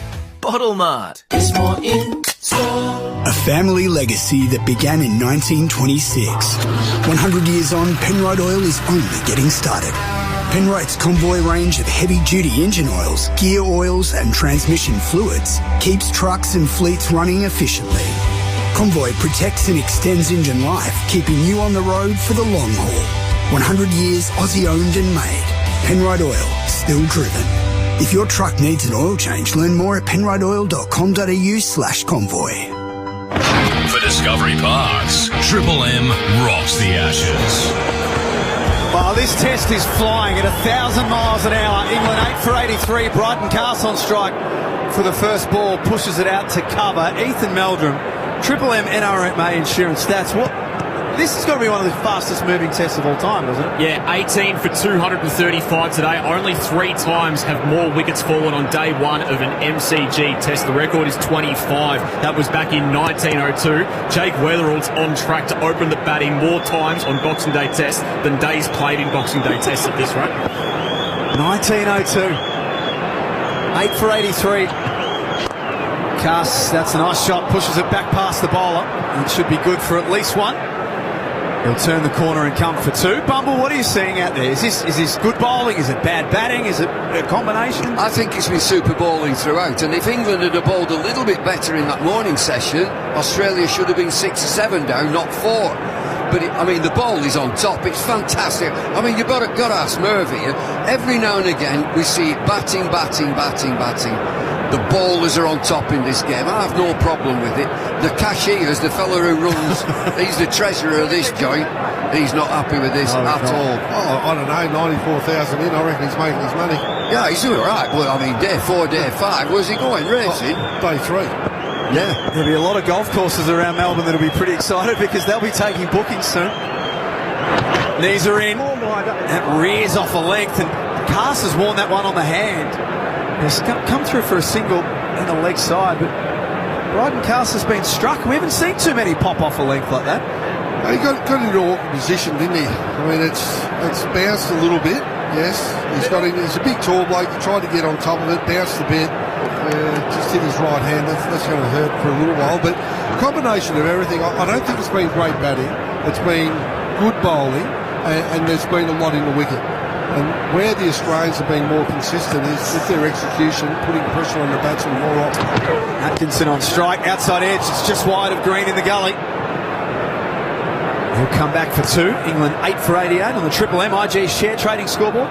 It looks to me as if the bounce is going to get more up and down as well. We've seen the one that the dismissal was inside edge and jumped off a leg off a medium pace bowler. I mean, look at this pace. This is less than 130. All this is less than 130. Looks a lot quicker though, doesn't it? It does. I'll tell you what has happened though. Bay 13. Bay 13 should be up and about, but because there's English people in there just dragging their backsides. They were happier earlier today, weren't they? Not so much now. Last ball of the over. And there's another leading edge out into cover. 8 for 88 for Discovery Park's Triple M Rocks cricket. Hey Merv, did you know England has the record for the highest score in an Ashes match? A mere 903 for 7. Beefy, you're in Australia now, mate. I think you mean 7 for 903. Anyway, we've won 30 more Ashes tests than you lot. Are we going to argue about everything this summer? We agreed on where to go to lunch, didn't we?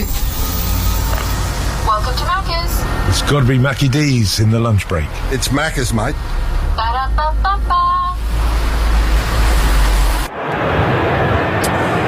Day 1 of the Boxing Day test. Not sure we're getting to day 4 at this stage. England 8 for 88. That's a day 3. We might finish tomorrow. You're laughing about this, but spare a thought for the person on a daily rate. It's going to kill me. Boland, 2 slips in a gully. Begins a new over. Pass advances. You'd swear that they've got 450 on the board with that sort of shot. And they're batting for a declaration. I keep thinking it's a one-day game. How many do we need now? We're one day game, 2020.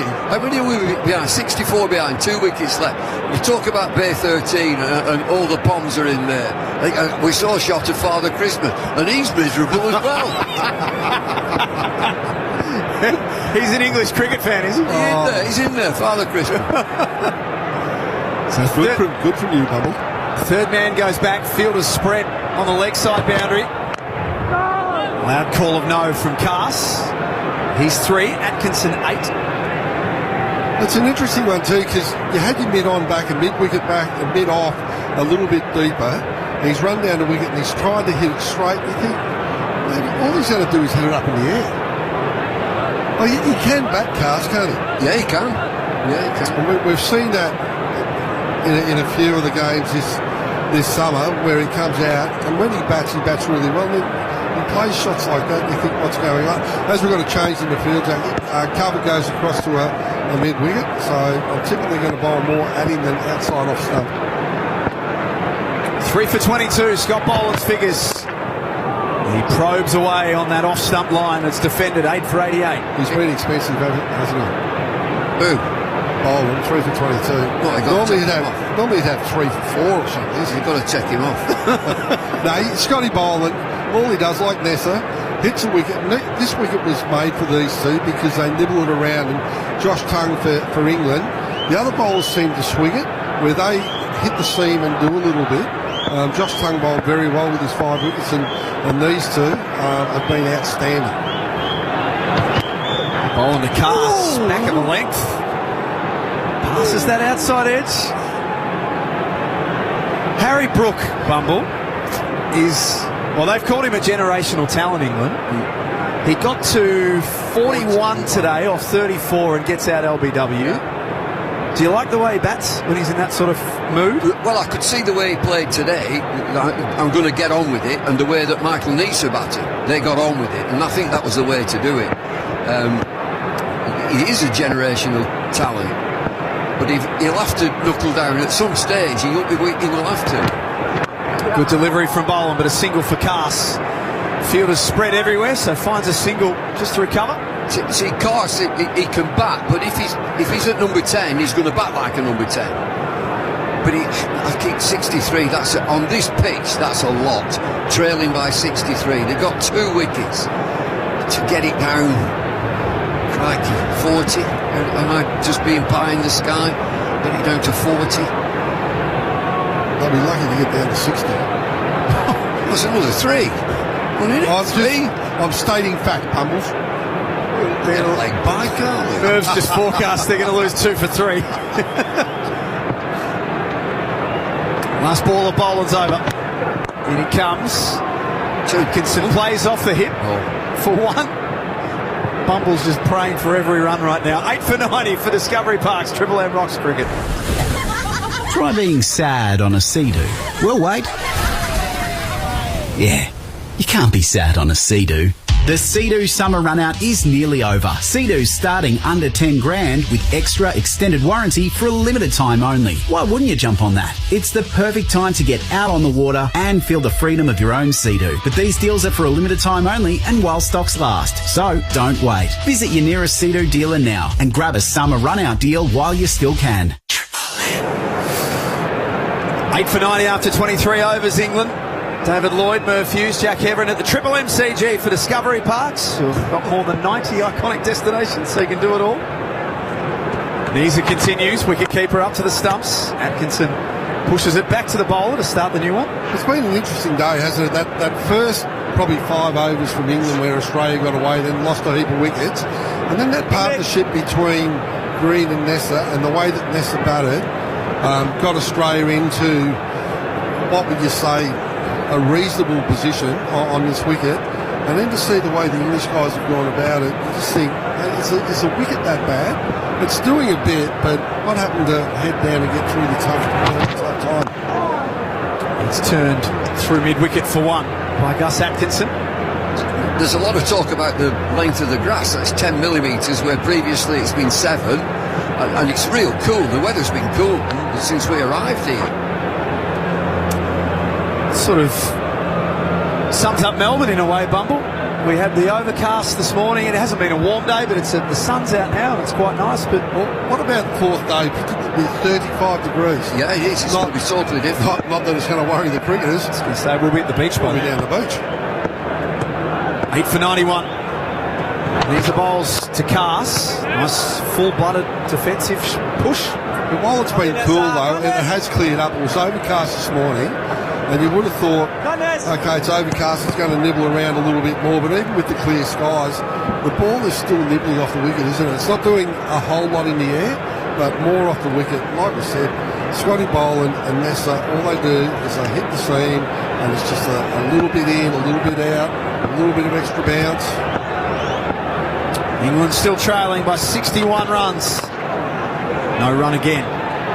So it's obviously moving off the grass. Yeah. And hasn't this Kookaburra ball been sort of souped up a little bit, and is the seam a little bit more pronounced than it used to be? Yeah, I think that was a complaint a couple of years ago, Bumble, is that the seam wasn't quite as proud as what it should sit, so they've gone with extra lacquer and a thicker seam. How many wickets would you got, Merv, with a thicker seam? Oh, probably not many. All right. No, but thank you for that. I appreciate that. Unplayable. Yeah, but you got a bowl top of off stump, and I never did that. Outside edge rolls safely to Green and Gully. But the thing about it too, they've changed the ball, but also the wickets here. So the wicket in Adelaide, the wicket here at the MCG, and the wicket in Sydney used to be very fast bowler unfriendly. And you walk out and look at that wicket today, and you see, geez, I wish I was going to say 20 years younger, but realistically 35 years younger. Jeez, but it just looks a good wicket to bowl on. Last ball of this over for Neeser is short, and it's hit high. There's a fielder at fine leg who's got to sit under it. Scott Boland made hard work of it. It was a tough one to track in the Melbourne sky, but he can do no wrong, Scott Boland. He's got 3 wickets. He takes a good catch. 9 for 91. It's a great catch, is this? He's spinning around underneath it, and I'm whacking the ball all the way. It's high in the air. You called it, Merv. He's never going to drop it.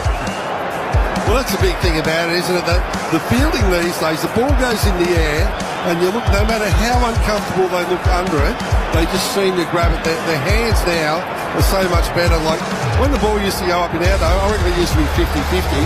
Now it's about 90-98% chance of being taken. 19 wickets in a day for Discovery Park's Triple M Rocks Cricket. The Street Machine Summer Nats roll into Canberra on January 8th to 11th. Get your tickets at summernats.com.au. The Ashes third test, live from Adelaide. Traffic.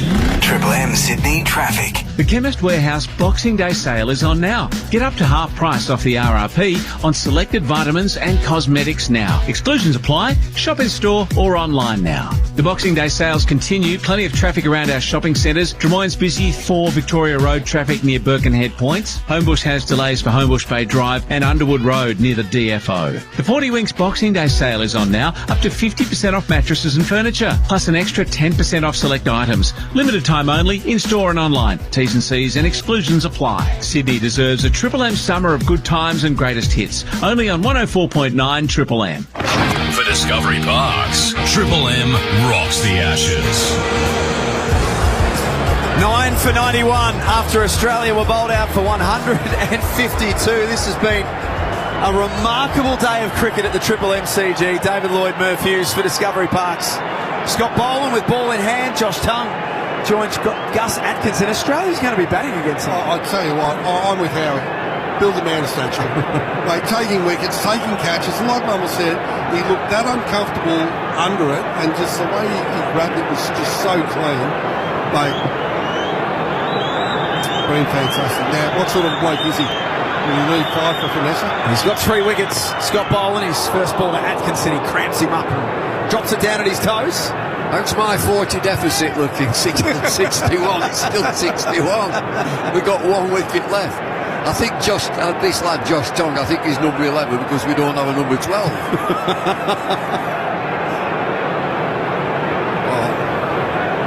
I'll tell you what, the way they've batted today, there's a few vying for number 11. Who's going to get the 5 for? Nice has got a 4. Well, that's what I said, he's got to bowl with a good bloke. Well, he just bowled dot balls to get Nessa a 5-for. Atkinson is 10 from 10 deliveries. He pulls safely over the rope for 6. 6? Has he hit that for 6? It's the top edge, surely. Flies off the top edge. Michael Nees is down there at fine leg, but he was never a chance of catching that. Went flat and hard, didn't it, for the top edge. Well, he's actually hit that pretty well. Has he nailed it? He's nailed it, hasn't he? Got inside it. Oh, yeah, played it well. Triple M Harvey Norman replay screen. It takes England to 97. Boland won't take to that one too kindly. Atkinson advances and has a wild swing that doesn't make contact. Trailing by 55. Come on! Get me down to 40. What's that lad? What's he called? Weatherall. How's he feeling now? I've got a bat twice in a day. It's getting your money's worth. It is, isn't it? Well, it's been an extraordinary day. It has. So England win the toss. Australia are 4 for 80 at lunch, bowled out, and England will be thinking we've done a good job here. Bowling down the leg side. So on the Triple M Harvey Norman replay screen, it's game on. Go Harvey Norman. The half-yearly clearance is on now with match-winning deals across TVs, fridges, furniture, bedding, laptops, mobiles and more. Best brands, best prices. Harvey Norman. Is that what they sell TVs and all that, VCRs and all that stuff? I don't know if they sell VCRs. They're finished. I don't know anyone that sells VCRs. Well, we used to. My mate tried to ram-raid a shop that had these VCRs. Did he? Yeah, he struggled. He only had a 3-wheeler, one of them Reliant Robin. 9 for 97. Another one down the leg side, a rare one from Scotty Boland. Yeah, he thought he could get into, and he had this Reliant Robin, and he wouldn't go up the pavement.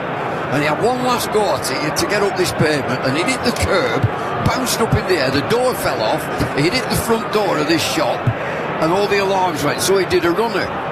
But he left his dog. His dog was in the car with his name and address on it.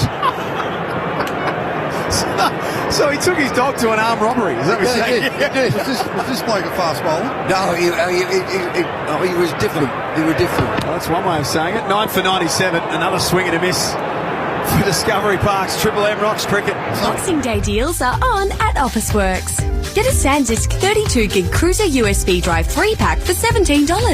Or Lenovo Chromebook starting from $298. Shop now at Officeworks while stocks last. Bunnings has you covered this New Year's. Hosting a party or heading out for fireworks? Grab your last-minute essentials at your local Bunnings warehouse and make your celebration unforgettable. Bunnings Warehouse. Just tick past 25 past 5 local time. England 9 for 97 on day one of the Boxing Day test. Did he do any time for the crime bubble? Just the 3. Just got a 3. Just the 3. 3 stretch. Yeah. Oh, that's not bad. It's a little holiday. Tongue on strike. That's a nice drive. To mid-off, and they take on the single too. He's off strike. He had one tooth, this guy. He had one tooth, and he came in the pub one night and he looked miserable. I said, what's up with you? What's the matter? He said, I've got toothache. Listen, that is unlucky, that is.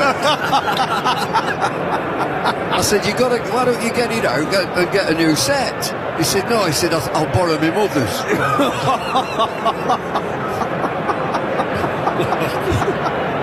You have some rare friends. I do. And you know when they say he's got friends in high places, I've got friends in very low places.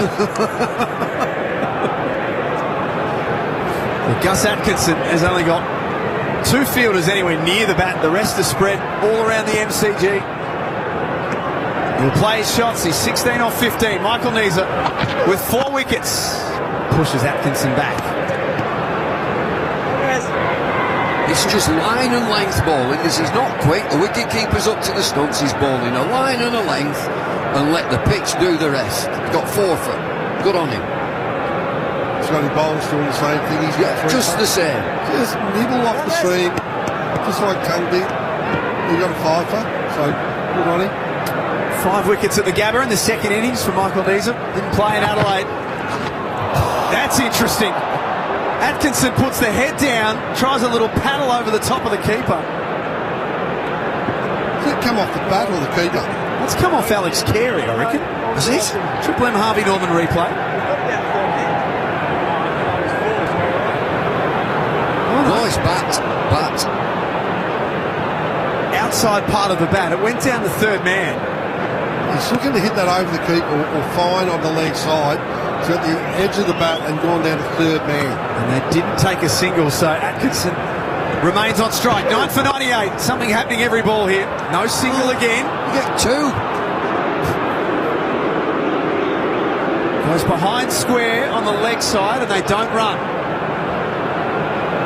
So he doesn't fancy Tong on strike, he just doesn't fancy him. Well, the other thing, it's gone a long way behind square and still it's in front of the umpire. The square leg umpire is 45. Yeah. So they can see the line for stumpings. So they can see the line, the cameras. Don't talk logic here. 2 balls remaining. It's flat batted down the ground. Baseball style smack. 4 runs. We got 100. We got 100. No, you're supposed to get excited when an individual gets 100, not the team. No, there's only 9 of them. There's 9 of them got 100. 9 individuals. Oh, mate. Good batting, isn't it? It's been a handy little cameo, this one from Atkinson, hasn't it? Well, as with Nessa, he batted very well, essentially. He went after the ball, hit the ball. And that's what Atkinson's doing. He's just waiting for the ball. That one was virtually a straight pull shot. He's giving him 1, and he wants 1. Yeah. He just wants 1. Last ball of the over. Steve Smith's moved mid-wicket out to deep mid-wicket at the punt road end. He'll be almost standing in the goal square in footy season. Needs it to finish off. Flat batted again. Another boundary for Atkinson, wide of mid-off. Back-to-back boundaries to finish off the over. 9 for 106.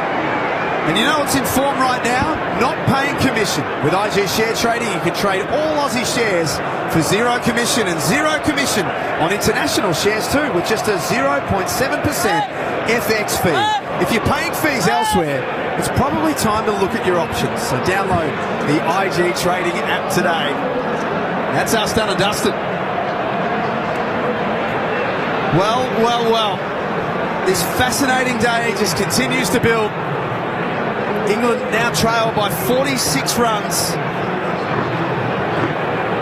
And Gus Atkinson is playing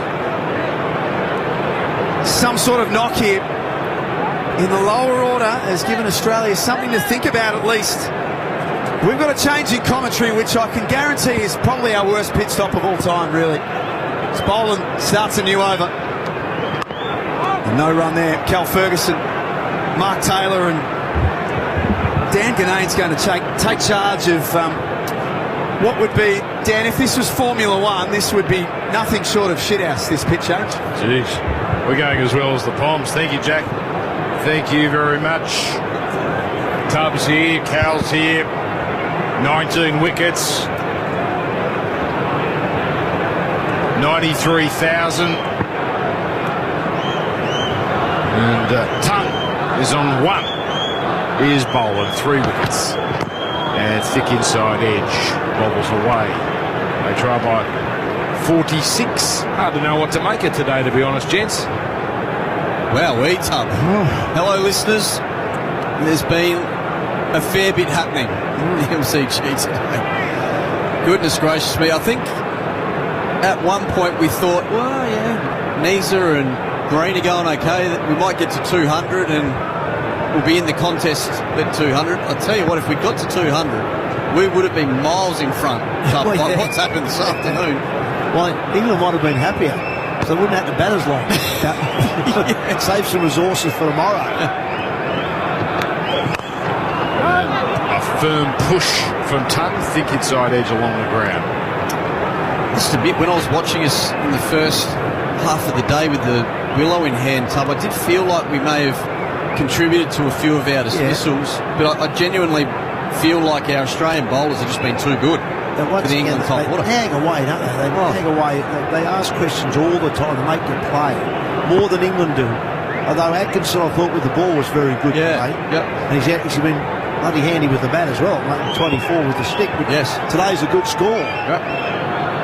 So Boland in his 9th over gets almost a play and miss there. Tongue, I think, pulled the bat out right at the death. Yeah, you look at this pitch and you think, I heard the groundsman speak this morning at a breakfast, and he said that it's just been a really cool summer down here. It hasn't had a chance to really dry it out underneath, and there's grass on it. I think he's left an extra 3 metre grass. I'm not really sure why he's done that, but it's one of those pitches where you wouldn't call it unplayable, but it's one of those ones where if you bowl really well, and Scotty Boland bowls very well, and so does Nessa on these sort of pitches where they just hit the top of off a lot. So as a batsman, you know that if there's any movement, you're always a chance of losing the wicket. Full ball, nice firm drive back, stopped by Boland on the way through. Didn't appear to have carried, and Boland gets up. So you sort of look at all the dismissals for the day, you think how many times does the batsman get himself out, and there's always quite a few. There was actually one of the tough. It was a caught and bowled. My apologies. It did carry. Yeah, but when the pitch is doing a bit, as it's done all day, you get those shots, don't you? Because the uncertainty's sowed in your brain because all the balls have gone past the edge or have worried you. And this is defended here. And that ends a mate. 9 for 106, deficit 46 for Discovery Park's Triple M Rocks Cricket. Welcome back to the summer of cricket at the BYCG. So, Tone, what can we expect if the balls hit over the fence and onto Mrs. Simpson's roof? Well, Rich, that's above regulation height, so we'd need the umpires to pull out the Bailey extension ladder. She owns a Kelpie, so her yard is riddled with holes. And caca. True, but with Bailey's built-in levelling feet, up she goes, ball retrieved, and that's why it is Australia's #1 Tone, BaileyLadders.com.au. Even Mrs. Simpson's Kelpie's happy. Lipstick on display there, happy as the day. Just got handed an update. 94. 199. Is that wrong? 94,199. Yep, thumbs up. Biggest ever cricket crowd here at the G. How good.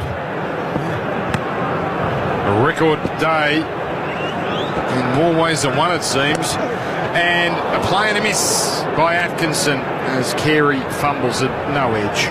He did well to stop it as he stands up to the crease. We regularly question the selection panel and critique the selection panel, but on today's evidence, you've got to suggest leaving the spinner out, playing the extra quick has paid dividends for the Australian team at the moment. They're bowling beautifully in tandem and in unison. They'll be fresh as a daisy in the second innings.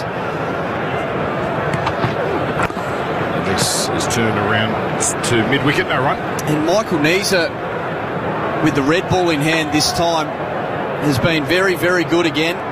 Just continues to make it difficult for the opposition. It's been a big win, the selection for this test match so far, Tom. Well, going back when I was on here last, we had a live average for Michael Neser. It was about 14. Oh. That's not bad for a guy who's been around for, 12 years? Yeah. Maybe more? Yep. And played about, 4 or 5 test matches for Australia. And you got a test bowling average of 14. Incredible. One slip, Carey back now, and this is defended. Again, that's evidence of just how good the Australian bowling lineup has been for so long, Tom. Yeah, well, he's been after bowling, who's after Hazelwood, Stark and Cummins. Yeah. So, and his bowling average ain't too bad either. Yeah. Here's slightly. They showed they were willing to rest line with the pink ball. Not available, obviously. Would they have had the temerity to not play him here and dropped him a second time in a series?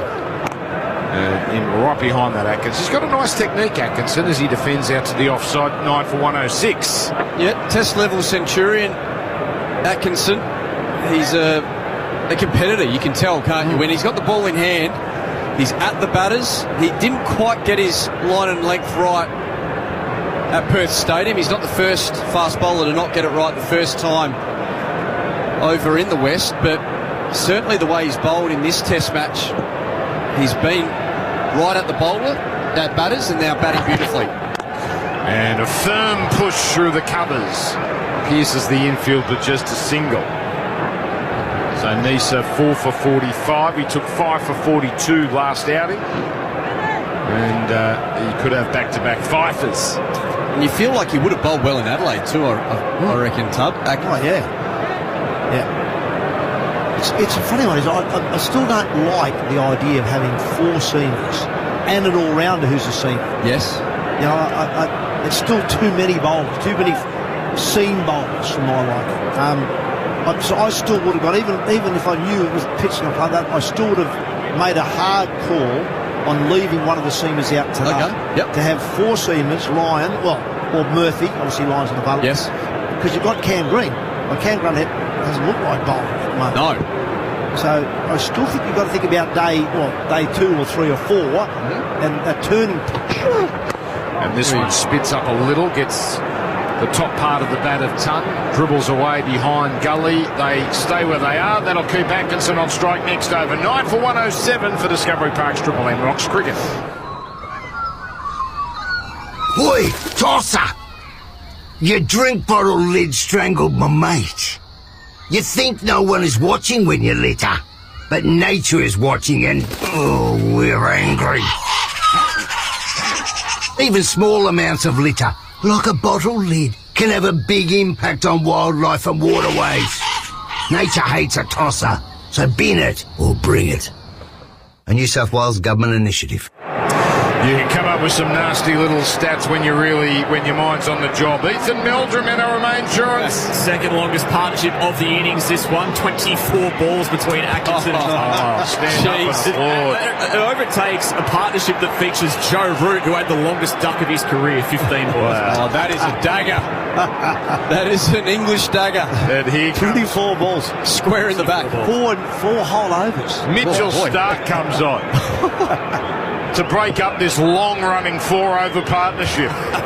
Stark from the members' end, around the wicket, and pushed down the ground.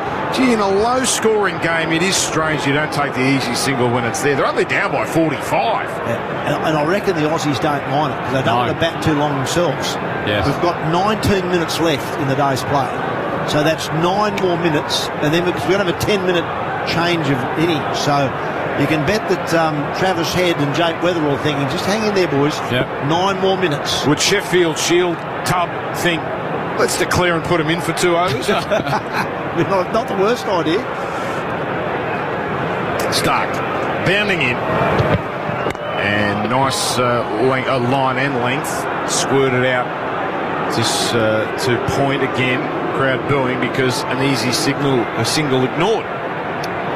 Yeah, the fans traditionally, Tub, have never liked batting teams turning down runs. No. Especially first innings runs. Yeah. You're setting the game up. What do they trail by 45? That's not the end of the world. If they bowl Australia out for something reasonable tomorrow, they're still right in the game. And they like chasing. They do. So there's a train of thought, take the runs. If you get out, have a bowl tonight and get a wicket or two. On the charge, slapping straight down the ground with a horizontal bat. And they are running because they've got 2 on their mind and they get them. That takes Atkinson along to 27, and he retains the strike more importantly. Yeah, so once again you think England will think to themselves, okay, once again, we've kept Australia to 152. Yep. Probably going to give up some sort of lead, but they're not out of the game by a long way. I'd be taking some any run I could get at the moment and then have a bowl. Especially, we do know this MCG wicket, unless there's big gouges taken out of it, which we don't appear to be able to see, it will flatten out as the game progresses. Defended here, ball number 4. When I say gouges out of the wicket, that's when there's extra grass on the pitch and the seam digs the grass out. It leaves a gouge out of the... And it's a grass divot. It's not really into the soil so much because there is 10 mils of grass on this wicket. But the ball, as the pitch hardens up, will deviate off those throughout the rest of the test match. But we can't... Normally you can see it, but we can't really see it at this stage. So looks like it's holding okay. I'll tell you what's a good side, an underrated side, when you see every member of the Australian team in the cable knit jumpers. Ah, yes. What a picture it is, Dan. Here comes Stark. Very English stuff here. And it's not that cold at the moment. And squirted out into the outfield deep cover single. So 1 ball left here. One crack at ton. Stark will get here. 9 for 110. So 19 wickets have fallen. How many did we get first day at Perth, Heath, if I can ask you that? We got 19. Wow. And the Barmy Army making their own entertainment. So they've just popped up, Tup. 94,199, that's the official crowd. I reckon that record lasts about 15 months. Because we're back here. 150. Day-nighter. Yep. The first men's day-night test at this ground. Strange time, March, footy season. But I tell you what, people will want to see that pink ball fly under these lights. And if the weather's half decent, I reckon we might give that 94 a nudge. It's the only day-night test next year, by the way. Yeah. 4 tests next year in regulation. And all daytime. Full ball and squirted out on the leg side, no runs. His tongue's not the worst. And they keep protecting him. Anyway, 9 for 110 for Discovery Park's Triple M Rocks Cricket. Mitre 10's Boxing Day sales are here and they're heating up. Find amazing deals online to get your job done right first time. From Weber barbecues to Queen bins and everything in between. Even bricks and sinks are on sale. So jump online, grab those Boxing Day savings and get summer sorted with Mitre 10. That's mighty helpful Mitre 10. While stocks last, sale ends 4th of January. Right, Cameron Green's going to have a crack. The 5th bowler to be used. Only 2 wickets in this series, but we know his capability as a bowler. And I get a nice cheapie here, although Atkinson is going nicely on 28. How about the field? There's the only person who's possibly saving a single would be Steve Smith himself, and he's a deepish mid-wicket. He might save one. Everyone else is still on the rope. Short ball. Yeah, you're right. That was ducked.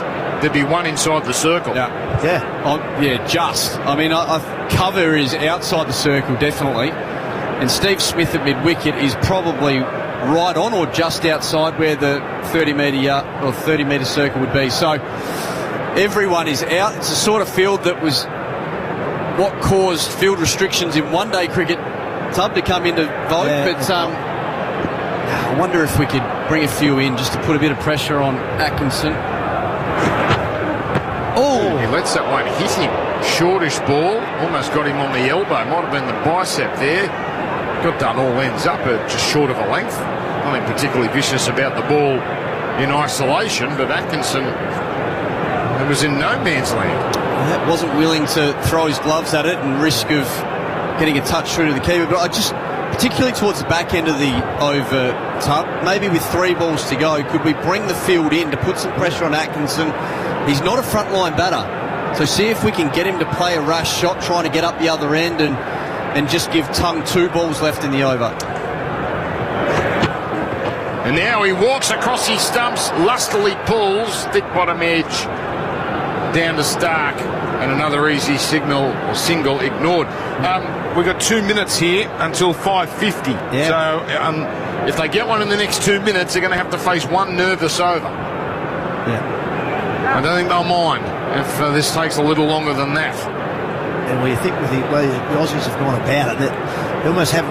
I'm sure they're trying to get people out, but they're less concerned at the moment. They're getting wickets. Yeah, not a hurry at the moment with the field changing. No. Green in. Atkinson stands upright, no slips, backs away, opens the face, and runs it down to third man. And even on the 4th ball of the over, they won't take the single. And I think that's the biggest point here. It's a run-saving mode they're in right now. If they can avoid their openers going out to bat, I think that's what they're trying to do. How would you play the scenario, Tub? Well, it's very different today. I can't believe we're bowling to a number 9 batsmen with 7 guys on the fence. Yeah, 7 guys on the rope. So 5th ball, bowled. He stepped towards the ball, then stepped away. He tried to bamboozle Green. He bamboozled himself, Atkinson. And poor Jake Weatherall and his partner, Travis Head. Travis Head's probably thinking, you know what? Stuff this opening paper. That's right. I don't know. Uzi, you want to do it? Yeah. England all out 110. And I think Australia has one over to face. They will have a lead of 42. I'm just keeping an eye on Usman down there. He's loving batting at 5 now. He's not racing off the ground to put his sides on. He's thinking, you beauty. I don't mind this number 5 stuff. This looks good. Strange shot from Atkinson. Beautiful line and length by Green. You miss, I hit. Top of middle stump. And Australia on top. 42 though, Cal. It's not an enormous lead, albeit it's pretty handy in a low scorer. Yeah, absolutely. And I think you've got to say that Australia have fought back beautifully in this contest. All out in the mid-150s. I mean, you'd be really disappointed with that. To come out in the fashion that they did with the ball and be so relentless shows why they've been so good for such a long period of time. This test is half over. And we're not even at the end of day 1. There's a few day raiders just eye-watering type stuff. Discovery Park's Triple M Rocks Cricket. Let's go to the newsroom. Prosper, your business could have funding within hours of approval. Visit prosper.com today. Brett Thomas, over to you. Thank you, Dan. Former Test captain Mark Taylor says batting at 7 shouldn't be a long-term solution for Cam Green's struggles, questioning the wisdom in having the all-rounder so low down the order. He's got to be batting in the top 6. At the moment, he doesn't get here because, obviously, Alex Carey's playing well. Usman Khawaja, having made 80 and 40 in the last Test matches, has earned the right to stay on in the side, but in a way it's created a problem. Green was run out for 17 in Australia's first innings. The Sixers host the Stars tonight in the Big Bash at the SCG. Aaron Finch telling us the men in magenta have been inconsistent to start the season. At the start of the tournament, I had them right up the top. I felt as though if they're fully fit, their bowling attack is as good as any. You think Josh Hazlewood, he'll be back at some point, Sean Abbott, but they just haven't got it all together at the moment. And England all out for 110, Australia to start their second innings with a 42-run lead. Barbecues Galore Boxing Day clearance. Up to 40% off selected barbecues, 20 to 50% off selected outdoor furniture, plus huge deals on gifts and gear. Only at Barbecues Galore. Checking Triple M cricket weather, remaining clear for the rest of the night. Currently 16 degrees at the MCG as Triple M rocks the Ashes. Discovery Parks, Triple M rocks the Ashes. We said from day one, if Triple M repeats a song, there'll be repercussions. Hello. Hi. Hey, Colin, how you going? This is Colin. Oh, man, I'm very anxious. I think, Colin, you might have just won $50,000! No way. Yes, Colin! Oh, my God. We are. Oh, my God. Thank you so much. Thank you. Oh, my God. Good times and greatest hits. Triple M's $50,000 no repeat workday. And now chipped up in the air by Duncan. Good night. Nisa takes the catch. Nisa in. Full ball. Oh, now up they go. It's been taken by Carey. I thought it hit Pat. And figure goes up. One way or the other. Bethel is out. Full ball edged. Yes! Crawley's gone. That is 3 English wickets inside the first 5 overs. Nisa coming in. Oh, beaten again, although has that got a feather? Up they go. I'm not sure that carried, although the Australians are adamant. Oh, yes, it has. 4 wickets. Faces bowling. Bit on the pads. Oh, get the finger up. Up it goes. I don't even reckon he's sending this up.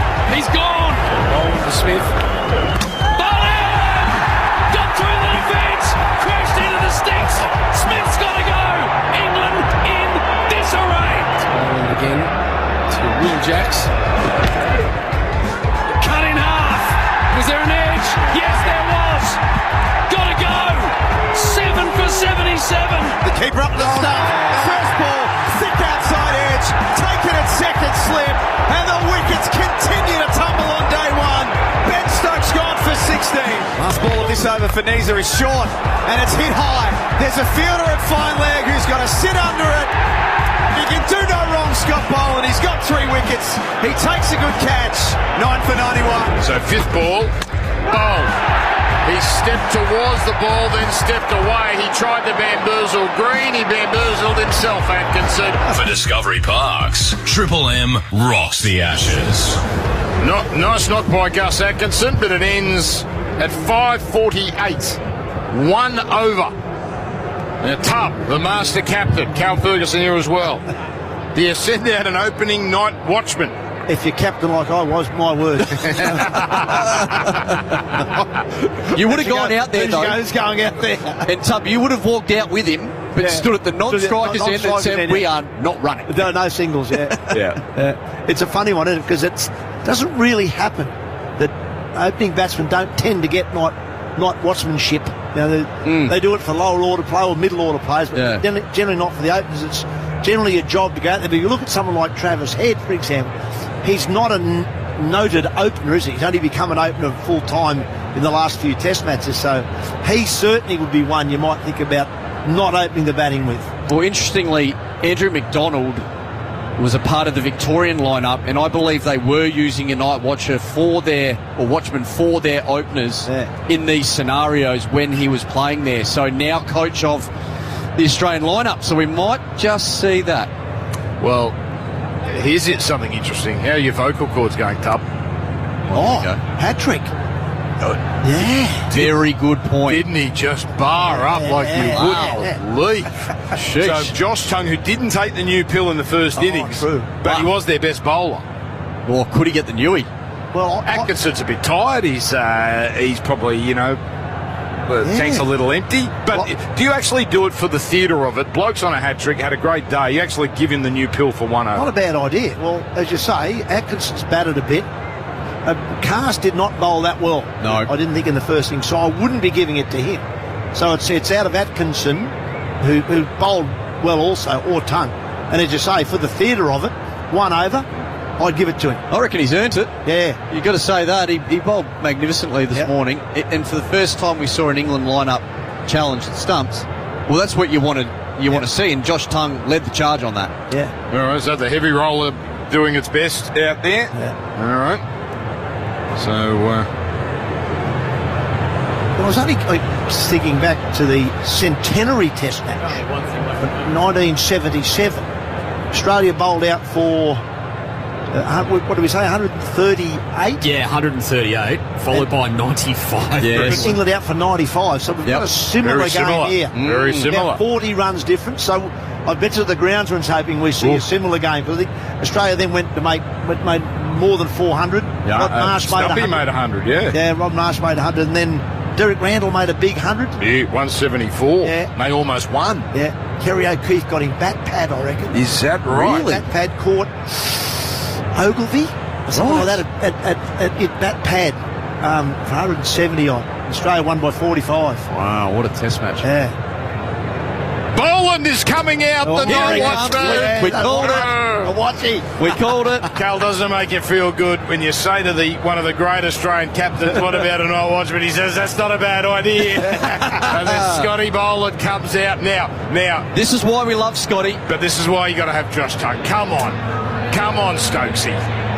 Heady is going to be the other batsman, so he'll be the non-striker.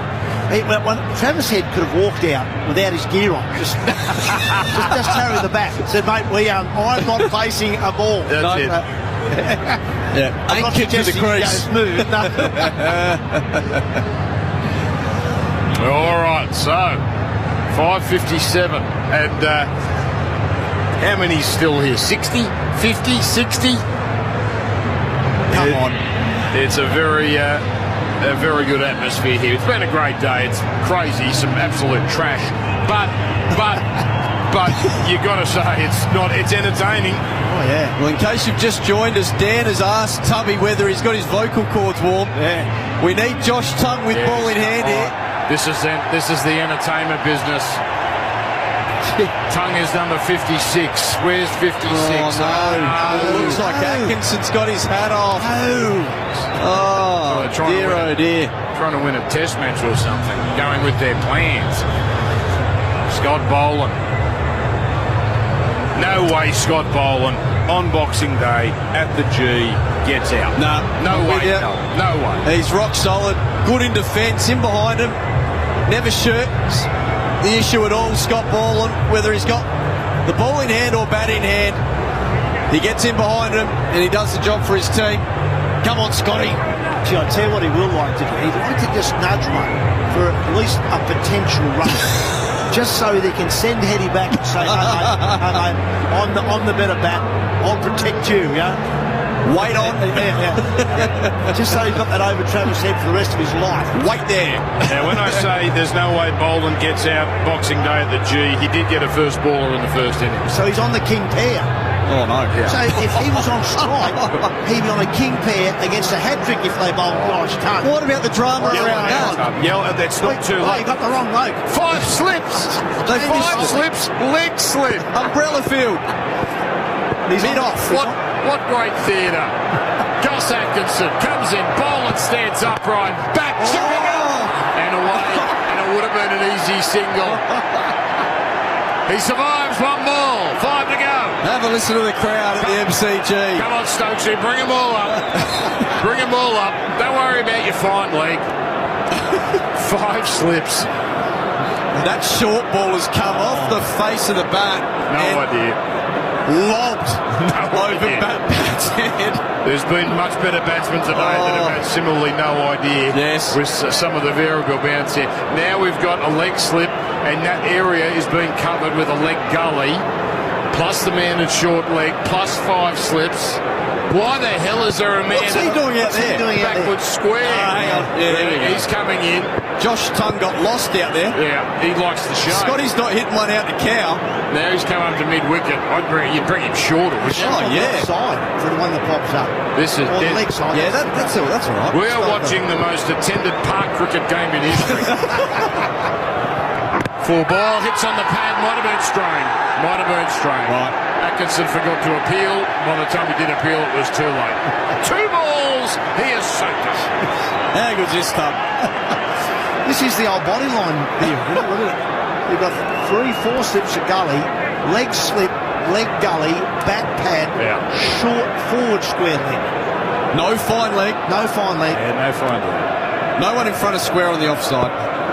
You've got the short mid-wicket is directly behind short leg. And that one swings, and Boland pulls the bat out of the way. The crowd goes wild. completed. How good is it? Test cricket. I'd love to know how the conversation would have gone down in the change rooms about who was going to be the night watch. Oh, yeah.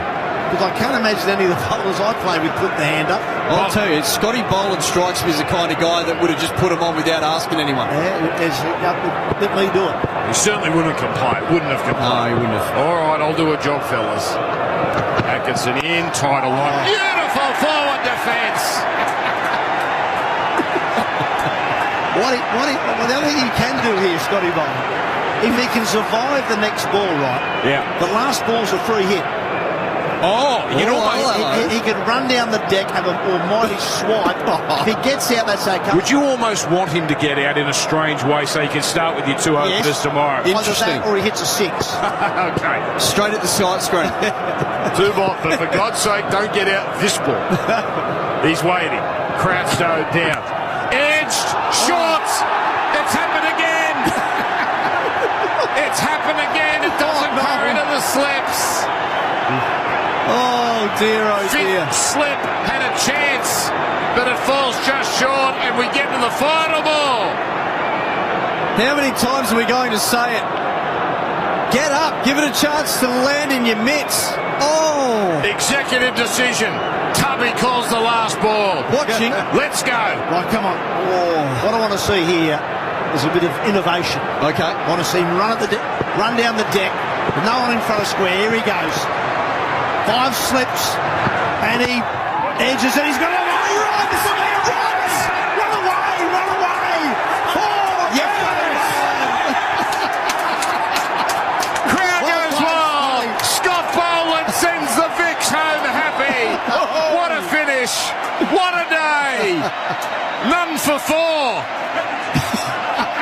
Scotty Boland does it. Where's Merv? He's going to be a pitch invader in a second. He's down there.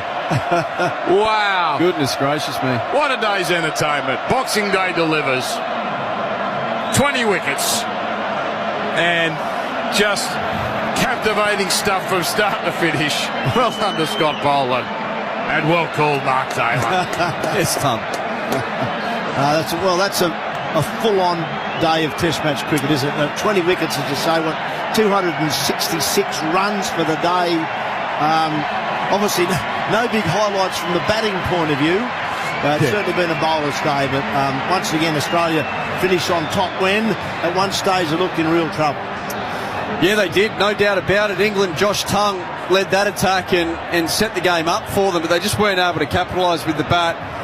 Harry Brook top scored with 41. It was enterprising. It was lively. Gus Atkinson with 28, but the rest were... Geez, it's a forlorn sight, that batting order there for the English. 4 for Neeser and Boland with 3. What a day for Scotty Boland. And I see Scotty Boland. They brought him back up the race because Merv wants to hug him and kiss him. And yes. Jack Everett's down there too. Take it away, boys. Under strict instructions from the Australian staff that Merv cannot touch Scotty Boland. He wants to get real physical with him at the moment. Keep your hands to yourself, Merv. Scotty, you've just walked off with a hero's reception. That was extraordinary. Yeah, I never thought I was going to open the batting with Travis Head at the G in front of 95,000, but yeah, that was awesome. What happened? We saw you run off when you took the last wicket. Did you put your hand up, or were you told what to do? No, I got told I was going to go out there, and I think when you're in that position, it's only 1 over. You want to protect your batters, so I was happy to go out there for 1 over. Yeah, the big one there. We see you go up and down the race tonight. We see Dizzy Gillespie in there. 201 as a night watching. How confident are you? Not very. But how nerve-wracking is it? So you're top of your mark, you're a bowler, you've got that on your plate, you go out, you clear your mind, you bowl. How do you go in a different mindset with the bat in hand, just concentrate on the ball? I knew I was going to face 6 balls and I was going to state that in the whole over, so I knew what my job was. And I think when you face a new ball, you know they're generally going to pitch it up. Apart from the first ball where I sort of ballooned, I wasn't expecting that. But yeah, that's one thing I'm happy to do for the team. I don't really usually like doing night watching when it's about 30 minutes, but 1 over is okay. Now, Scotty, right in front of us, there's a chant going on. Let's have a listen. You've got a chant for your name and you've got pads on. I bet you never dreamt of that. No, it's the crowd of the G's amazing. I think I said 95,000, biggest crowd they've had it for cricket. So I I know. I think we obviously getting sent in the bat, we didn't want that result, but I think we're in a pretty good position now. Tell us about the surface. We've been trying to work it out all day. What was it like for you out there? Felt like once the sort of, I don't know, looking at it yesterday when it had been rolled and then looking at it again at lunch, looked like the grass sort of stopped a bit. And then, I don't know, just as a bowler, we pretty much felt in the game most of the time. We only bowled 30 overs, but it was pretty sporting. Well, the big thing is this time of the year, you would think it's going to be hot and the sun's going to be baking the wicket, but that didn't happen here. That would have had an effect on the outcome of the wicket. I think so, Merv. I think it's a similar wicket to what they prepared for the Shield game, which was 5 weeks ago, and they had much better weather leading in, not 17 degrees, what we've had the last 2 days, and the game went late on day 4, so that Melbourne unpredictable weather again. Scotty, we're going to let you go. There's 100 with your name on it tomorrow, so we'll let you go and dream about it overnight. As always, great to chat to you on Triple M Cricket. Scotty Boland joining us for Instant Tinting. Your local tinting experts. Call 132 444 or visit instanttinting.com.au. Merv, that kind of sums up what has been just this weird, wonderful, extraordinary day of cricket. Yeah, remarkable day of cricket. So England win the toss. At 4 for 80 at lunch, everyone thinks Australia's in trouble, but the wicket's doing plenty. Thanks to Nessa and Cameron Green, we get edged our way to about 160 or whatever it was.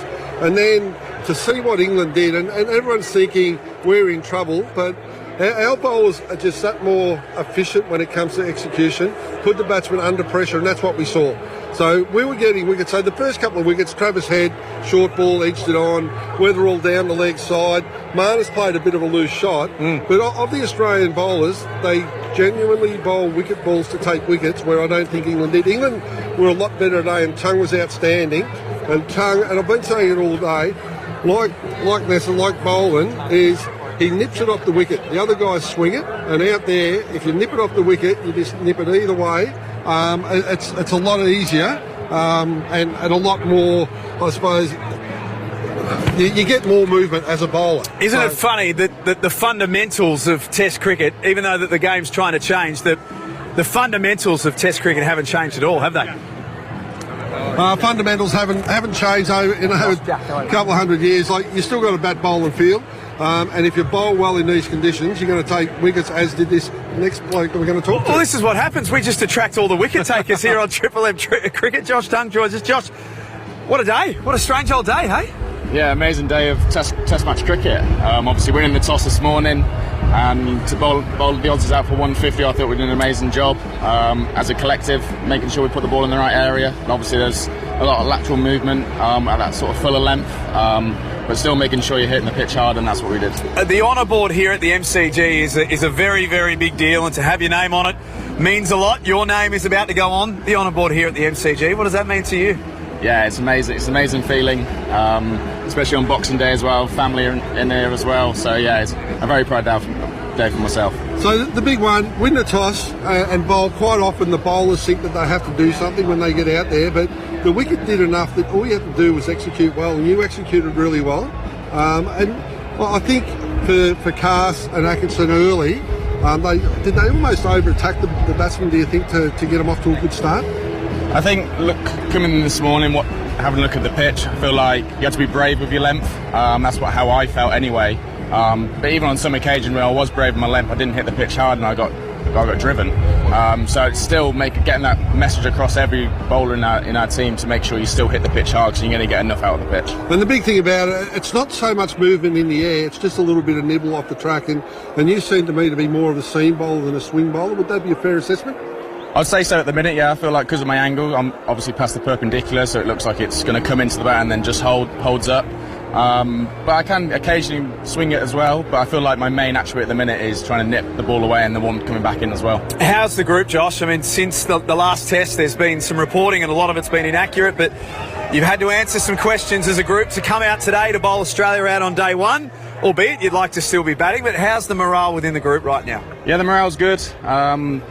Obviously, we had a good break after Adelaide, and obviously had Christmas here as well, which was amazing for the families and stuff. And yeah, we just wanted to come here and put a good show for our English fans that have travelled out here. Now, I don't know whether you know much about Bay 13 here at the MCG, but Normally it's for the Aussies. So you go down to fine leg down that far end. You're in front of 20,000 English fans where they should have been Australian fans calling you a wanker. Now, you had the English supporters down there. How good was that for you to get down there? Oh, it was amazing. Even from the first over today, they were singing Jerusalem. I was sort of singing along with them as well. But yeah, it's a dream come true to play for England and to be here at this ground as well, playing in the Ashes away from home. It's an amazing feeling. You should be very proud of yourself. Thanks for stopping by. We appreciate you joining us on Cheers. Triple M Cricket. Thank you very much. Josh Tongue joining us for Instant Tinting. Great to have them tonight. Just before we finish off, Merv, I mean, what happens tomorrow? This is the weird part about this. Are we done tomorrow? Do Australia settle in? Does the wicket flatten out? What happens next? I don't think the wicket flattens out. I think, if anything, it gets a little bit quicker and it's going to nibble around a little bit more. So if England execute, and we saw Josh Tongue and what he did today, the big thing about the English guys is they've got to back it up now. They've done it in Perth on the first day, didn't back it up. They've done it in Brisbane, they've done it everywhere, but haven't been able to back it up. So they've got to back it up tomorrow to put pressure on the Aussies, and they've got to take early wickets again. So day two, similar to day one, if the Aussies aren't 3 down, 4 down at lunch, then England are well behind the game. Before we finish up, I'll tell you what, we've seen some great catches this season already, but if you could catch yourself looking at your old shed and thinking, I deserve better, then stop waiting and talk to Best Sheds. You smash your old shed for $6 and treat yourself to a brand new Aussie-made shed with a 20 years manufacturer's warranty at bestsheds.com.au and find out why there's no shed like a Best Sheds shed. Don't forget, 2 games of Big Bash tonight, the Sydney Sixers. First up at the SCG, you'll see both of those games live and free on 7 and 7 Plus as well. Merv, you've been sensational. You go and rest up for the night now. I'll go and rest up, go and put the feet up. Big day tomorrow. Big day, huge day, massive day tomorrow. We are back from 10 o'clock tomorrow morning. Australia will resume with Scotty Boland at the crease alongside Travis Head at none for 4. That's going to see us out from the MCG at ground level because, to be honest, it's as cold as the mother-in-law's kiss down here. We'll see you tomorrow all summer long for Discovery Parks. Triple M rocks cricket. Triple M rocks the Ashes. Session highlights for IG Share Trading. And they're chipped up in the air by Duckett. Good night. Nisa takes the catch. Stark, 23rd wicket of the series. Nisa in. Full ball. Oh, now up they go. It's been taken by Carey. I thought it hit Pat. And a finger goes up. One way or the other. Bethel is out. Full ball edged. Yes! Crawley's gone. That is 3 English wickets inside the first 5 overs. Nisa coming in. Oh, beaten again, although has that got a feather? Up they go. I'm not sure that carried, although the Australians are adamant. Oh, yes, it has. 4 wickets. Brook waiting. Stark on the charge. Hits it high and hits it all the way into the crowd. Brook, short, just heaves into it away over the onside. It's a long ball. 6 more from Harry. He box offers this boy. Stokes advances, gets a full toss, times it magnificently. Took 2 strides at Nisa, got it on the full, punched it through mid-off. So the first signs of a partnership from England. Faces Boland. Then on the pads! Oh, get the finger up! Up it goes! I don't even reckon he's sending this up. He's gone. Boland to Smith. Boland! Got through the defence! Crashed into the sticks! Smith's got to go! England in disarray! Boland again to Will Jacks. Cut in half! Was there an edge? Yes, there was! Got to go! 7 for 77! 2 for 29 and Michael Nisa's figures. He starts with the keeper up the stump. First ball, thick outside edge, taken at second slip, and the wickets continue to tumble on day 1. Ben Stokes gone for 16. Last ball of this over for Nisa is short, and it's hit high. There's a fielder at fine leg who's got to sit under it. He can do no wrong, Scott Boland. He's got 3 wickets. He takes a good catch. 9 for 91. Atkinson is 10 from 10 deliveries. He pulls safely over the rope for 6. 2 balls remaining. It's flat batted down the ground. Baseball style smack. 4 runs. We got 100. We got 100. So 5th ball, bowl. He's stepped towards the ball, then stepped away. He tried to bamboozle Green. He bamboozled himself, Atkinson. And poor Jake Weatherall and his partner, Travis Head's probably thinking, you know what? Stuff this opening paper. Tubby calls the last ball. Watching. Let's go. Right, come on. No one in front of square. Here he goes. 5 slips. And he edges and he's got a long run. This will be a chance. Run away. Run away. Oh, yes. Crowd goes wild. Scott Boland sends the Vicks home happy. What a finish. What a day. None for 4. Maidens bring zeros, and so does IG Share Trading. Now with $0 commission on all Aussie shares. TCs and other fees may apply. Triple M rocks the Ashes.